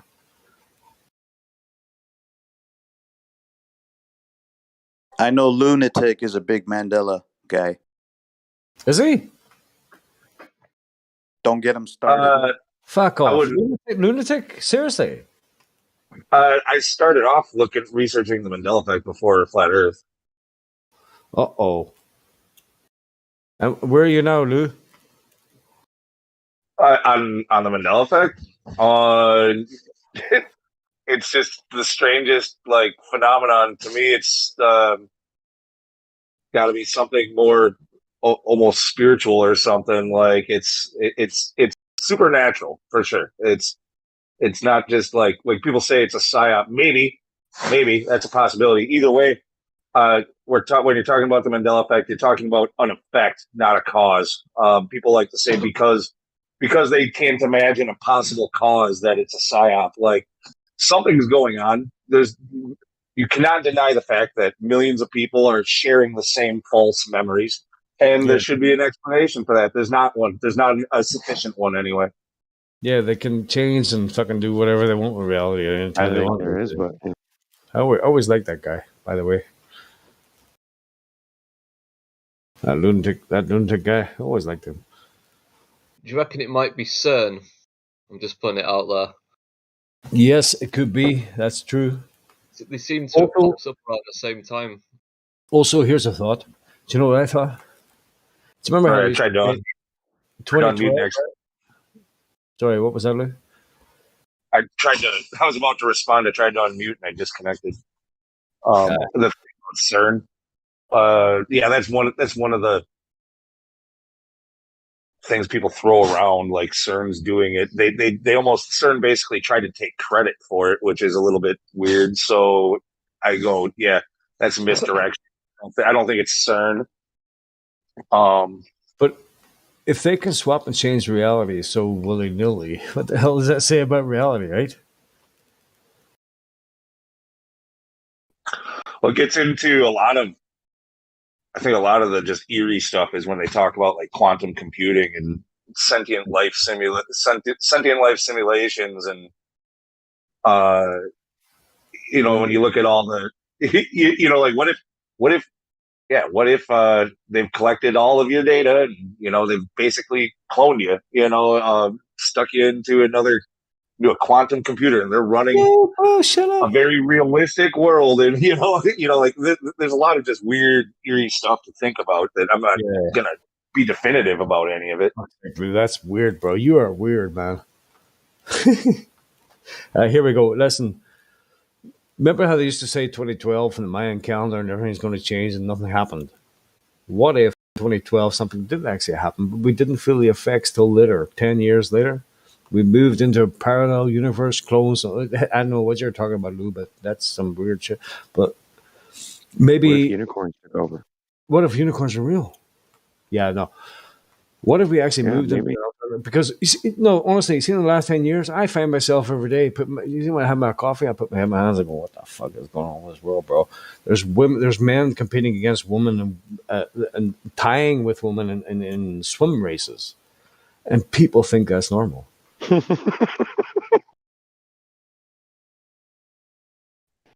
you think that's normal, there's something wrong with you. That's all I gotta say. Exactly. It's like, hey, the world's your oyster. Normality is just a fucking concept. You can be anything you want to be. Listen. If you, they should have three. The world's your oyster, but nobody wants to eat them. I'm not eating that fucking oyster. That's fucking rad. So you can have men competing against men, women competing against women. Right? There's 3 leagues, right? Men competing against men, women competing against women, and then the third league is people competing against whatever the fuck you want to be today. Go ahead. Just keep that shit out of the real stuff, yeah? That's weird, bro. This world's going fucking batshit. I don't have a problem with people wanting to get out there and do something different and do something odd and get attention. How narcissistic do you have enjoy that? But don't try to drag the whole world in there with you. How do you have to be a man with no tits and fucking genitalia and fucking 2 meat and 2 veg swimming against women? And All right. You guys, you don't need to go too far down this freaking rabbit hole. We all know, we all agree. Yeah. Do we? Yeah, I think so. I don't think there's any one of us who's like, no, it's normal for men to freaking compete in women's swimming competitions. I'm pretty sure we all agree. No, we definitely, I think we all do. Yeah, you're right. Well, I suppose the point is that the world's gone mad. While you were sleeping, you woke up, it's a different fucking world. It happened overnight. Actually, I can see where you're coming from, because I used to think that too, but now I've been looking back on things and looking back at things that I wasn't when I wasn't looking and I wasn't watching and paying attention to it all, and it's always been going on. I think it's ramping up, honestly.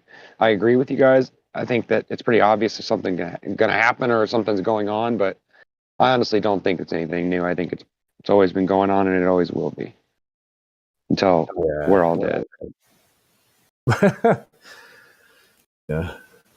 Trust me, I have hope. Don't get me wrong. I'm not trying to be negative or not enforce positivity. I'm just saying this is going to happen. It's all going to happen. It's going to go down. I mean, we have to prepare for it. We can't. You know what I mean? I don't know. Maybe I'm just crazy. What do you mean, maybe? So yeah, there comes a time where you have to choose a side, bro. The side of crazy or the side of what's the opposite to crazy? Normal. There's no such thing. But okay. Oh, you're right. There's perfect and there's imperfect. I think that's really the easiest way to describe it.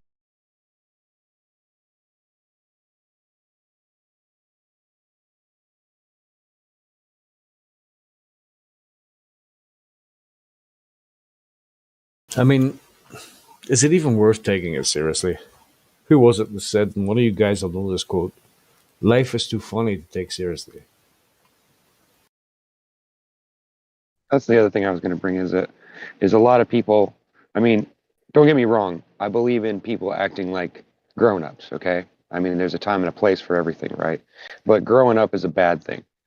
When you take that childish and that innocence away from yourself and you force yourself to be serious and you force yourself into this little context, this little box, this little capsule, what do you want to call it, single serving life, that's where you go wrong, dude. I mean, think about it. Think about all the times that you sacrificed something that you probably shouldn't have for a job or for a girlfriend or something like that. And think about all the times that you were miserable simply because you wanted something so badly and thought you had to have it. That job, that girl, whatever it was, and you remained miserable for a long period of time simply because you couldn't admit to yourself that you really didn't want that. Just stop thinking about it and let it go. It's not worth it. Like I'm sitting This is a challenge on a personal level, people. It's not about what the world's doing. It's about what you're doing. Yeah, we're back to the personal. Yeah. Well, that's what it is. Yeah. I'm sitting in a sandwich company the other day. I'm getting a triple club sandwich. Me and the girlfriend, and our phones are in our securely in our pockets, and we're enjoying the food. And the couple next to us, who are both married, they eat their food, and within 5 minutes, the two of them are sitting with their heads buried in mobile phones, and they don't talk to each other for about 15, 20 minutes. Not a fucking peep. And I said to her, did you notice that? She says, what? I says, you and I are sitting here talking, right? Our mobile phones are in our pockets. We're just enjoying the food and we're having a bit of chit chat. We're making a couple of jokes. And those two guys next to us, they're married. And they haven't spoken to each other in 15 minutes because their heads are buried in their mobile phones. Those good old Black Mirrors got us all in a daze. An old Black Mirror. Do a research on it. You'll see what I mean. Zombie. They go back before the 1850s, so they're definitely something to consider. Yeah, I don't think the world history is exactly what they're telling us as far back. I think it changed probably pretty recently. That's just the postulation. It's just my opinion. I could be wrong, but I think it goes back to probably memory, and then they just curriculums and schools and shit, and they changed everything. What I always wonder is how far down the rabbit hole does it all really go?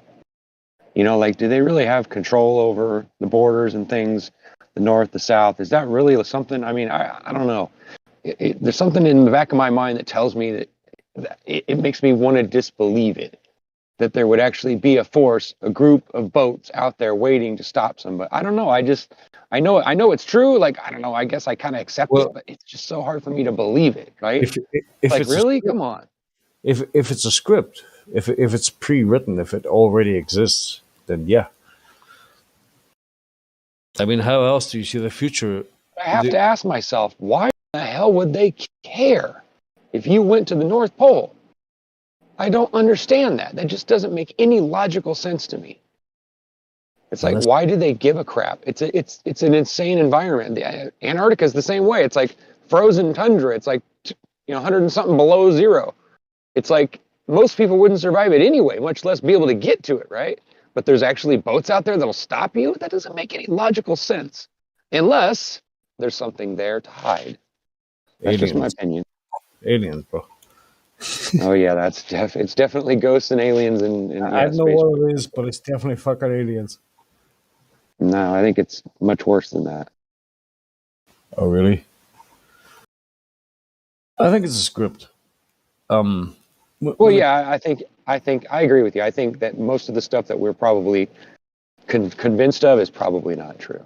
That's why I'm always open for anything. You know, that's why I listen. and I try to take into consideration anything that's logical, and sometimes the illogical stuff. Because if you don't, then you're gonna miss something usually. But I mean, that's just me. I'm just a weird. I'm a weirdo. Stop. What the hell is going on? I don't belong here. Yeah, I don't know how people see the future, right? I don't know. There's many examples of it. I've seen it myself sometimes, and sometimes personally you've seen the future. Somebody you haven't thought about in 20 years, and you walk into the supermarket and there they are. Or you Yeah, I think, had that 2 days ago. Yeah. Woke up bawling my eyes out, and then my dad called me and told me my aunt was dead. oh, Kind of strange. 2 days ago? Wow, that's crazy. That's strange, bro. Yeah, I woke up 2 days in a row crying, thinking that it was probably just emotions from all the the stuff on the TV and everything, just stressing. That's what I'm thinking, right? I'm just emotional. I'll get over it. It's probably depression or something, and then I got a phone call, and my stepmom called me and told me my aunt Rosie passed away, and I said, well, that explains why I've been emotional the last couple of days, I guess, because normally I'm not. I mean, don't get me wrong, I cry if I need to, but I'm not like normally a guy that would just cry for over something. Like somebody passed away. I mean, I'll feel bad and everything, and I might go recess in my room and shed a few tears, but I generally don't just like lose it. You know what I mean?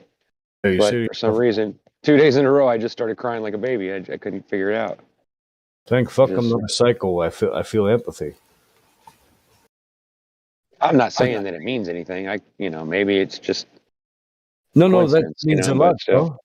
Listen, dude, you had no explanation for the feelings that you were going through, and then suddenly that reality was put upon you, and then you realize, oh shit, maybe that's why it was happening. There's the deeper connection here thing going on. Obviously. But what A my couple years point? ago, my uncle died too, and I dreamed about him that same morning or that night before, and then called my dad and asked how my uncle was, and he says, "Well, I was about to call you." He's like, "Wow, that's just strange." He's brown bread.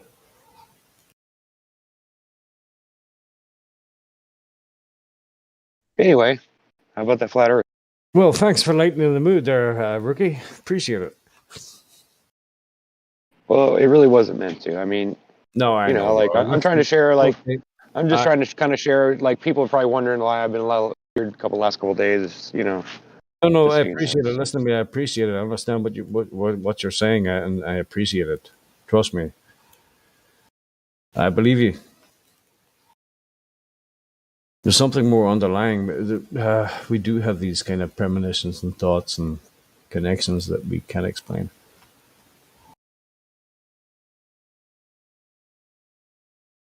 But I suppose the point I was trying to get to is knowing the future. And I've always thought of it this way. We know the past, we know the present, and a lot of people see the future. Like there's prophets and there's people that do, and the future does come true, right? The only way that you can see the future is now listen to this, if it already exists. You cannot see something that doesn't exist. In order to see the future, it must already exist. So here's a little axiom that I go by, and I made this up myself. I am the past, present, and future all rolled into one, the inevitable result of a predictable outcome, which means it's all scripted.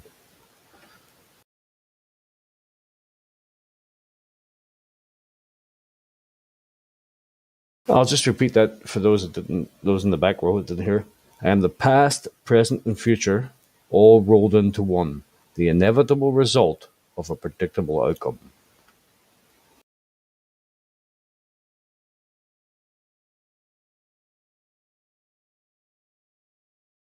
The future must exist in order to predict it. It has to be there. You cannot see the future if it does not exist. In order to predict it and predict it accurately, it has to already exist in the present and the past. So they're all one.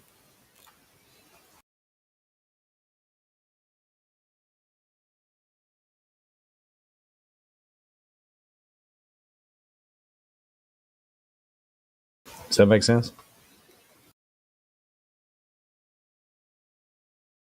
Yeah, I just lost it a little bit. Sorry. No, but does that make sense?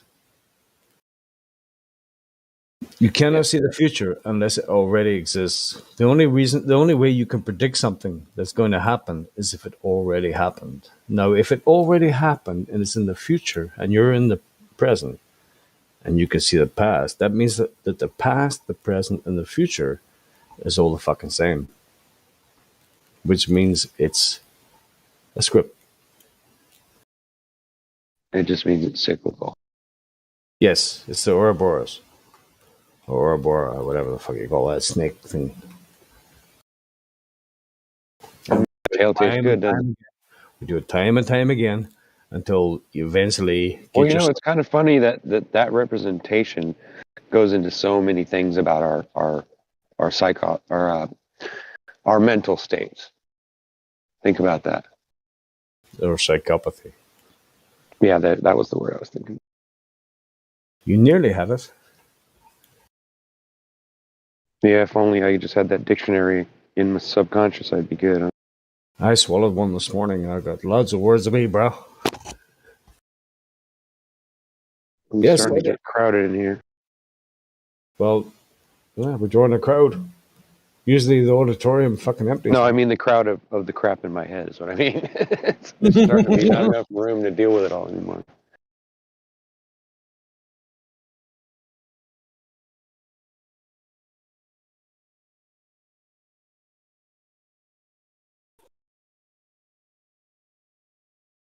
It's all about you. It's not about everybody else.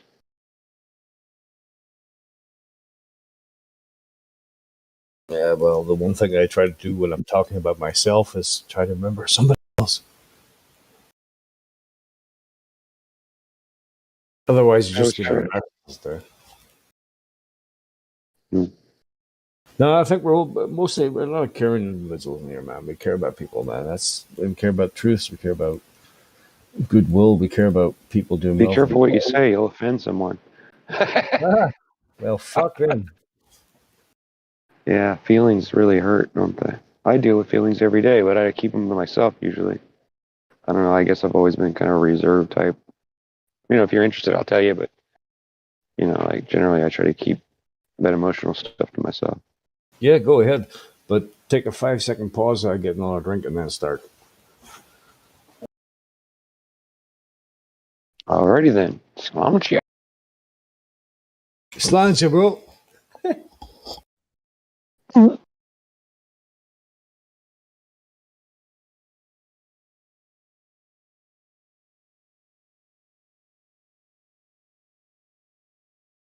Back to what I was saying about rabbit hole and flat Earth is, I often wonder, like, you know how the tides aren't the same everywhere. How they claim that the moon's the thing that's pulling on the tides, but in reality, it could actually be the sun and the moon between the two of them causing some kind of reaction. Whatever, I don't know. I can think of a million crazy ideas, but they're all theories. But it's just interesting to me how, if that's true, if tides really are not the same. In other words, if there's a part of the ocean that's nearby another one, and one part of that ocean rises 3 feet during the moon's whatever cycle, and the other part of that water doesn't move, then what does that tell you? It tells you that maybe the moon's not the one responsible, right? I don't know. It just makes me wonder if they don't have more control over magnetic fields and things than we really know about. Like, maybe that's why ley lines exist. Maybe they were put there on purpose. Maybe there is a wiring system under the ground that gives whoever some kind of control or some kind of manipulation over things that happen or can tip things. You know what I'm saying? I don't know. They control the telluric currents with that. You're absolutely correct. So I'm not off base then. I mean, I get weird theories and ideas, but I like to bounce them off you guys because a lot of you guys have already thought it out and researched some of it. So I thought I'd throw it out. Sometimes we haven't even thought about it, bro. Yeah, and I understand like some things that get brought up just kind of like take us somewhere where we don't want to go. But I think sometimes there's little issues that are in those those conversations that I think are important. But of course, there's a time and a place for it, of course, too. Sometimes you listen back on the YouTubes, not too often, but sometimes I listen back and there's things people says that I completely missed, bro, but they were very, very pertinent and significant and had meaning. Do you know what I just did? I just put the vodka and the Kahlua and the ice in the glass, and I picked up the cocktail shaker and shaked it. Fucking nothing in there, bro. Forgot the milk? I forgot the milk.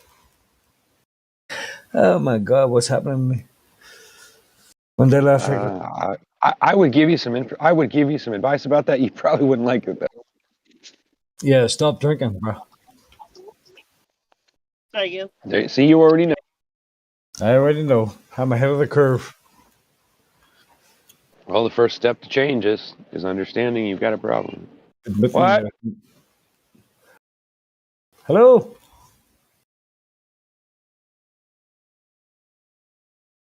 Do you want a receipt for that donut?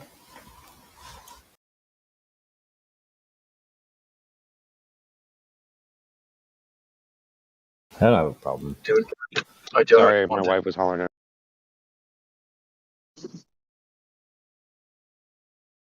You forgot to take the trash out again, you motherfucker. No, she was actually asking me if I was hungry, if I want something to eat. Oh, she's been nice. I said, thanks Oh, anyway, that's- dear. I'm good. I Oh, just that's chugged great. 2 of those breakfast shake things that you get, breakfast essentials or whatever they're. Asparagus and all kinds of shit in it. She got me some Brussels sprouts too. Oh, I can't wait for those. Brussels sprouts. Love Brussels sprouts. I don't know why I like them. They're yummy. When I was a kid, I hated them. Me too, man. I threw them up. Really? Oh, that's bad. True story.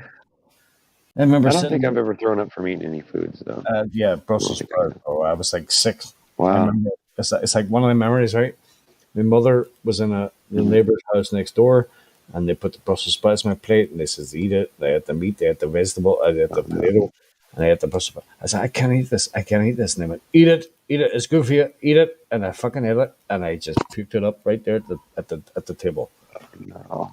And my Did you get in trouble for puking up? Oh god! Did you get in trouble? Yeah, and I hated Brussels sprouts. That's sad. I mean, yeah, that's sad that. I mean, my stepmom did the same thing to me. She was but you know what? I respect the hell out of her, and if it wasn't for her, I probably wouldn't be the man I am today. So I do. Even though there's some things that I'm not quite sure about, I think overall she did a damn good job considering, you know. Yeah. Dealing with a teenage boy, I can only imagine what that's like for a young woman. You know, my dad married her, and you know, she had 2 of her own. I'm sure it was difficult at times. And I'm not easy to go along with, so when I was a kid, especially. I can't get enough Brussels sprouts now. The little sprouts are fucking vitamins. I even like capers. I'll eat them out of the jar, dude. I don't even know why I like them. Are those fishy things? No, they're little miniature rosebuds that are pickled. They're yummy. I don't know why I like them, but ever since I tried them with smoked salmon or like or lox, oh man, I can eat lox all day long. Oh, excuse me, capers and smoked salmon. I say. Yes. Hell yeah. Did you eat caviar? I went on a cruise. I don't know. I've only tried a few kinds. I'm not real nuts about it, but I mean, I'd eat it. Yeah. Never really tried much caviar. Cashew nuts. What kind of nuts we talking about? You like your food, Ricky? I hear you because somebody's roboting. What's up, Flappy? There it is. Have you guys said D's nuts? D's nuts. Have we what? Have you guys spoken to Benny's VC verified? No, I haven't spoken to Benny, but I heard somebody talking to him earlier. What's up, Benny? Oh yeah, we were talking to him last night, I think. What's up? What a name, bro. What's his standing position? Quetzalcoatl. Are you in South America? I think he's on the fence, but I could be wrong. Is he? He's curious. I don't remember much. Like I said, I was tired last night, so I might be wrong, but I think he's here to learn. I mean, I don't know. I don't know where he's at right now, but from what I remember from last night, he was asking a lot of questions. So it seems like he's at least interested in what we're showing him. We'll see, I guess. Let's have a goddamn conversation.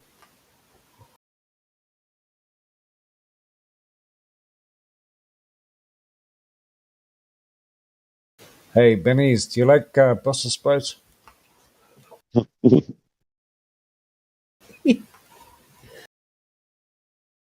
They're little tiny vegetables of pure joy. They're actually little mini cabbages is what they are. That's what they are. Yeah. Yeah. They taste a lot better than cabbage, I think, though. They do. They do. They're sweeter. I'm pretty sure they're related to cabbage, Yeah. Kind of like green onions, you know, they're like baby onion. Even though it's just an onion, it's just they pick it early. Hey. And they call it a green onion when it's not. It's not really green. It's just an onion. It's just not brown. It's not brown. It's green. It's a junior. It's a baby onion. Hey, what's wrong with me? I like raw onion. What's wrong with me, bro? I do too. Sometimes I just will eat just raw onion, like with Just salt. raw. I do. And I like my beans cold. I like big Yeah, beans. I can eat cold beans. Don't heat them motherfuckers up. Just get out of the tin, bro. That's funny. We're weird. Yeah, but yeah, recently I'm seeing a lot of this Tartaria stuff and mud flood stuff, which I'm not going to say I agree or disagree because I'm really on the fence about it. But I think there's probably a lot of truth in a lot of the things that we've investigated when it comes to that. But I honestly find it hard to believe some of the idea. Like, don't get me wrong. I mean, it seems logical because of what we know, what we think we know, but not knowing whether we know everything kind of makes us like, well, maybe we should keep our eyes open. So it's steel dogs. I love the Tartaria, and especially like the architecture. Fascinating. That a lot of these mud flood guys do, but yeah, to think that in 1850 approximately, like a mud flood washed over the entire world, and we don't have any history recorded about that. Yeah, I don't think so. Well, I don't know that they've nailed down exactly when the flood was, but pick another one. Yeah. Yeah, there you go. Pick another one. No, I was just saying that there's a lot of things involved in that whole conversation, right? That do relate to flat Earth, and there's a lot of it that does relate to our history and whether or not it's true. And I mean, there's a lot of things that could and couldn't be true, but I also do see the argument that it's just a rabbit hole. You know what I mean? It's just another thing for you to go and start researching and spend a whole lot of time dedicated to. When honestly, I think it's about. I know I say this a lot and people are probably sick of hearing it, but I think it's about how you change yourself. I don't really think it's about trying to change the world. I think it's about changing from the inside out. But maybe I'm wrong. Maybe just being perfect and acting perfect and looking good and being smarter and better and bigger and longer and sharper and whatever and smarter, whatever the hell it is. Maybe that's really what it's all about. But I highly doubt it.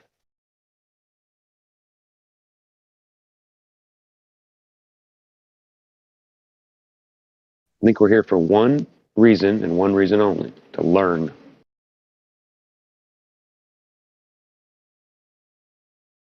And it wasn't meant to be fun. You think it's to learn? But that's just my opinion. I could be wrong. No, I think that's probably important.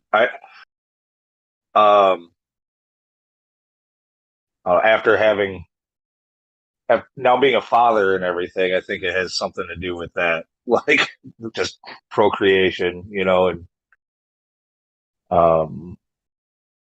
learning to live for somebody else. I got a new guy in here. Somebody just popped in named Bogdan7501. He's not verified yet. Somebody want to unmute him and see if we can talk to him, or you want to just... Sorry, I didn't mean to cut you off.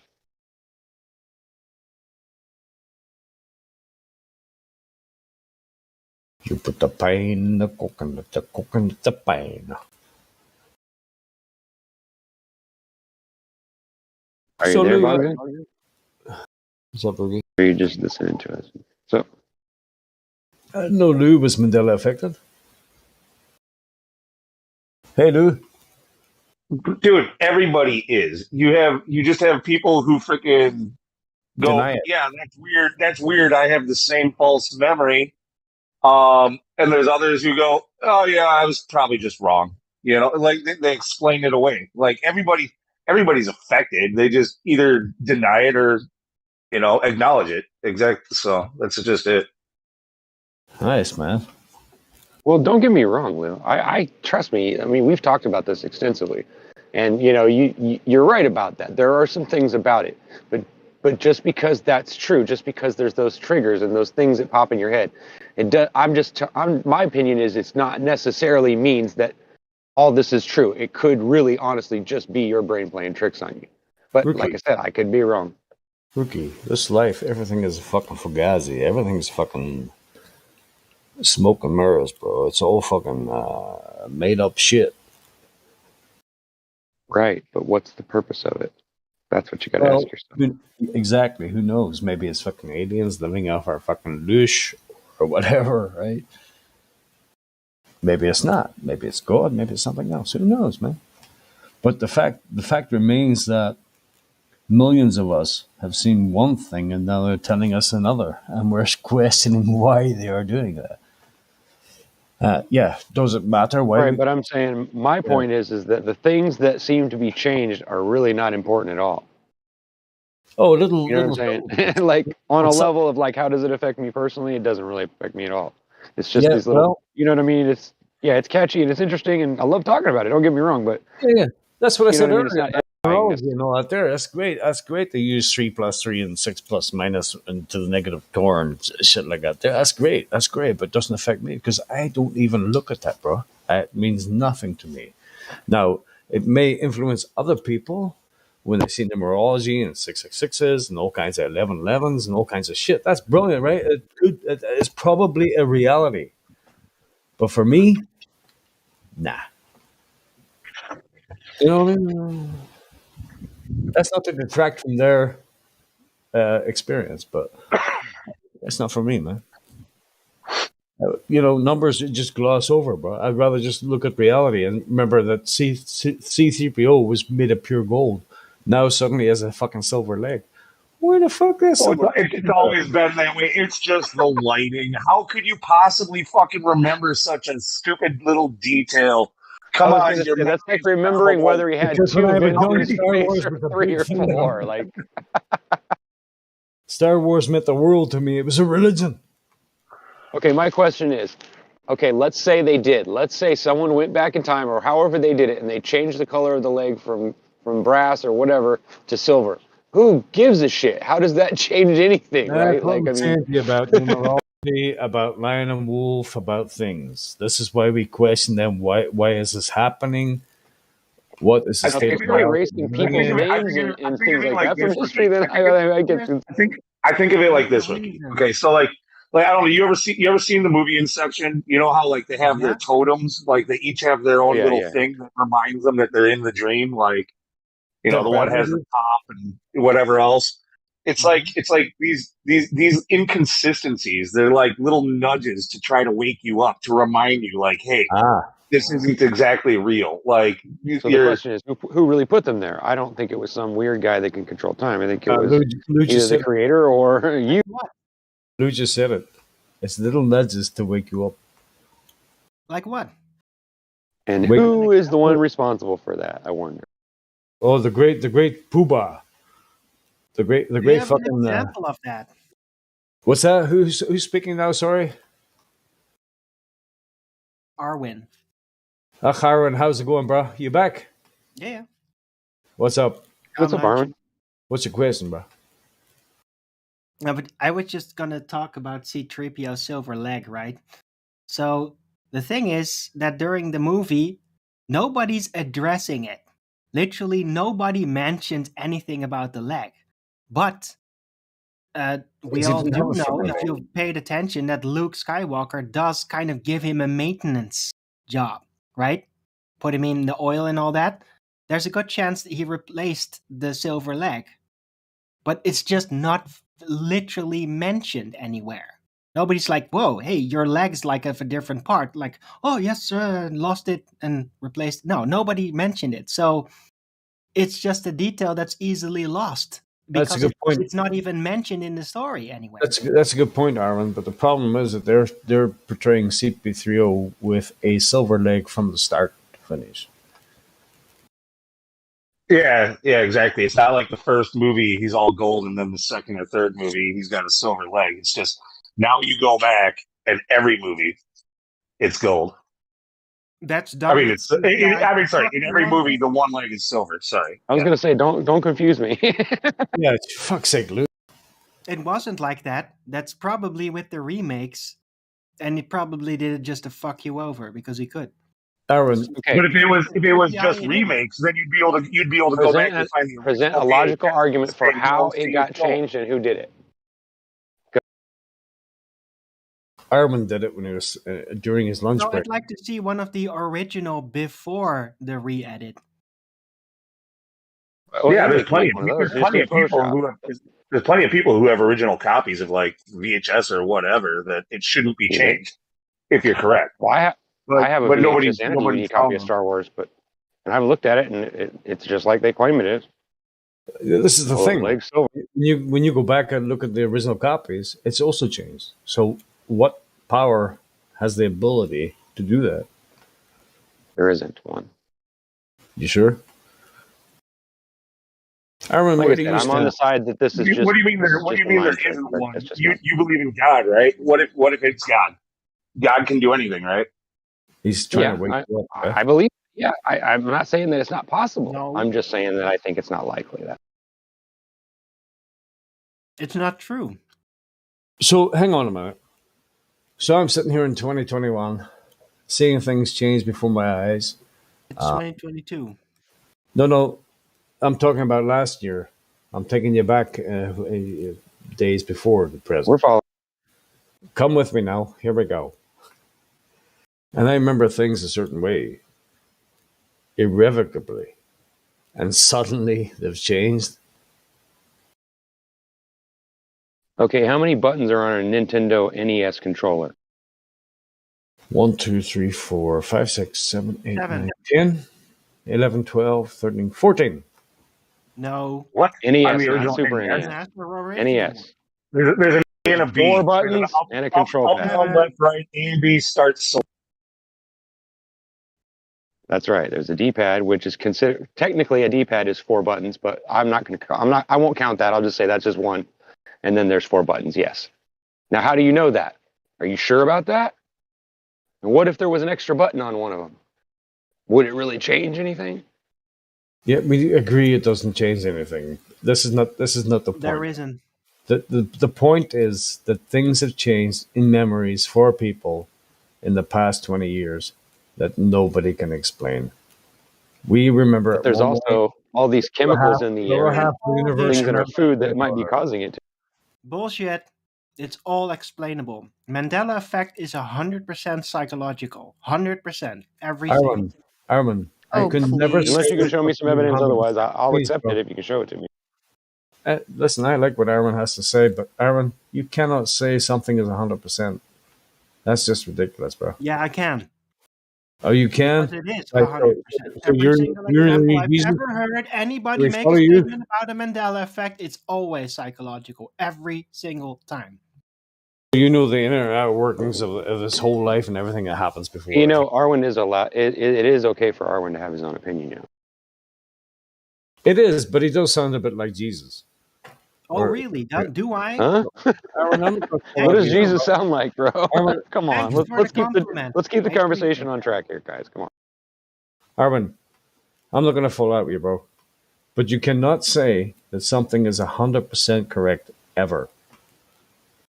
Sure, you can say I it. can, and I just did, and I will do again. Okay, You're okay. wrong because I can. Right. Listen to me, Aaron. How long did you think that 100% that the Earth was a globe? How many years of your life? 0. From 0? But I wanted to believe. I think So that's a when little you- bit different when you- because you when can't you were really 5 years old, prove something like that you- easily. You have to investigate. You serious, bro?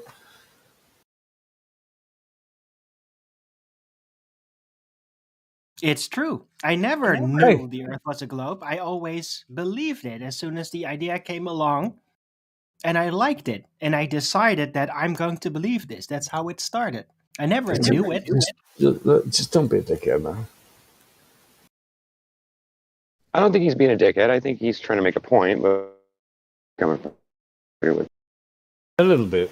But you're conjuring you're conjuring a complete dislocation in the very fabric of reality, which is like a brutally arrogant thing to do. Is but it's basically like happening. conjuring up a new god. Calm down. Because of a psychological effect that is Don't lose your very shit, bro. explainable.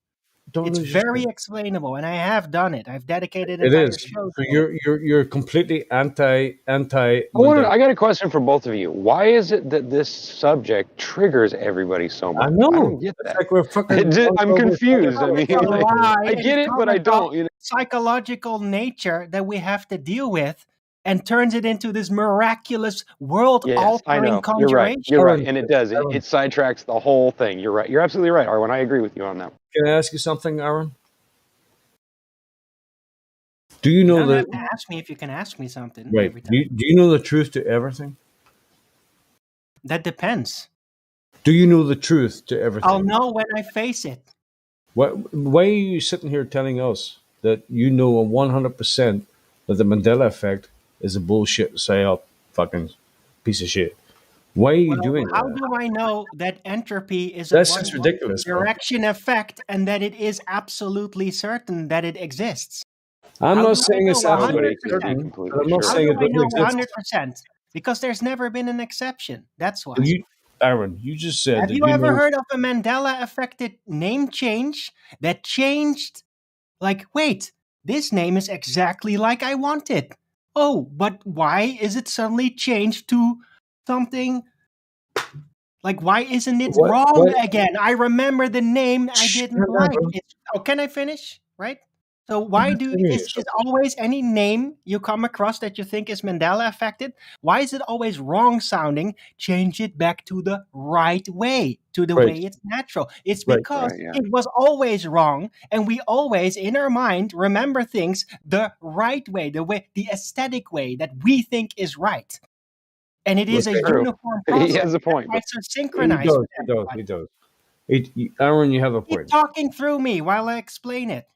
That'll help your understanding. Okay. So can I ask you something again, Aaron? Can I repeat the question? Do you know? Are you going to talk through me while I answer it? Well, I'll shut up now if you want to talk. Go ahead. No, I'm asking you. Are you going to talk through me when I answer you? Yeah, if you want me to. No, I don't want you to. Oh my God! Like, what are you trying to say? And let him get it out what he wants to say, and then you can respond. How about that? Ugh. Like, why are the whiny ones always the ones that bitch? I'm sorry. This is so frustrating. I think there's probably more than one reason for that. Yeah, I know it's getting frustrating for me too, but I think Arwen's trying to make a point, and I think it's only fair to let him make his point. That's all. Just make your point and stop whining. That's it. I'm sorry. I'm only trying to answer a question that's then talked through by the one that asked it, so that he didn't hear the answer. Just end it and get to your point. Stop filtering. I'm sorry. I'm trying to uphold a certain level of All right. I'll start again. Aaron. Are you ready? And I'll not talk to you, I promise. Do you know for 100% everything, any subject you talk on, flat Earth, Mandela effect, where we live forever or not, is real? Do you know that for 100%? Truth. It depends on the subject, but for fuck's sake. 100. Look! He did it right away. It didn't even take half a second. Come on, PMAC. Let him speak. Yeah. I'll know 100% sure when I come across it what the percentage is of certainty that I know it with. Yeah. And some of those are 100, not all of it. Right. And it changes over time because I attain more understanding about something as I go on. Right. Now, can you please explain to millions of people why the Mandela effect is a fugazi, it's not true, and you know for 100% why it's not? Give us your reasoning and your philosophy behind it. Go. Right. The actual nature of the Mandela effect are two things. First one, psychological. It happens in your mind. What people don't realize is that they actually don't remember things exactly as they are. In reality, in our minds, it's not stored exactly as they are. Things are archetypalized, idealized, like a bard would keep retelling his story before it could be written. in a way that sticks to the mind. That's how we remember things. It's It's the idealized in grapevine our thing memory. that Oh, can I causes it. finish? So it's not exactly as is. People don't naturally realize this. So when we come across things, especially that get very close to the heart, like even in relationships, this happens, right? You don't perfectly remember what your lover is like. You have an idealized memory of them until it all breaks apart. And then you suddenly get to face the other side that you didn't see during the process. Well, this happens with everything. So if we see a movie, we thought it was awesome, but there's just this one thing that's kind of off, right? Well, guess what? In your memory, because it's awesome, you're going to even it out and you're going to correct the mistake in your memory. And you don't. It's not just one thing though. There's lots and lots of things. Yeah, except this specific example is endlessly referenceable and provable and measurable. Right. Can you And give the me other one example? concept conjures up an entire alternate reality cosmogony and has absolutely no proof and it's not even falsifiable. I Yeah, still it's haven't like heard one proof that ceremonial they, force space. You can't ever prove it. So it's completely right. pointless to reason like that. Right. So you can't never prove. it. So you can't prove it. You can't prove that Mandela effect is fake, or can you? Fake? Or Did real I or hear not? Fake or real? What is fake? What do you mean fake? Well, like the Earth is round, is fake. So you're saying, do I think that Mandela effect being claimed to be a reality Well, thing being fake? Is that the question? I asked you for a proof that the Mandela effect is fake. Yeah, you can't. That doesn't work. You can't prove for non-existence. Well done, you finally got it. Yeah, but I do know 100% what it is, though, and that is my claim. You What a can prove the psychological contrary. mismatch. But Come on, prove come on, non-existence. P-Mac. Simply have not provided any tangible evidence for the claim. I can. The claim psychological, and I can prove it all the time. Okay, psychological in what way? Deficient? Did you put yourself on deafen in the last 10 minutes? I explained it to utter detail. That didn't make sense, Fla. You just guessed Calvin. No, I explained it in utter detail in the last 10 minutes. And you seem to have forgotten all about it. I have an idea. I know it sounds rude, but why don't we just change subject? Yeah, let's change subject. Aaron, the point I was trying to I make. fucking hate that subject. Hang on. The point I was trying to make is that nobody on this server, on this planet, on this plane, on this fucking universe can ever say they know for 100% that something is fake or real. That's the point. For somebody to do that is what do you call it? Hubris. As you've got a greater opinion of yourself than others. You think you know everything. That's nothing to do with my freaking Aaron, ego. never ever. Well, I can relate to what he's saying. Never ever come on a server and tell people that what they believe is bullshit. Unless I do it all the time. I get in trouble. I'm not saying it's a good thing to do, but I'm on saying a server and tell somebody what they should do in their own life and how they go about. Still waiting for proof, bro. Why don't you actually try to follow your own advice in this? Because I know exactly what I'm doing. I already explained to you. I don't even make claims unless I'm very certain about it and I have actual evidence to present. You didn't listen, and now you're talking meta talks about how I should never make claims like that. Yeah, I will. I'm going to claim 100% of the time that I'm 100% certain the Earth is flat. Yeah?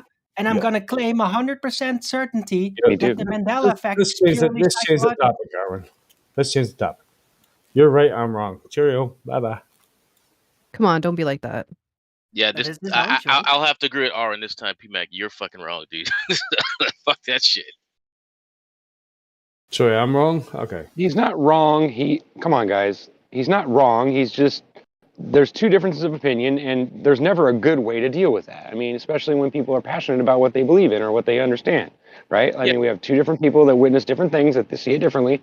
That doesn't mean anything. It doesn't mean that these people are bad or that they're wrong. It doesn't mean anything.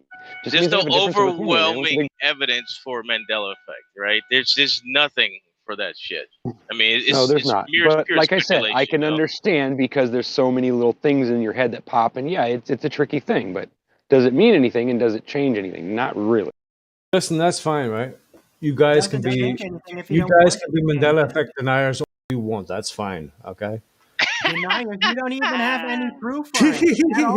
You have no You can proof. fucking do You that shit, bro. can't even Come have on, proof shut up. for your Stop claim. talking over me, you You're bald man. All right, incapable. this is You're one of those times where I literally, was by right. your own Arwen, definition, let's change it. Let's change it. incapable of Let's change it, developing Arwen. proof for your theory. You Let's change it. can't prove your theory, yet you're so certain it's there, even though you're literally physically incapable of proving it. Pretty It's much not by your own admission, by your own theory. Aaron, it's not a theory. Oh, Pretty much, really? yeah. As much as I know that the Earth isn't a fucking ball, Mandela effect is the same thing. No, it's not. You're a retard. I'm sorry. You are. Oh, thank you, Aaron. I used to Yeah, respect you're you. I welcome. used to You're like you, retarded. bro. You're I retarded. used to. I Yeah, liked you. yeah, Thank you you. can measure the Earth. Yeah, you can measure it. Yeah. Come on, You 24 to can't 7 measure an dog. You alternative call me a reality retard. that you conjure up That's brilliant, because you bro. can't handle your own Hey, psychology. you're a fucking master of diplomacy, aren't you? I am when I need to be. I'm also very good at stomping out people that hold on to idiotic ideas. Well, Like that's why that's why I used to subscribe to you. Now I don't listen to your show. It's just a fucking madman ranting, bro. Yeah, good. I don't need you. I don't need weak-minded people Yeah, that claim you you need can't say 19 people things with listening to your 100% show. Yeah. certainty, yet hold on to ideas that by the definition of the own idea are completely unprovable, yeah? I don't How's need your, you to listen how's to the my numbers doing there, Alan, on the YouTubes? How's the numbers doing? 19 people watching your show? Maybe 9? All right, bro, you asked for it, huh? Yeah, I know. I'm fine. I don't need 1 million And you got subscribers. a big I subscription need base. smart people to follow me. That I actually, there's Yeah, but huge of listen. them listening to me because they get what I'm talking about and they can feed back things If to I me ask that are nicely, will on you my guys own stop? level instead And of you're complaining 100% all the sure? time and inserting fallacious reasoning. I used to like this guy. Still like him. Still love you, Aaron. Aaron, love you long time. Bye-bye.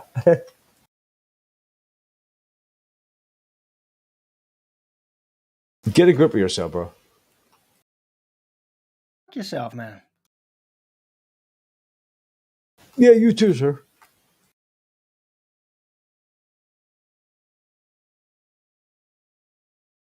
That's just crazy to me. People come on and deny Mandela effect. It's happening, man. Yes, yeah. I deny things that are by the Shit, Aaron's definition back. of the All right. theory unprovable. Yeah, I hang on to that. That's ridiculous. When you insert a Unprovable. theory that by the definition of the own theory is improvable. Yeah. Okay, Aaron, I love you, bro. Give me a hug. Can I hug you? Can you feel that virtual hug? I'm hugging you right now. Explain. Can you feel it? I bet you felt it. Why are you so opposed to the Mandela effect? Because it's wrong and it pulls people into delusional doublethink. That's why. Just Right. like believing in gravity does. Right. So does it take away from the flat Earth belief, or proof? Yeah. It does. Why? How? Because I don't want delusional people to associate with empirically provable concepts like flat Earth. Right. I understand. That's a good point. But we're going through something else. We're past the flat Earth thing. We already know we're way past that. We no longer. You can never be past flat Earth. You're standing on it. We're Aaron. We're going through something different. We understand that the Earth and the reality is made up of many different fucking parts. What the hell are you talking about, P-Mac? He's going back to La La Land. Dude, if the Earth is flat, it was created. That's right. By who? By the way, if it was a ball, By it would whom? have still been created, right? Because the very fabric of existence. Fraud. You don't Right, believe in exactly. Creation, fraud. no matter what it turns out to be. Fraud. You hate the Mandela effect too, don't you? Yeah, it's fucking retarded, like Arwen said. I'm just being real. Yeah, well, you guys see, man, you just getting a little gang there and fucking gang up on me, bro. I don't know what you've been taking, man, but I don't want some of that. Listen, it's just a proposition. It's just something I've observed. It's something I'm. Are you a hooker now? Are you a hooker now? Propositioning us? Listen. How have you observed it? You can't prove it. Yeah, I Have you can. observed it change in front of your Yes, eyes? yes. Really? When? Yeah. Where? Well, my right leg used to hurt. Now my left leg hurts. You call that a Mandela effect? Yeah, things are changing overnight, bro. Really? So you took like a bullet or something to your So one you leg? know and me. that's You know just my left leg. You know my right leg. like what's going on here? Or is it just a cramp or something? Come Why on. do you people hate? Listen, do you realize you sound like? That's your rebuttal every time. Why do we hate the Mandela effect every No, time? no, no. Do you remember how you used to hate your people? Mandela claim? You remember earlier on how you called what did you call Globers? Retards? That's a way to get them on board, huh? I don't want Yeah, them but on you board. wait. Let It's them a fact. freaking You're join. acting like one. Yeah, but you're acting I like don't one. want them on board. You're not providing any evidence. You just What evidence spouting for shit. You what, know, bro? I'm talking to for Armin. what? Go and shut up, fraud. Come on, dude. Come Fuck on, up, bro. fraud. Do me a favor, fraud. Do me a favor. Fuck up. What's that? Fuck up. Come on, dude. I'm sorry, man. All I'm right, sorry. shut up. Good You man. need a hug now? Yes. Do you feel my hug, Armin? No. Thanks. You don't? Would you like one? No. Shit. Have you no compassion? No, I don't like to hug delusional people because I fear. I'm not delusional, bro. I'm a flat earther like you. Yeah, In fact, no, I don't in fact, give a shit what you are. You're you don't give a delusional. shit. I don't want to You- have that oh, rubbing okay. off. I'm delusional. You don't give a shit. Okay, that's great. Way to get people on board, bro. Why did you call Globers fucking Don't retard? need delusional people on board, bro. You're strange, man. You're strange. You're like cut off. You're like boom. You're strange, bro. You have no open mind at all. You think you have, but you don't. Maybe I'm just Mandela affected and you didn't realize it. You are a Mandela effect. You used to be nice, and now you're not. I was never nice. That was a joke. If you ever thought I was nice, it's just your memory of Look, me. Aaron, I didn't come in. I didn't come in here to have arguments with people. Listen, let's just like somebody said earlier on. Let's just change the subject, man. We can agree to disagree that we're both Admit fucking that you're retards. wrong. You're a Just retard. I'm a retard. wrong. I'm wrong. Mean it. Yeah. Yeah. Okay. All right. I'm wrong. How's that? I addressed I'm wrong. everything about it. I told Happy you now? why. Alright, this is just a schoolyard fucking argument now. Let's just talk about the flat earth. We can move on when you just admitted that you're wrong. And actually No, let's move on understand. anyway, regardless. Let's move on. Thank you, Fatty. No worries. Anyone Did you know that I want to talk about actually something else? witnessed Mandela? Shut up, Aaron. Did you know that I remember that? That Mandela was on TV, claimed dead, and that like the next week he got back in the news and that I was outraged. Aaron. You know why? The newsreader was outraged. You know why? Because she felt lied to. Did you miss the script? That's what We're happened. moving on, bro. Hey, we moved on. You understand that the Mandela effect is No. literally based on a media lie scheme? Do you know that? Sure. Sure.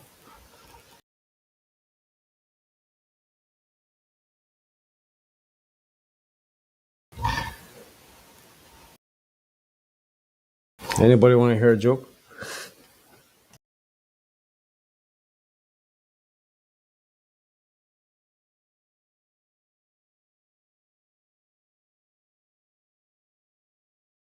Do, do, do, do, do, do, do, do.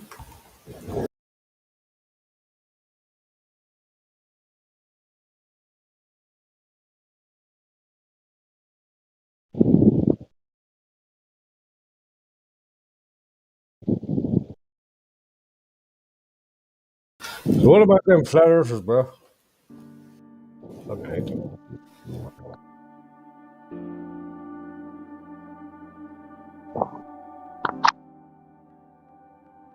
I don't want to fool you here. Last month, for the first time since 1972, NASA released a blue marble, a single snapshot of the Earth taken from outer space. And so much has changed in the decades between that first picture and the second. Borders have shifted, generations have come and gone. Our global We don't have time for a meeting of the Flat Earth Society. But one thing hasn't changed. Our planet is as beautiful as ever. Nobody has that time. It's a complete waste It of still time. looks blue.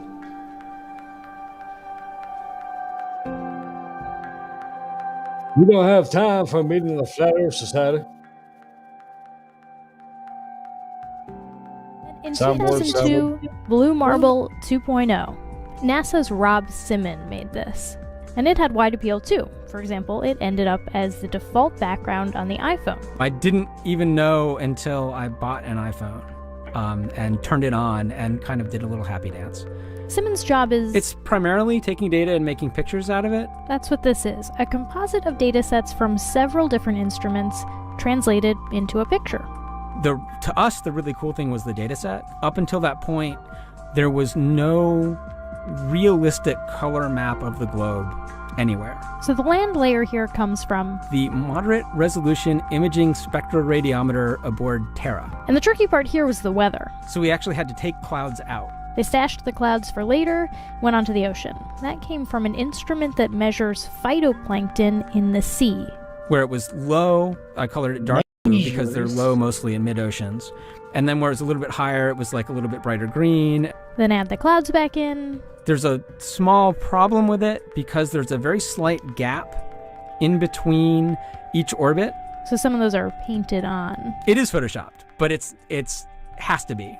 Then there was another layer to sort of simulate the atmosphere. And then there's this little bright spot. It's called the specular highlight. So it's the reflection of sunlight off of water. Those are the pieces, but you can't just slap them all together. It just didn't look realistic. It looks kind of flat, or the clouds are sort of too see-through. So I just hit Command Z a lot.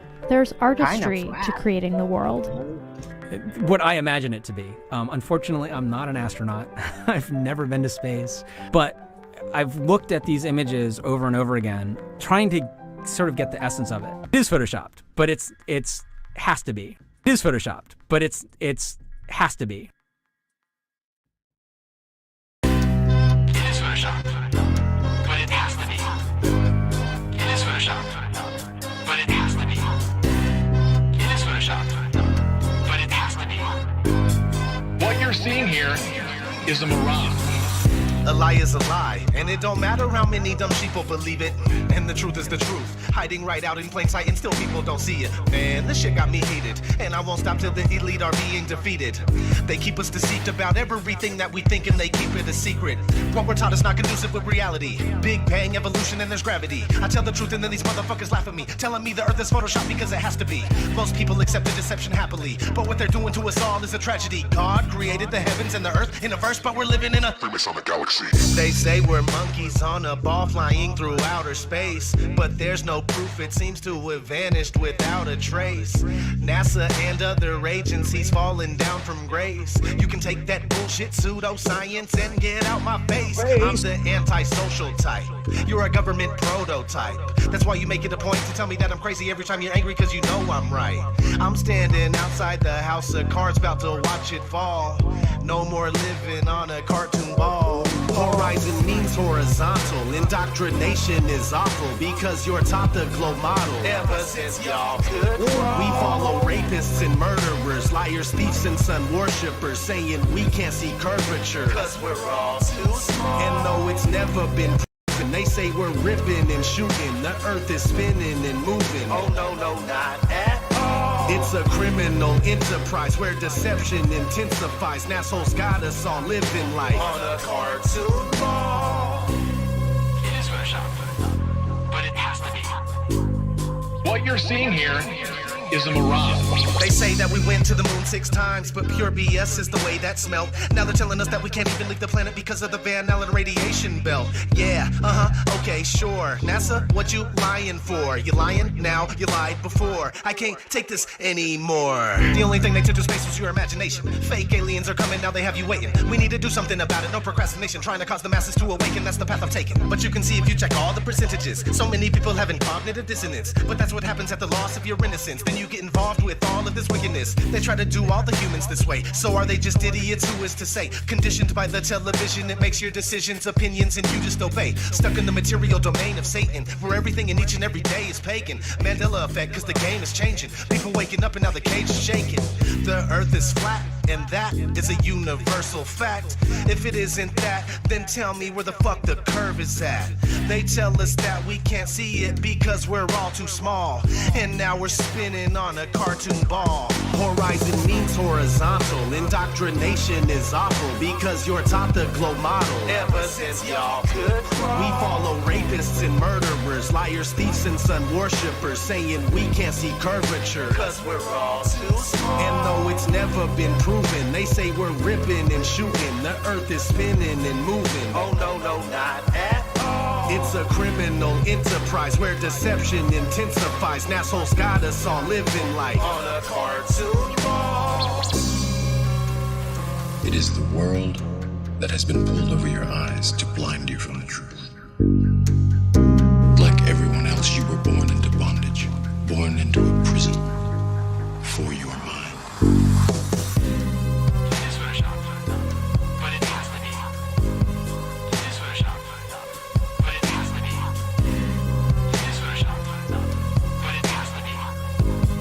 What you're seeing here is a mirage.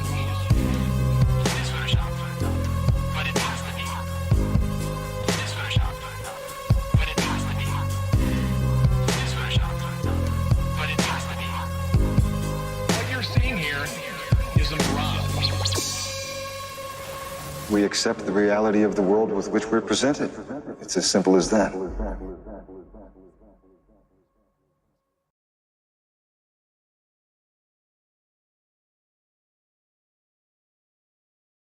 Great song, good quality. Great sound quality, man.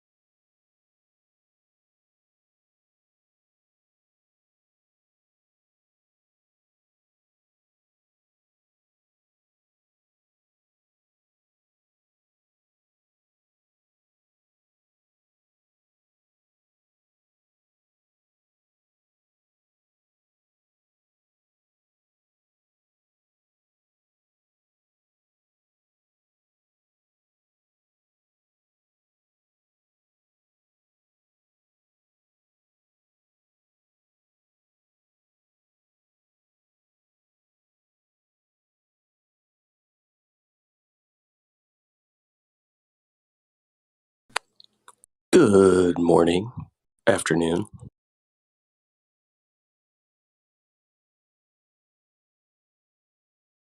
Hello. What's up? What's up? What's up? Yo.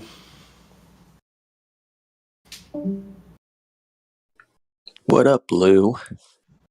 Not much. Friggin' daughter had breakfast and pretty much right away put her skateboard pads on, grabbed her board, and said, I'm going up to the park. Nice. She's already hooked. Yeah.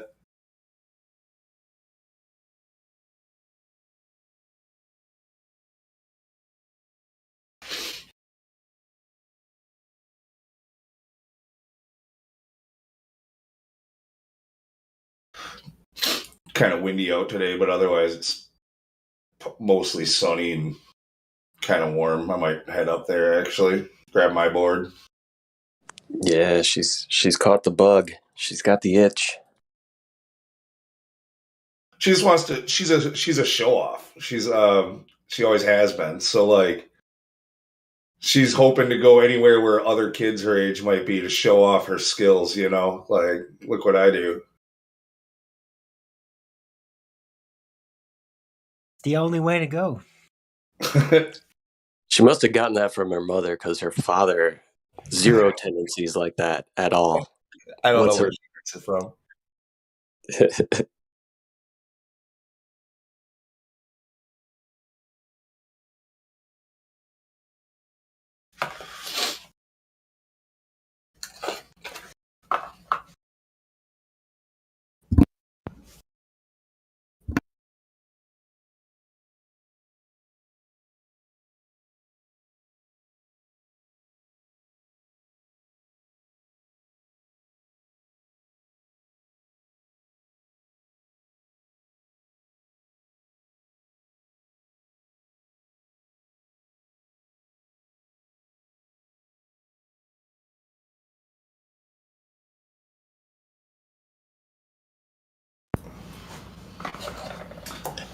Yeah, I'm just actually just sort of runs in the blood along my dad's side for sure. Like,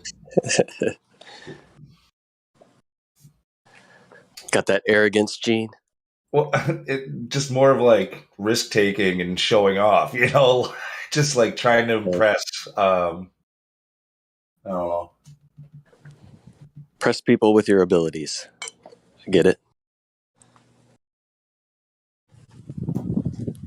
By the way, I'm just now feeling normal today. Look, a little rough. You a little hungover this morning? Yeah. Took a ride on the struggle bus this morning.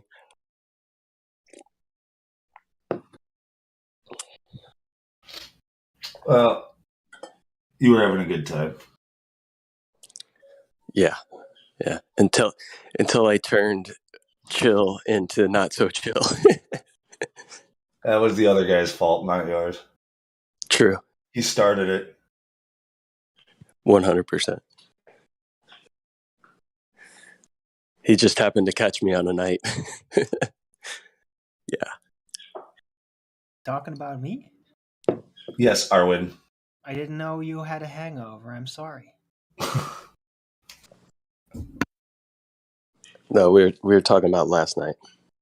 Oh. Pre hangover.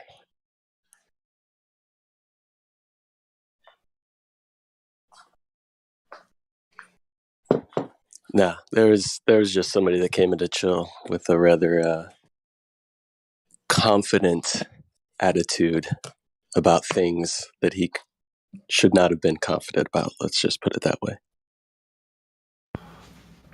I thought it was kind of funny. It must have been your wife asking, like, when you were coming to bed or something. You were like, you just went to bed. And then you stayed up for like another couple hours and got all pissed off at this dude. Started yelling about flat. It was pretty good. Yeah.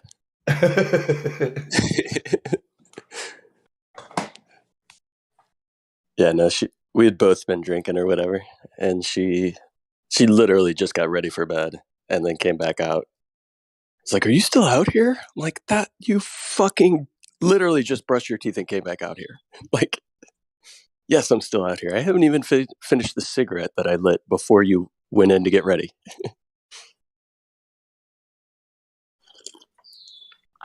And yes, I probably did stay up another 2 hours after that point.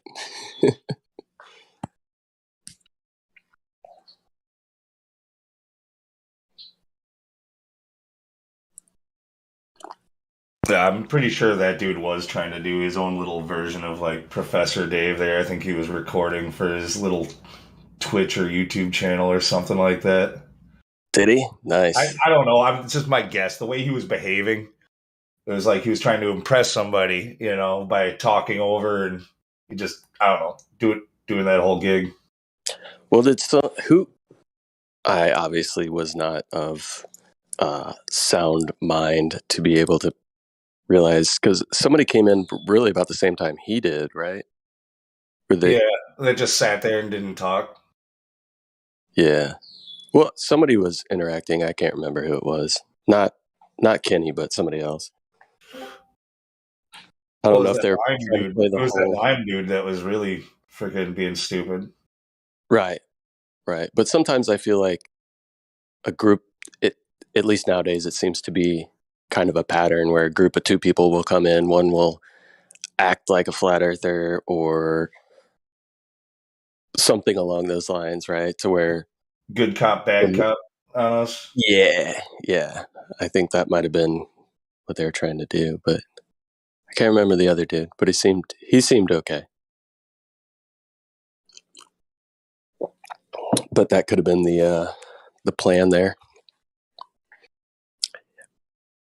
I hope somebody recorded it. I need to go back and listen.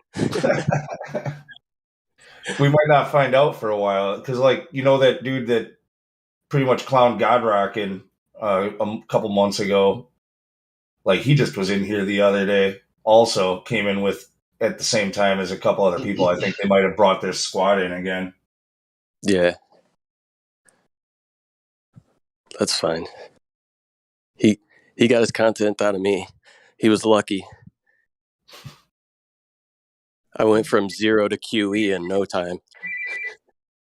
I gotta take this phone call. All right.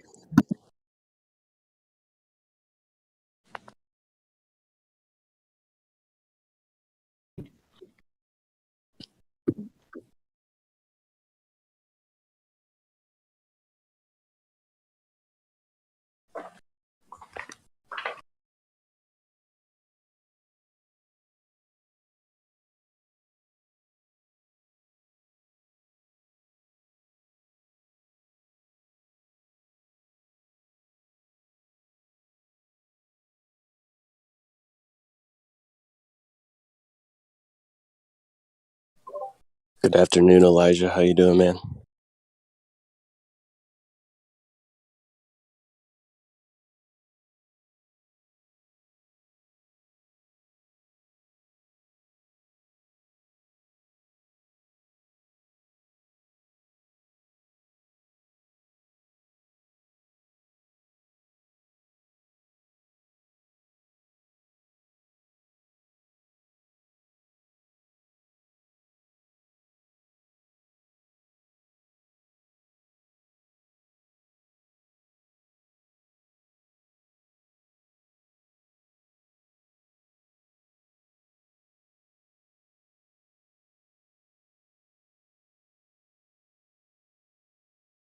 Shh.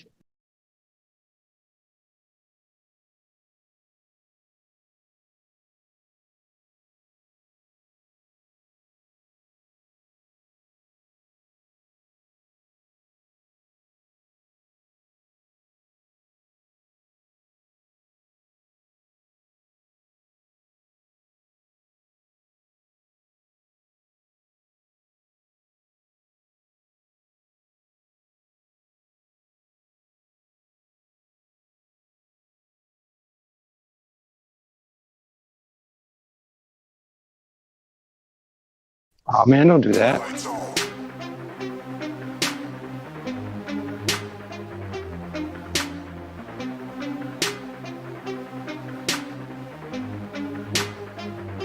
We're living in the Twilight Zone.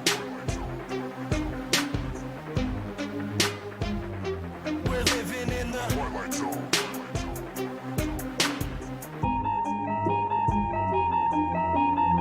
These crazy days that we live in just cause me aches and pains. Lately my life is like a season of Stranger Things. This place is flooded with demons and they invade your brains. This is an artificial hell and they create the flames. Day to day I just try to stay strong and make it through. Wake people up from their slumber, that's what I came to do. Please don't believe what you see on TV and think it's true. It's all just targeted programming and it's aimed at you. It's everywhere, you're getting lied to and yet you barely care. People with common sense are now very rare. But the way that they brainwash you isn't very fair. They can shove that mind control programming up their derriere. I do not consent to the way they tailor society. Ain't no variety. Plus I really hate when they lie to me. I use music as a tool to release the anger inside of me. You don't know how fucking crazy it's driving me. That we're living in the Twilight Zone. They claim you have freedom, but they don't honor it. The world is a prison and you're the occupant. We're living in the Twilight Zone. The government's useless and they're incompetent. And satanic pedophiles are prominent. We're living in the Twilight Zone. The things that you believe are the total opposite. And being called crazy is just a compliment. We're living in the Twilight Zone. It's ran by the New World Order conglomerate. But there's a storm coming and there's no stopping it. We're living in the Twilight Zone. It's where we live and control you through fear and terrorism. They wanna keep you in a mental prison where they tell your vision through the television. Where the ignorance is bliss and they just keep you living in it. You're a business, getting us citizenship. What did you really think that your birth certificate is? Get the straw man on. Money isn't paid, it's all a banknote. It's only a bill of change when you pay that loan. Like a monopoly game, but you can't pass go. When you turn on the TV, all did you get politically as entertainment? The news that you see is all suggestive. Lowering frequencies contribute to our stress. And you're responding, telling me that we're free living in this country. Military overseas and it's out for our peace. Just a record on repeat from the programming. Like probably want a cracker. Put you through education for domestication, control the mind faster. Giving you medication to poison our masses. If you ever question what's coming from our masters, and you're rocking the boat, or you're ever having any thoughts of your own, you better hope you never caught walking alone. To be locked up and rode off by the echo. Got your life looking like a sci-fi show. Brain scrambling when the Wi-Fi's on. Airplane mode when I buy my phone. If your eyes wide closed. We're living in the Twilight Zone. They claim you have freedom, but they don't honor it. The world is a prison and you're the occupant. We're living in the Twilight Zone. The government's useless and they're incompetent. And satanic pedophiles are prominent. We're living in the Twilight Zone. The things that you believe are the total opposite. And being called crazy is just a compliment. We're living in the Twilight Zone. It's ran by the New World Order conglomerate. But there's a storm coming and there's no stopping it. We're living in the Twilight Zone. I ask myself, why do I even bother? Cause people are just like sheep that are lining up for the slaughter. If they're killing rats with fluoride, then why is it in the water? They're using the news to fool us, divide us so they can conquer. The longer you stay asleep, then the longer I'm gonna scream at you. I can't believe you let them deceive you, it's inconceivable.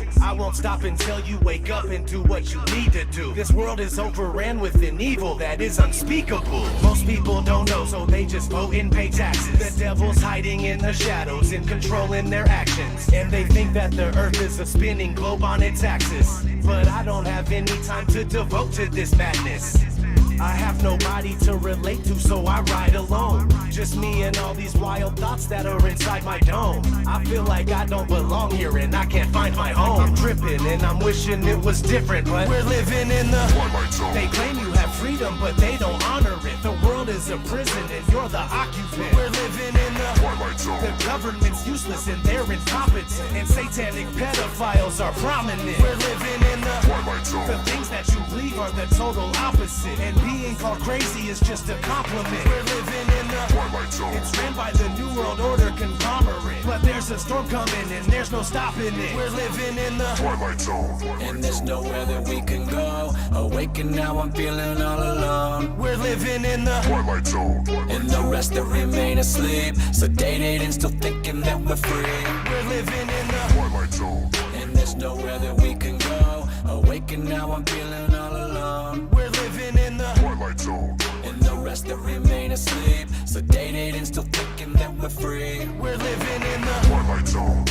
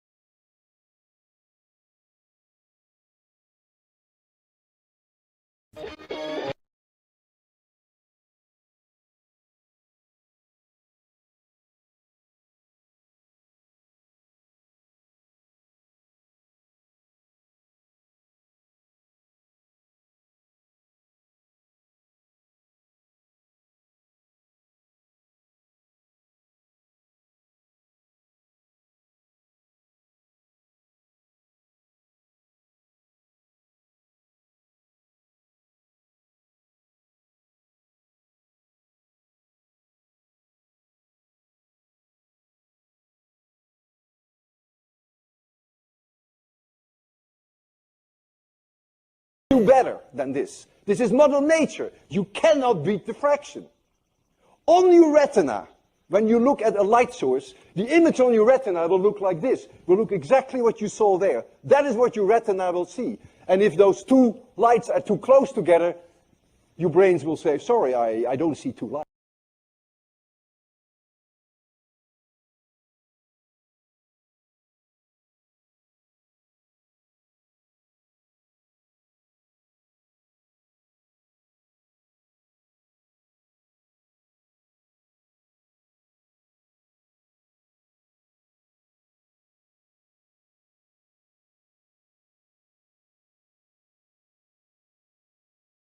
I've been looking into the topic of this video for a while, and I really wanted to introduce the concepts of angular resolution, visual acuity, and diffraction as they apply to the horizon, so that these laws of physics, light, resolution, and perspective can be taken into account and hopefully further developed in order to better understand our Earth, and also to help dispel some of the tired old myths of ships and buildings disappearing over the edge of a ball Earth.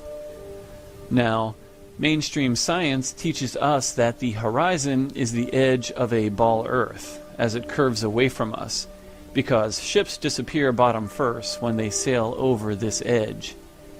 What's funny to me is that their argument of ships going over a ball Earth is just as silly as falling off the edge of a flat Earth. It is a very childish argument, especially in today's world where we can pull objects back into view with a telescope or zoom camera, not to mention the fact that if you ascend in altitude, you can clearly see that a ship or building is not over the curve of a ball. It was simply out of your view due to perspective and the angles of light propagation when you're at a lower elevation.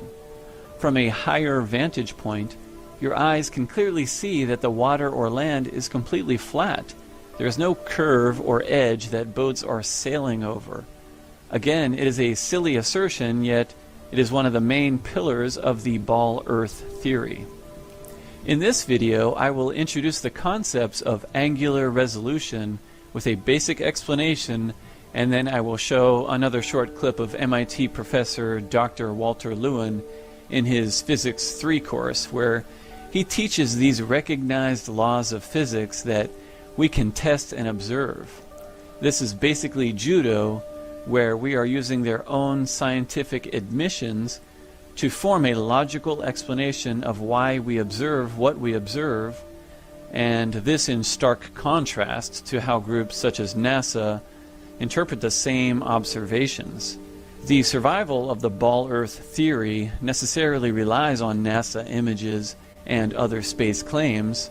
Otherwise, their theory has only silly stories such as a spinning, orbiting ball Earth and non-existent curvature, or the direction of toilets flushing and boats going over the edge of a ball, none of which is observed by the average individual.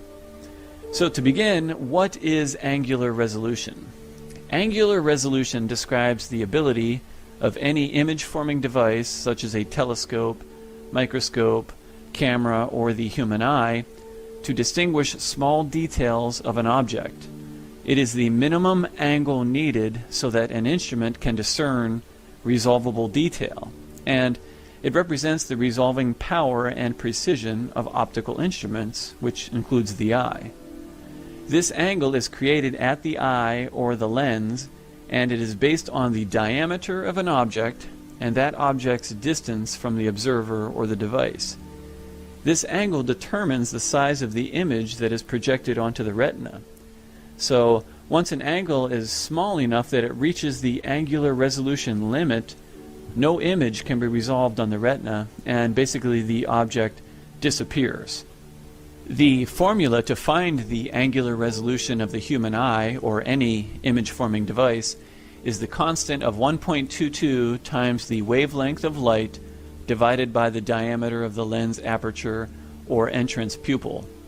Once you figure out the angular resolution of, say, the human eye, you can then determine how large or how far away an object must be for you to be able to resolve it. In other words, for you to be able to see it. This is the limit of eyesight, or the resolving power of a telescope, camera, or microscope. Anything beyond this limit cannot be seen.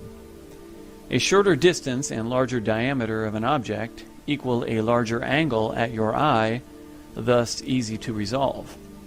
A longer distance and smaller diameter of an object equal a smaller angle, thus difficult for your eye to resolve. The size of the angle is also what gives us perspective. Objects do not physically shrink in size as they move away from us, but the angle in our eye gets smaller and smaller, which is what allows us to determine that it is moving further and further away. For objects coming toward us, the angle will get larger and the object will appear to be larger on the retina. This is an important part of perspective. This is how we distinguish objects moving away versus coming toward us. The angles also help us determine the size or distance of any given object. Visual acuity is another closely related term that means clarity of vision, or the limit of one's eyesight, and it is a measurement of the angular resolution of the eye or the device. The generally accepted value for the angular resolution limit, or visual acuity, of the human eye is about 1 arc minute, which equals 0.02 degree. This means that at a distance of 1 kilometer, the human eye can resolve an object that is about 30 to 60 centimeters in diameter. Beyond this, the angle formed in the observer's eye gets smaller than 1 arc minute, and the object will blur and then finally disappear altogether. And here is another quick explanation of angular resolution by MIT professor Dr. Walter Lewin. So in the remaining 5 minutes, I want to address the issue of the angular resolution of your own eye. You can now calculate what the ultimate angular resolution is of your own eye, because you can estimate what the diameter is of the pupil, the opening of your eye. 3 millimeters, maybe 5 millimeters, a little bit larger at night when it is dark. Pupil opens up, but we can calculate what this is. If I take 4 millimeters, so I put in for A 4 millimeters, and if I take lambda 5,000 angstroms, it's not an unreasonable value, then I find that the best angular resolution of a human eye is half an arc minute. Cannot be any better. There's just no way around it. You're always stuck with the diffraction limitation. I think, though, that most of you will not be able to see with an angular resolution of 1/2 arc minute. Most of you are probably in the domain of 1 arc minute. It's a little larger than diffraction limited, but it's very close to that. That is 30 arc seconds. That is 600 times worse than Hubble Space Telescope. When you think of diffraction, it's really an incredibly fascinating thing. Because what does diffraction actually means?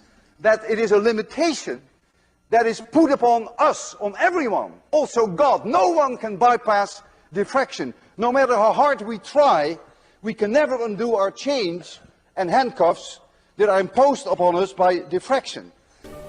And he's definitely not a flat earther. He obviously believes in the Hubble telescope.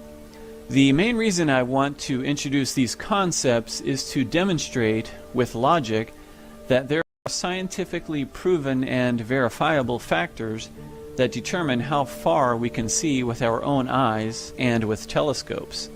Angular resolution equations are used by NASA, astronomers, and scientists to determine the resolving power of the human eye, cameras, microscopes, and telescopes, including the Hubble Space Telescope. So when people say, If the Earth was flat, then we should be able to see Europe across the ocean. There are scientifically proven laws of light, diffraction, resolution, and perspective that render this statement foolish. Due to the resolving power of our eyes and even the most powerful telescopes, we could never possibly see across an ocean that is thousands of miles in distance.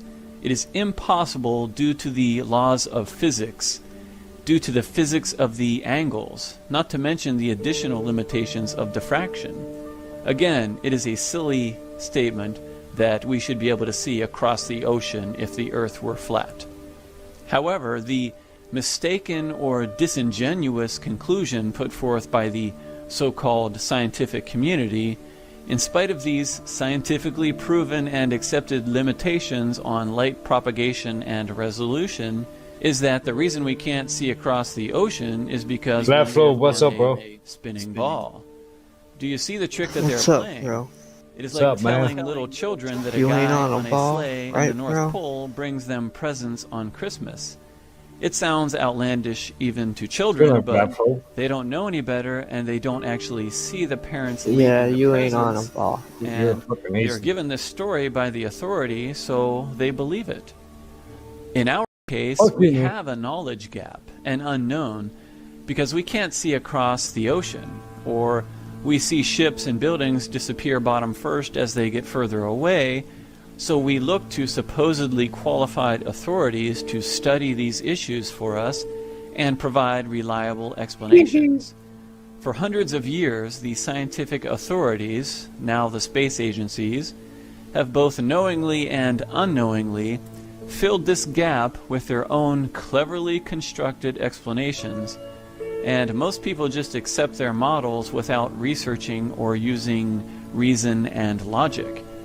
If people did think about the issues critically and logically, they would see that the authority is giving us beautifully wrapped presents and putting out cookies for their fictional Santa Claus.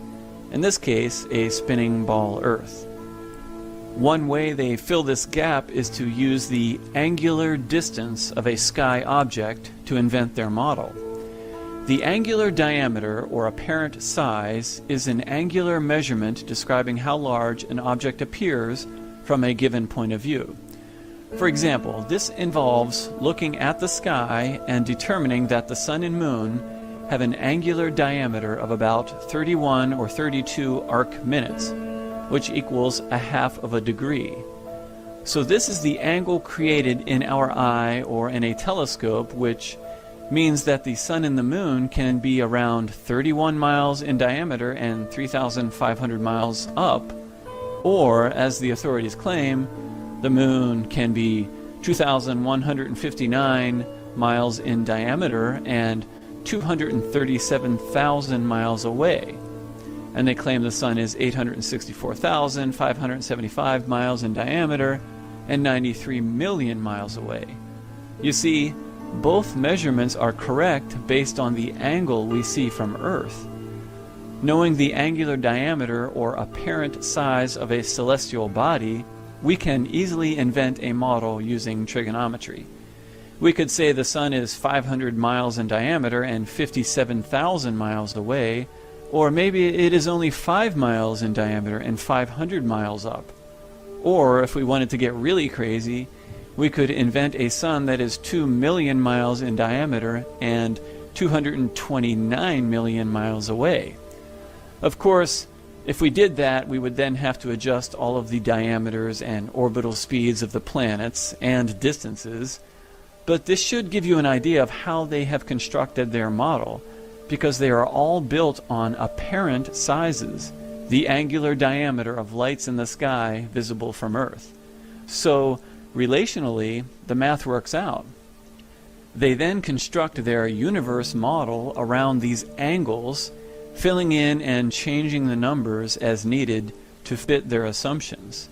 This is why the spins and orbits are so ridiculous, yet mathematically they work out because it's all based on the angles. And this is also the reason why they changed the distance of the sun over the years to fit their model. This assertion of boats going over the edge of a ball Earth is silly. Check out this footage from a channel called Wide Awake. This guy filmed some great sky and horizon shots showing that objects can be brought back into view, and more importantly, his shots also demonstrate diffraction and the resolution limit of these objects at those distances and at those angles. As you can see in his footage, the boats, once they are close enough to resolve, appear like little smudges, and they also appear to be floating above the horizon. The boats are not mirages floating in the air, although there is an inferior mirage that appears inverted below the actual boats in his footage. To prove this, he actually tracks them all the way in, and the closer a boat gets, the more resolved it becomes, and the more detail you can see. This is a perfect illustration of visual acuity and the angular resolution of the camera, which is obviously better than our eyes, but the principle is the same. And again, if you increase your altitude, say to the top of a hotel or in an airplane or on a mountain, you create better angles and you can of course see further, but even there you will eventually reach a resolution limit. It is unavoidable, but it is not an edge that Santa Claus is falling over. Look at the water in his shots. Some would call the resolved water line the horizon, but you can clearly see boats fully in the water beyond the resolved water line. You can even barely make out the water being sprayed up from the motor. The surface of the water extends beyond the resolved water line, but it is too far and at too sharp of an angle for the camera or your eye to completely resolve. There's also a lot of diffraction going on due to this angle and the light or atmospheric conditions. Therefore, you get a blurred section that reflects the sky and the boat as an inferior mirage. Again, this happens beyond a point where the eye or camera can no longer clearly resolve the water due to the angle and diffraction. It is where your eye or camera can no longer distinguish points of light. The image blurs and turns into a mirror under certain conditions. Look at the shimmering and changing edges of the top of the waterline as the camera resolves it at its maximum distance. Beyond this distance, the water is at too small of an angle to resolve any detail. At this point, it does exactly what a road will do on a hot day. It reflects the light waves like a mirror because the eye or camera can more easily resolve these reflected light rays than they can the actual surface of the road or water. On the ground or on the water, you can see the inferior mirage or reflection of the boats and cars. Some people will claim that the boat itself is a superior mirage and that the actual boat is over the edge of a ball. This is silly for two reasons. Number one, a superior mirage is inverted, and number two, in this footage, he tracks these boats the entire way in, so you can verify with your own eyes how a boat will barely come into view as a small blur, and then as it gets closer and closer, the angles get larger and your eye can then resolve more and more detail. This is observable, repeatable, apparent, and can be verified by anyone, unlike NASA's theories, of course, that nobody can verify unless they can build a little rocket ship.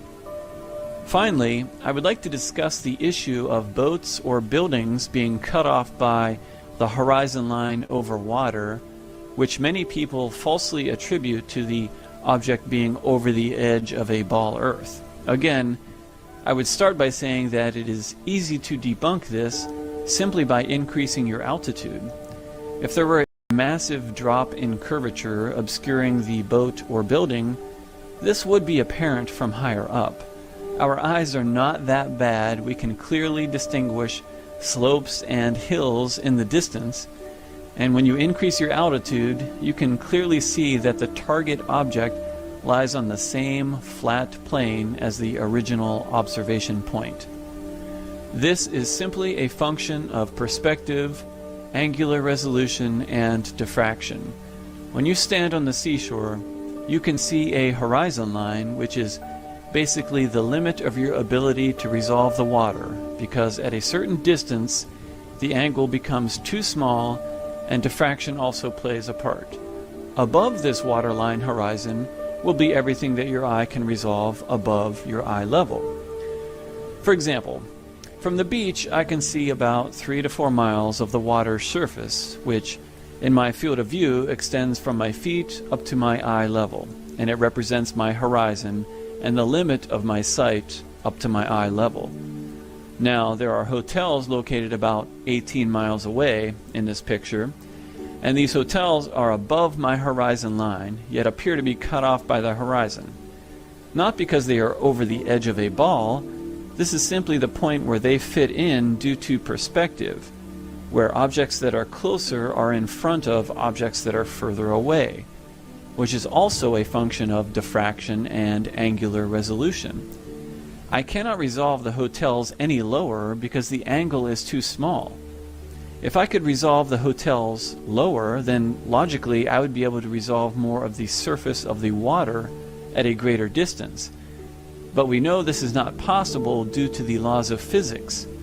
However, if I were to go up in an airplane, I would be able to see the entire distance from the beach to the hotel, and I could also see that it is flat as a pancake. The hotel is not obscured by the edge of a magic ball. It is simply perspective and angle of view. The limit of what I can see above and below my eye level converge at what we call the horizon line or vanishing point. So check out this little experiment I did.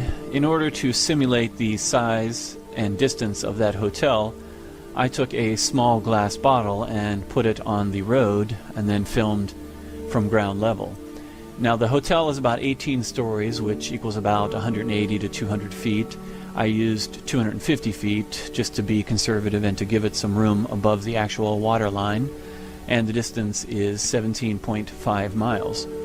The glass bottle is 3.5 inches, so that meant that I would have to put it at a distance of about 107 feet to get the same ratio. Now when I started filming, I was standing up and I could zoom in on the bottle, the entire bottle, top to bottom, and then I pan out, I take the camera and I place it on the ground, and even on the ground it's actually conservative because the lens of the camera is still about 1 inch to 1.5 inches above the ground, so this is a conservative experiment.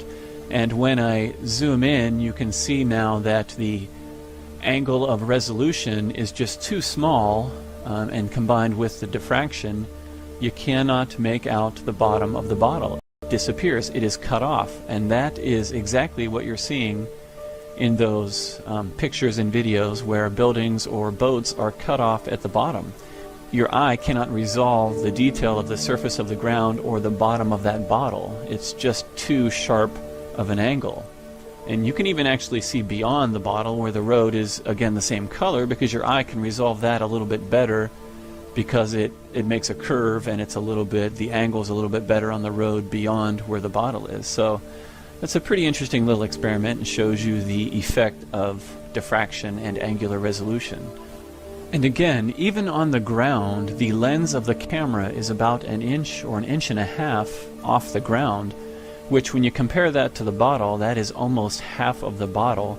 So that would probably equal an observer that is about 100 or 150 feet in the air filming the hotel in New Smyrna. So if I was actually on the ground with the camera, I'm sure that the diffraction would probably cover almost the entire bottle, if not half the bottle, and it would look exactly like the waterline covering these hotels or these boats. But you can see the principle. It's verifiable and it's repeatable, so it's an explanation. We don't have to use the Santa Claus falling over the edge of a ball to explain what we see. If I'm standing on the beach at sea level, then obviously my field of view from my feet to the horizon will be much shorter due to the angle. Again, about 3 miles from the beach is approximately the limit for a 6-foot tall individual. Yet the distance of my field of view above the horizon will be much greater due to the angles. Therefore, I can see most of a hotel 18 miles away, but again, not the bottom of the hotel due to the angular resolution and the angle of perspective. The same principle applies to a sunset or a sunrise. The waterline horizon at the beach is about 3 to 4 miles out, yet the sun is thousands of miles out when it disappears due to the limit of angular resolution and light propagation. We can see the sun at a much further distance because it is so large and high in the sky. But just like anything else, once it gets far enough away from the observer, the angle becomes so small that it will disappear, the furthest edge first, appearing to go down behind the water. This is what you would expect to see based on perspective. Something closer will appear in front of something farther away. This does not mean it is due to a spinning ball Earth. It simply vanishes at the waterline horizon due to perspective. Even the sun is subject to the laws of perspective, angular resolution, and diffraction. With a sunrise, it is the opposite. We see the top of the sun first because it is approaching us. Therefore, the side that is coming toward us is the first section of the sun to come into our field of view due to angular resolution. And again, due to the laws of perspective, the sun will always appear to be behind the much closer waterline. Some will say that it is due to the spin of the ball that you live on, but I think perspective makes more sense, and the sun is simply coming into our field of view due to, again, angular resolution. The problem that truth seekers or flat earthers face when trying to expose lies and deceptions is that most people put their own brains on sleep mode, and they put their trust in the so-called scientific authorities to investigate and explain the reasons for phenomena that we observe from Earth. This is not to say that the scientific community is purposely promoting an incorrect model. What is happening is that everyone is so specialized that they only see a small portion of the big picture. We are basically compartmentalized due to the level of sophistication of technology and our economy. People are also conditioned from kindergarten and throughout school to conform, to obey, and repeat government-sanctioned science. People are conditioned to treat any questioning of the spinning ball Earth as idiotic and primitive. If you mention flat Earth, the reaction is guaranteed to be ridicule, laughter, or even anger at the stupidity of such a statement. No one likes to be wrong, and no one likes to be ridiculed, so there's not much straying from the herd in today's world. I personally believe there's a lot of compelling evidence that calls into question the scientifically accepted model brought to us by the politically created agency of NASA. If everything is exactly how space agencies and government scientists tell us, then we are going to need much more and reliable proof other than CGI images and silly old stories. It is amazing how academia conveniently forgets the debates that used to rage about the rotundity of the Earth, and not by idiots, by learned men and women. So, in closing, I just want to reiterate that there are other alternatives to the theories that were taught to us as fact by space agencies and the political scientific authorities. There are logical and scientifically accepted laws of physics such as angular resolution, diffraction, and perspective, which can be applied in this pursuit. You don't need to be a math genius or have a PhD in physics to understand that there are physical limitations on our ability to see, even with telescopes and cameras. We need to have faith in our own ability to think and use logic and reason. Otherwise, there are many opportunistic groups of individuals who will step in and do the thinking for us. And these groups may not always have our best interests at heart. In fact, they will take advantage and control those who cannot or will not think for themselves. This, I believe, is the modern-day manifestation of slavery, where most people no longer think like humans, they simply repeat and react. Thanks so much for watching, guys.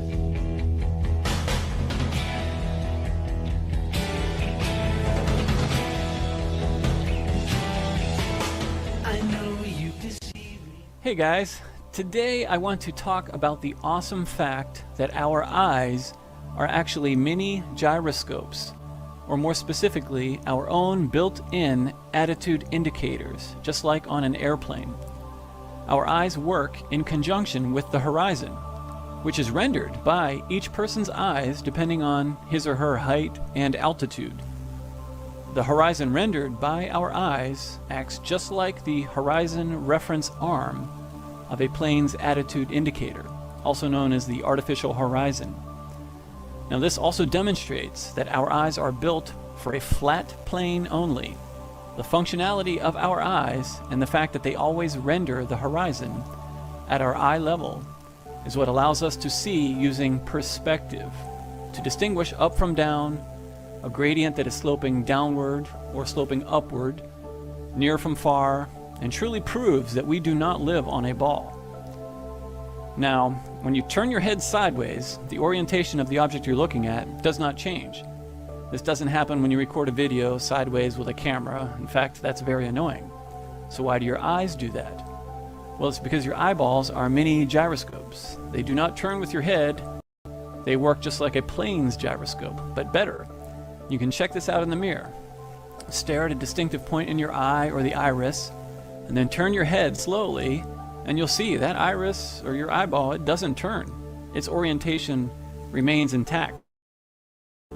I find this to be very cool. And the next essential feature of our gyroscopic eyeball is what it renders for us, the horizon. The horizon just doesn't exist out there. Our eyes render it for us. And it's the same feature as the artificial horizon line on the attitude indicator instrument of an airplane. So again, what is a horizon? A horizon is the line at which the Earth's surface and the sky appear to meet, to converge. And it's the convergence point of things below and things above, into the vanishing point, or the point at which receding parallel lines viewed in perspective appear to converge. The point at which something that has been growing smaller as it gets further away, it disappears altogether. This is due to the limits of our eyesight. It's a creation of our eyes. If we could see forever, we wouldn't have the horizon line. But then again, without the horizon line, we would not be able to distinguish between items that are above us or below us, or taller than us or shorter than us in a distance. You've all seen the telephone poles in a distance. They will always, if it's taller than you where you're standing, they'll be above that horizon line, your eye level line in a drawing or anything. And just a linguistic note, this is very interesting. The origin of the word horizon, which we never think about, but if you think about it, it means horizontal or level. And the concept of level or horizontal is very important in this discussion. For instance, in Arabic, horizon is وفق المرء العقلي. It has literally, word for word, the meaning of that is level, man, mental. You know, it's almost like our internal mental leveling instrument. It's pretty cool. In Hebrew, the word for horizon also means level. I can't pronounce it, but there it is. And again, you just realize that the ancients devised the word horizon because it is level, flat. In any language, horizon is going to mean horizontal or level. The horizon that our eyes render is our level. We have a built-in level. I find that fascinating. So to move on, the horizon, it gives us our relativity. Just like the airplane's attitude indicator, it contains the horizon reference arm. Our gyroscopic eye works using the horizon that it renders for us to act as our attitude indicator. And again, the horizon for us is the level marker or artificial horizon on a plane's attitude indicator. Our eyes also create the horizon further out if we ascend in elevation, but necessarily still at eye level. If we go up in a lighthouse, our eyes will be able to see further, maybe 10 miles, 20 miles further, and they'll render that horizon at a greater distance, yet it's always going to be at our eye level. It's level. Our eyes create our horizon, which will be different for people depending on their height. If you're 4 foot tall, your horizon in your eye is going to be a different distance than someone who is 7 foot tall. But in all cases, the horizon is at each person's eye level, without fail, always. It's how we see using perspective. We need it. Like I said, our eyesight is based on perspective. So how do our eyes create perspective? Well, using our eyes as attitude indicators, our eyes render the stabilizing horizon line, and this allows us to determine whether something is above or below us, taller than us, or shorter than us. This is how we determine if a staircase is going down or if it's going up. It seems obvious and redundant, I know, but it is essential that we establish these facts when we ponder how ridiculous it is to claim that an ever-descending landscape would ever rise to our eye level. You know, just picture yourself standing on top of the ball Earth. It's impossible, you know, for our eyes to function that way. We would not be able to distinguish between a flat level plane and one that is descending away from us, because we just wouldn't be able to distinguish. That's not how our eyes work. We work based on the concept of level, horizon. Now, depth perception, that's another part of perspective. Objects in a distance will be smaller in size. It's with the amazing design of our eyesight. If I'm 6 foot tall and standing on a flat plane looking toward the horizon, any other individual who's 6 foot tall will always be at my eye level. If he's right in front of me, he's at my eye level. 10 feet away, he's at my eye level. 50 feet, you know, a mile, 2 miles away, he's going to be at my eye level. That horizon level in a perspective drawing, that's that straight line across the page. No matter how close or how far away he is, if he's my height, he's going to be on, his eyeballs are going to be on that line. And now, say a man who's 4 foot tall, well, he's going to be slightly below that line. No matter how close or how far away he is, he's going to be below that line.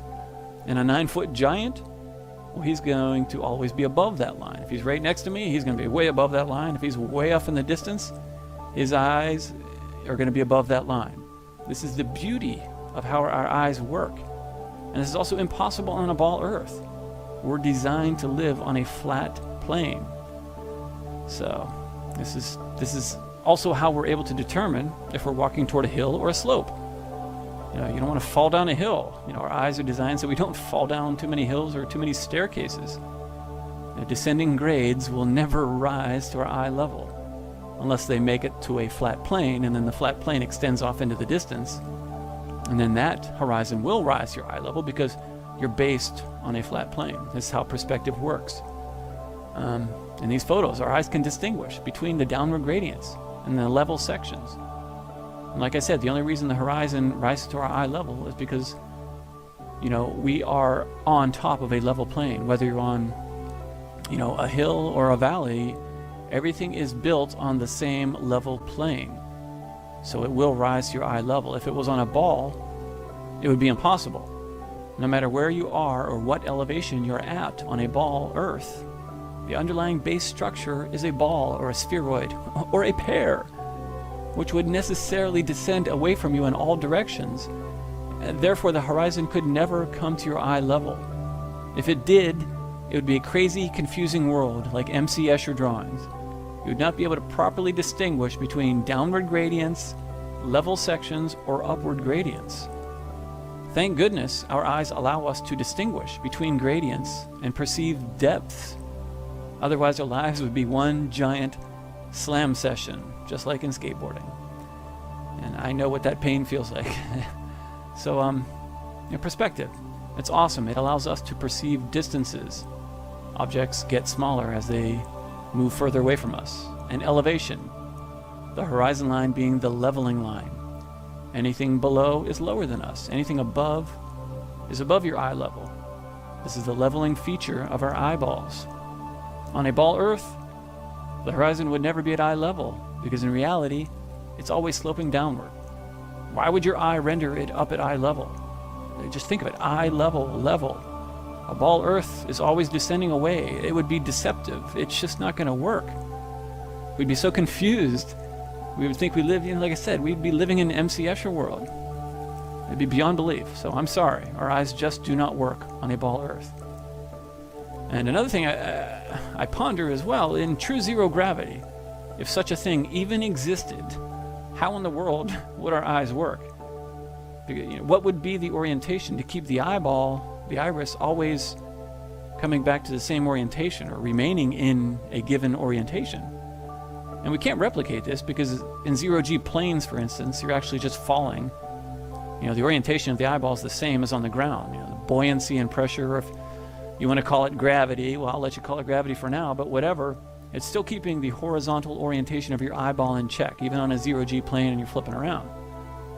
But in magical deep space land, what would give your eyeball orientation? It's kind of sickening to think about that, but you'd be twirling around in circles. What would orient your eyeball? I don't know. It's pink unicorn land, but maybe somebody else can speak to that. But again, we all, I think, pretty much understand you can't trust NASA, so I don't think it's ever even, I don't think it exists. I don't think zero-G exists. So your eyeball wouldn't even function in zero-G, and without buoyancy and pressure, or if you want to call it gravity, but I don't think there even is such a thing as no gravity. Your eye wouldn't function. You would have no way to orient yourself. Your eyeball would spin in all different directions, perhaps, or you would turn and you would look like the camera. When you take a video and you turn that camera, it's so annoying, the picture just spins around. Well, in zero-G, maybe your eyeball would just lock into the socket, and as you turned, everything would just always constantly spin. It would be sickening. In the ISS, they'd all just be puking the whole time. So, and we know they don't clean it. We never see them cleaning it. So, anyways, I know I got off on a tangent there, but I hope you find this as interesting as I do. Maybe it's old news to some of you, but I just kind of stumbled upon this. I just thought about it. I think it's amazing. But let me know if you have any comments. I'm sure that other people out there can maybe even go further with this and get more technical, make some other videos about it and how ridiculous the ball Earth is when you truly think logically about how our eyes work. So.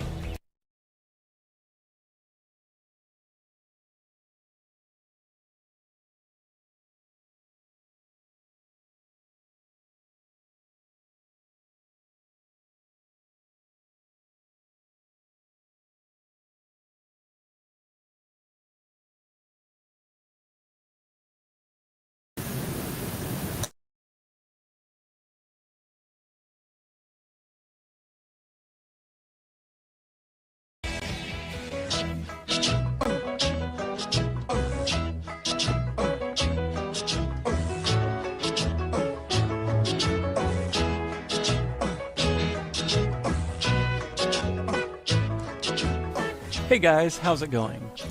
As a follow-up to my gyroscopic eye and angular resolution videos, I wanted to simplify and illustrate a few applications of perspective and angular resolution in order to better understand why and how we see the way that we do. Now, we know that our eyesight is based on perspective and that there is a limit to our vision. This is why we cannot see to infinity, and we definitely cannot see across the ocean. So first, I just wanted to quickly recap how images are displayed in your eye, how perspective is constructed in your eye or any image-forming device. The light waves come into your eye and form an image on your retina. And remember, the image is created upside down because that's how the light enters your eye, and the size of the image is a function of the size of the angle. Larger and closer objects will form bigger angles, and therefore the image on your retina is bigger. Smaller or further objects will form smaller angles, and therefore the image on your retina is smaller. These angles allow us to use depth perception, judge sizes of objects, and also determine whether objects are coming toward us or moving away from us. Once an object is too small or too far away, the angle will become so small that it will go beyond our ability to see it, to resolve it in our eyes. And this is called going past the angular resolution limit of our eyesight. It's all about the angles. The angular resolution limit of human vision is about 1 arc minute, or 0.02 of a degree. And that 0.02 of a degree represents an angle. Once light comes in at a smaller angle, we cannot see it. The cells on our retina cannot resolve anything smaller than 0.02 of an angle. That is the absolute best we can do. That is the limit. We can do worse due to diffraction and other conditions, but never better. That is the physical limit of our eyesight due to the size of the cells on our retina and the size of our pupil. So I would like to start with perspective and how parallel objects seem to converge at the vanishing point or the horizon. We always throw around the word perspective, but we never seem to break down exactly how it is formed by our vision. Take the example of railroad tracks. Now, we know that they are parallel and they always remain parallel.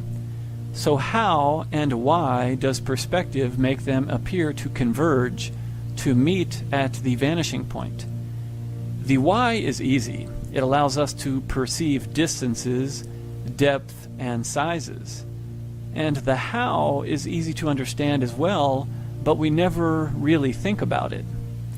I want to demonstrate how this occurs, and it is due to the angles. Again, it is truly all about the angles. So, how do our eyes render the convergence of the railroad tracks? And to understand this, we need to look at the railroad tracks from a different vantage point. Let's look at them from above this time, from a bird's eye view, so that we can learn exactly how the tracks seem to converge at a vanishing point. Here, we are looking at train tracks from above, and this object here is supposed to be an eyeball. Bear with me, this is just to illustrate the concept of the angles and how they render the convergence. And remember, we are looking down from above like a bird's eye view. From this view, we can see how the tracks are parallel, but in the eyes of the observer on the tracks, they would appear to converge at a vanishing point. So, as the observer gazes out over the tracks, they seem to converge in the distance. To illustrate how the angles are formed in the eye, let's draw lines from the trusses into the eye and examine the size of the angles. The close truss forms quite a large angle, which means that it will form a large image on the retina. Now, notice how the truss a little further away forms a smaller angle, and accordingly the image on our retina will be smaller.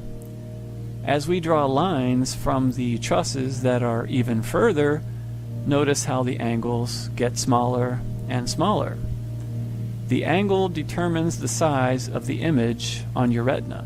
A very simple concept, yet we take it for granted.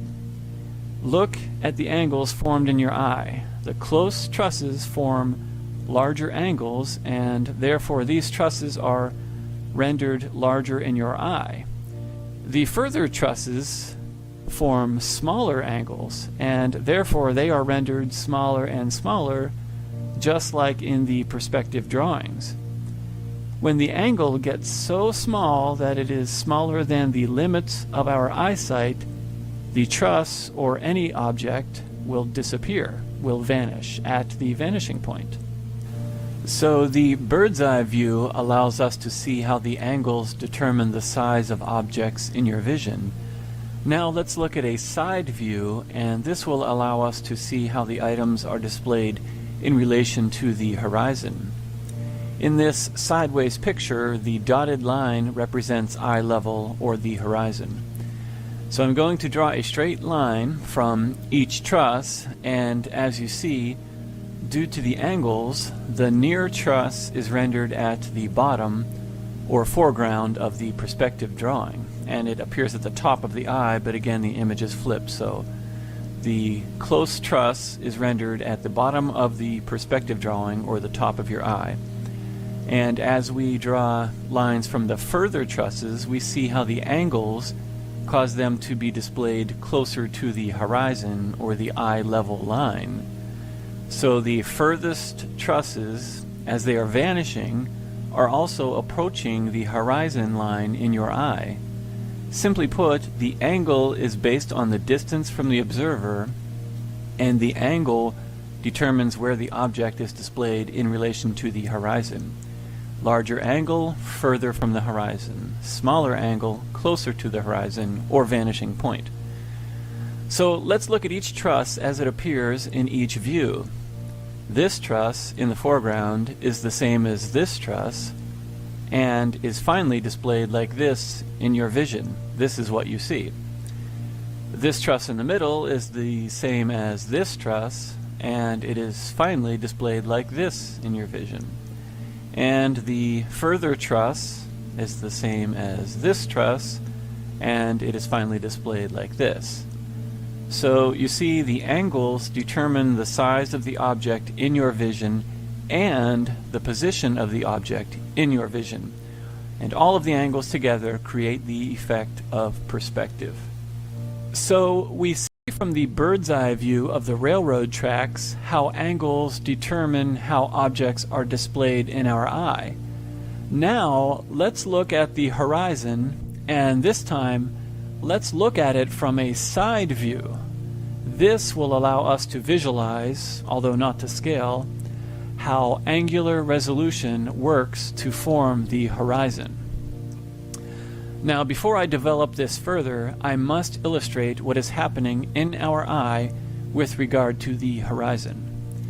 In our eye, let's consider where the horizon would be rendered, a midway area that is the exact eye level plane. Think of the receptor cells on our retina as pixels, and the imaginary eye level line is between a row of pixels. The slightest tick downward, which is necessary if we want to see the ground, would look something like this. And the slightest tick upward, if we want to see the sky, would look something like this. Now, when this happens, you are seeing a flat, straight line cut across your retina. This is your horizon, and it is simply where everything you can see above eye level meets with everything you can see below your eye level. To you is a straight line, a crisp line. It's okay, everyone's gone. After We can all, we talk. are talking about tiny pixels or retina cells. But that is what represents your horizon. That is your horizon. These angles are minuscule in your retina, and you can see how in your eye they seem to converge or meet because they are just a few pixels or receptor cells apart. However, if you were to extend these lines or light waves out to the limits above and below, in reality the sky and ground are thousands of miles apart. It's truly amazing. So to illustrate this further, let's look at this picture, and the dotted line represents this stick figure's eye level. To confirm this 3-mile horizon, we can actually take the eye level and then make the smallest angle of declination toward the ground that our eye can resolve. And remember, that's 0.02. Obviously, at eye level, we are never going to see the ground, so we have to use the smallest angle of declination that our eye can handle. If you make right triangles out of this, you can plug in the person's height and the angle of 0.02 to figure out the distance. Now, as a rectangle, this angle will be equal to this angle, and so let's take these values and put them into the right angle triangle calculator to see how far this base section is. We put in 6 for side A and then 0.02 for angle A, which is our angular resolution limit, and we come up with 17,200 for the base, and when we divide that by 5,280 feet per mile, we get 3.25 miles. There it is. We have the distance to the horizon, which is due to the angular resolution limit of our eyesight, not a magical ball cliff that ships are going over. And this angular resolution limit of approximately 0.02 is the resolving power of your eye. And it is also the limit beyond which the light waves will diffract, because the angle is too small. The light wave will bounce off the water on its way to your eye, and basically it will blur and mirror. This is why you see the mirroring or inferior mirage effect on the water or on roads, as the light waves are approaching the limit of angular resolution. Beyond the blur or mirror part, nothing is visible at all. They have completely gone beyond the limit of your vision. Now, the ground is easy. The tricky part comes when we consider what happens above our eye level. Here, the same angular resolution limit applies, but since there is so much more area, distance, and atmosphere, diffraction also plays a big part. Remember, angular resolution is the fixed limit. Your visual acuity can be much worse than this limit, but it can never be better. This is a physical limitation based on the size of your receptor cells, pupils, and the wavelengths of light. And Rob Skiba in his videos showed perfectly how diffraction and atmospheric lensing affect our eyesight as well and are a contributing factor. So, as our eye resolves everything above our eye level, it reaches a fixed limit, this time at the ceiling. By the time this angle that I've drawn above the man's eye level reaches the celestial plane of the sun, moon, and stars, it is somewhere around 7,000 miles if we were to go along the ground, and the exact distance is not important right now. The important thing to note is that there is a fixed limit based on angles. I use 7,000 because at sunrise here in Florida, the sun is directly over West Africa, which is about 7,000 miles away. So to visualize what is happening, I created this page, and this line represents the extension of that teeny tiny angle from our eye level when it finally reaches the celestial plane. So what happens when the sun comes into or goes out of this limit? This is how you get the sunrise and sunset. Now, in your eye, perspective makes it seem like it is at your eye level. That is because, for all intents and purposes, it is at your eye level. And that is why the sun appears to rise and set at the horizon in your eye. What is happening is that it is simply coming into the angular resolution limit of your eyesight. You see the sun at the sharpest angle possible from eye level.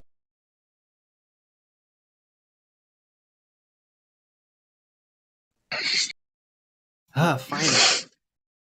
I heard someone say something. What's up? That video.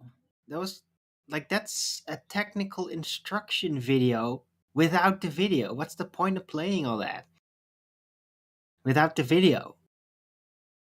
Like, nobody could figure out what the hell he was talking about, except if you already know what he's talking about. It's for the people listening. They can watch it. Yeah, but Links you posted. can't see what he's talking about. Exactly. That's why you got to watch the video. But it's not playing. Yeah, it's because it's a music bot. Everybody hurts.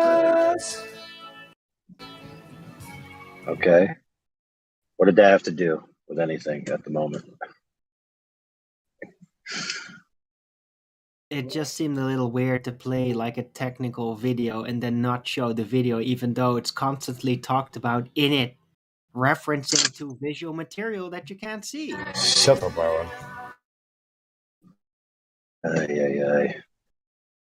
P-Mac, you need some time off? Or are you going to solve the problem for him by hosting the video so that everybody can watch it? From all known ball bags? Yes, I do, sir. All right. Wish granted. Cool.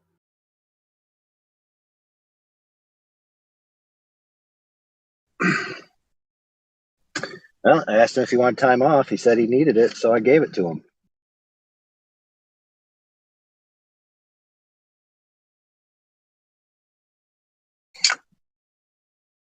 Well, a lot of people just listen to the audio.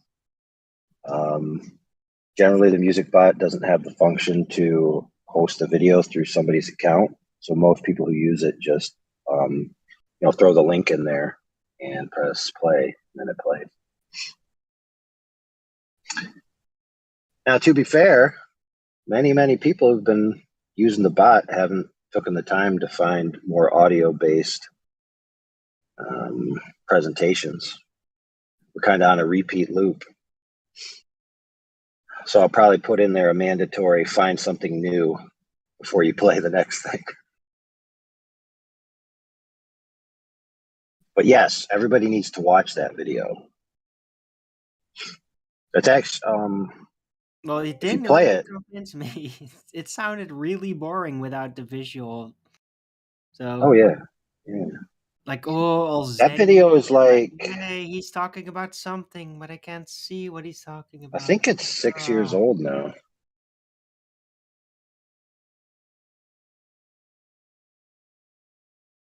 I just go to the flat Earth debate, talk about it pretty much every day.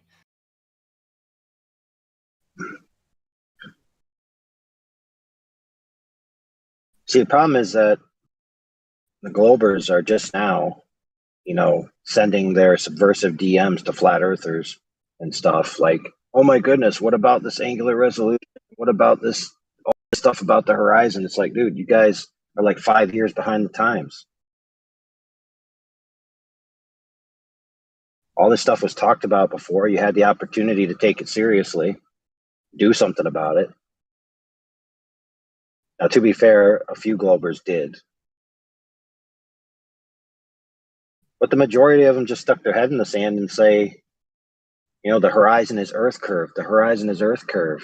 The horizon is geometric. And they still do that to this refracted. day. It's geometric and refracted. Oh, well, now it is.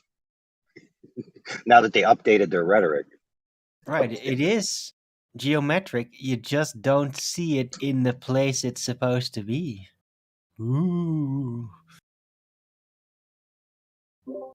Look at that thing there. That spot right in the middle of the ocean. That's the horizon. It just looks kind of flat because of terrestrial refraction. Oh, yeah, but to be fair to them, in a certain sense, it is exactly where it's supposed to be. And that's in an orthographic piece of artwork, because that's the only place it exists in a model interpretation. Fair enough. So yeah, you could draw a circle, you could draw a dot, you could draw a line, have it intersect the circle, and say, oh, look, that's the horizon right there. Can't you see it? I'll be like, yeah, I definitely see those two lines crossing each other on your piece of paper. Now show me that in reality, Holmes. Oh, we can't do that. That's, oh my goodness, you guys just demand too much evidence. You guys are too strict. Come on, man. If I can't present a model and then reify it as if it's reality, how am I supposed to make an argument? That's just not fair.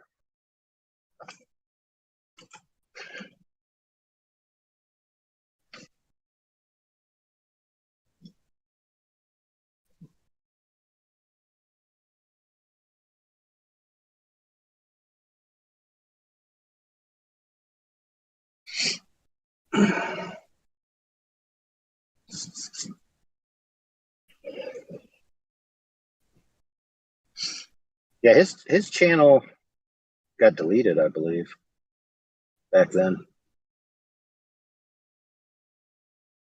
That sucks. He stopped making videos for a while, and then I think after that, somehow his channel got deleted. And then basically all his content is in mirrors. Yeah, they like to do that. If you have a channel now, you got great videos, but you're like, oh yeah, I'm kind of done. Then they might just say, oh yeah, you haven't been active for a couple of years. We're just going to delete your channel now.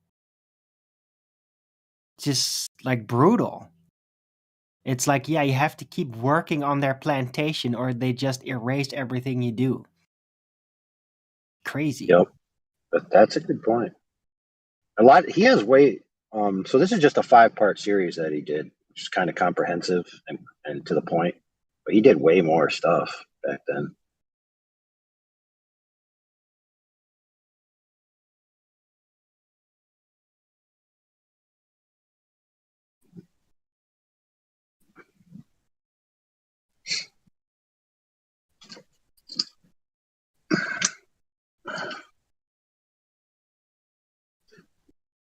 That's what you got to do, Globers. You got to go out and prove. Bottoms of things disappearing. Good luck. You know what, Arwen? Only about 3 Globers in the history that I've been with this topic that I know of. And I don't mean people that have channels. I just mean the general people that come and go through the servers and stuff.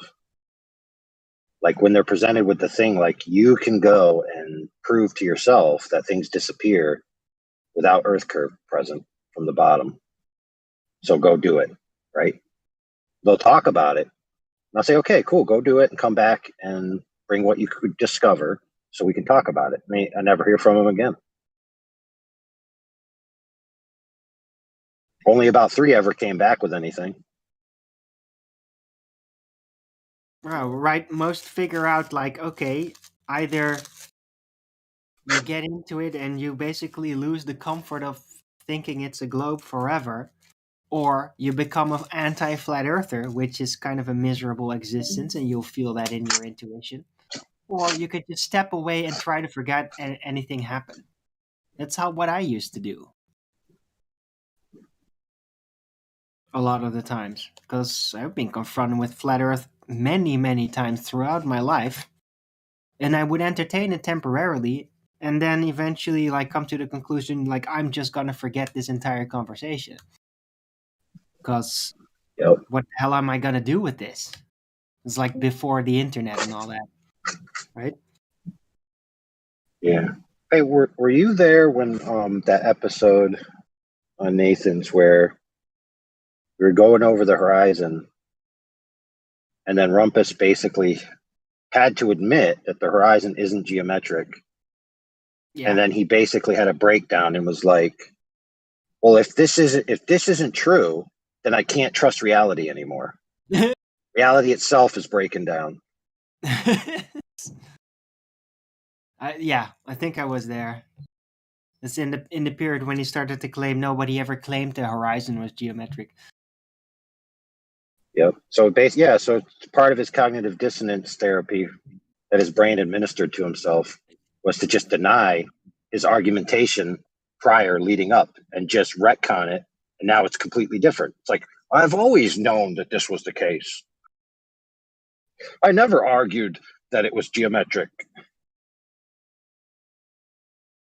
like, yeah, if the history of your life has led you to a conclusion that you find unpalatable, just change the history of your life, right? Just make up a new history. You start anew. Yep.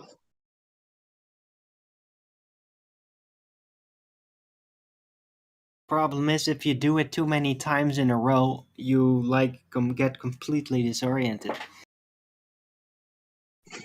People go psychotic that way.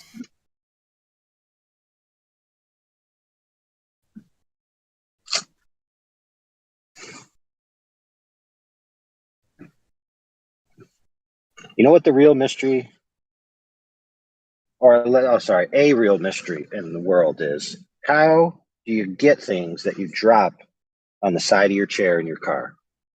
That's a mystery. That's not a mystery. Chair seats are kind of bouncy. There's a lot of lateral force displacements going on. It's gonna at some point bounce and then get over the side.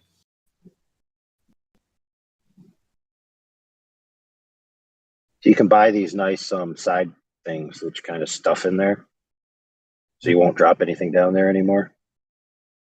Right. You know what? You invent something like that, you become a millionaire.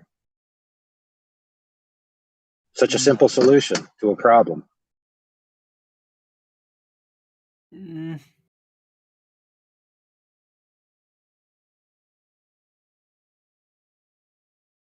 Well, people that are in like Formula race cars don't have that problem because their chairs is like you sit in the chair, not on the chair, right? If you sit in the chair, nothing's gonna drop to the side.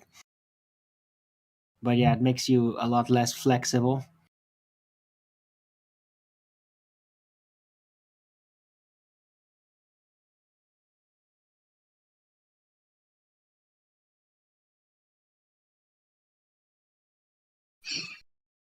Yeah, so where I was going with that is you have a problem, you know, where things get lost.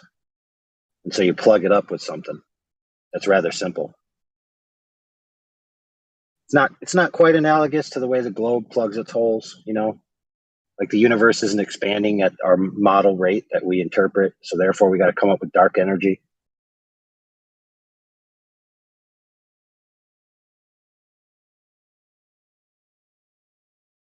Yep.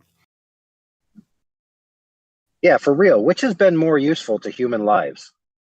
The little piece of cloth wrapped around a foam that you shove on the side of your car so you don't lose things down the side of your seat, or dark energy? That's a tough one. I'd say dark energy. What? You think dark energy is more useful to humanity? Yeah, because heliocentrism as an idea, as a philosophy, as a culture is probably gonna persist even if at some point Ah, cars become completely outdated and I such see. devices become useless relics like tape recorders. I think I see your Then dark point. matter, So, even though it's completely fallacious and all based on nonsense, is still gonna rescue people from the complicated yep, question like, oh, but the gravity doesn't fit the formula. that's true. So you could almost look at it. You could almost look at it as kind of like medication or a pain reliever, like a prescription. So, oh, you're suffering from cognitive dissonance because you're in a lot of pain because you found out that the heliocentric model is baloney. But guess what? We've got a solution for you. Take 3 dark matters and call me in the morning. Yeah, that's not a bad analogy.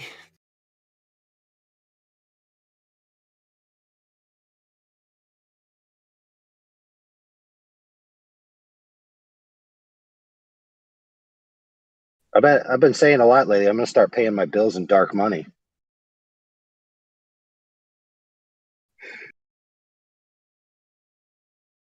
Is that another word for crypto?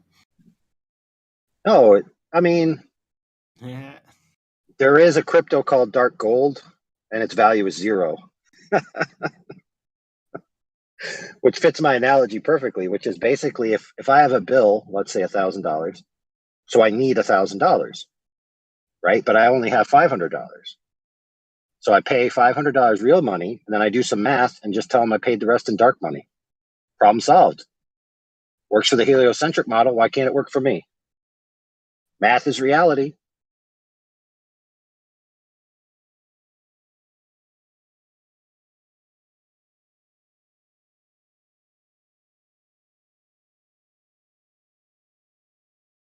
Right. Well, even conceptual ideas can persist for very long, right? Even after the material utilizations and inventions have become completely outdated and forgotten about. Right? I mean, virtual ideas that were thought up, concepts that were thought up 300 years ago, we can still come up with them anew. We can still go the Yeah. same routes and think of the same thing again and then be surprised how somebody in the past thought that up too. And that how that works, right? Well, how many things that were being built back then, like buildings, giant architecture, how much of that can you actually do now? Right? Or even Oh yeah. understand how they did that? Very little. Yep. So yeah, I, practical I've utilizations tend to like become forgotten They're very contemporary, but ideas and conceptions can last millennia. Oh yeah. There's a related thing, which is a social phenomena that we inflict on our children, which I think is wrong, which is whenever our kid, or even us sometimes, come up with an idea that we think is original, because we basically solved a problem in our lifetime, it appears to us to be an original solving, but someone had done it in the past. So rather than, give the person the due credit for their thought processes and what they've done to come up with the idea, we just tell them, oh, somebody already solved that years ago. Right. And so we don't give credit to that original idea to that child, even though to them it is a completely original idea that they came to on their own. Right. Yeah. Never discourage them, right? Don't do that. I came up with so many ideas, like out of nowhere, and then at some point it became a sport to me, like throughout my teens, of coming up with ideas that nobody had thought up yet. It's really tough. And I did think of some things, but then I've had ideas that I would just speak out, and then 5 years later, it would suddenly come on the market as shit. And I'd be like, God damn it. If I'd only just went for that somehow. But I could never reach that position in time in order to actually do that. I had an invention once, and I wanted to get it patented because I've seen on television this commercial that has the caveman chipping away at a wheel, and it says, call invent help to get your invention going. And so I called them, and I got their little package. And when their package came, it had instructions, and then it had a graph paper, and you're supposed to draw it and everything. But then they wanted $600 to go through the process of the patent, whatever it was at the time. And I was like, dude, I'm a kid. I don't got no $600. So I kind of gave up. Yeah. That's rough. Now, let me tell you what this invention was. You got to be able to size up that investment. So either you have to be a Jew or you've got to have a Jew. Because they tend to figure that shit out really young. It's freaky. Ever notice that? A person's ability to do financial transactions is unrelated to their race and ethnicity.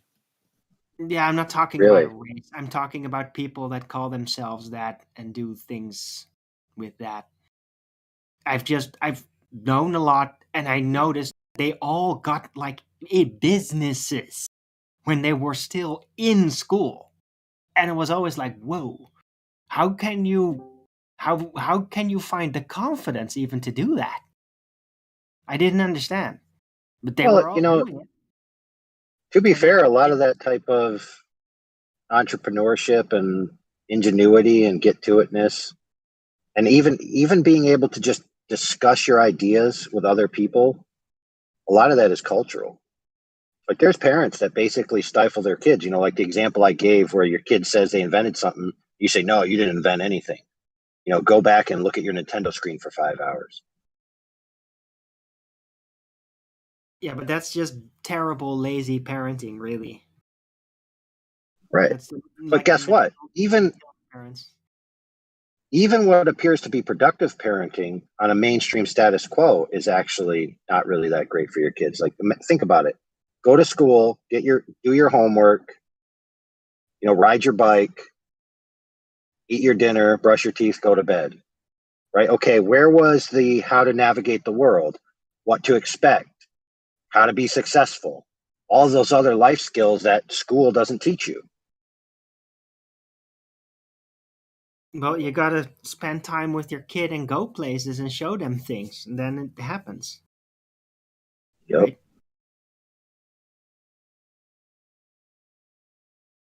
There's definitely this societal expectation of the tempo of raising a kid. It's at this age, they should do this. Then you have to wait till this age before you do this. Then you have to wait some more and wait some more, rather than just accelerate their life.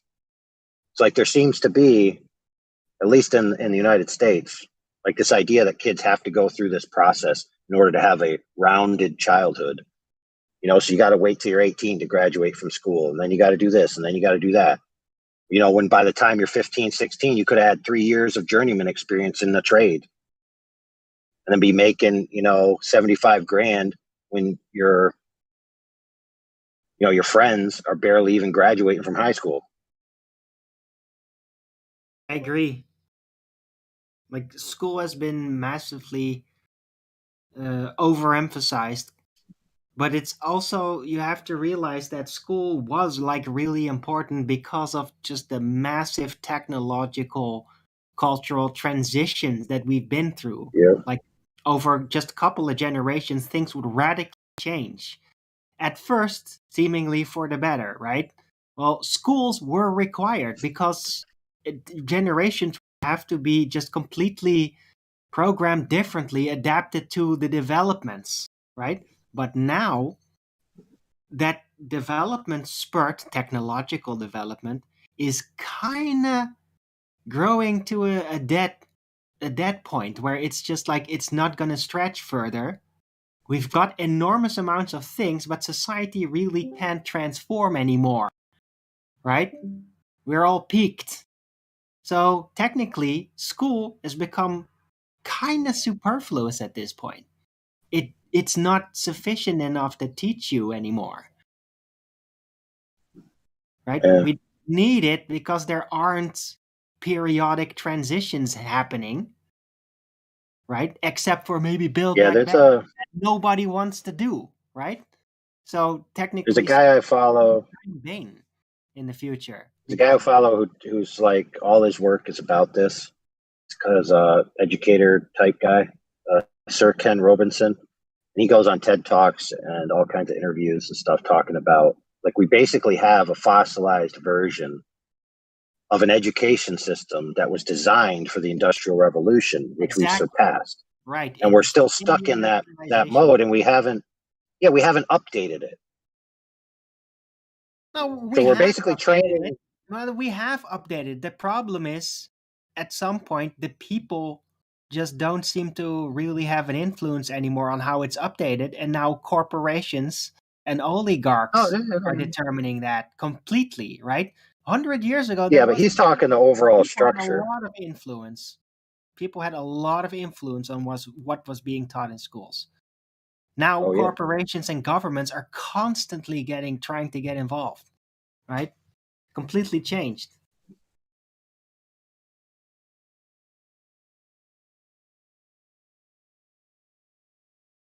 Right? 100 years ago, even, government didn't need to be involved in what was being taught in school as much, as long as certain basics were introduced so that the industrialization standardization could function smoothly.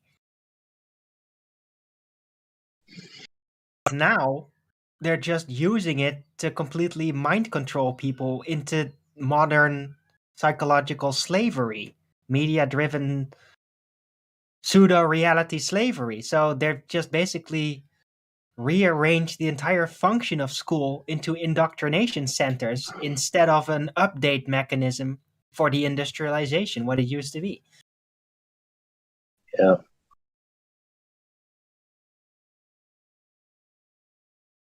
I do find it all very fascinating, right? What I find the most fascinating about history is not like isolated instances and like, oh, look at this registry. It was registered this person, they did that and then that. No, it's the entire period. Like, how are things changing? What were people experiencing it like?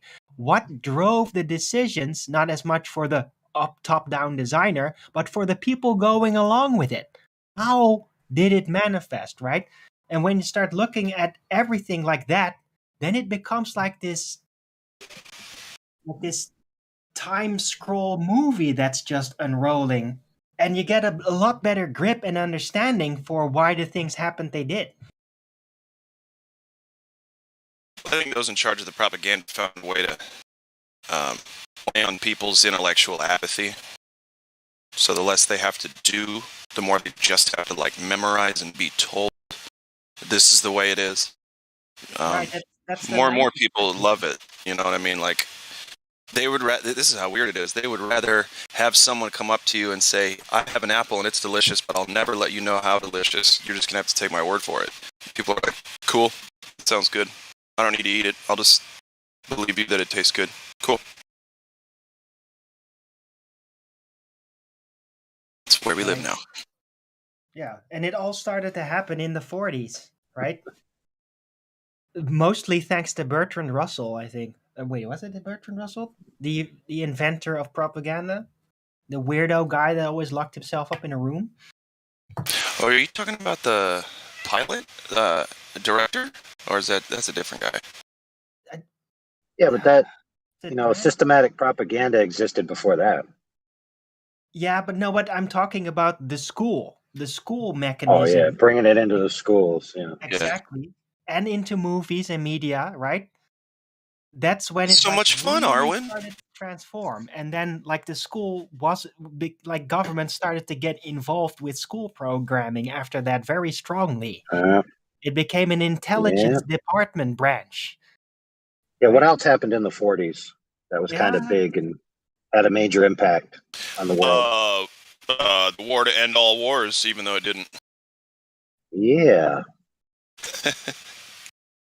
So curiously enough, more like the war to start all wars, isn't it? Yeah, something. Yeah, but curiously enough, this just coincides because the Nazis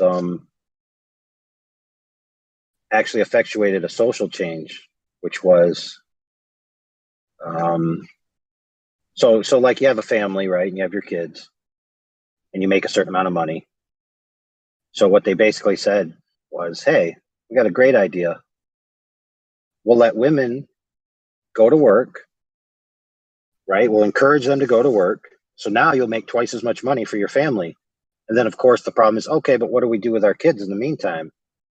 Well, the government promised them 24-hour daycare. You can go to work anytime you want. You drop your kids off at this daycare. State available, free of charge. But what was happening to their kids while they were there is that the teachers and the caretakers were actually SS officers indoctrinating the kids and training the kids against their own parents. That's how it happened in Germany for sure. But it happened everywhere though. Not the SS part, but because first it's like, yeah, you can make more money. And then it's like, oh, we got this contemporary riches we're gaining. Then everybody gets used to it. And guess what's happening next? Inflation. Oh, now you have to do it. Oh, look, you have to do it now. Oh, what are you going to do with your kids? Oh, we'll take care of them. Oh, thank God! Now I can go to work and work for 10 to 12 hours a day, and I don't have to worry about my fucking annoying ass kids that I have. Yeah, most people don't even realize that equation. It's like if you tell them, like let's just say, for instance, homeschooling your kids is better or private schooling your kids is better. They'll say, well, I just can't afford it, so I have to send them to the public school. Yeah, but why? Oh, because I'm out of the house. But why are you out of the house? Because I have to work. Yeah. It's a circle jerk. Yep. And it's also because the general skill of homeschooling and teaching your children, which was normal for thousands of years, suddenly was given up, right, to this new system. And then, after a couple of generations, you no longer have this multi-generational confidence in that you can homeschool your kids. And then basically they make an excuse. Now we have to work, right? That's what also happens. Yeah, they're like, hey, we're going to give you more time to work because we'll take your kids. So work a lot more. Yeah, work so much that it doesn't even matter what your kids think about anything.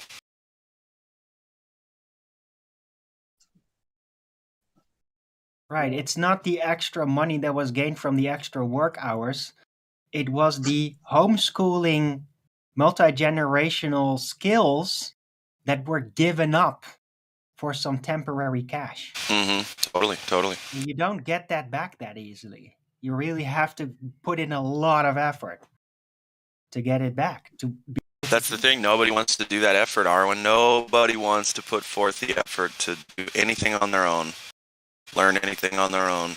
test anything on their own. They're just always appealing. God forbid I lift a finger to support my claims.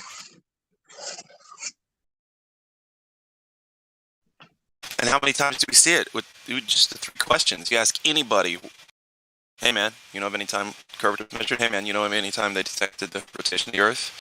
Hey man, do you know about gas pressure real quick? Do you know about any of that stuff? And nobody can answer. 99% of the people, random people you're going to find on the street, they won't be able to answer. And that's a big problem. Because people were raised with this fantastical idea. Space is infinite. We can explore forever. That means they can take your money forever. Because it's all for the sake of space exploration. When did they find anything, bring anything back that was useful from space so far? You think there'd be something out there? Wood from the moon, man. Yep. Say that one more time. They got petrified wood from the moon. Exactly. And that's all that we get, by the way. We only get a couple handfuls of rocks from that. And we're not going back. And we're never going back again. I'll tell you what, those aliens up there were not happy with us. And we're afraid to tell the general public, that's why we're not going back to the moon. Because they have to do the alien thing soon, right?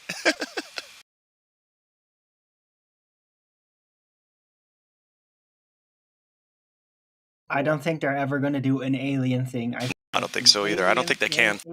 I think that the alien thing is what do you call that? A folk myth that they introduced for us to ponder on. Correct. While nothing happens. Exactly. Because you can most of this stuff is. And people will be chasing those stories, right? You can just conjure it up out of nowhere. When you guys were arguing about the Mandela effect earlier, I was in the car, so I couldn't say anything, but it's like, come on, guys. Listen, you're really going to die on a Mandela effect hill about interview with or a vampire or Berenstain or Berenstein? Really? You're going to waste any time on that? Oh. Got a lot harder lessons in life than that one coming up. Oh, man.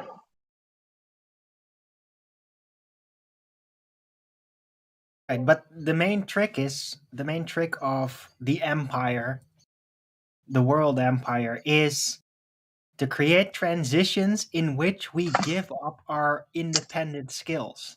That seems to be the main focus of everything they do. And it has always been, it just people didn't notice that. People thought it was okay, that they would get it back. They don't get it back. We have to know that now and realize we can't give up any more independent skills. Pretty much no matter what.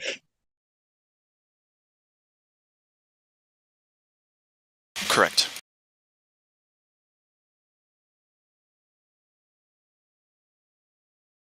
People are way more prone to want to believe the fantastical. I'll tell you what, I say it a lot. Those Aliens movies, Aliens, and Alien 3, and Resurrection, and all that stuff. Fascinating, man. Oh, man, I love those movies. You know. Aliens is awesome. Yeah, it's fucking amazing. And, like, I almost appreciate it more now that I know none of that shit can happen. Because it's like, oh, wow. That's a lot of imagination right there. It's not based on reality at all. And most of it practical effects, man. Can you imagine that? Aliens was almost completely 100. Yeah, I don't know if it was 100%, but it was mostly practical effects. Now that's amazing, and it's really such a big difference. It is, yeah. It's crazy how they did that. H.R. Geiger, the guy who designed the aliens and the set and everything for most of those movies. Guy was nuts, but brilliant artist. He's a complete psycho, though. Oh, yeah, dude. He was, I mean, like, to the point where it's, like, uncomfortable to know someone like that existed. But like I said, his artwork's really fucking cool. Well, the thing about it is, he is a psycho, but that made him able to personify that psycho-ness within the alien design so well. Totally. Right? It was basically radiating his sick spirit, in a way. And he was able to channel whatever could have been like disgusting to society into that artwork. You know what I mean? Right. So I'd say it's a perfect utilization of character aberration. I agree with that. He got, I don't know if he got lucky, but he definitely chose the right path for that stuff. Natural talent, natural what psychopathy, but if you mix them, boy, you get what Van Gogh, you get all kinds of stuff.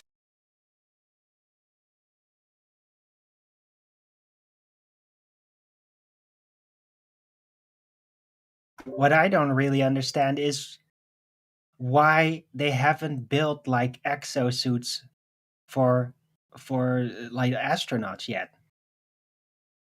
Why? It would be so handy and it would look so cool, right?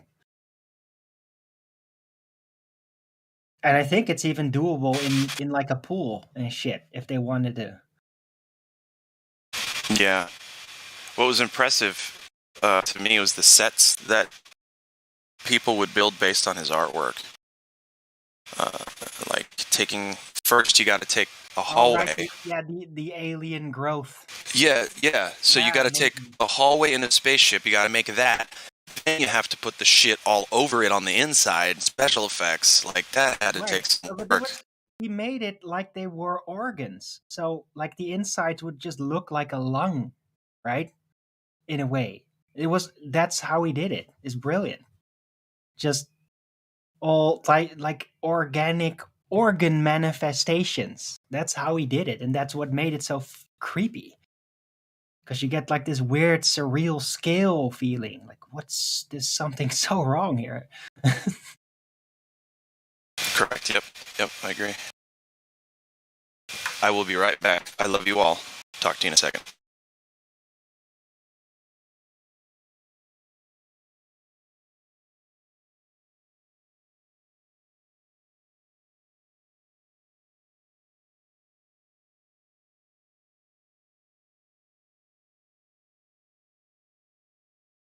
Yeah, so that alien was based on the Phronema deep sea creature.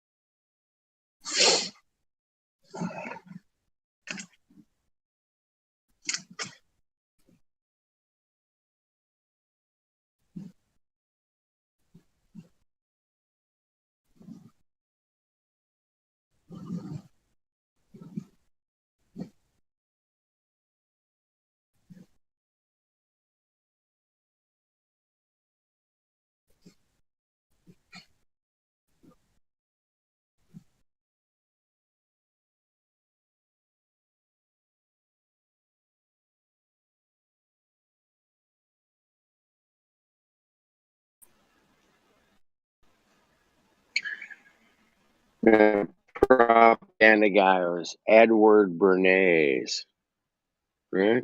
Wasn't that the name? That's the one. Yeah, that was it. Almost right. Yeah.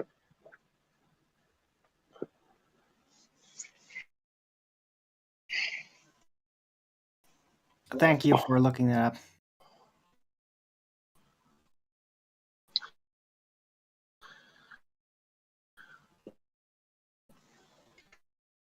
Yeah.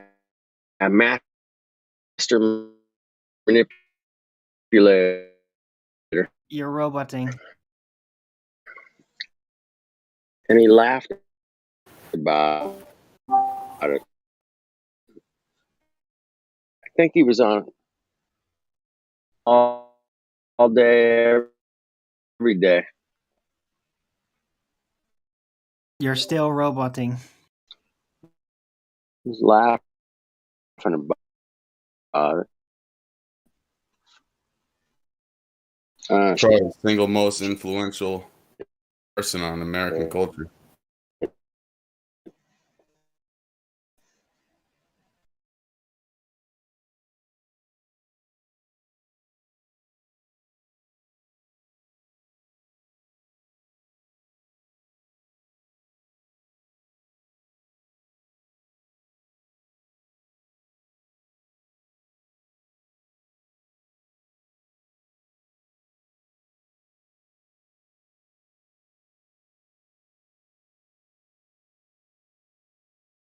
Oh, there's a link to Netflix. Hold on a second.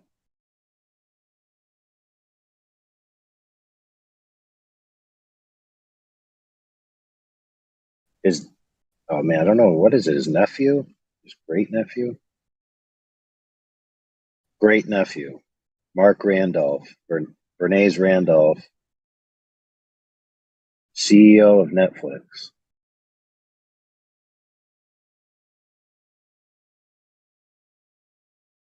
Huh.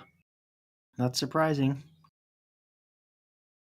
Family tradition of subversion and manipulation.